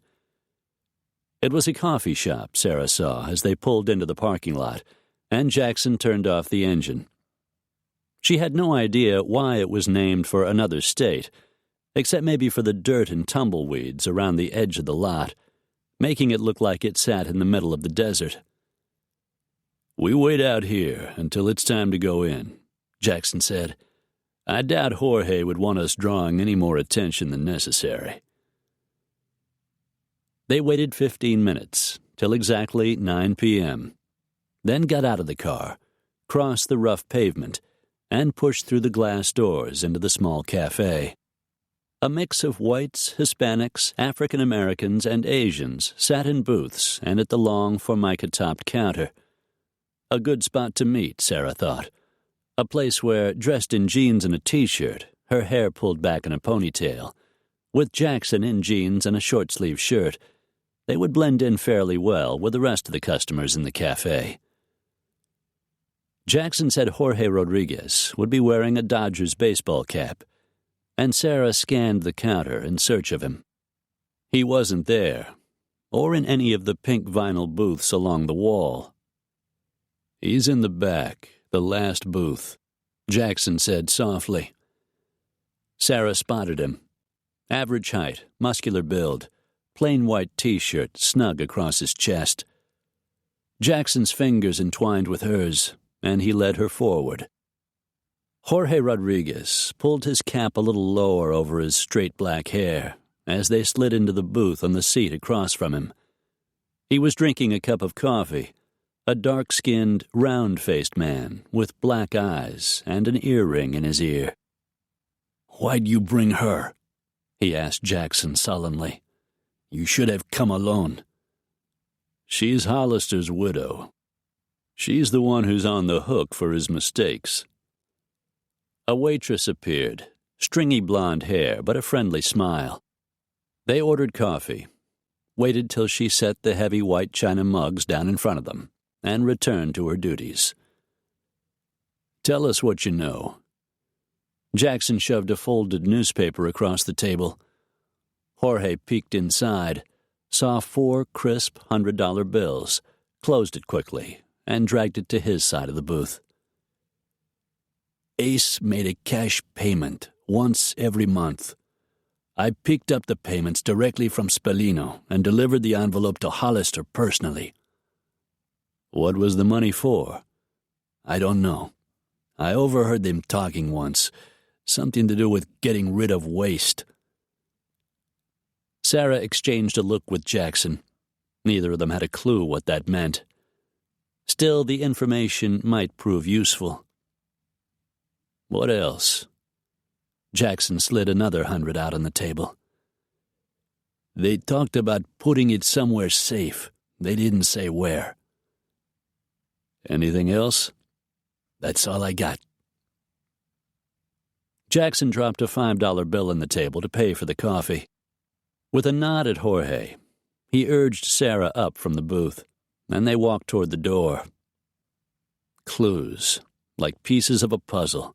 Separately they meant nothing, but putting them all together might just give them the answers they so desperately needed.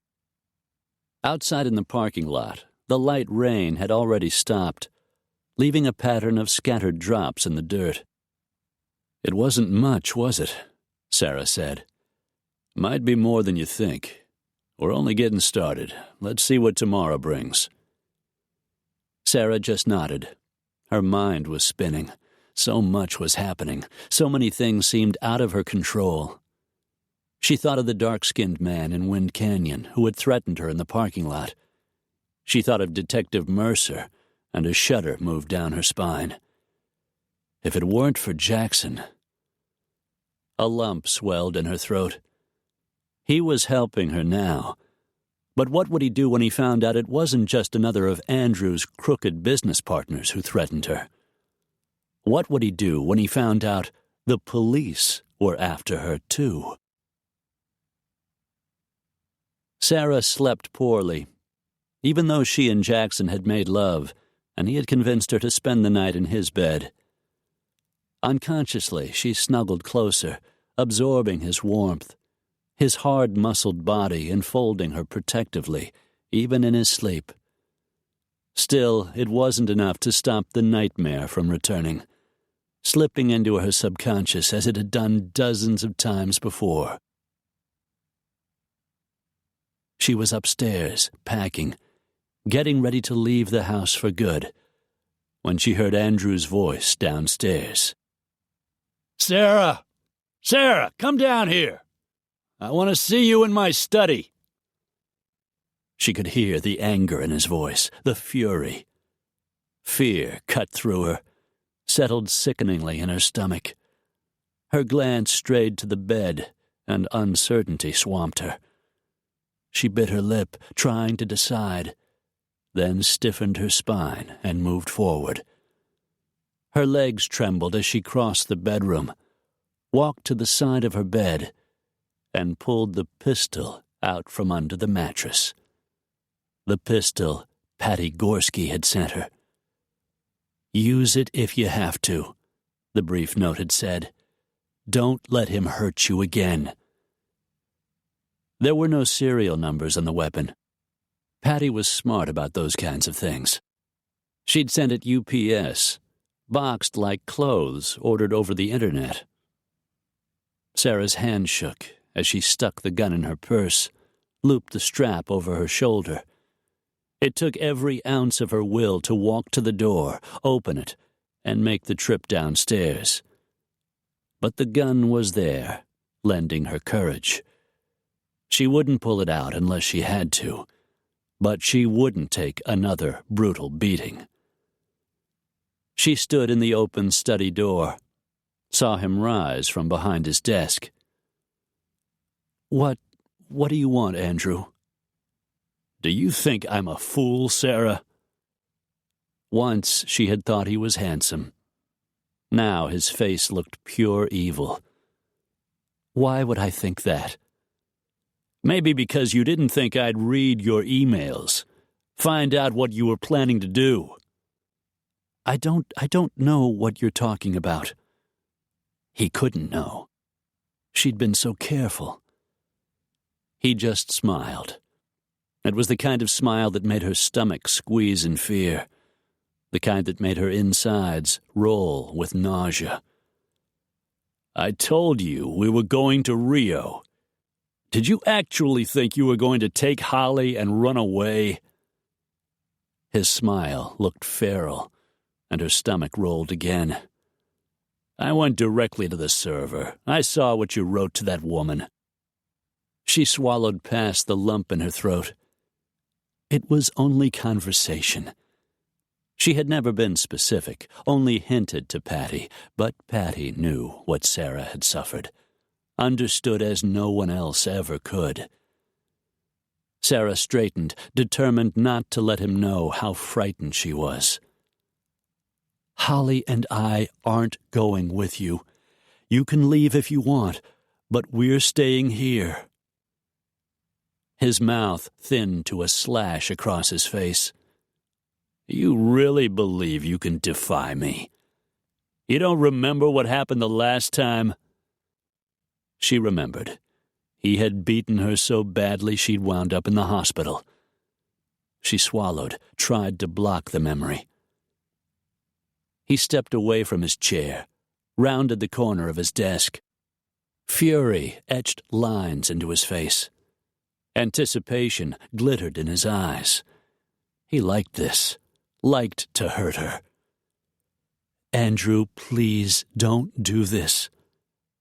She forced herself not to back away, to hold her ground and face him. When he just kept coming, she drew the pistol from her purse. Her hand shook. "Stay away from me, Andrew. I'm warning you." A noise reached her. Was someone else in the house? I won't let you hurt me again." His cruel laughter rang in her ears. The hellish sound sent a jolt of adrenaline into her blood and awakened her from the nightmare. A shot? Or maybe it was Jackson, whose face loomed above her as he reached out and caught her shoulders. "Sarah, are you all right?" She swallowed past the bile that rose in her throat. Tears welled in her eyes, began to run down her cheeks. She was shaking so badly, Jackson drew her into his arms. "Take it easy, darling. It was only a dream." Sarah clung to him, hung on as hard as she could. "Easy," he soothed. "You're all right now." She took a deep breath, exhaled slowly, fought to regain her composure. "I'll be okay. Just give me a minute." "Take all the time you need." He stroked her hair, held her snugly against his chest. "It was him again," he said. "Andrew. You called out his name." Her eyes slid closed. "Sometimes," she swallowed.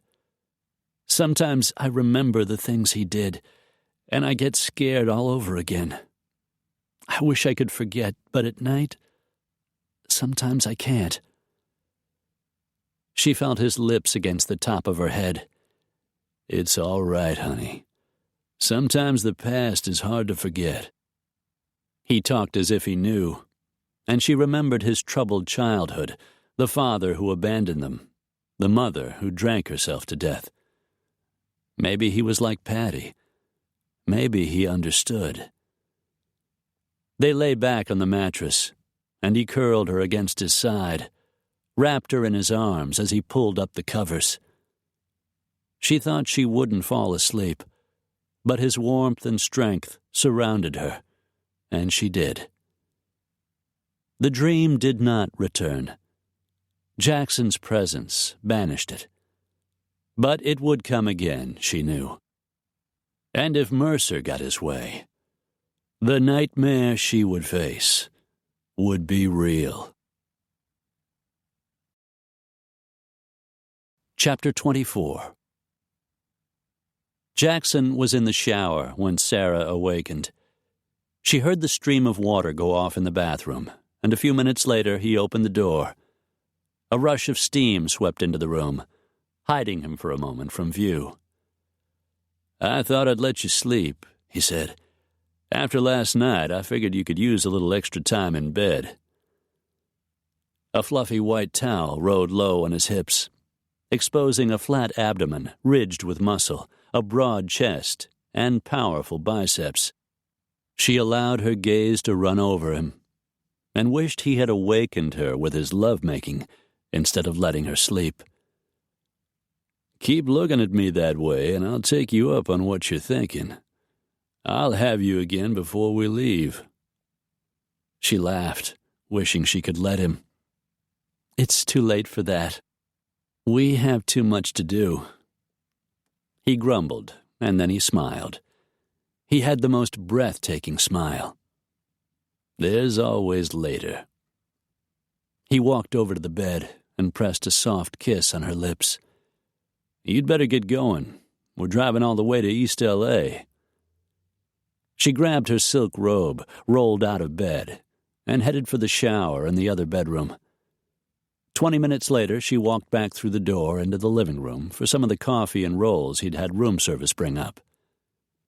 She sipped the rich black brew and nibbled the sweet pastry as she talked to Holly, laughing at the story of Rags chasing a big raccoon that turned and chased him back inside the house.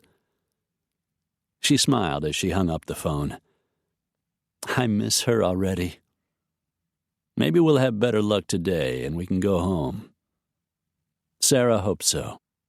Last night, Jackson had called Devlin after their meeting with Jorge Rodriguez.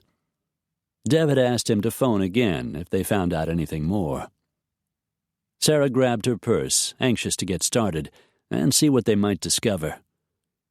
"Ready?" Jackson nodded, walked over and opened the door. As they drove out of the parking lot, she studied him, thinking of the call he'd made to Devlin. "You're very close to your brothers, aren't you?" He shrugged, but it was clear it was an important subject. "We're all we've got," he said, as if that explained everything. Sarah settled back against the seat. "You're lucky to have them. I always wanted a sister, but Mom had to have a hysterectomy, so my parents never had more children. I have a friend in Chicago who's the closest I've got to a sister. It's crazy since we've never even met." "How did that happen?" "She was one of the women in the battered women's group I told you about. She was the founder, the one who got the program started. We really seemed to connect." She told him a little about Patty, how funny she could be and how strong, how she hoped someday to meet her. "I used to call her from a payphone whenever I got the chance. She was my rock, the reason I could get out of bed in the morning." Sarah didn't say more, didn't even tell him Patty's last name. "She's the best friend I've ever had." Jackson cast her a sympathetic glance as he took the 60 freeway and continued along the road. Eventually, they found their way onto Brooklyn Avenue, the location of Southgate's project. "You got the address?" he asked. "Right here." She pulled out a slip of paper, read him the street numbers, and both of them started searching. The location wasn't hard to find. The demolition site was marked by a wide blue sign, "Future home of Freemark Plaza," a large office complex that would be a big asset to the neighborhood. Just like the day before, one of Southgate's demolition teams was hard at work. But this time, an Ace Company truck sat next to the 6-story building being torn down. And the difference was instantly apparent. "Oh my God, they're hauling asbestos," Sarah said. "Something to do with waste," Jorge said. "The men must have been talking about asbestos." Warning signs were everywhere, including on the trucks. Men completely enclosed in white protective suits, gloves, booties, and wearing sophisticated particle masks worked in the interior of the 6-story building, which had been opened up on one side. "The backs of the trucks are fully enclosed," Sarah said. "Everything's enclosed, including the men." The asbestos being removed were first sprayed down with water, she saw, then dropped through flexible tubing directly into the back of the trucks, or carried in tightly sealed plastic bags. "Southgate does the demolition," Jackson said, "but they need special vehicles to haul the waste away." They watched for more than an hour, but saw nothing but a group of men hard at work. One of the Ace trucks was finally filled and ready to leave.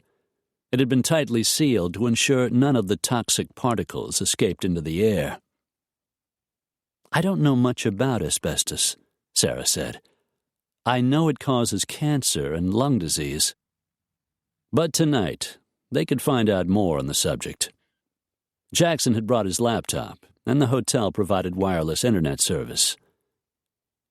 They watched one of the trucks prepare to leave. The driver, wearing one of the white protective suits, climbed behind the wheel and drove the vehicle out through the chain-link fence surrounding the construction site. "Come on, let's see what happens next." Jackson started the Chevy, waited for the truck to pass, waited a few more minutes, then pulled in with the traffic headed in the same direction. "Where do you suppose they dump that stuff?" "Someplace that specifically handles toxic waste. I imagine the closest location is a pretty good distance away." It wasn't as far as they thought. A disposal site located in the City of Commerce. The driver pulled up to a guarded gate, signed something on a clipboard, and drove on into the facility. Jackson waited till the truck pulled back out, then followed its return to the construction site for another load. "I hate to say this, but everything looked perfectly legitimate to me." From their parking spot near the site, Sarah watched the Ace truck being filled with more of the wet asbestos. It's daylight. Nobody does anything illegal in the daytime. I think we should do this like they do on TV.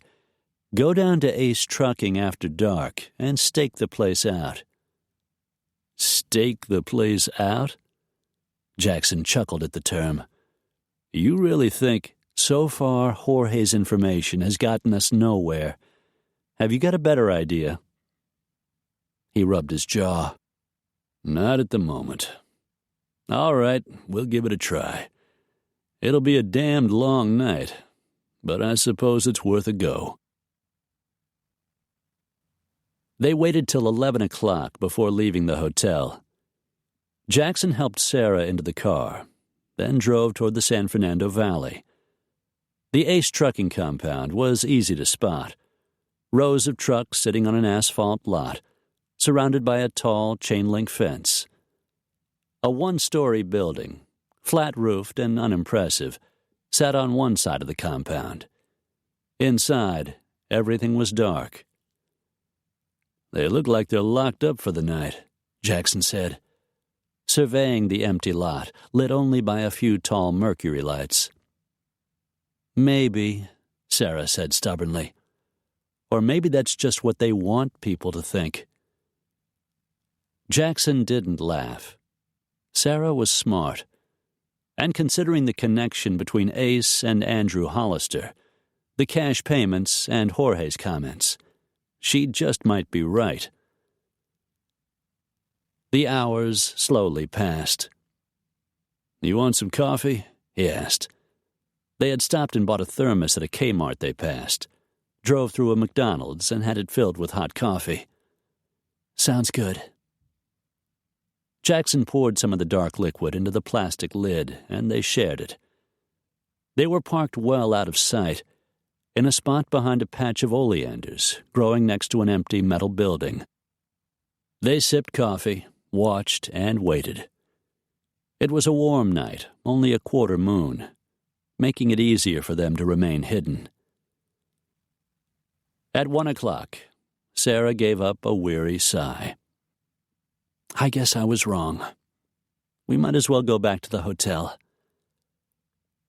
Jackson surveyed the darkness, searching right and left one last time. The hair rose on the back of his neck. Somebody's out there. Sarah straightened in her seat. Near one of the asbestos trucks? No, just a regular truck and trailer. The guy just opened the door of the cab. Now he's climbing inside. For a moment, the dome light went on. Yes, I see him. Another man just got in with him. Jackson watched as the driver started the engine and slowly pulled the vehicle toward the gate. It opened automatically, then closed behind him. The truck continued slowly down the street, its headlights turned off. They didn't go on until the vehicle was nearly a block away. Jackson waited until the truck turned the corner, then started the car and followed, careful to stay out of sight. I don't believe this, Sarah said. It might be nothing. Maybe just a job out of town that requires an early start. Or it might be what we've been looking for. Trucks don't usually drive around with their headlights turned off. It was a little odd, he thought, as the truck found its way onto the freeway.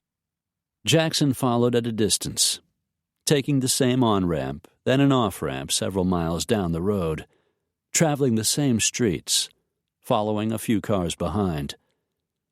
The truck turned into another fenced compound.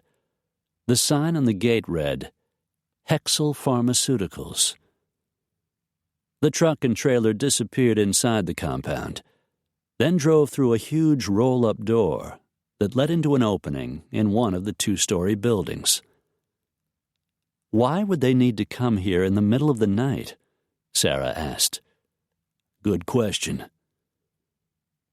15 minutes later, the truck reappeared. When the driver drove beneath one of the lights in the yard, Jackson saw that both men were wearing hazard suits. But this time the material wasn't white. It was black. "White stands out too much," he said, "which means they don't want to be seen." They waited till the truck disappeared down the street, then pulled into the traffic and followed. The vehicle made its way onto the 15 freeway, northbound. "This is getting very interesting," Jackson said. "Not much out here. They may not be planning to stop anytime soon." "Looks like we may be having breakfast in Las Vegas." Jackson chuckled, thinking it could be true. But a couple of hours into the drive, some miles east of the small desert town of Barstow, in the middle of nowhere, the truck turned onto a frontage road. To maintain his distance, Jackson pulled onto the edge of the freeway just before their car reached the off-ramp and watched the truck until it turned onto a dirt road leading farther into the desert. Sarah swiveled in the seat to face him. "You aren't going to stop now." He released a slow breath, wishing he could, but knowing how important this could be. "We saw where he turned. We'll wait another couple of minutes and go after them." They waited, Sarah on the edge of her seat, until Jackson took the off-ramp, then pulled onto the frontage road. When he reached the dirt road, he turned off the headlights. "I hope we didn't lose them," Sarah said. But there was no one around for miles out here. The truck was running with only its parking lights on, but Jackson could easily make it out in the distance.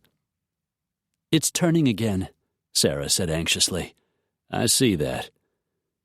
He followed, keeping as far back as he could. The truck pulled to a stop. The dome light went on as one of the men got out.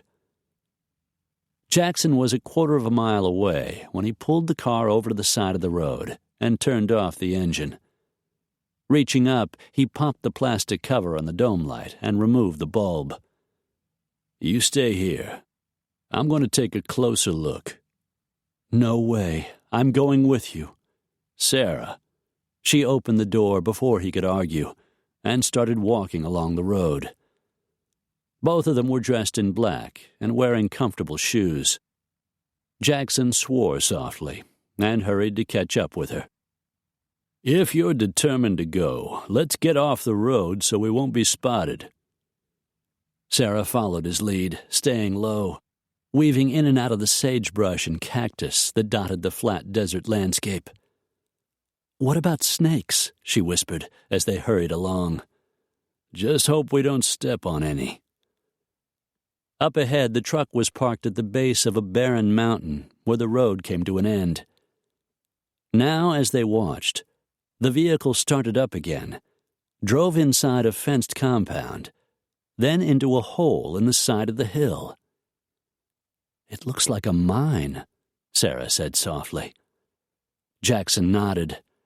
"There are probably a lot of them out here." The area was surrounded by fencing, but a lot of it was falling down. Near the gate leading into the yard, a sign hung at an angle, "Dry Springs Mine." Another sign read, "Axis Mining Company." "Oh, my God." "Yeah." Both of them recognized the names. The bankrupt mining company had been listed as one of Hollister's assets. "I'm trying to remember," Sarah said. "Andrew mentioned it a couple of times. As far as I recall, it was never productive. Just an old played-out gold mine Andrew's father bought on a whim." She looked back at the entrance where the truck had disappeared. They must be dumping something from the pharmaceutical company in there. Bio-waste would be my guess. She started forward, and Jackson caught her arm, stopping her. "We're pushing our luck, Sarah. We need to call the authorities." For once, she didn't argue. Whatever was going on, it appeared to be highly illegal. They needed to talk to Richard Kemp, tell the FBI what they had seen, and let them find out exactly what was going on. Come on, let's get out of here. Catching hold of her hand, he turned and took a step, came to an abrupt halt as he stared into the barrel of a gun. "Too late for that," said a man's deep voice. The black hazard suit was gone. He was tall, lean, and wiry, thin-faced, with hair as black as the night. Jackson might have gone for the weapon if the man hadn't swung it toward Sarah, pressed it up against the side of her head. She made a little whimpering sound, but didn't move. "Where's your car?" the man asked. "Just down the road," Jackson answered. "Let's go." They walked along the dirt road, both of them moving in front of the man with the pistol, a big Glock 9mm it looked like. He shoved Jackson toward the driver's side. "Get in and drive." He tipped his head toward Sarah. "You get up front with him." She did as she was told, while the man with the gun got into the back seat and aimed the weapon at the back of her head. "Where are we going?" Jackson asked. "Back to the yard. Mr. Spallino wants a word with you." So they'd been in touch with the boss. Apparently cell phones worked even out here. Jackson started the Chevy, turned it around in the road, and headed back to L.A. He drove carefully. With Sarah the target, he couldn't afford to take chances. It seemed to take forever to reach the trucking company back in the San Fernando Valley. The lights were on in the office when they drove through the gate, which stood open as if in welcome. "Pull up in front." Jackson did as directed, waited till the man climbed out of the car, and yanked Sarah out, then climbed out himself. Another guy stood in the porch in front of the door, stocky, with a heavy thatch of iron-gray hair and a bulldog face. Vincent Spallino. "It's a little early for visitors, even around here." Spallino tipped his head toward the man with the gun. "Bring him inside, Floyd." Jackson rested a hand on Sarah's shoulder, hoping to reassure her. If Spallino wanted them dead, there was no better time or place than out there at the mine. They walked into Spallino's office, Spartan, with a metal desk and chairs, a brown vinyl sofa that looked as if it occasionally served as a bed, and a few family photos on the wall. The door closed behind them. The tall guy, Floyd, didn't come in. Spallino walked behind his desk, but remained standing. "Take a seat." Jackson sat down next to Sarah in cushioned metal chairs on the opposite side of the desk. "All right," Spallino said. "Who the hell are you, and what the hell do you want?" Sarah cast Jackson a glance that told him she was the one who needed to speak. "I'm Sarah Hollister, Andrew's wife. This is a friend, Jackson Raines. We came to find out why you've been making threats against me and my daughter." "So, you're Hollister's widow?" "That's right." Spallino sat down in his black leather chair. "Well, I've got news for you, lady. Your husband had more enemies than fingers and toes. If someone's been threatening you, it ain't me." "The way I hear it," Jackson put in, "Andrew Hollister was blackmailing you.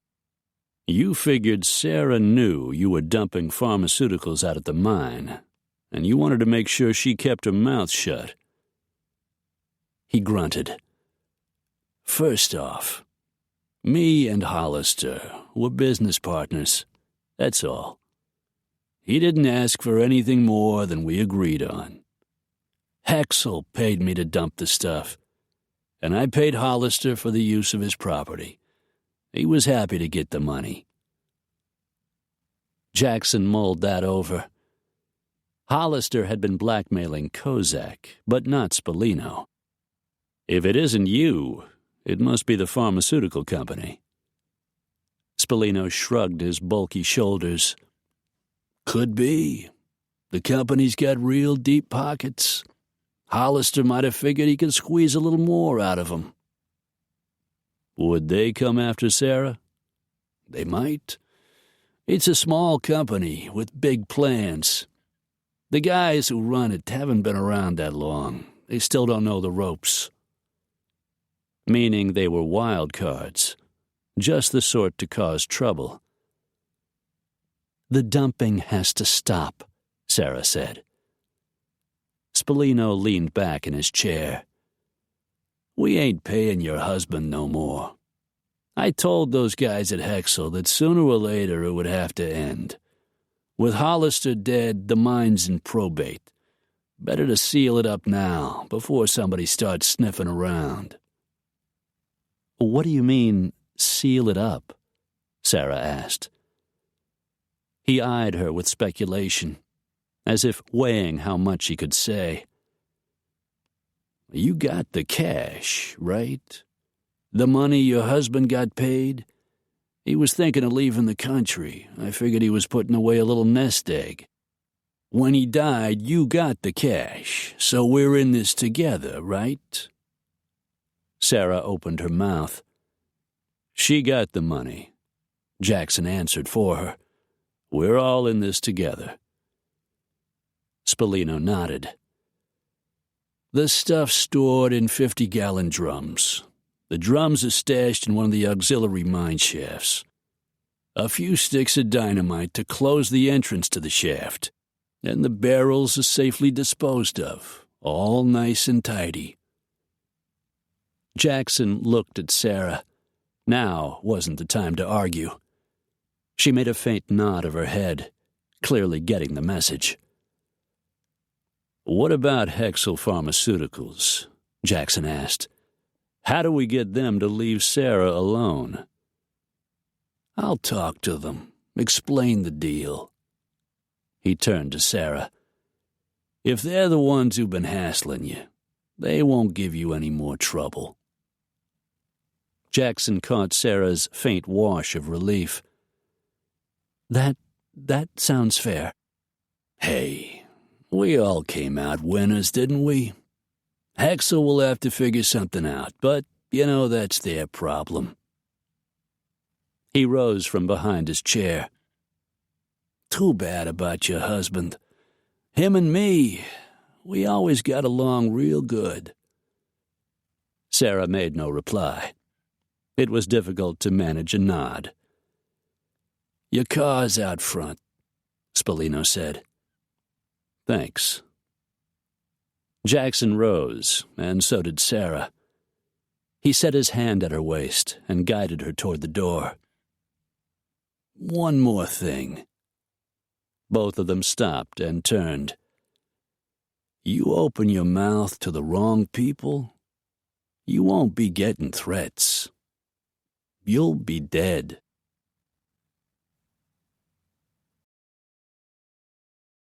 Chapter 25. I want to go home. Sarah turned as Jackson closed the door to their suite behind them. It was 7:30 in the morning, and they were just getting back to the hotel. All right, I'll call the airport, make arrangements to leave.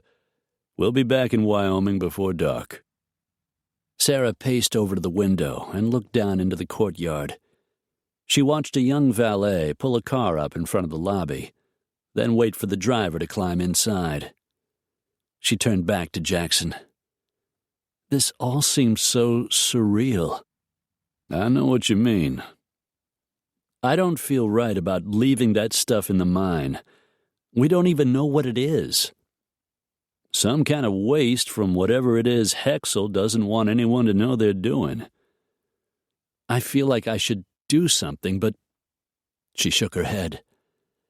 But I've got Holly to think of. She returned to staring out the window, watched the valet through a sudden film of tears. How could I have married a man like that? How could I not have seen what he was like from the beginning? Jackson walked up behind her.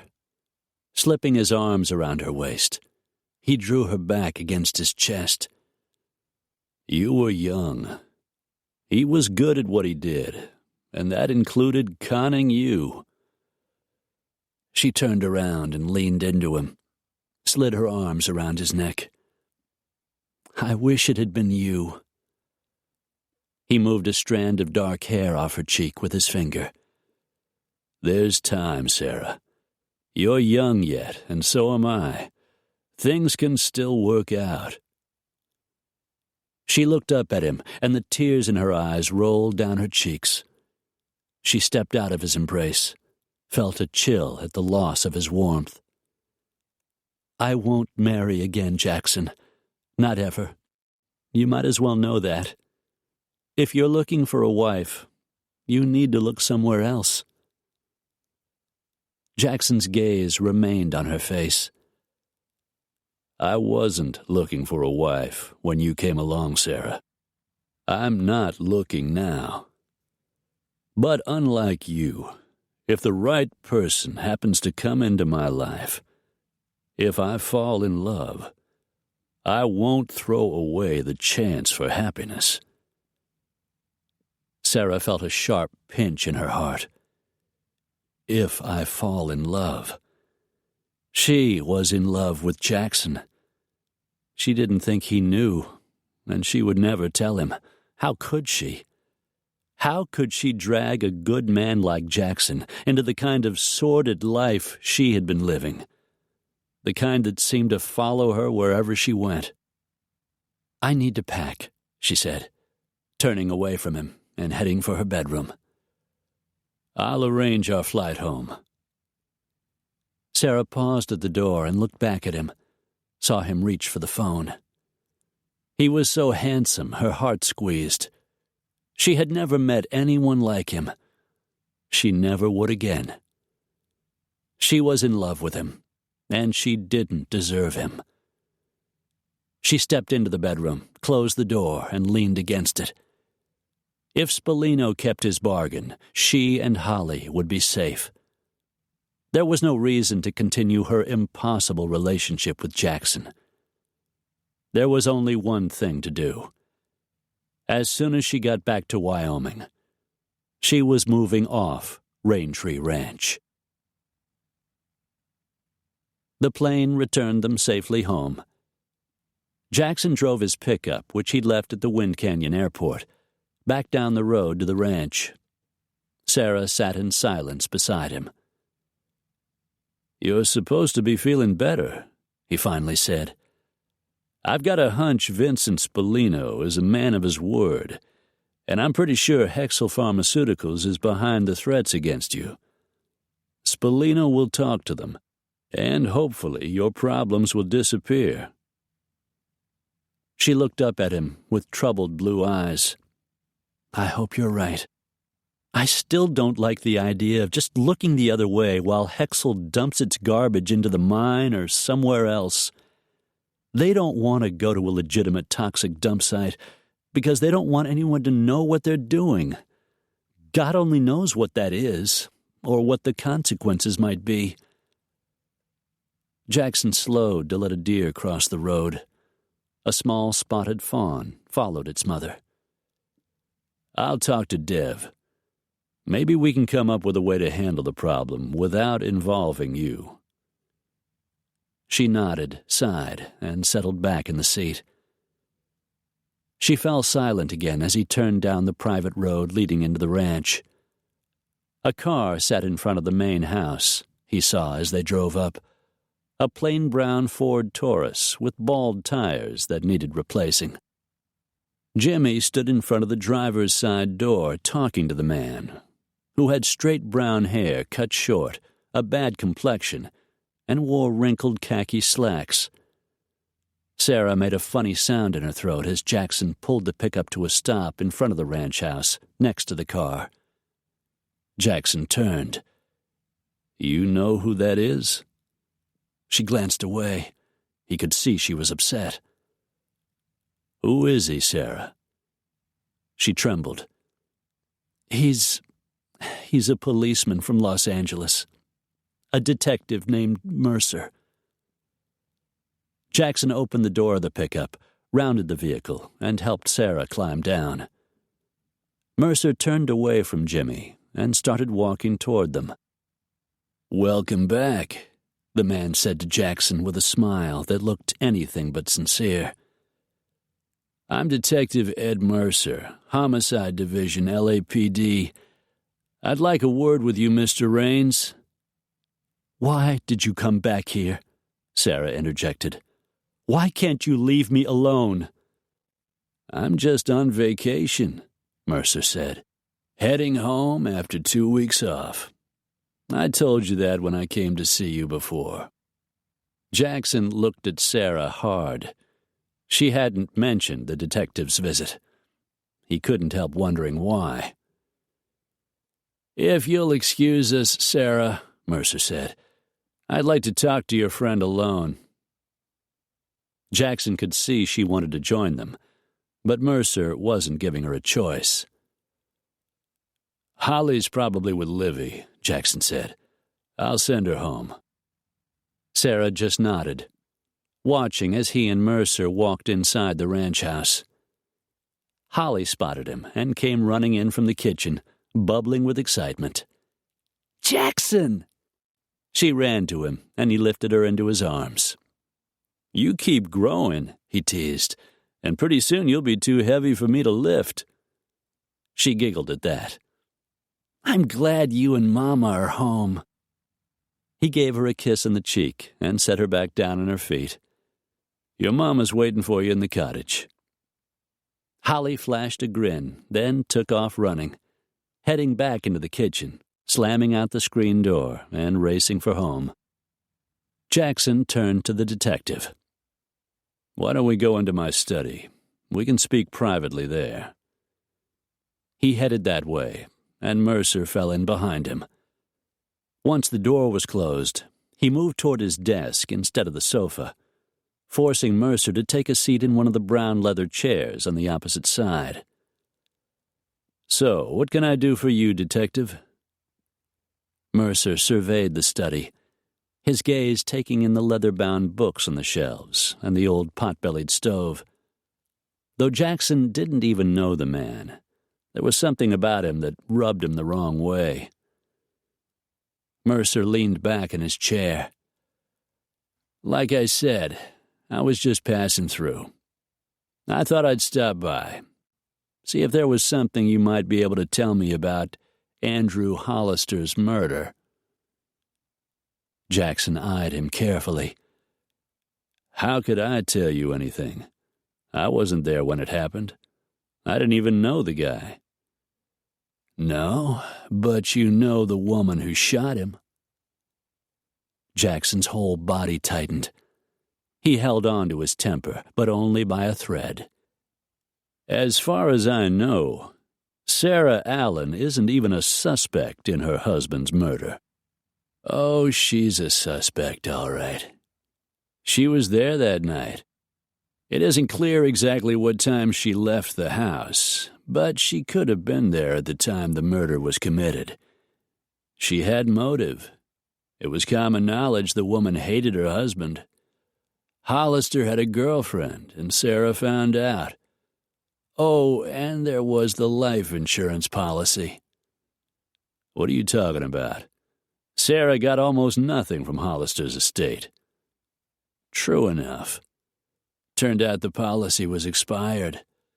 But then Sarah didn't know that at the time. She didn't find that out until later."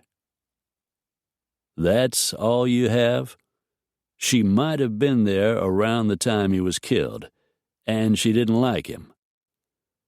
"Motive and opportunity, my friend. And the spouse is always the number one suspect. In this case, it all adds up." "And how exactly did she kill him? Point her finger at him and pull the trigger? Sarah doesn't own a gun."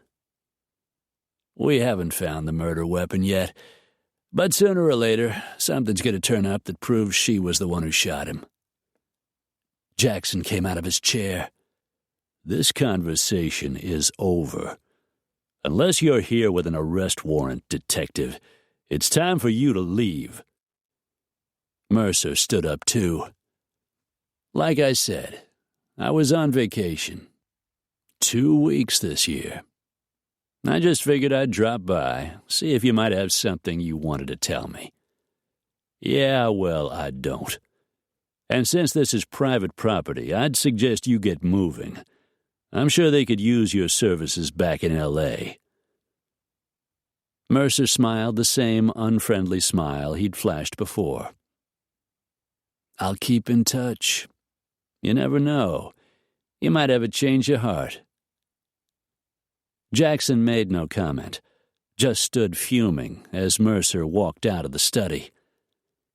Change of heart? One thing he knew for sure. Where his heart was concerned, it was already too late for a change. Sarah opened the door to let Holly and Rags out to play. She froze at the sight of Jackson, standing on the porch, his fist raised to knock, as angry as she had ever seen him. 2 thoughts occurred. First, she wasn't actually afraid of him, not in a physical sense. She had finally realized Jackson would never hurt her. Second, he had come to talk about Andrew. He had spoken to Mercer. He knew the detective believed she was a murderer. Holly and Rags rushed past him out the door, the little black and white dog yipping as the pair ran off to play. Sarah just stood there. "We need to talk," Jackson said, his jaw hard as steel. Sarah managed a nod. "Come in." She stepped back out of the way, letting him walk past her into the living room. He didn't sit down, and neither did she. He was here before, wasn't he? It wasn't exactly what she expected him to say. She had expected accusations. "He was here." "Why didn't you tell me?" "Because I've brought you more than enough trouble already." "That isn't good enough. What are you leaving out?" She swallowed past the lump that rose in her throat. "I couldn't bear to see the way you would look at me once you knew the police believed I was a murderer." Jackson released a breath. "You still haven't figured it out, have you? You still aren't sure you can trust me? I'm your friend, Sarah. Whatever you tell me, I'm not going to look at you any differently. All I've ever wanted to do is help you. I can't do that if you don't tell me what's going on."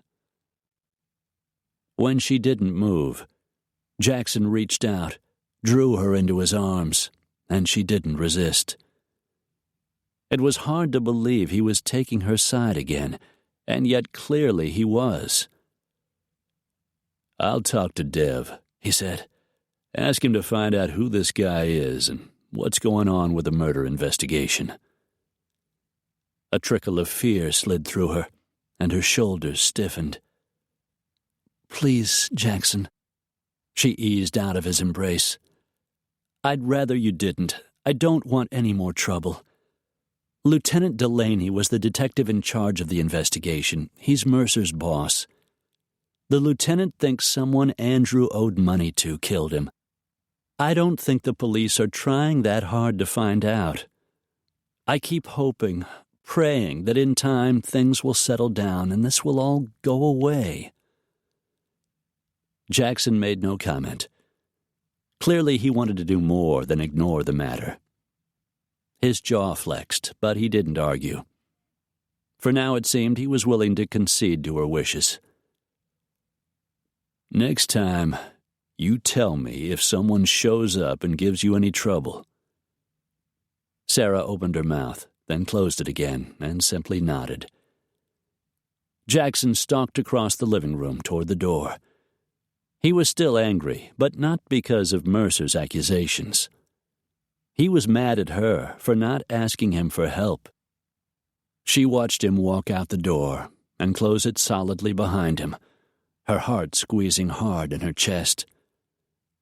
He was the best man she'd ever known, and she was totally in love with him. Still, she couldn't let things continue as they were, couldn't afford to get in any deeper. How would she ever find the courage to leave?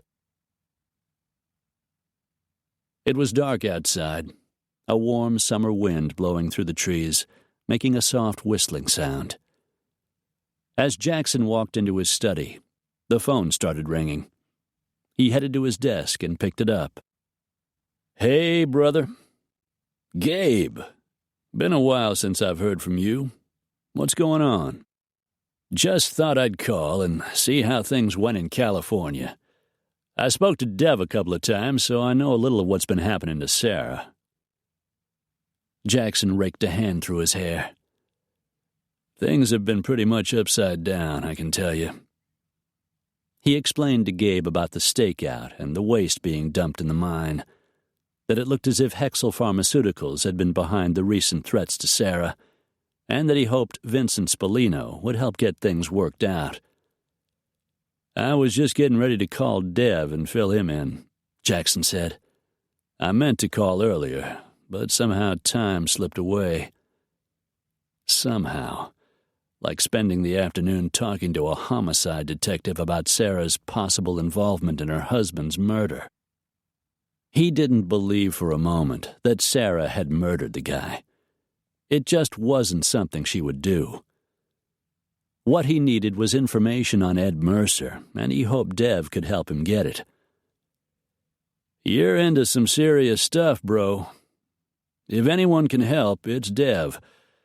Call him tonight, Jackson. Don't screw around with this." "I'll call him right now." Jackson hung up the phone, thinking he was lucky to have two brothers he could count on, no matter how tough things got. He phoned Dev at his Scottsdale home. After the third ring, the phone went to voicemail. "This is Dev. I'm hard at work or doing something fun. Leave your number and I'll call you." "It's Jackson.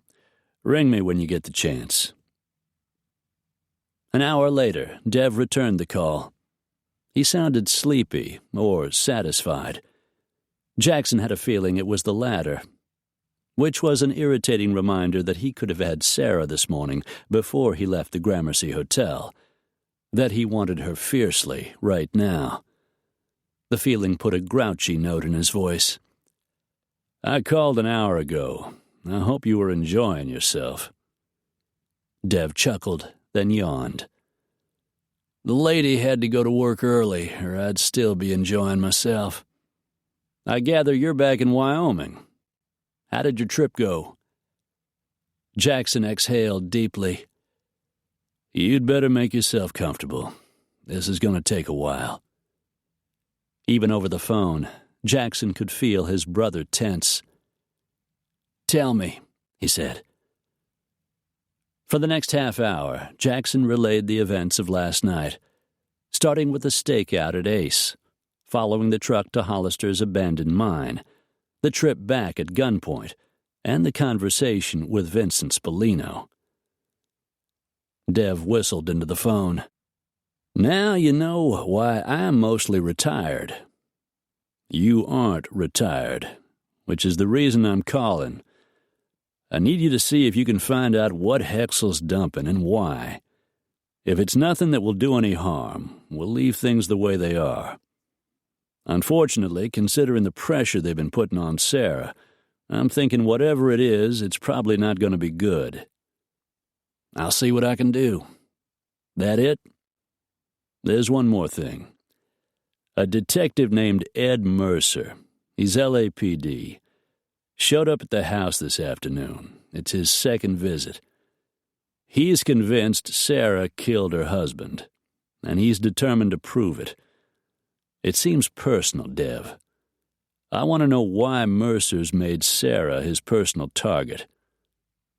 I'll get started first thing in the morning." He yawned again. Meantime, I think I'll get some sleep.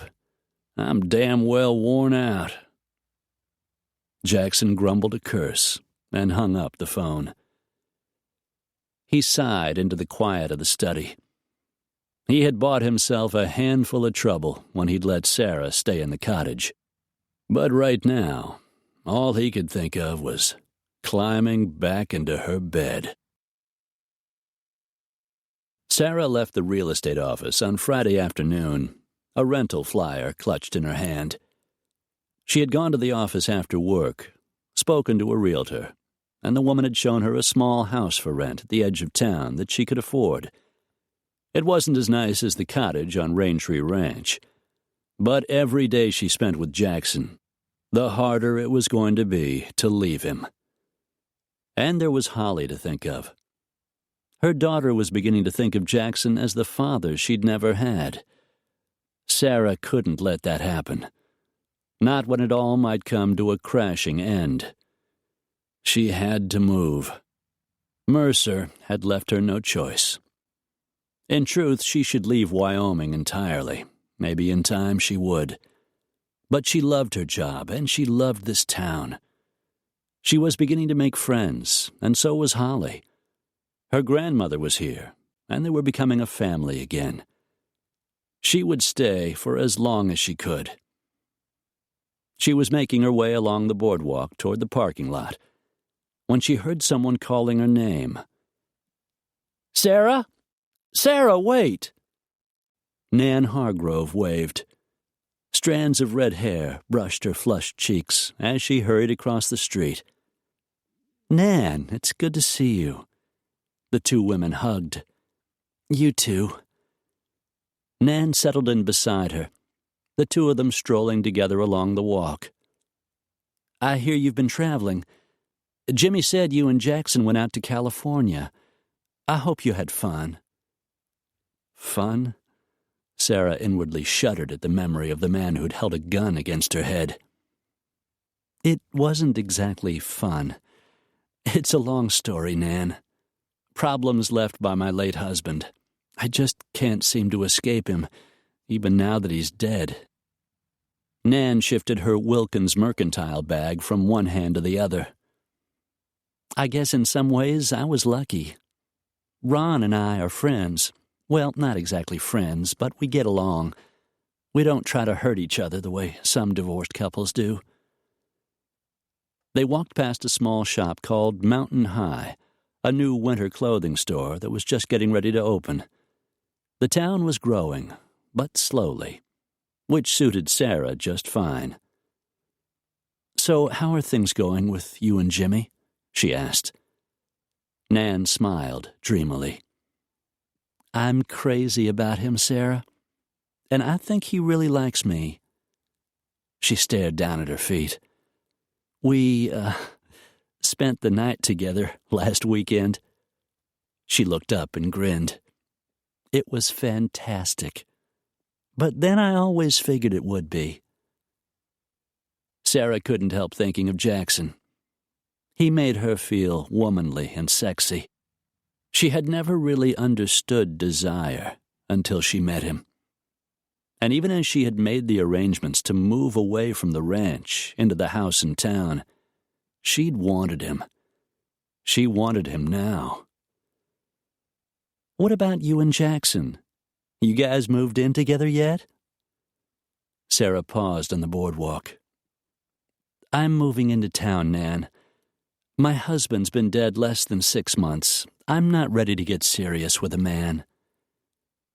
Nan's red eyebrows arched up. "You told me you and your husband had been estranged for years.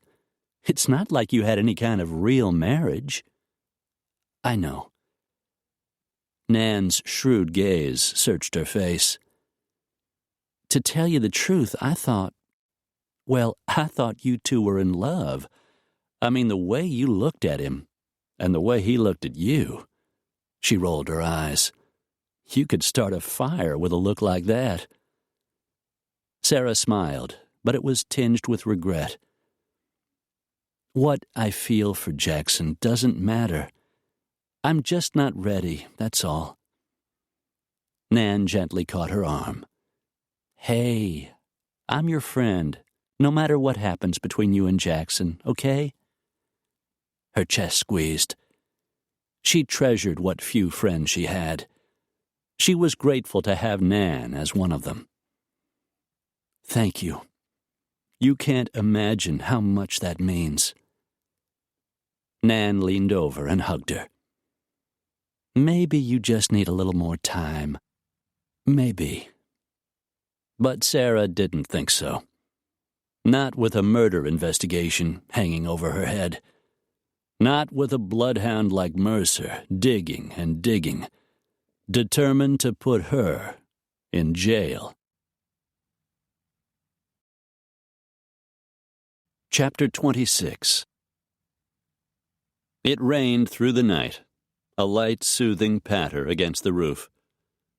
On Saturday morning, Sarah fixed breakfast for Holly, then began to sort through her belongings, what little she had left after her move from California. She had been bringing home cardboard boxes, enough to make the move into town. Her luggage sat open on the bed, some of her clothes neatly folded inside.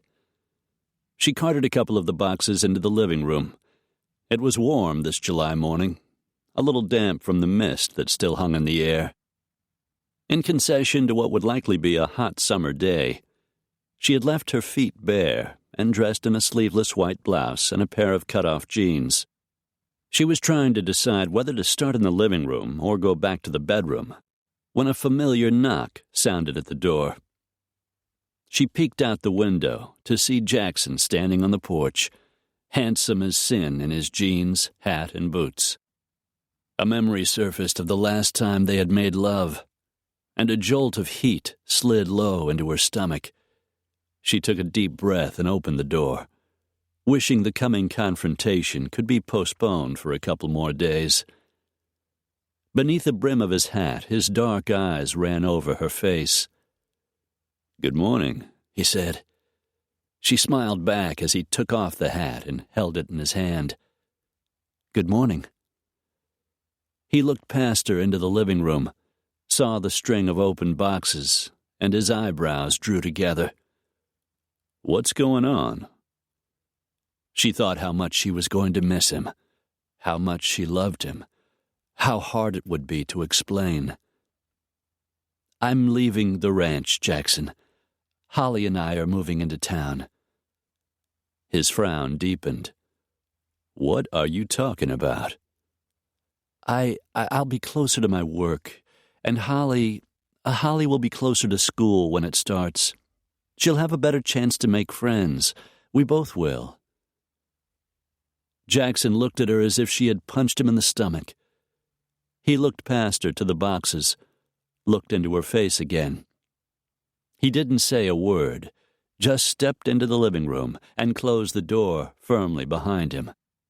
Sailing his hat onto the table, he moved toward her, slid a hand into her hair, and dragged her mouth up to his for a long, scorching kiss. Her insides melted. Oh, God, the man could kiss. His tongue found its way into her mouth, and heat and need broke loose inside her. He tasted male and sexy. His clothes carried the scent of leather and hay. Jackson deepened the kiss. Sarah felt the hardness of his erection pressing against the fly of his jeans, gripped his shoulders, and just hung on. She was way past stopping him. Instead, her tongue slid over his, and everything inside her went liquid and warm. Sarah heard him groan. Drawing her even more firmly against him, he deepened the kiss, and desire rose fierce and hot. He backed her into the bedroom, kicked the door closed with the heel of his boot, but didn't stop moving till her shoulders came up against the wall. The curtains were closed. He must have seen Holly outside playing. "Jackson, maybe this will convince you to stay." He cupped her face in his hands and kissed her again, then unbuttoned the front of her blouse and filled his hands with her breasts. His tongue ringed her nipple, turned the end diamond hard. Her knees started shaking as he sucked in the fullness, laved and tasted, grazed her nipple with his teeth. Capturing her lips, he kissed her as he worked the zipper on her cut-off jeans, shoved them down over her hips, along with her white thong panties. They slithered down her legs and pooled on the floor, and he lifted her out of them. Sarah whimpered as he unfastened his belt buckle, unzipped his fly, and freed himself, wrapped her hand around his powerful erection. "This is how much I want you." He was big and hard and pulsing. Dear God. He felt hot in her hand, and when her fingers tightened, he hardened even more. Jackson parted her legs and began to stroke her. One of his big hands caressed her breast, and pleasure tugged low in her belly. How could she have forgotten how good he was at this, and how much she loved it? Lifting her, propping her back against the wall, he wrapped her legs around his waist and filled her with a single deep thrust. Sarah softly moaned. "We're good together, Sarah. You know how good. How can you think about leaving?" Beneath his shirt, the muscles in his shoulders moved and tightened. Bands of muscle bunched in his chest. Sarah grabbed the front of his shirt and popped the snaps, pressed her lips against his hot, sun-darkened skin, and Jackson hissed in a breath. Cupping her bottom in his hands, he began to move, driving himself deep inside her. Pleasure merged with the love she felt for him, heightening the sweet sensations. Her head tipped forward onto his shoulder, and goosebumps feathered across her skin. "You don't want to go, Sarah." He nipped the side of her neck and thrust deeply again. "You know you don't." It was true. Leaving was the last thing she wanted. Jackson drove into her, eased out, and drove into her again, and a deep, sucking orgasm hit her. Moaning, she buried her face against his shoulder, but Jackson didn't stop until she came again.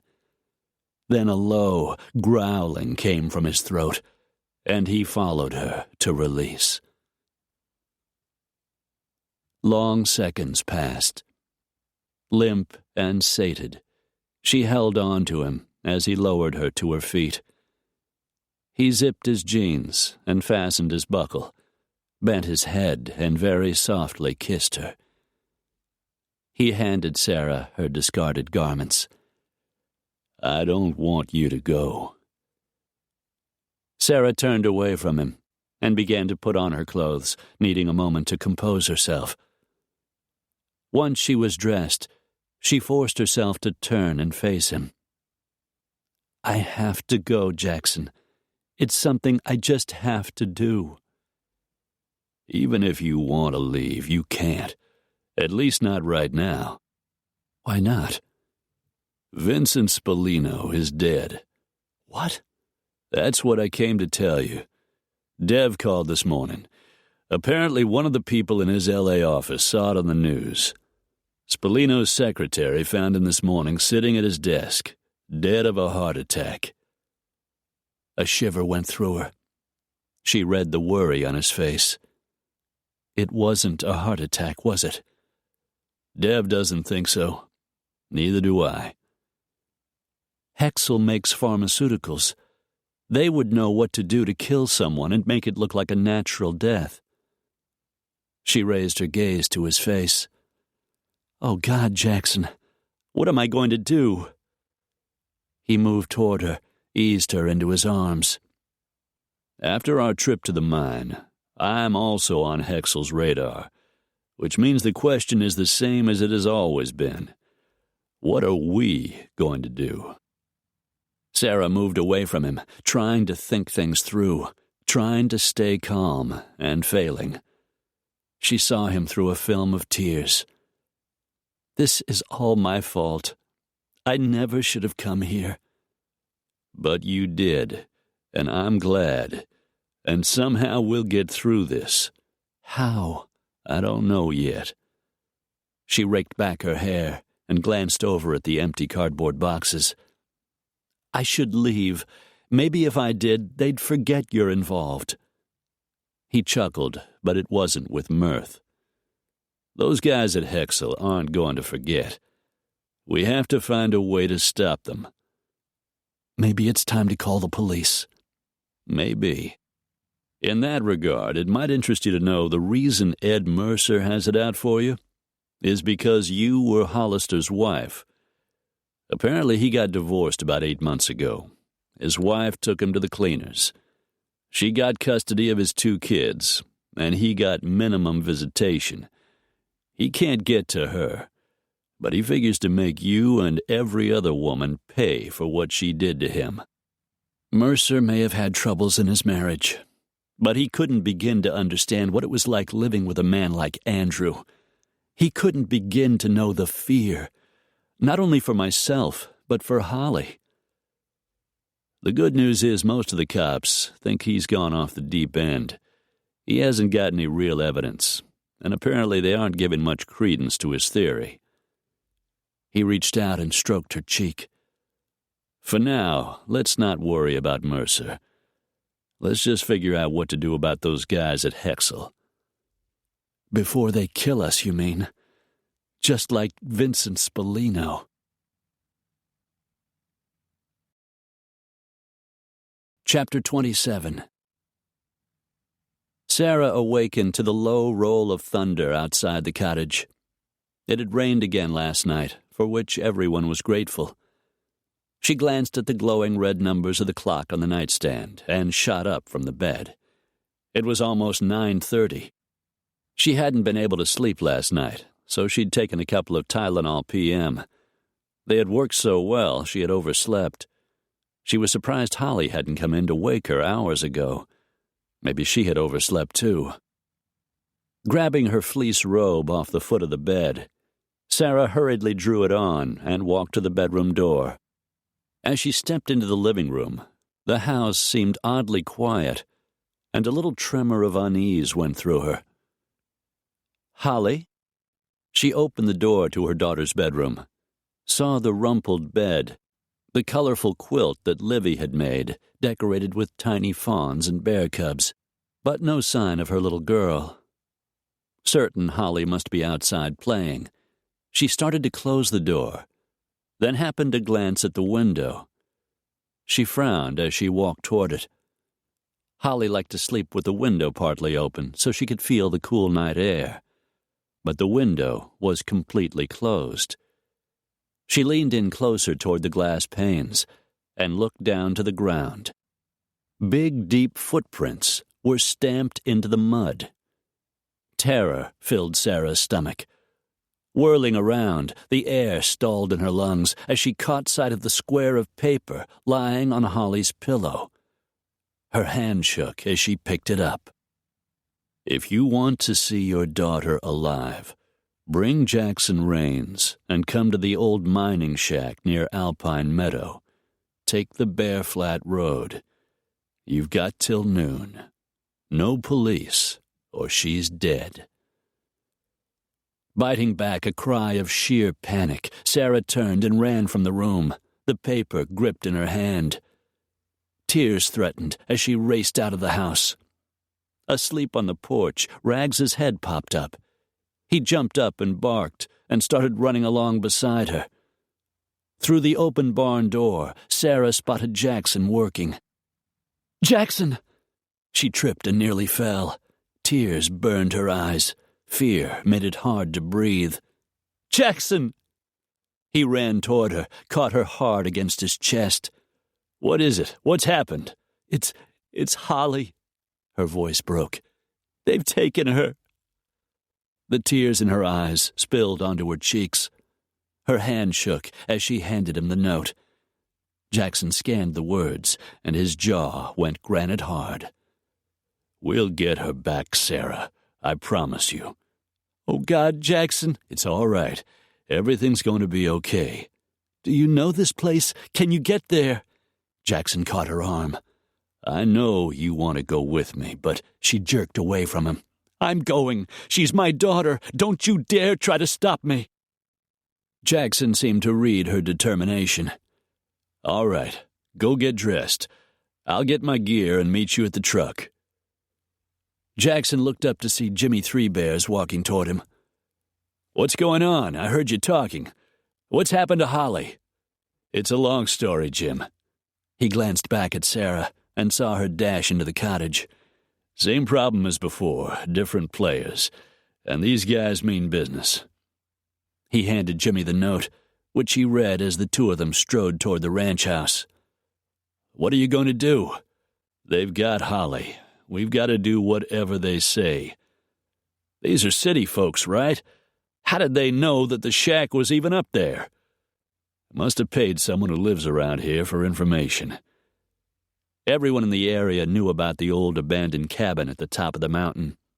In the winter, the local cross-country ski group took snowmobiles up there and used it as a warming hut. The rest of the year, few people bothered with it since it was difficult to reach. "You need to call the sheriff," Jimmy said, as they pushed through the back door into the kitchen. Livy was off on Sundays, so the room was cold and quiet. "You can't do this alone." Jackson continued through the house into his study. He went directly over to the gun cabinet, unlocked it, and opened the etched glass doors.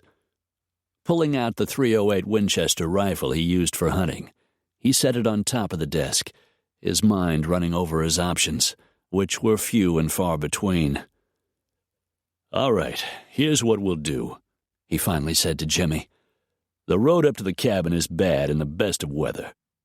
After 2 nights of rain, it's going to be a real son of a bitch. It'll take us a couple of hours to get there, even with 4-wheel drive. Give me half an hour to get Holly out of there. Then call Ben Weber. Tell him to get a chopper up there. He should be able to land in the meadow." Jimmy reached past him into the gun case. He pulled out the Colt .44 revolver Jackson carried whenever he was in the mountains and laid it next to the rifle, silently telling him one was not enough. "I've got a better idea," Jim said. "You drive the road. Make sure you get up there at exactly noon. In the meantime, Wheel and I will trailer a couple of horses and head for the trailhead. We'll ride in the back way. It's a shorter route. Should take about the same amount of time. With luck, we'll be there to cover you when you get there." Jackson lifted his battered straw hat and tugged it into place on his forehead. "I'm not sure what we'll be facing up there, Jim. You've got your sons to think of." "I wouldn't be much of a father if I taught them to abandon a friend when he needs my help." Something tightened in Jackson's throat. He could always count on Jimmy. "What about Wheel? This isn't his problem." "They took that little girl right off the ranch. Holly's been taken, and that makes it his problem. Besides, I know Wheel, and I know we can count him." "All right. We'll play it your way. Tell Sam what's going on, and have him call the sheriff at exactly 12:15. That doesn't give us much room for error. But if something goes wrong, maybe Ben can get there in time to pick up the pieces." Jimmy nodded. He shoved both guns across the top of the desk. "I've got my own rifle, and Wheel's got his." He grinned. "See you at the top of the mountain, Wyatt." And then he was gone. Thinking of the days when they were kids playing cowboys and Indians, Wyatt Earp and Cochise, Jackson collected the rifle and pistol and headed for the door, stopping only long enough to grab his jacket off the coat rack. Sarah was waiting next to the truck, dressed in jeans and a shirt, carrying her jacket, a blanket, and a canvas satchel. "Clothes for Holly in case she needs them," she said as she climbed in, and the lump returned to his throat. His hand tightened around the stock of the rifle. He was tired of playing games with these people. They were in his territory now, not some shadowy street in L.A. And today, one way or another, he was going to end it. Jerking open the driver's side door, he shoved his pistol under the seat and rested his rifle on the seat behind him. Once Sarah was buckled in, he cranked the engine, put the truck into gear, and headed for the road leading up to Alpine Meadow. Devlin Raines pulled his rental car up in front of the ranch house and turned off the engine. His brother was usually outside working, but at the moment no one seemed to be around. Then he spotted Jimmy Three Bears and the tall, lanky cowboy Wheel Dillon loading a couple of saddle horses into the back of a trailer. "Hey, Jimmy," he called as he climbed out of the car and started walking toward them. "Dev!" Features grim, the Big Sioux strode in his direction. "Am I glad to see you?" Something was wrong. Dev could hear it in Jimmy's voice. It was the reason he had flown all the way to Wyoming. After what had happened to Vincent Spallino, he'd had a bad feeling his brother was in trouble. "What's going on? Where's Jackson?" "Headed for that old mine shack near Alpine Meadow. Someone took Holly. They've demanded Jackson and Sarah come up to the cabin. Wheel and I are riding in the back way." Dev clenched his jaw. "I was afraid something like this might happen. I'll need a horse." Jimmy nodded. "We're on a tight schedule. I'll fill you in once we're on the road. Let me get my boots and gear, and we're out of here." He ran upstairs, slid open the closet door, and grabbed the boots and jacket he kept at the ranch for whenever he came to visit. On the way back down, he went into the study, got one of Jackson's hunting rifles, then stopped at the car to retrieve the Browning 9mm in his shoulder holster and a pair of high-powered binoculars. Another vehicle was pulling up just as he shut the car door. Even with the shit that was about to rain down on all of them, he couldn't stop a grin. "Hey, Gabe. Good to see you, brother." He and Gabe had talked last night. Neither of them had mentioned making a trip to Wyoming in case Jackson needed help, but Gabe had clearly been worried. Dev wasn't surprised to see his brother there. "We've got trouble," Dev continued. "Go get one of Jackson's rifles." He glanced down to be sure his brother was wearing his usual pair of boots. "I'll saddle you a horse." "I brought my own firepower," Gabe said, obviously ready for whatever trouble he might find. He opened the trunk of his rental car and dragged out a jacket with something heavy in the pocket, reached back in and pulled out his big 7mm Weatherby rifle. The brothers strode toward the stable. Having spotted the second car, Jimmy was just tightening the cinch on a second horse. Battered hat pulled low, Wheel Dillon mumbled a greeting, then took both animals' reins and led them toward the back of the trailer. Obediently, the bay and sorrel geldings climbed in with the first saddled pair. "Just like old times," Jimmy said, referring to their younger days when one of them always seemed to be in trouble. "I'll bring you both up to speed on the way." Dev just nodded. Gabe's jaw looked hard. "Let's go." Holly huddled on an ugly brown blanket in the corner. Beneath another itchy blanket, she wore only her cotton nightgown, the one with the big-eyed owls on it. Two men sat at an old wooden table across the room playing cards. One had a scraggly blonde beard, and she thought she might have seen him once in town. The other man was skinny as a snake and looked just as mean. The third man was the scariest of all, though she couldn't quite say why. Just that his nose was too long, and his eyes were a shiny black. His lips were thin, too, and when he smiled at her, it made her shiver. "I want to go home," she said, not for the first time. It took courage, because they had warned her not to say it again. "I told you to keep quiet," the man with the blonde beard said, casting her a look that made her pull the blanket tighter around her. Last night he was the one who'd come into her bedroom. She had only seen him for a minute before he pressed something over her nose and mouth that made her go back to sleep. This morning she woke up in the cabin with her head hurting, and her mom nowhere around. "Your mother is coming to get you," the dark-skinned man said. His hair was as black as his eyes, which always seemed to be looking at her. One of the men had called him Turk, so she guessed that was his name. When is she coming? Holly wasn't even sure her mom knew where she was. If she did, though, Holly knew her mom and Jackson would come for her. The man named Turk looked at his watch. An hour, maybe less. The road's bad. It might take a while. But your mother will be here. With Jackson? His thin lips curved. He'll be with her. He was sure of that, she could see, and hope rose inside her.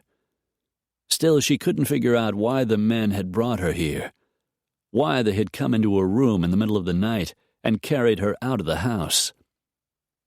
You two better get outside with Beckman, Turk said. Make sure he's still covering the road. They could show up any time now. Holly watched the man with the scraggly beard walk out the door with the skinny man. There sure were a lot of them, and they all had guns. Fear slid through her, and she shivered beneath the scratchy wool blanket.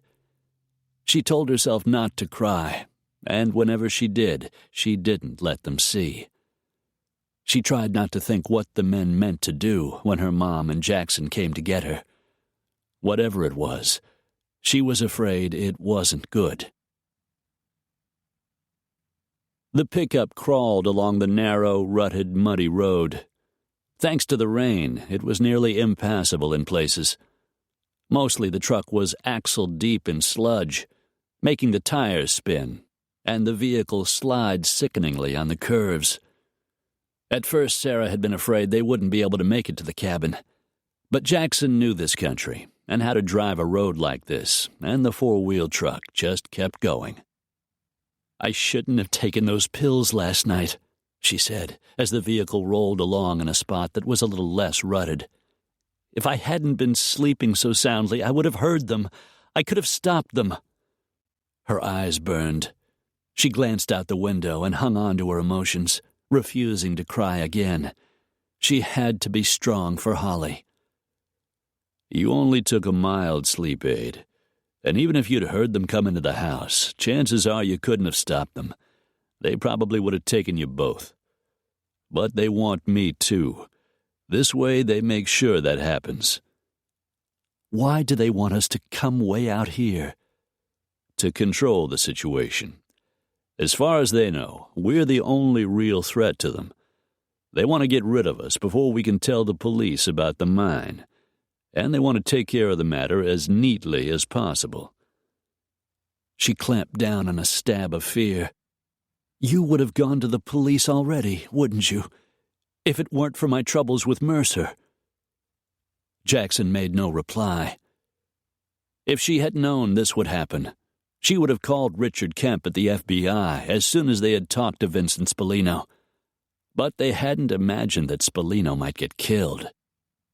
What we should have done isn't important, Jackson said. Right now we need to focus on how we're going to get Holly and get the hell out of there. Sarah suppressed a shudder. What's our plan? Unfortunately, until we know what we're facing, we'll have to play it by ear. Sarah said nothing more, and neither did Jackson. Both of them just watched the road, hoped and silently prayed that by some miracle, and Jimmy's and Wheel's help, somehow they would succeed. If there was one thing Dev was good at, it was digging up information. He knew people all over the country, kept in touch with old Army buddies, and had developed a sophisticated network of informants that had been invaluable over the years. He paid well for information and kept his mouth shut about where it came from, which was the reason he knew the name of the guy who was running this operation, or at least believed he did.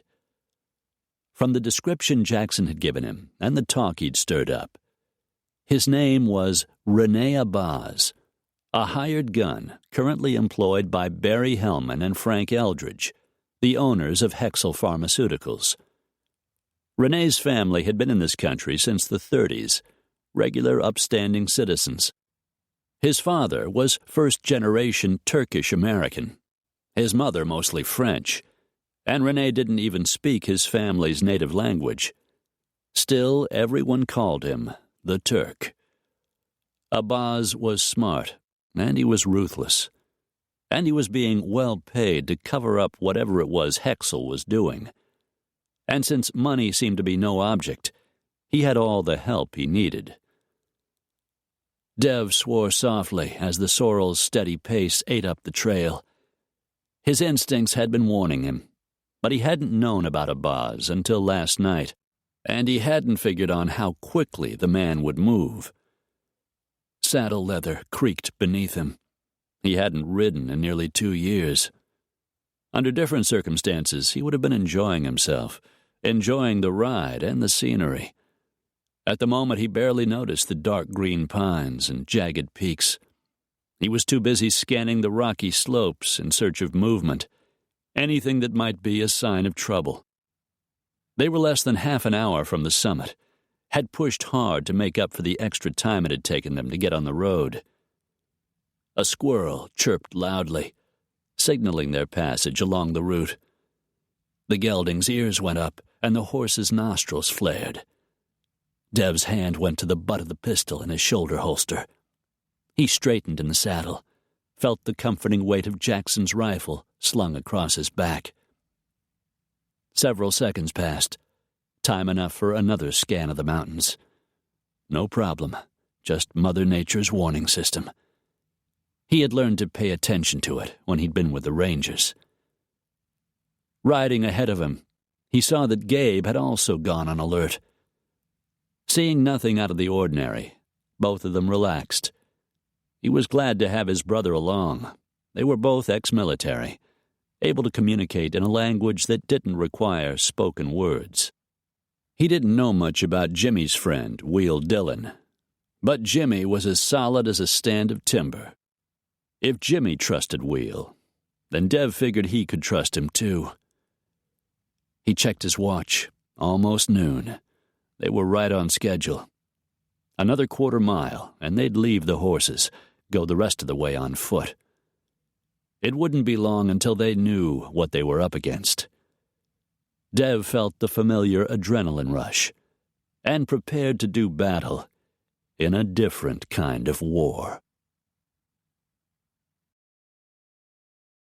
Chapter 28. Jackson rounded the last bend. A tall, bone-thin man with an assault rifle stood on a dirt mound at the side of the road, where it flattened out in front of the cabin. "Pull up there and turn off the engine," the man instructed, pointing to a spot out in the open. Jackson looked over at Sarah. Her face was paper white, but her chin was set with determination. He wished he could have left her back at the ranch, but there was no way. Sarah loved her daughter more than her own life. She was going after her child, come hell or high water. Better to have her with him than doing something foolish on her own. His mind strayed to the Colt revolver on the floor of the truck beneath his feet, and the rifle on the seat behind him. There was no way he could take either weapon with him. He'd have to go in unarmed, except for the knife he'd strapped to his calf, and they'd likely find that when they searched him. He hoped Jimmy and Wheel had made it to the top of the trail and gotten into position. If they had, he and Sarah might have a chance. "Both of you, raise your hands and get out of the truck." Jackson looked over at Sarah. He reached out and clasped her hand, gave it a reassuring squeeze. It was a hell of a time to realize how much he loved her. He prayed he would get the chance to tell her before it was too late. Dev crouched next to Jimmy. "Damn it, the truck just pulled up in front of the cabin. I was hoping for another 5 minutes. Gabe's in position. I saw him drop behind that rock to the left of the clearing. Wheel's moving to the right." "You okay here?" Dev asked. Jimmy set his rifle in a notch between 2 rocks and peered into the scope. "I'm just fine." Dev used his binoculars to scan the area below. "There's a man about 10 o'clock, 60 yards out. Another a little left of your 3. Jimmy used the scope to locate the threat. "I got him." Dev started moving as the pickup doors opened, and Jackson and Sarah slowly climbed down from inside, their hands raised into the air. Jimmy, Wheel, and Gabe were all in position, and so far none of them had been spotted. Then a rifle shot roared, echoing into the hills. Rock chips flew, and Dev caught a glimpse of Wheel slamming backward, his cowboy hat spinning into the air as he hit the ground and lay unmoving. Son of a bitch. The crackle of a walkie-talkie split the quiet, letting the bad guys know Jackson and Sarah were not alone. It was bad news for all of them, but at least it gave Dev the shooter's position. He started moving in that direction, keeping low as he darted between the sharp-edged rocks. In the clearing below, all hell had broken loose. A burst of rapid gunfire followed Sarah as she ran to the back of the pickup. Jackson ducked behind the door of the truck, reached beneath the seat, and retrieved his revolver, dodging and weaving past a series of bullets that struck the ground as he ran to the rear of the Ford. Crouching next to Sarah, he aimed his big Colt .44 and took out the guy firing the assault rifle, who ran for cover off the mound. Dev moved silently, making each step count as he came up behind the first shooter. Locking an arm around his neck, he twisted, dropping the man to the ground before he knew what hit him. It wasn't something he liked doing, but at least he hadn't forgotten how. He crouched and used his binoculars to check on Wheel, saw that Gabe knelt beside him, working to stop the flow of blood from what appeared to be a shoulder wound. Dev headed toward the cabin in search of Holly, while Gabe moved Wheel under cover and ducked back out of sight. Dev had nearly reached the cabin when he glanced toward the rear of the truck and saw that both Sarah and Jackson were gone. He spotted Sarah behind the thick trunk of a downed pine tree, and Jackson running along the bottom of a shallow gully that bordered the road. Jackson disappeared out of sight, and Dev started moving, silently praying that his brother and his lady would be all right. Sarah's heart raced. A shot tore into the trunk of the fallen tree in front of her, and she ducked out of sight. Her breath froze as she spotted Jackson to her left, moving toward a man with a thin blonde beard, armed with what looked like a machine gun, scanning the area with the muzzle, searching for a target. Sarah trembled as she watched Jackson creep closer, coming up behind the man and wrapping an arm vice-like around his neck. Jackson pressed his pistol against the side of the blonde man's head and ordered him to drop his weapon, which fell to the ground with a noisy clatter. Then Jackson slammed his revolver down hard on the blonde man's head, and he collapsed into the dirt. Sarah's heart pounded as her terrified gaze swung to the cabin. Holly had to be inside. She wondered how many more men were in there with her daughter. The shadowy outline of a figure appeared for an instant behind the window, but dropped quickly out of sight. Jackson was heading for the cabin door.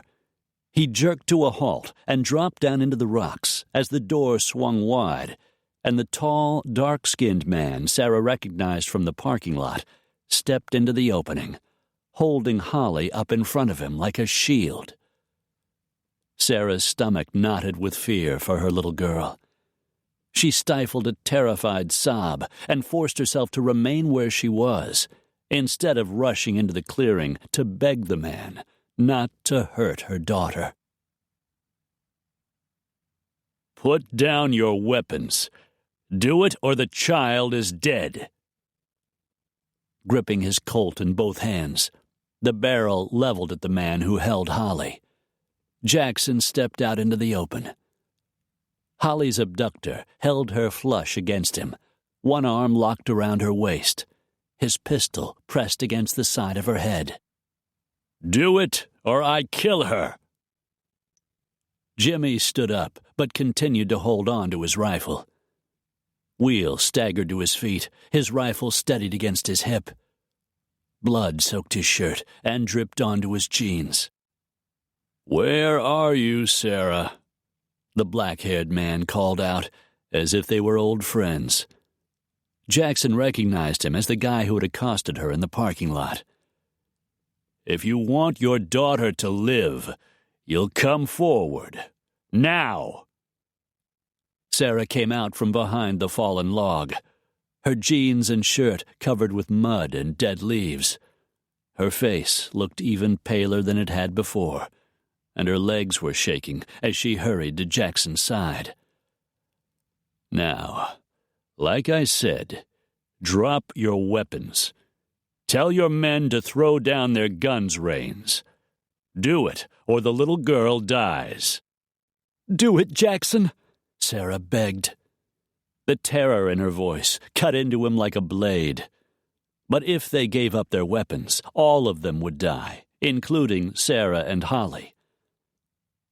Jackson glanced around the clearing, stalling for time. The rest of the gunmen were all injured or dead. He knew there was at least one more man out there on his side of the fight. Someone who had ridden in with Jimmy and taken out at least one of the gunmen. In the rocks to his right, a man rose up, a rifle resting against his shoulder. Jackson recognized his brother, Dev, and a fresh shot of adrenaline poured through him. "You shoot the girl, Turk. You're a dead man," Dev said. The barrel of his rifle pointed at the gunman's head, and it never wavered. "Holly's your only way out of this alive." Sarah made a little whimpering sound. Following Dev's lead, Jimmy and Wheel held their positions. So did Jackson, though the fear in the little girl's eyes and the terror in Sarah's face made it the hardest thing he had ever done. "Give it up, Turk," Dev shouted. "You don't. This isn't going to end well for you." "I've got the girl. You'd better remember that." And then he started running, holding Holly up in front of him to keep the men from firing, moving in such a way none of them could get a clear shot without risking the little girl's life. All of them started moving, following the pair as they raced across the clearing and disappeared behind a row of pines that stood between the cabin and Alpine Meadow. "Holly!" Sarah cried out, stumbling as she ran after the man with her child. Jackson raced ahead of her, moving fast, narrowing the distance between him and Holly's captor. That was when he heard it, the whop, whop, whop of a chopper. It was preparing to lift off, not landing, so it couldn't be Sheriff Weber. The chopper had brought the kidnappers up to the cabin, and as soon as the man named Turk reached it, he would be gone. Jackson ran faster, his heart pounding in rhythm with his running feet, desperate to stop the man from boarding the chopper with Holly. The blades were spinning when Jackson burst through the row of pines into the clearing, the dark-skinned man racing for the door of the helicopter. As the chopper began to lift off, Turk dropped the child and reached for the door.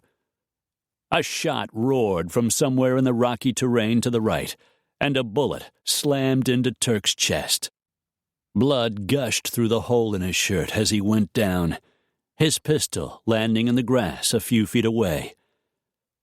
Jackson just kept running, keeping his head low beneath the whirling blades. He grabbed Holly and cradled her protectively against his chest, then turned and raced away from the chopper. Dev and Jimmy ran forward, their rifles aimed at the glass bubble where the pilot worked the controls. Jimmy fired a single shot through the glass, just missing the pilot, who put his hands up. The helicopter began to sink back down into the deep green grass.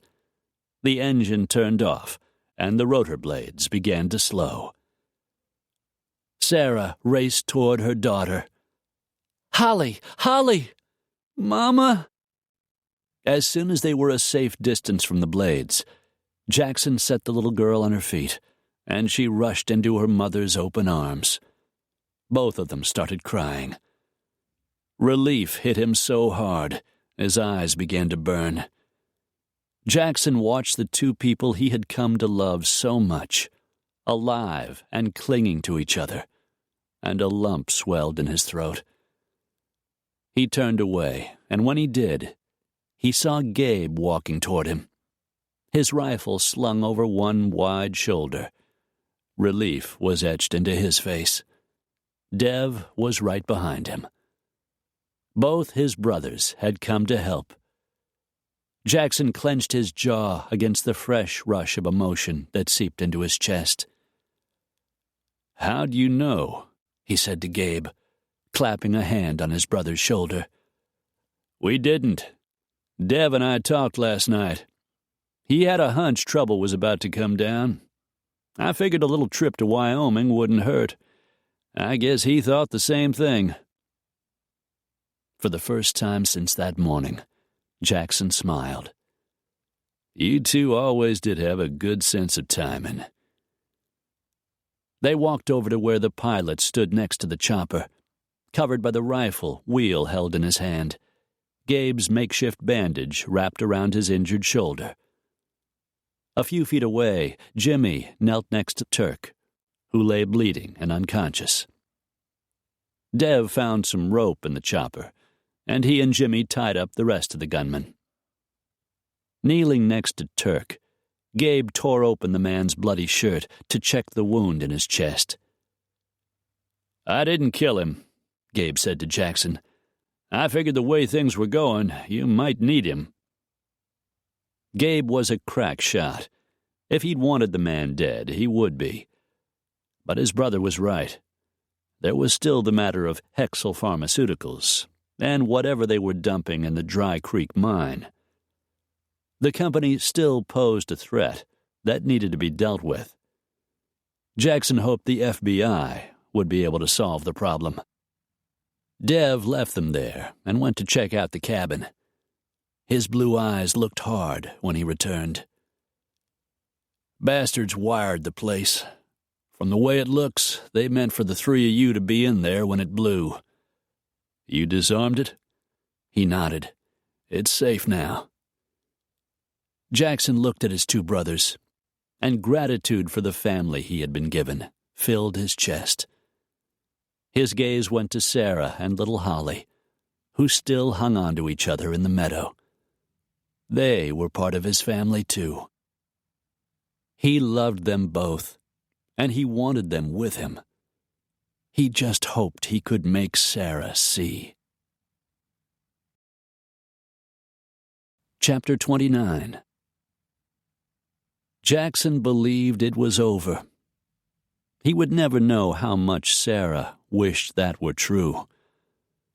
Though the day was warm, she sat in front of the empty hearth in her living room, feeling cold clear to her bones. Out in front of the barn, Holly laughed as she played with Rags and Sam's dog Feather, safe once more at the ranch, accepting in the way children seemed able to do that her life was already returning to normal. Sarah was no longer sure what normal really was. She leaned back in the antique rocker she had retrieved from the attic just a few days before all of this started, felt the comforting back-and-forth motion. As Jackson had hoped, Sheriff Weber and his deputies had arrived in the meadow by helicopter soon after the shooting had ended. He had taken the gunman into custody, 3 wounded, 1 dead, and arrested the pilot. The man with the stringy blonde beard had turned out to be a local, a hand who'd been fired off the Whitaker Ranch for stealing and now lived in Sheep River. He had only wanted money, he said.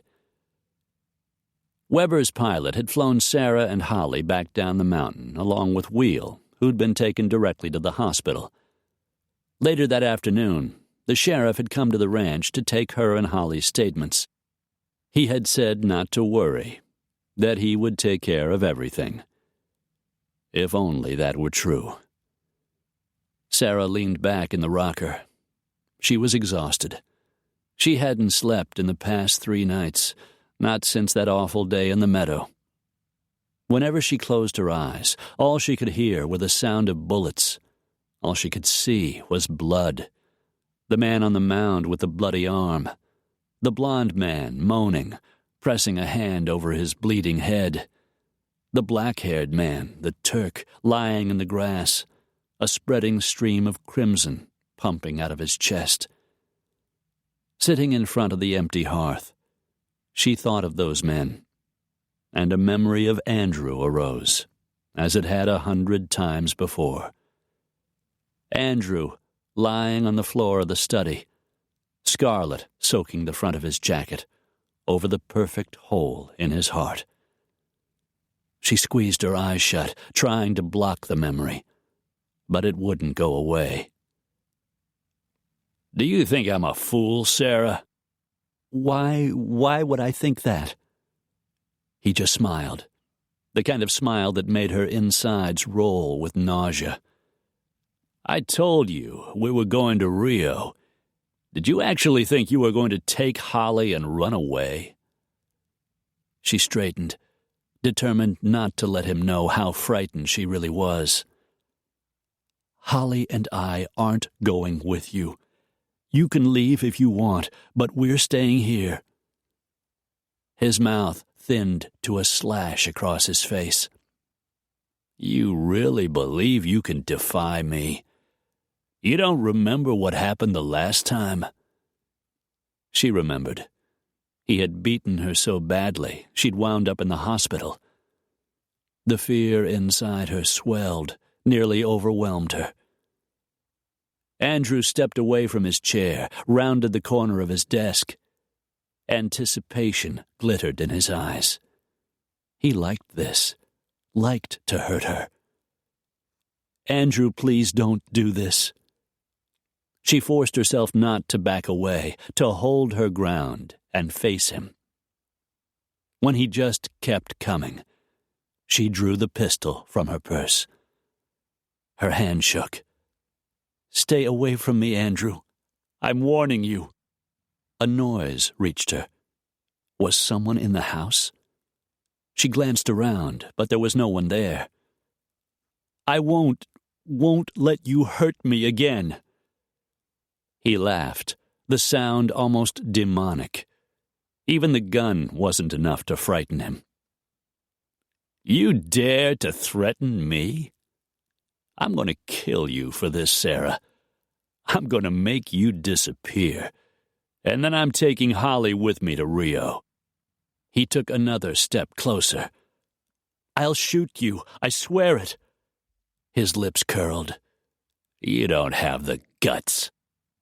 She tried to blot out the rest, but it was fixed in her mind, and it wouldn't go away. Andrew rushing forward, his features distorted in fury. She remembered closing her eyes for an instant, but she didn't remember pulling the trigger, not the exact moment. Just the roar of the bullet and the feel of the pistol bucking in her hand. Andrew's eyes bulged in disbelief. He took one more step, swayed and fell backward, landing on his back on the floor of the study. Fear froze her where she stood. Fear and denial. This can't be happening. Her gaze swung toward the phone on his desk. Call 911. Call 911. But when she looked at Andrew, she saw that his chest wasn't moving.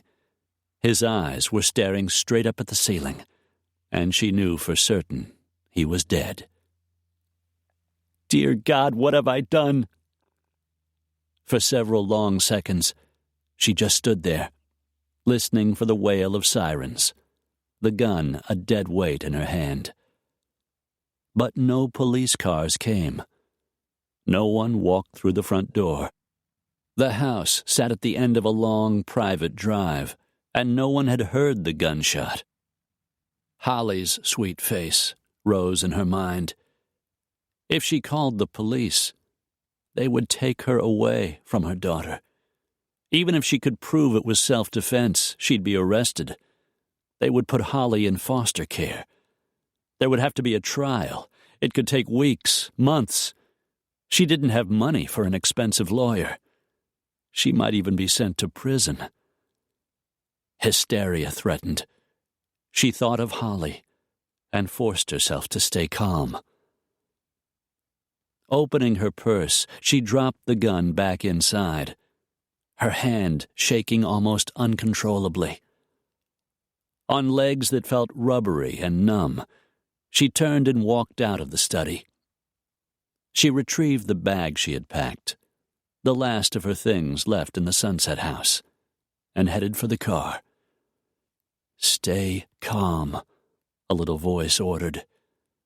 Andrew had any number of enemies, people with a reason to want him dead. Just keep going. Pick up Holly and drive to the condo. Pretend nothing has happened. You can do it. You have to. Holly needs a mother. Without you, she has no one. Sitting there now in the rocker in her cottage, Sarah brushed a tear from her cheek, fighting to bury the memories, staring into the empty hearth as if it were her empty soul. She had tried so hard, but trouble had followed her even here. She had to leave. She couldn't face Jackson, couldn't continue the lie a moment more. She couldn't bear to think of what he would say, of the way he would look at her if he knew she had killed her husband. The reason wouldn't matter. No man would want a woman who had done a thing like that. And there was the future to consider. The awful certainty that in the end, Detective Mercer would come for her. Sarah rose from the chair, feeling sick inside. She was in love with Jackson. The desperate, forever kind of love.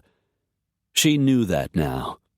Had known it the moment he had run through a hail of gunfire to save her daughter. Known it by the moisture in his eyes when he realized she and Holly were safe.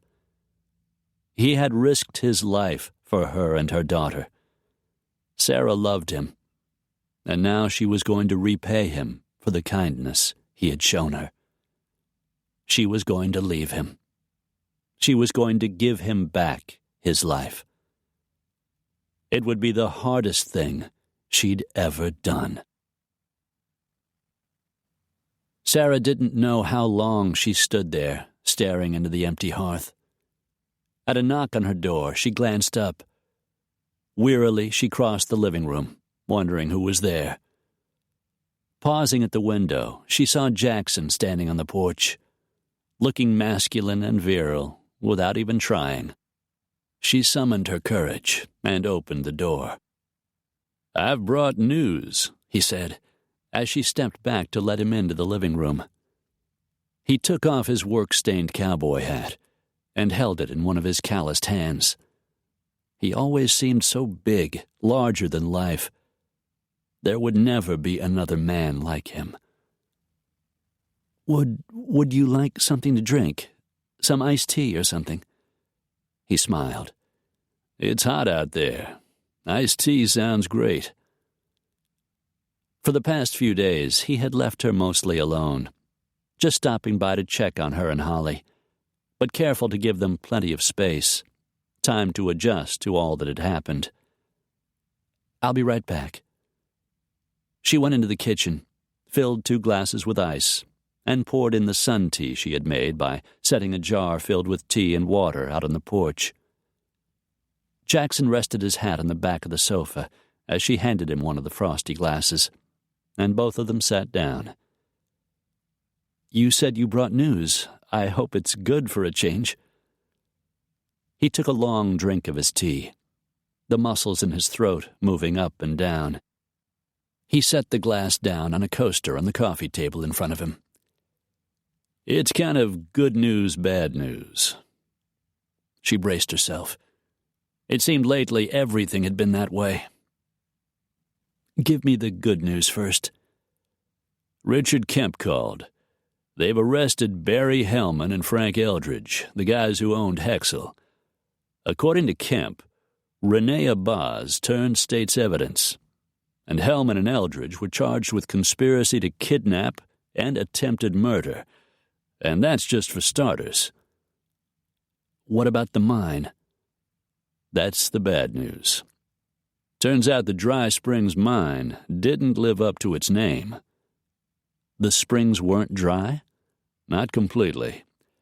There's a little town south of the mine, north of Interstate 40. It's called Mineral Wells. Apparently people there have been getting sick. The EPA tested the water and found out they had arsenic poisoning. Oh my God, and it came from the mine? He nodded. From an old underground spring that ran into the town's main water supply. Are you saying those barrels Hexel was storing were filled with arsenic? Not exactly, but arsenic was in the waste that was in the barrels. Now that this is all out in the open, some of the scientists working for the lab have come forward. They say they were working on a variation of a product called arsenic trioxide. It's a powerful drug used to treat leukemia. Hexel was secretly trying to expand the applications. Hellman and Eldridge believed they could make some changes to the drug and come up with a cure for cancer. Couldn't they do that kind of research legally? I guess their greed got in the way. Their lab wasn't approved for the use of arsenic, and they didn't want to spend the time or money it would require to qualify for whatever permits were needed. They figured once they found the cure, none of it would matter. And Hellman and Eldridge would wind up filthy rich. That's about it. Kemp says they'll be charged with conspiring to conceal health risks and knowing endangerment, among at least a dozen other violations. Strict liability applies in cases like this, so Hexel will be on the hook for everything that's happened in Mineral Wells. The company is out of business for good. Sarah glanced away, guilt rising in her chest. I wonder how much Andrew knew about this. Whatever he knew or didn't know had nothing to do with you. You're an innocent bystander in all of this. She tried to convince herself, but it all came back to the question of how could she have ever married a man like that? How could she have lived with him for all of those years? I'd better get going, Jackson said, finishing the last of his tea and setting the glass back down on the coaster. He came up off the sofa, and Sarah stood up too. Neither of them moved. All she could think about was how much it was going to hurt to give him up. There's something I need to tell you, she forced herself to say. One of his dark eyebrows lifted. What is it? I'm moving, Jackson. I've rented a place at the edge of town, just south of the road to Sheep River. I told you I was going to leave before all of this happened. Sarah, I want to be closer to work. Smiley's been great, or I would have already lost my job. Holly will be closer to school, and I can see my grandmother more often. It'll be better for all of us. Not all of us, Sarah, he said softly. He reached out and rested a hand against her cheek. It won't be better for me. His dark gaze locked with hers, and she felt the pull of it deep inside her. She wanted to touch him, erase the pain in his face. I love you, Sarah. I want you and Holly to stay here on the ranch. I want you to marry. Don't say it. She jerked away, backed up a couple of paces. Jackson wanted to marry her? It was exactly what she wanted and absolutely could not have. Dear God, she couldn't bear it. I'm not ready for a serious relationship. I don't think I ever will be. Sarah, listen to me. My mind is made up, Jackson. I'm leaving. She looked at him and couldn't hold back tears. Please let me go. Let me go and get on with your life. Those strong, sun-tanned hands settled gently on her shoulders. Tell me you don't love me, and I'll walk away. I won't ever bother you again. She bit back a sob. How could she do it? How could she lie about something that meant so very much? It took every ounce of her will, every ounce of courage she possessed. I don't love you, Jackson. I wish I did, but I don't. For long moments, Jackson said nothing. Then he turned away from her, picked his head up off the back of the sofa, and headed for the door. He stepped out onto the porch.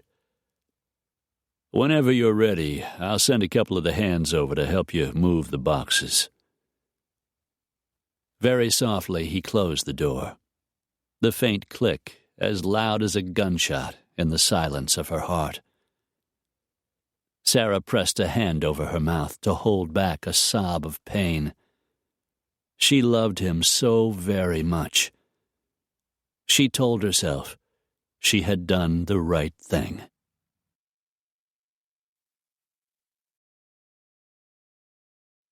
Chapter 30.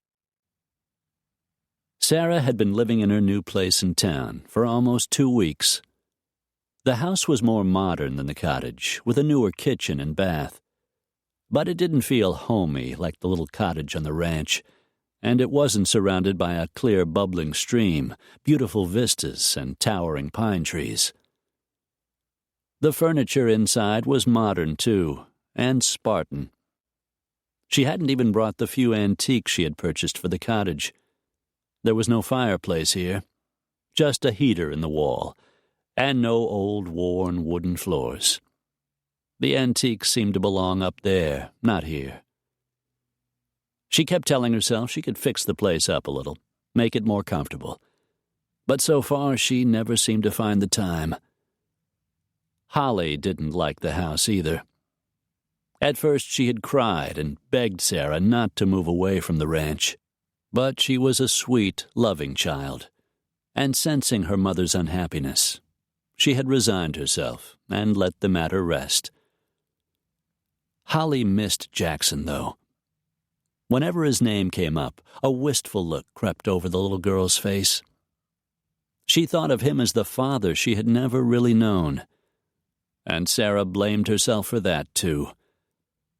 That Sarah missed him didn't surprise her. She ached for the sound of his voice, the thud of his heavy boots on the wide plank floors as he walked into the cottage. She missed the warmth in his eyes whenever he looked at her, missed his lovemaking. She swallowed past the lump in her throat. Most of the time she was able to keep thoughts of him away. Once in a while, like today, the loneliness crept in, and memories of Jackson returned, along with the terrible pain of losing him. Sarah shook her head, forcing his beloved image away. She checked her watch, saw that it was nearly 3 o'clock, and went in search of her car keys. Holly had spent the day with Gran, but it was time to drive out to Sheep River and pick her up. The phone rang just as she found her keychain and picked it up off the table. Sarah walked into the kitchen and lifted the receiver. Ah, Sarah, there you are. How are you enjoying your new home? Her stomach instantly knotted. She knew that voice, recognized the hint of derision. She swallowed, forced a note of calm into her tone. Detective Mercer, good afternoon. What can I do for you? Actually, I'm just calling with a little bit of news. I thought you might be interested to know we found the murder weapon. The gun that killed your husband. Nausea hit her with such force she doubled over, wrapped her arms around her waist, and fought not to be sick. Drawing in a breath, she clung to her composure by a thread. You found the gun? That's right. Guess where it was? Where? A couple of divers were doing some work under the Santa Monica Pier. Imagine their surprise when they turned up a .38 caliber pistol lying under the sand at the base of one of the pilings. I guess all sorts of things get tossed off the pier, but this was certainly one of the more interesting items they found. Sarah said nothing. She was afraid of what her voice would sound like if she tried to speak. Rather an interesting coincidence, wouldn't you say? Being as you live just a few blocks away. When did you toss it there, Sarah? Right after you shot your husband through the heart? She fought for control, prayed her voice would not tremble. Anyone could have thrown it there. Unless you can prove it was me. Oh, I will. Sooner or later. Count on it, Sarah. The line went dead, and for several seconds Sarah just stood there, holding the phone in her hand. She was shaking all over, her stomach rolling, threatening to erupt. She set the phone back in its cradle, walked over, and sank down in a kitchen chair.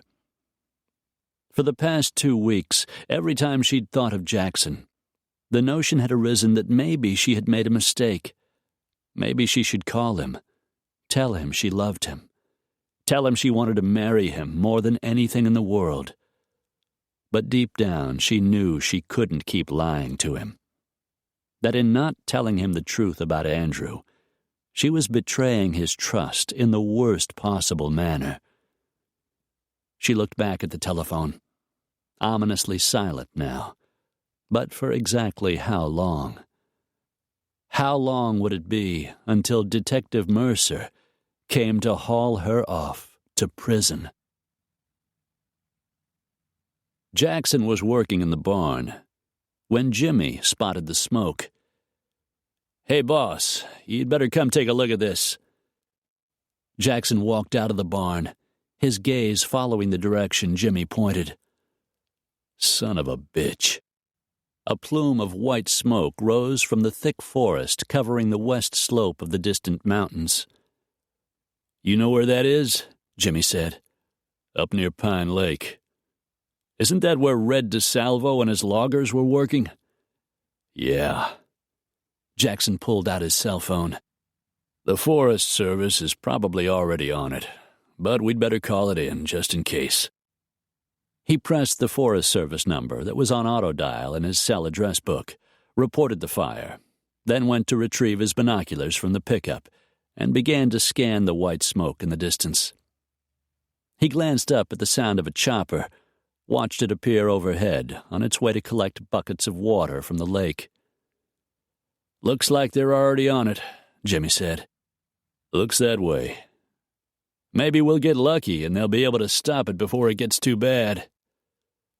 Current forest policy was to let the trees burn and just protect whatever structures might be in danger. It was probably good in some cases, clearing out the underbrush and giving the forest a chance to breathe. But it made for a long, dangerous, smoky summer, and a hell of a lot of anxiety and fear. "We'd better pull the cows out of the upper meadow," Jackson said. Jimmy nodded, his long black ponytail shifting against the back of his neck. "I'll get the men, saddle some horses, and get up there." Wheel was out of the hospital, but not ready for such strenuous work. The men would have to go horseback. It was too dry to risk a spark from one of the ATVs, and there was a ban on the use of any machinery between noon and midnight to keep down the fire danger. Jackson couldn't help wondering if the loggers had any part in starting the blaze, since Red and his crew weren't much good at following rules.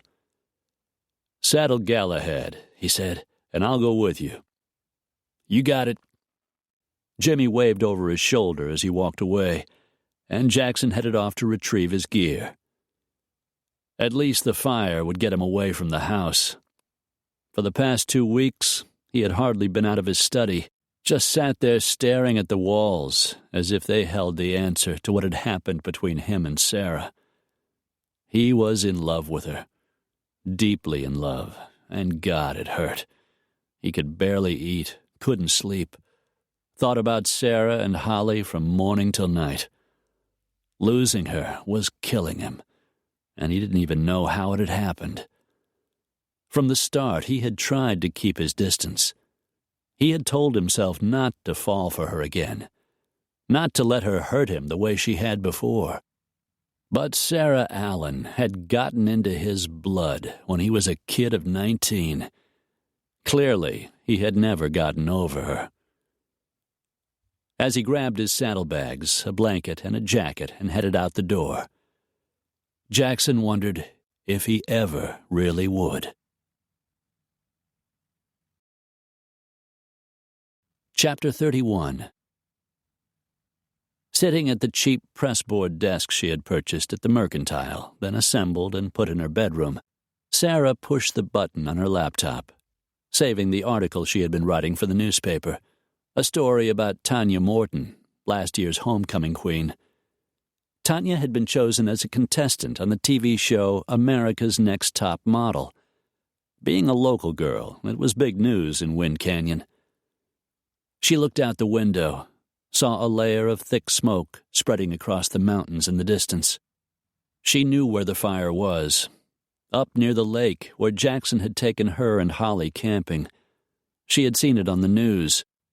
The air in town was smoky and miserable to breathe, and she kept worrying about Jackson, hoping the firefighters would be able to bring the blaze under control and Raintree Ranch would be safe. She left her desk and walked over to the window on the opposite side of the bedroom. Saw Holly playing on the rope swing hanging down from the big sycamore tree out back. Rags sprawled in the grass a few feet away. The doorbell rang as she walked out of the bedroom. Every time she heard it, a tremor of fear ran down her spine. Was it Mercer? Had he finally come to arrest her? Relief filtered through her when she opened the door and saw Nan standing on the porch. "Thought I'd come by and check on you," Nan said with a smile. "See how you're doing." She walked past Sarah into the house, carrying a baking pan covered with foil. "Half a chocolate cake. I couldn't eat it all, and I thought Holly might like some." She glanced around. "Where is she?" "Playing out in back. There isn't much of a yard, but it's better than nothing." Sarah took the cake and set it on the small round dining table. Nan had been to the house several times since Sarah moved in. Always smiling, always cheerful. Sarah knew Nan had been worried about her moving into town from the ranch. "So, how's it going?" Nan asked. "You getting used to city life?" Sarah laughed, thinking of the difference between Wind Canyon and Los Angeles. "I guess so. It's certainly more convenient." "I suppose." For the first time, Sarah noticed her friend's puffy, red-rimmed eyes and slightly pale complexion. She frowned. "What's wrong, Nan? You look like you've been crying." Nan sighed and sank down on the sofa. "Jimmy and I broke up." Sarah sat down beside her. "But I thought you two were really getting along." "I thought so, too." She pulled a Kleenex out of her purse and dabbed at her watery eyes. "He can't get past what happened when he was with Annie. She was a terrible wife and a rotten mother. She cheated on him and abandoned him and her boys. He's scared to death it'll happen again." "You're nothing like Annie Baylor. She was no good when Jimmy married her." "I know that, and you know that. I guess Jim can't see the difference." Sarah ignored a shot of anger. Didn't the man have enough sense to know what a good thing he had?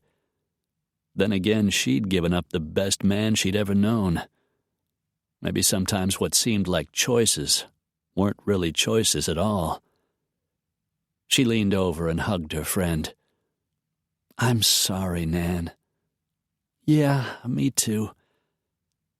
Sarah blew out a breath and fell back on the sofa. "We're a real pair, aren't we?" Nan managed to smile. "At least we have each other." It was true. Nan had turned out to be a very dear friend, one of the best Sarah had ever had. I know this isn't the best time to ask, Sarah said, but there's something I've been wanting to talk to you about. What is it? I know how much you love children. I've seen you with Holly, and I know what a wonderful mother you would make. If something happened to me, would you be willing to take care of Holly? What are you talking about? Nothing's going to happen to you. I know, but just say it did. My grandmother's too old to take on the job of raising a 6-year-old. With my mom and dad gone, I don't have anyone I can turn to. And I trust you, Nan. You said you always wanted children. If something happened to me, would you be willing to raise Holly as your own? Nan reached over and caught Sarah's hand. Of course I would. I love Holly. She's the sweetest little girl in the world. You're a teacher. I don't think you'd have any trouble getting custody. But I could put something in writing, if you would be willing to agree. Nan's green eyes glistened with a sheen of tears. I'm flattered you would ask, and I would be honored to raise your little girl. Tears welled in Sarah's eyes, too. Thank you. But nothing's going to happen. She just nodded, thinking of Ed Mercer, and praying it was true. Jackson listened to the hum of a big Bor-8 bomber flying overhead. The cattle had all been moved out of the upper pasture, down to a safer meadow to graze. And though 3,000 forest acres had burned in the weeks since the blaze had started, the fire crews were making progress. The winds were cooperating, and 3 choppers and 2 C-130s had been working to retard the flames. There was a very good chance that this time the firefighters were going to be able to whip this thing before it got too far out of control.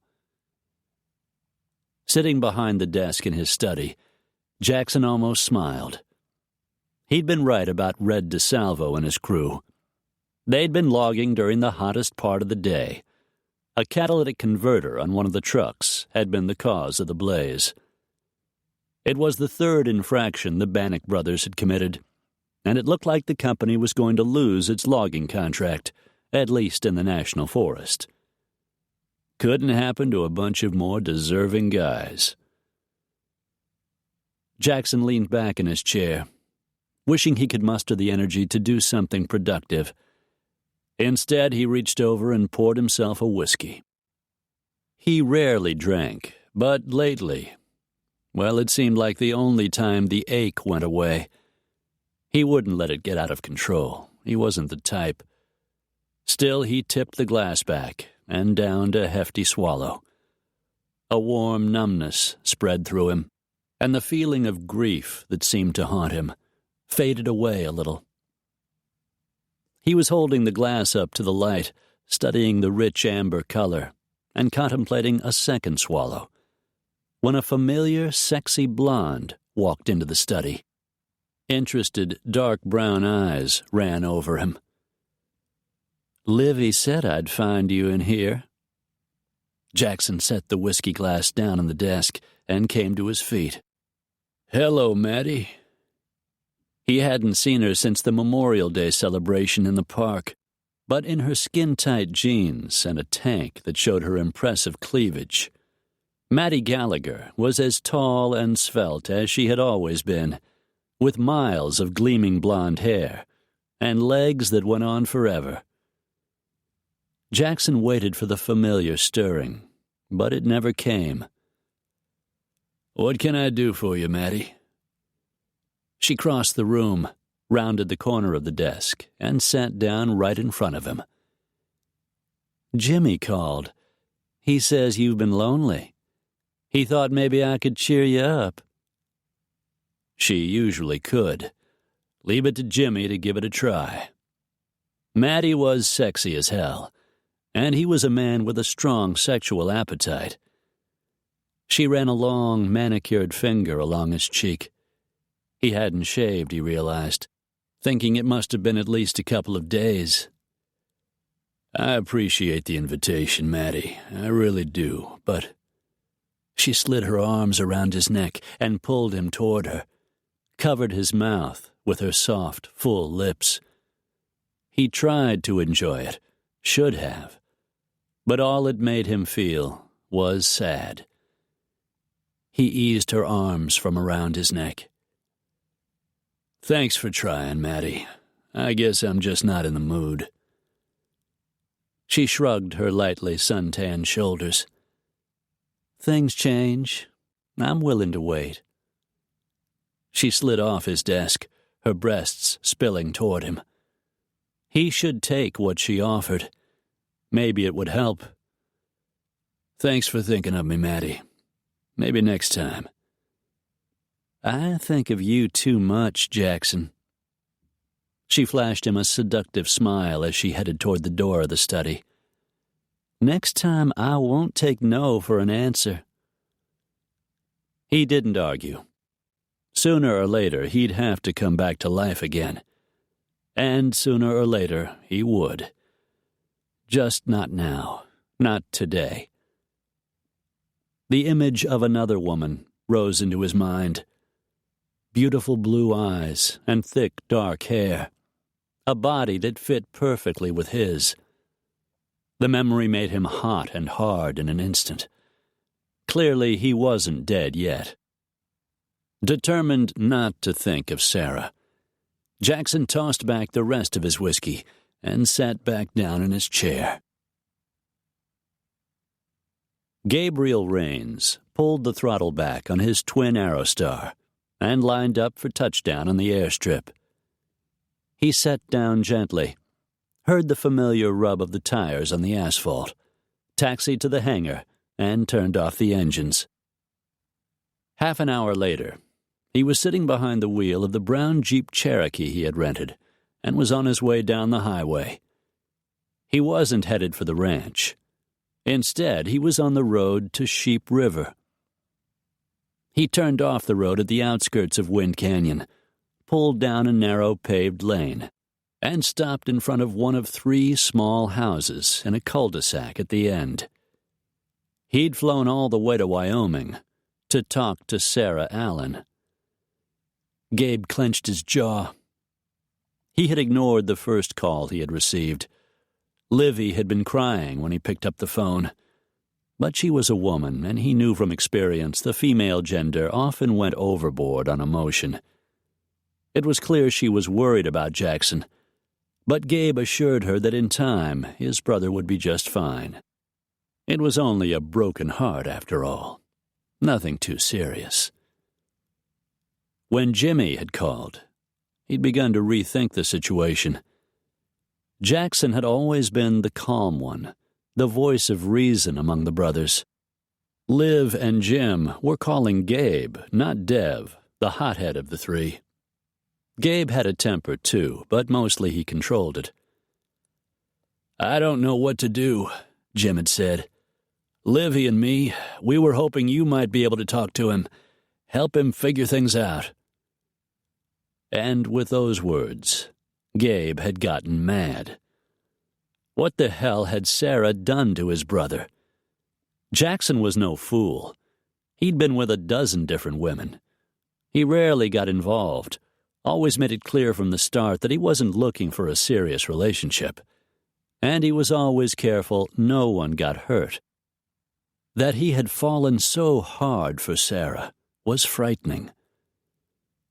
As Gabe turned off the motor, a fresh shot of anger slid through him. He hadn't forgotten that day in the high school cafeteria. Jackson had been stashing his money for weeks, saving a little bit here and there out of the money he earned to feed the family. When he'd finally saved enough to go to the prom, he had worked up his courage and asked Sarah to go with him.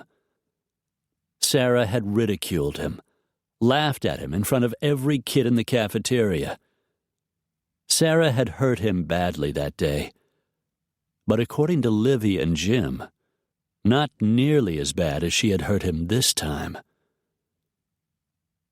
Gabe got out of the Jeep, slamming the car door harder than he meant to. As he climbed the front porch steps, he shoved his wraparound sunglasses up on his head, took a deep breath, and told himself to go easy. He had seen the way Sarah looked at Jackson that day up in Alpine Meadow when they had gone after her little girl. Like his brother was her storybook hero. Like he was her man, and for her there would never be anyone else. What had gone wrong? What could possibly have happened to change things so drastically? Whatever it was, he meant to find out. Today. The door swung open just then, and Sarah's blue eyes widened at the sight of him. Or maybe it was the way his jaw tightened when he saw her. He forced himself to relax, told himself to take things slow and easy, one step at a time. "I need to talk to you, Sarah." "Of course." She stepped back. "Come on in."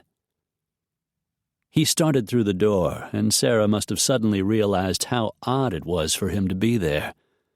She grabbed hold of his arm. "Oh, my God, you aren't here because of Jackson. Something hasn't happened to him. There hasn't been an accident or... Some of his anger lessened at the fear in her face. "No accident. It's nothing like that." A breath of relief seeped out of her. She swallowed, inhaled deeply, managed to compose herself. "It's nice to see you, Gabriel." But she looked more wary than pleased. "Would you like something to drink? A glass of iced tea or a beer, maybe?" He didn't want a goddamn beer. His jaw tightened. "I want to know what you've done to my brother." Her head shot up. "What do you mean?" "I mean that since the two of you broke up, he hasn't been himself. He barely eats. He can't sleep. Livy is terrified he's going to get sick." He took a step closer, just because he felt like a little intimidation. "My brother's in love with you, Sarah. I want to know why you led him on the way you did. Why you let him believe there was a future for the two of you. He wants to marry you. He wants to be a father to your little girl. Doesn't that mean anything to you?" Her pretty blue eyes welled with tears he hadn't expected to see. There was a softness in Sarah he had rarely seen in a woman. He thought that must be one of the things that had drawn his brother to her. "I didn't mean for any of this to happen," she said. "Couldn't you tell he was falling in love with you? How could you let it go so far?" She tried to turn away, but Gabe caught her shoulders, forcing her to face him. There was something in her expression, something so sad his chest squeezed. "There's more going on here, isn't there? Something you're not saying. Something you haven't told Jackson." She tried to turn away, but he wouldn't let her. "Tell me what it is." She bit her lip. He could feel her start to tremble. Gabe's hold tightened. "Tell me, damn it!" The tears in her eyes spilled over onto her cheeks. He saw it then, saw what he had been missing, why none of this had made any sense. "My God, you're in love with him." Her features crumpled. A sob escaped, and fresh tears flooded her eyes. "I love him so much." And then she started crying in earnest. Every instinct urged him to pull her into his arms and comfort her, tell her everything was going to be okay.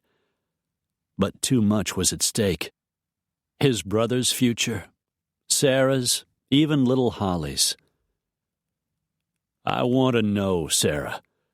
I'm not leaving until I find out what's going on." She looked up at him, her face as pale as glass. Her words came out so softly, he almost didn't hear them. "I killed him. I killed my husband. I'm the one who shot Andrew." Stunned silence followed. Somewhere a clock ticked. Of all the things he could have imagined her saying, this wasn't one of them. "You killed him?" She nodded, her whole body drawing inward as if she were in pain. "Did you plan it? Was it murder? Did you shoot him on purpose?" Disbelief widened her eyes. "No, oh God, I would never do something like that." She swallowed, moistened her trembling lips. "He called me downstairs and I... Stop right there. Don't say another word. This isn't for me to hear. It's Jackson who needs to know." He glanced around. "Where's Holly?" "She's with Nan. I had some work to do. Nan said she'd watch her for a couple of hours." "Get your purse and let's go." Sarah didn't argue, just woodenly picked up her bag and let him haul her out the door.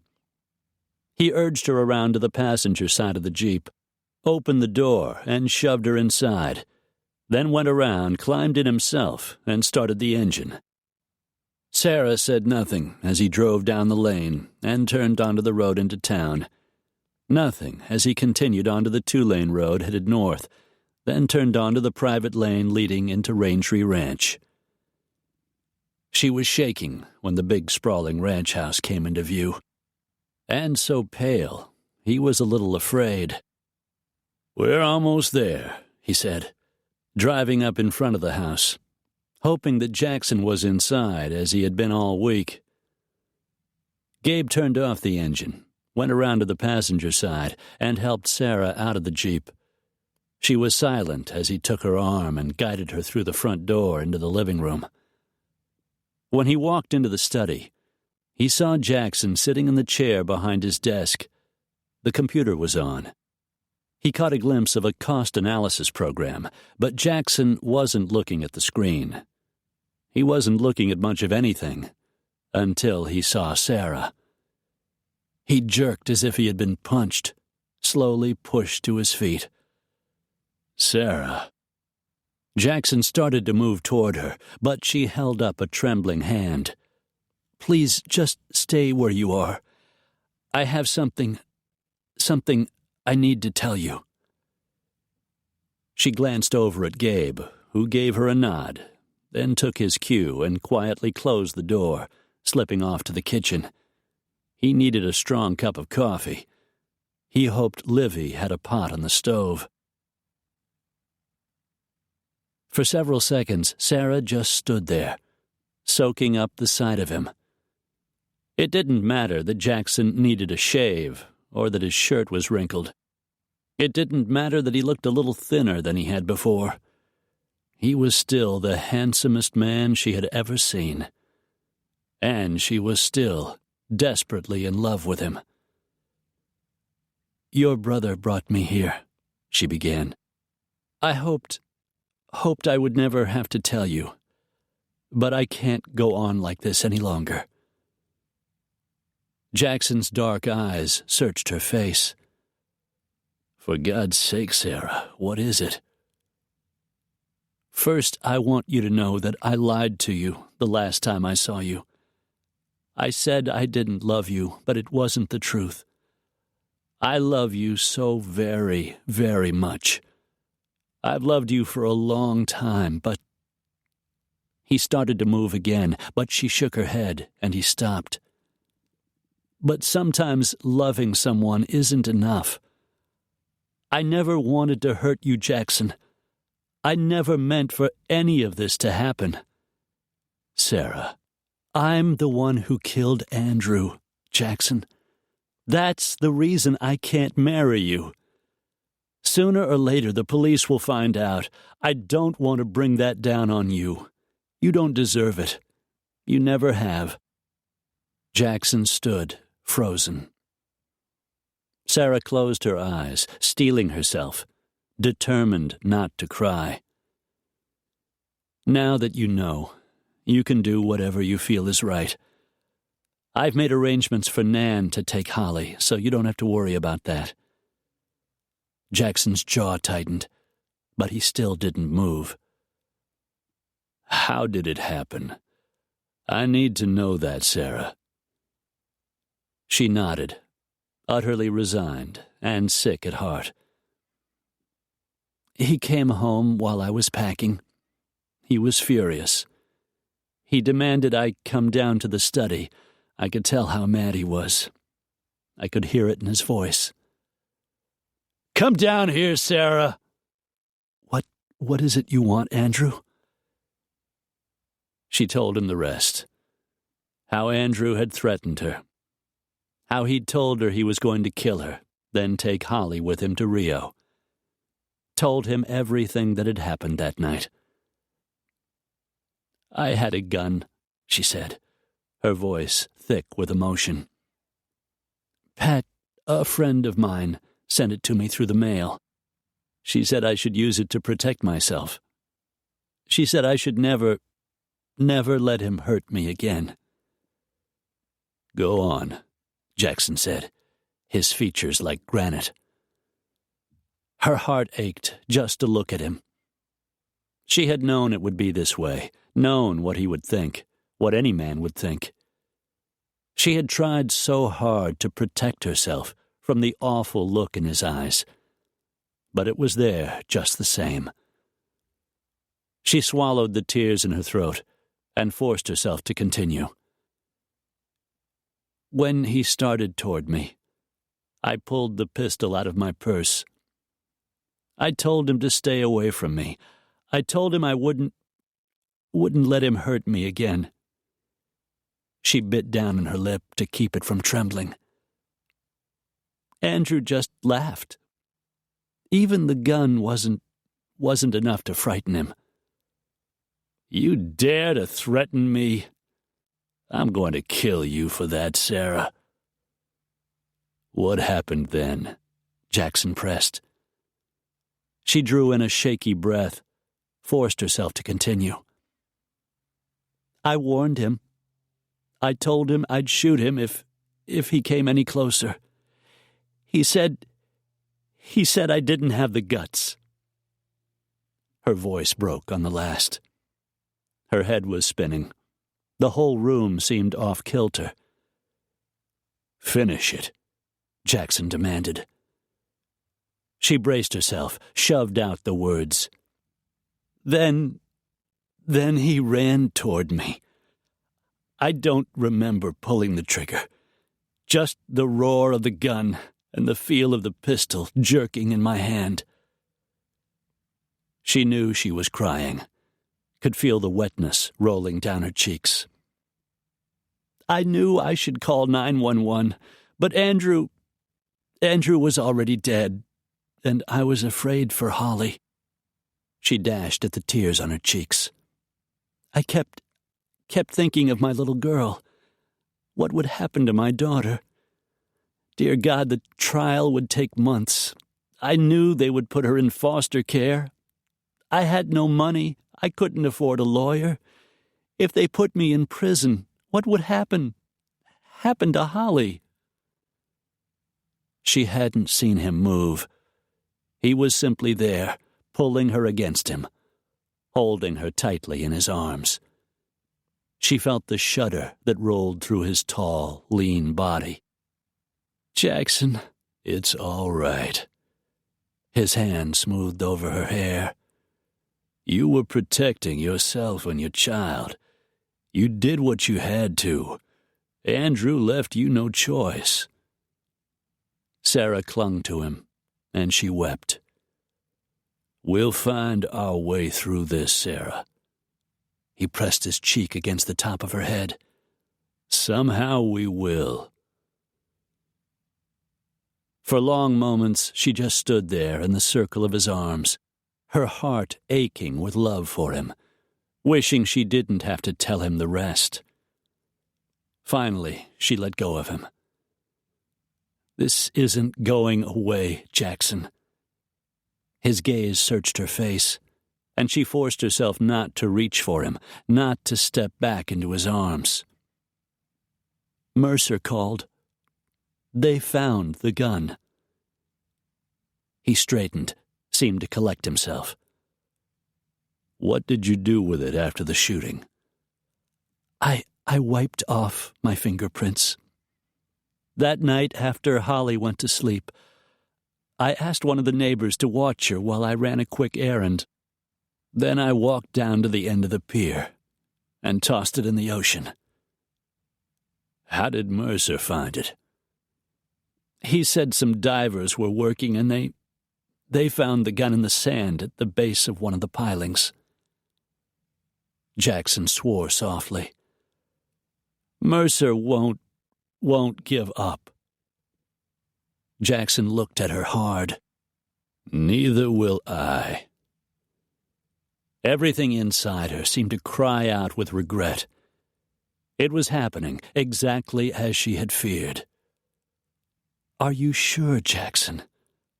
Are you sure I'm what you want? He moved closer. She felt his lips against her hair. You've been what I wanted for the past 16 years. Chapter 32. Jackson started things rolling the following day. He and Sarah dropped Holly off at her grandmother's place in Sheep River, then headed for Sarah's newly rented house in town. He had asked Sarah to move back to the cottage, and amazingly, she had agreed. I never wanted to move away, she confessed. I love it on the ranch. I love being with you, Jackson. I just didn't want to drag you into all of this. But he was in the middle of it now, and he was staying. They were going to see this through all the way to the end. While Sarah went to retrieve the boxes she had saved and stored in the garage, Jackson used his cell phone to call his attorney, Thomas Carson. He finished his brief conversation and closed the phone. Carson's going to get back to us with a couple of names.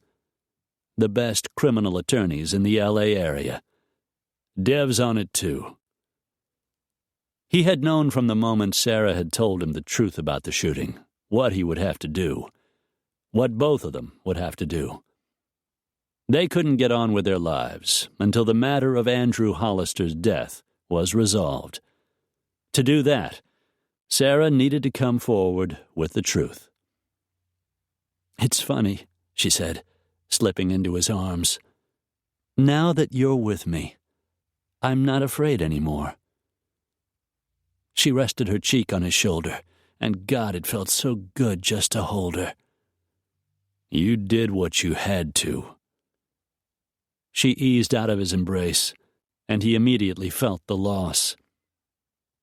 I keep thinking, maybe if I hadn't had the gun, if you hadn't had the gun, your husband likely would have killed you. He would have taken Holly, and you know what would have happened if he had. He caught her shoulders. A man died that day up in Alpine Meadow. Things happen. Sometimes you don't have a choice. You weren't the one who killed him.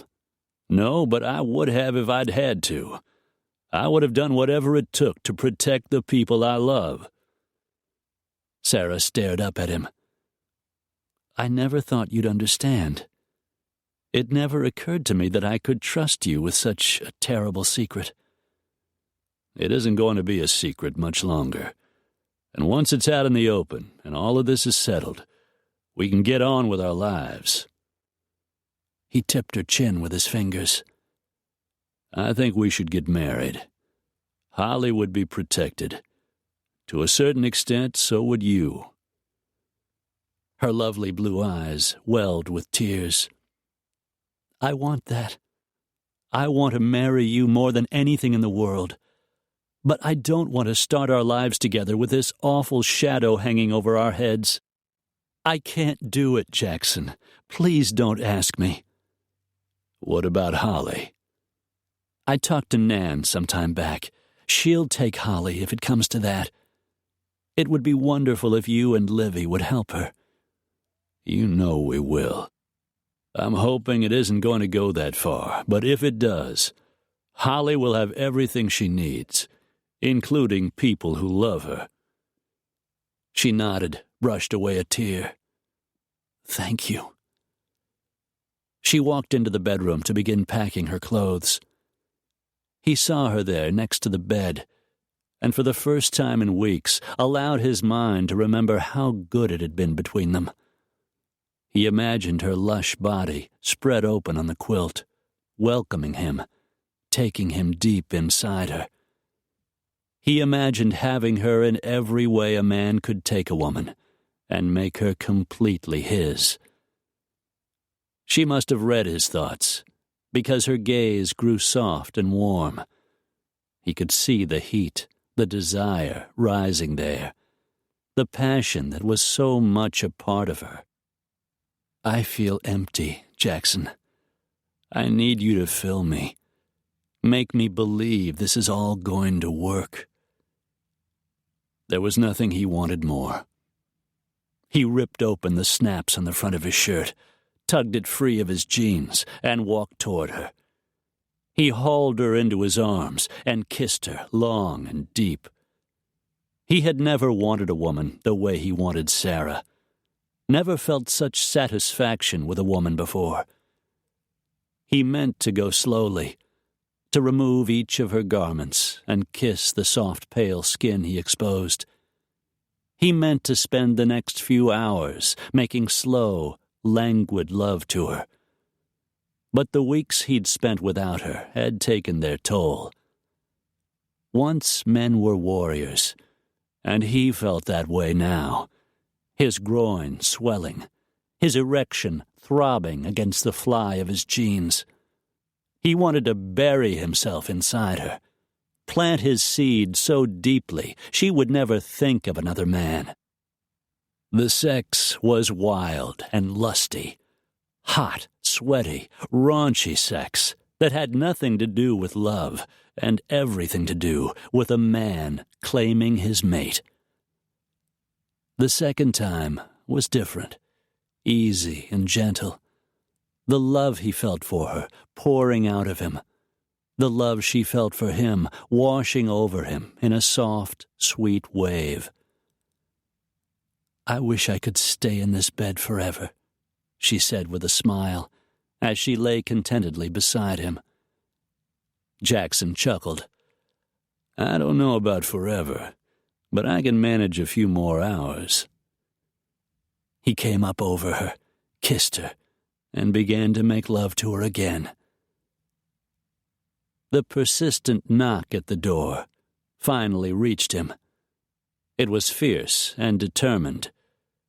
Jackson knew in an instant who was there, and that they had waited too long. Sarah Adelaide Allen, you're under arrest for the murder of Andrew Hollister.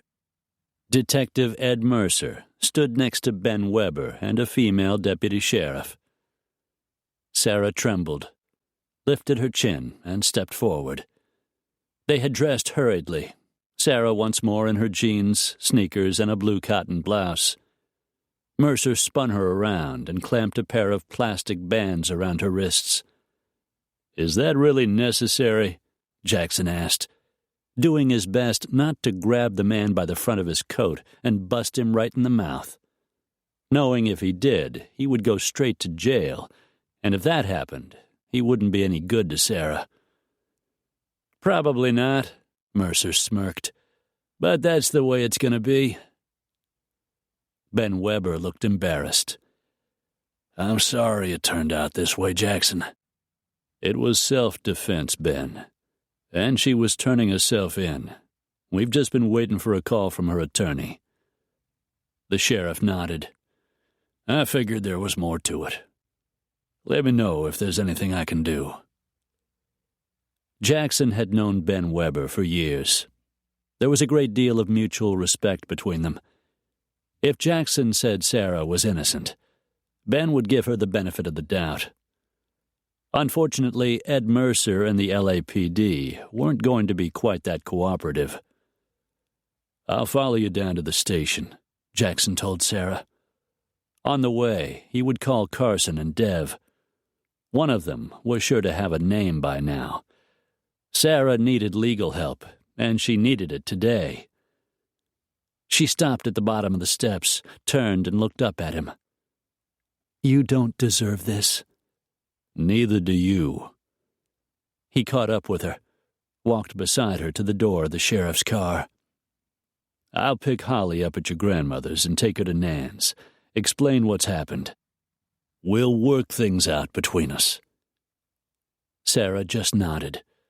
Bright tears glistened in her eyes. "I'm so sorry." Jackson leaned down and kissed her full in the mouth. "Just hang on, all right?" She nodded. Mercer shoved her head beneath the roof of the patrol car, and she settled inside. She didn't look at him again as the car pulled off down the road. "So, where is Sarah now?" Dev asked Jackson over the cell phone. "Her attorney advised her to waive extradition proceedings. They're transporting her straight to L.A. I haven't left Wyoming yet. At the moment, I'm standing outside her house in town. I need to pack some clothes for Holly. She's still at her grandmother's house. I'm going to pick her up and take her over to Nan Hargrove's for the next few days, till we see what's going to happen. As soon as I get her settled, I'm heading for L.A. Morgan Slater is one of the best attorneys in California. He'll do a good job for Sarah. I checked him out. He's got one hell of a reputation. Listen to me, bro. You need to keep your head on straight. You have to believe that Sarah's going to be all right. Hollister was a scumbag and a wife-beater. With Sarah's medical history, self-defense should be a pretty easy sell." Jackson released a breath. "I hope you're right. I'll keep my ears open. I'll let you know if I come up with anything useful." "Thanks, Dev." Jackson closed the phone and used Sarah's key to open the door to her little rental house. The place seemed forlorn without her. As he crossed the living room and went into her bedroom, he could almost hear her cries of pleasure as he had made love to her there on the bed. He shook his head and tried to focus his thoughts on what needed to be done. Her luggage was in the closet, right where she'd told him to look. His eyebrows went up when he spotted it, and he whistled. Louis Vuitton. He almost smiled. Sarah had kept almost nothing Andrew had given her. But what woman could resist expensive designer luggage? He pulled down 2 bags made of dark brown fabric with a logo woven into the material, dark brown leather handles and brass trim, and a personal tote to match. He opened them up on the bed. Sarah's initials were imprinted in gold on each piece, which was probably the reason she hadn't tried to sell them on eBay. The bags appeared to be several years old and had seen plenty of use, but they were still in good condition. He glanced around the bedroom, thinking the luggage was probably the most expensive thing Sarah owned. The thought occurred that if he bought luggage for Sarah, he'd buy something with a soft floral pattern, something feminine and sexy. Undoubtedly, Andrew liked the prestige of his wife traveling with world-class designer bags. He studied the cases, a thought suddenly niggling at the back of his mind. Andrew expected Sarah to go with him to Rio. He would have insisted she use the Louis Vuitton he had bought her. He leaned over to examine the first bag, an overnighter, about 24 inches. He checked all the pockets and ran his fingers along the inside lining, carefully checking every inch.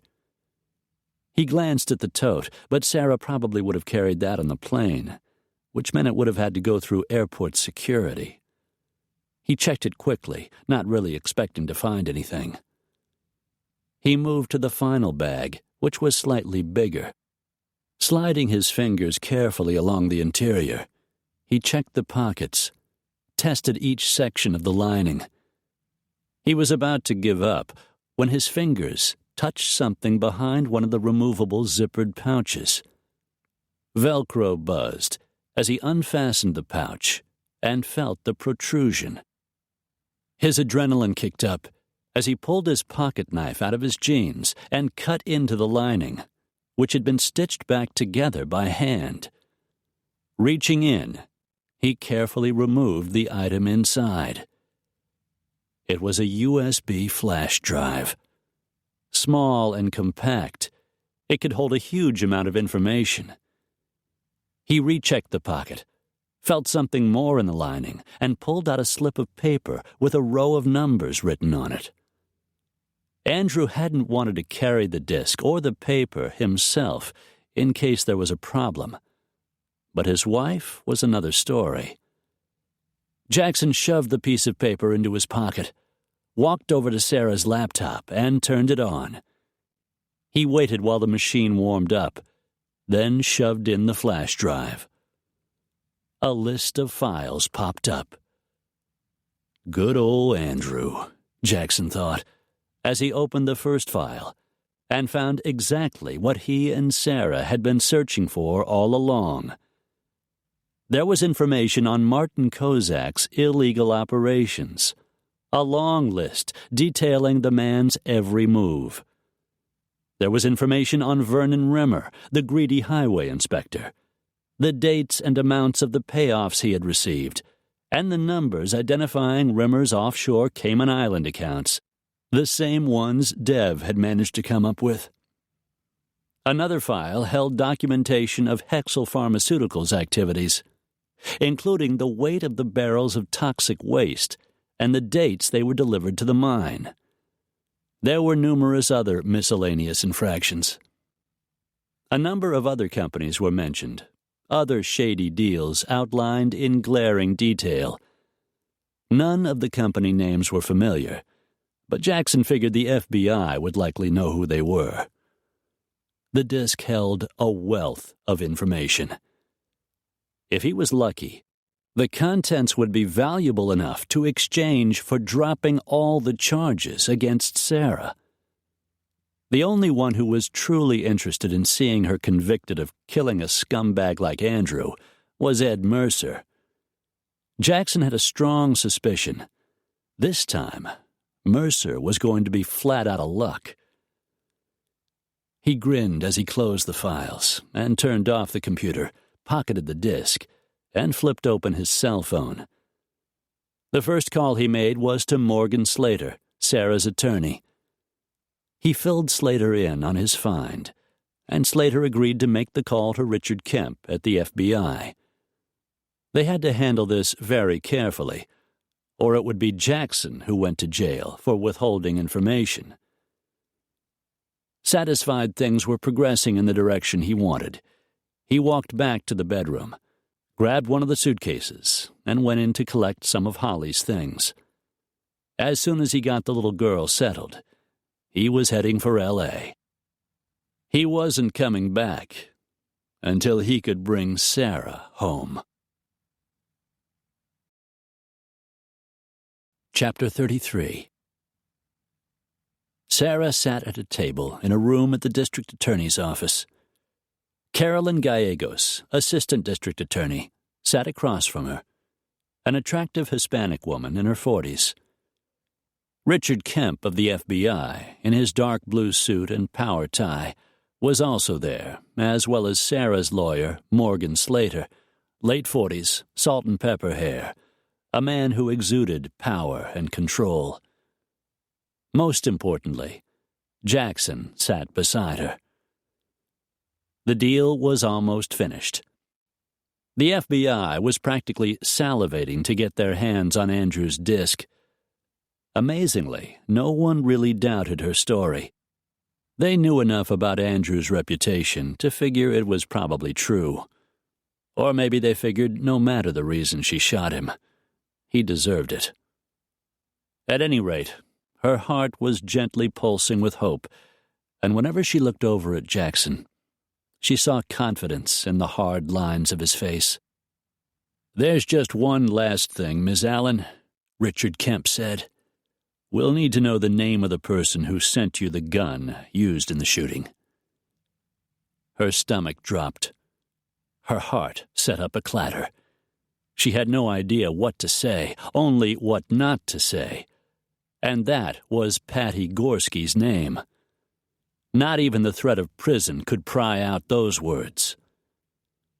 Jackson reached beneath the table and took hold of her hand. Morgan Slater must have read her decision in her face, because he spoke up before she could form any sort of reply. My client isn't certain who sent her the revolver. She belonged to several internet chat groups for battered women. Some of them knew about the beating she had suffered at the hands of her husband. The package came anonymously, disguised as clothing purchased on the internet. There was a note, but it merely said she should use the gun if necessary in order to protect herself. Where is that note now? Carolyn Gallegos asked. I burned it months ago, Sarah answered truthfully. I was afraid of what Andrew would do to me if he found it. I see, Ms. Gallegos said. And Sarah thought that maybe she actually did. She was a woman. In her work, she must have dealt with dozens of cases of abuse. She closed the notebook, sitting open in front of her. As far as this office is concerned, the matter is resolved. Special Agent Kemp. He flicked a glance at Jackson, but fixed his attention on Sarah's lawyer. If you can provide us with the disc, we'll support the district attorney's decision. Sarah drew in a shaky breath and blinked to keep from crying. It's over, Sarah, Morgan Slater said gently, rising to his feet. I'll take care of whatever paperwork is necessary. You and Mr. Raines are free to leave. The tears rushed past her defenses, and this time she could not will them away. Thank you. Thank you so much. Slater smiled. It was my pleasure. And it seemed as though he meant it. His exorbitant fee aside, clearly he believed she had shot her husband in self-defense, and was glad he could help. Maybe there were more people out there than she had imagined who understood what she had been through with Andrew. She left the district attorney's office, and as she descended the wide stone steps leading down to the street, held on to Jackson's hand. He stopped when they reached the curb. It's over, Sarah. I'll never be able to repay you for what you've done. He actually grinned. Oh, I think you will. And the look in his eyes was so hot, she laughed. Let's get married, he said. Now? Any time you say. She swallowed past the lump that rose in her throat. As soon as we get back to the ranch, I'll marry you. I love you, Jackson Raines.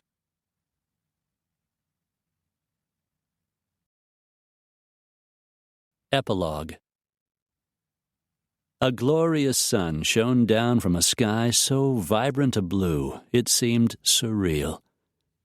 It was amazing how quickly a wedding could be put together when the people you love all pitched in to help. She and Jackson were repeating their vows on a grassy rise behind the ranch house. Chairs had been set up, and an arbor perched at the end of a long white runner beneath the leafy branches of a pair of alder trees. Holly was the flower girl, dropping rose petals as she walked between the rows of white rented chairs. Nan was her bridesmaid, looking radiant in a lavender tea-length gown. Her grandmother sat next to Livy in the front row, dabbing away happy tears. Since Sarah didn't have a father, she walked down the aisle with Jimmy, while Dev and Gabe stood next to Jackson, acting as his best men. Nan did an excellent job of ignoring her former beau, which definitely didn't please him. Sarah figured it was only a matter of time until Jimmy realized his feelings for Nan ran deep, and the two of them got back together. But of course she couldn't be sure. She returned her attention to the tall man waiting for her under the white roses entwined in the arbor. in her simply cut cream silk gown trimmed with matching cream lace. She walked toward him. The dress had a narrow skirt that came to just above her knees, and she wore matching cream satin, very high heels. Jackson looked ruggedly handsome in a black Western-cut tuxedo and black lizard-skin boots. All of the men in the bridal party wore matching suits, black boots, and black cowboy hats, which seemed fitting out here on the ranch. The service was lovely. Though Sarah barely registered the minister's words, she would never forget her husband's kiss, sweet and tender, yet fierce and utterly possessive. All of her friends were there. Her boss, Smiley Reed, and his girlfriend, Myra Cunningham, Mike Stevens, Jackson's attorney, Thomas Carson, the Whitakers from the ranch next door, Cody and Marilyn Dillon, Sheriff Webster, Fred Wilkins and his wife from the Mercantile. There were at least a dozen others, longtime friends of Jackson's. It was amazing how they all managed to get there on such short notice. Only one person was missing. Sarah had called her, of course, and told her about the wedding. She had told her best friend everything that had happened and how it had all turned out. That the investigation was finally closed, and both of them were safe. They had talked for nearly an hour. Both of them had cried. But Patty lived in Chicago, and there was no way she could get all the way to Wyoming with only a week's notice. The airfare alone would be staggering. Sarah felt Jackson's arm around her waist as he led her away from the big tent set up over rows of buffet tables and a dance floor. "I've got a surprise for you." She smiled. "A surprise?" He just grinned and tipped his head toward the house. Sarah's gaze swung in that direction, and she froze. A robust woman with bright red hair in a short, hot pink dress ran toward her. Waving and wobbling on high heels she was clearly not used to wearing. Tears sprang into Sarah's eyes. Patty Gorski. "My plane was late taking off," Patty said, fighting to catch her breath. "Jackson sent a car to the airport to pick me up. Thank God it was still waiting when I finally got here." "Patty, oh my God, I can't believe you're really here." Sarah went into the older woman's arms, and the two women hugged. "I can't believe you actually came." "Jackson called me. He sent a ticket and made all the arrangements. He said there wasn't going to be a wedding unless I came." "Oh, Patty." The women embraced again. "You're prettier than your picture," Patty said, grinning up at her. "You're shorter than I thought." Both of them laughed. Sarah looked over at Jackson. "This is the best wedding gift you ever could have given me. Thank you so much, Jackson."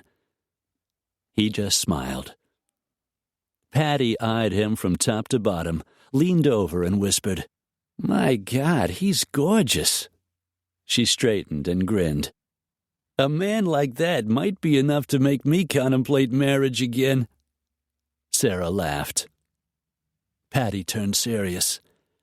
"I got the check. It came special delivery yesterday. Oh, my God, $500,000. Just remember it's supposed to be an anonymous donation." "Well, officially it is." The numbers Jackson had found on the paper in her luggage had turned out to be another account in the Cayman Offshore Corporation. This one belonged to Andrew. With the numbers, they were able to withdraw the money Andrew had intended to take with him to Rio, all he had left of his ill-gotten gains. It seemed only fitting that Patty Gorski's battered women's group get the benefit of the funds. "Listen, you two," Patty said. "This is your wedding day. I can only stay a couple of hours. Then I have to head back home." But you've come all this way. I came to meet you, and I came to thank you for the money. Besides, Jackson promised to bring you to Chicago. We'll have all the time we need to really get to know each other. Now go on and enjoy yourself." Sarah looked up at her tall, ruggedly handsome husband. "I expect you to keep your word on that," she said with a smile. Jackson caught her chin, bent, and lightly kissed her. "Count on it, darling." Sweeping Patty along with them toward the tent, Sarah made introductions, including Holly, left Patty with Livy, and went with Jackson to cut the wedding cake. "Come on, Mom," Holly said, grabbing her hand and tugging her toward the white four-layer cake trimmed with fresh roses. "Everybody's waiting." "Well, then, we'd better get it done." Sarah looked around her, at the friends and family she had come to love. "Thank you," she said to Jackson, "for everything." He gave her a wicked smile. "You can thank me properly later." Sarah grinned up at him, thinking how happy this man made her, imagining their wedding night, and planning to do just that.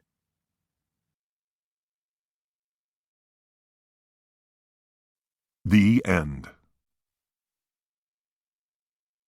You've been listening to Against the Wind by Kat Martin, narrated by Jack Garrett. If you've enjoyed this book and this performance, Recorded Books Romance recommends the next book in the Rains of Wind Canyon series by Kat Martin, Against the Fire, also narrated by Jack Garrett. You can't fight what you can't see, and Gabriel Rains can't be sure just who is setting fires in his new real estate development. When the suspect seems to be a local wayward teen, Maddie Baker, a volunteer at the local family abuse center, is certain the troubled kid couldn't be the one responsible. But to clear the teenager's name, she'll need to get close to Gabe Rains. And as the arsonist's flames continue to burn, Gabe and Maddie experience a different kind of heat.